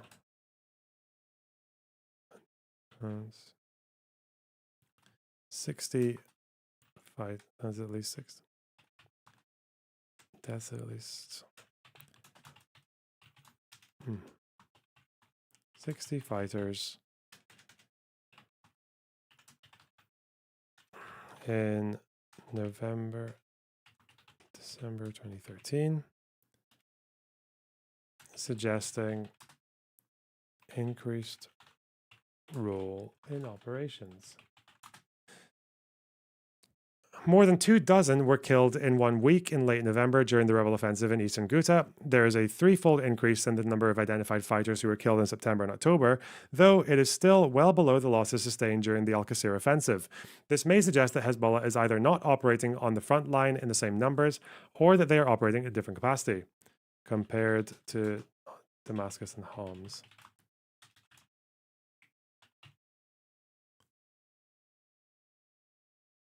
This may suggest that Hezbollah is either not operating the same number. Okay, some of the casualties reportedly came after the Syrian army troops abandoned their Hezbollah counterparts in the battlefield, leaving them surrounded by rebel forces.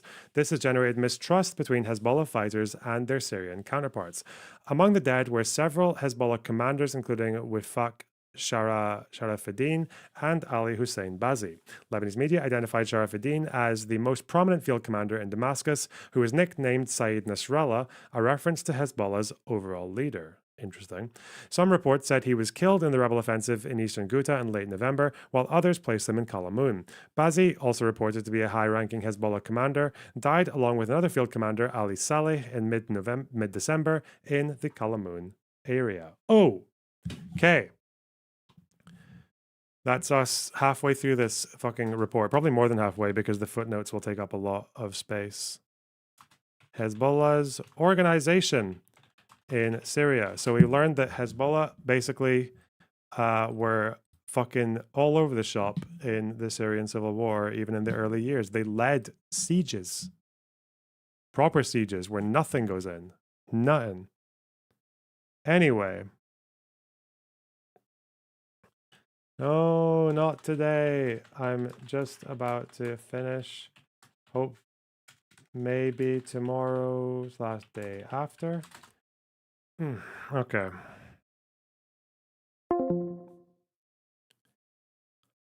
All right. Because I forgot we got their organization in Syria. Implications. The axis of resistance. A bunch of we're really close to the end. The paper ends at page 27. It's got 5 more pages. Oh shit. 4 more, really, because we're not going to read this fucking thing. Bro, everyone here is dead, right? Fuck. Everyone here is dead. No shot. Everyone dead as fuck. Okay.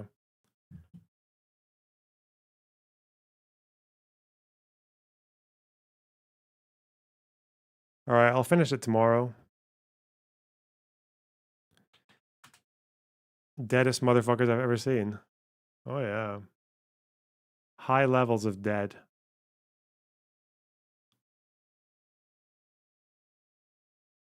Israel steps up its offensive in Lebanon. Great. Am I really going to leave stream with an unfilled bar? What the fuck? That's embarrassing. What the fuck? Ugh. There's no way. There's no way chat's that lacking in mineral aid money. Humanitarian aid. Hang on.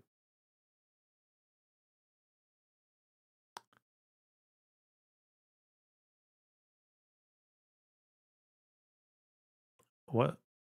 Huh?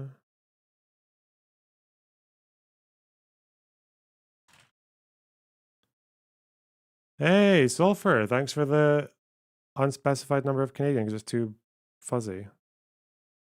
Thanks for 3 Canadian. No shit. I got a topic, please let me in. Mark Tech. Thanks for the €2.49. Sleep well. I will do. I'm going to have some dinner first, though. I'm going to be very hungry now.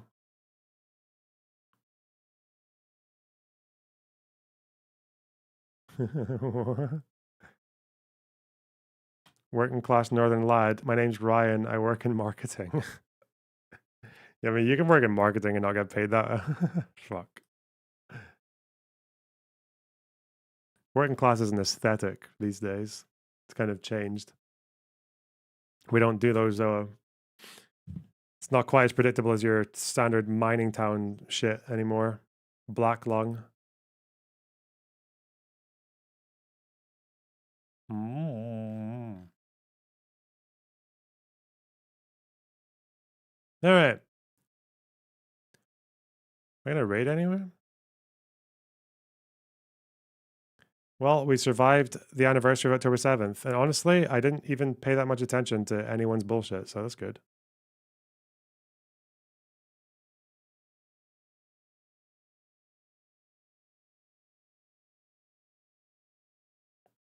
I don't think there was an international intifada or anything like that.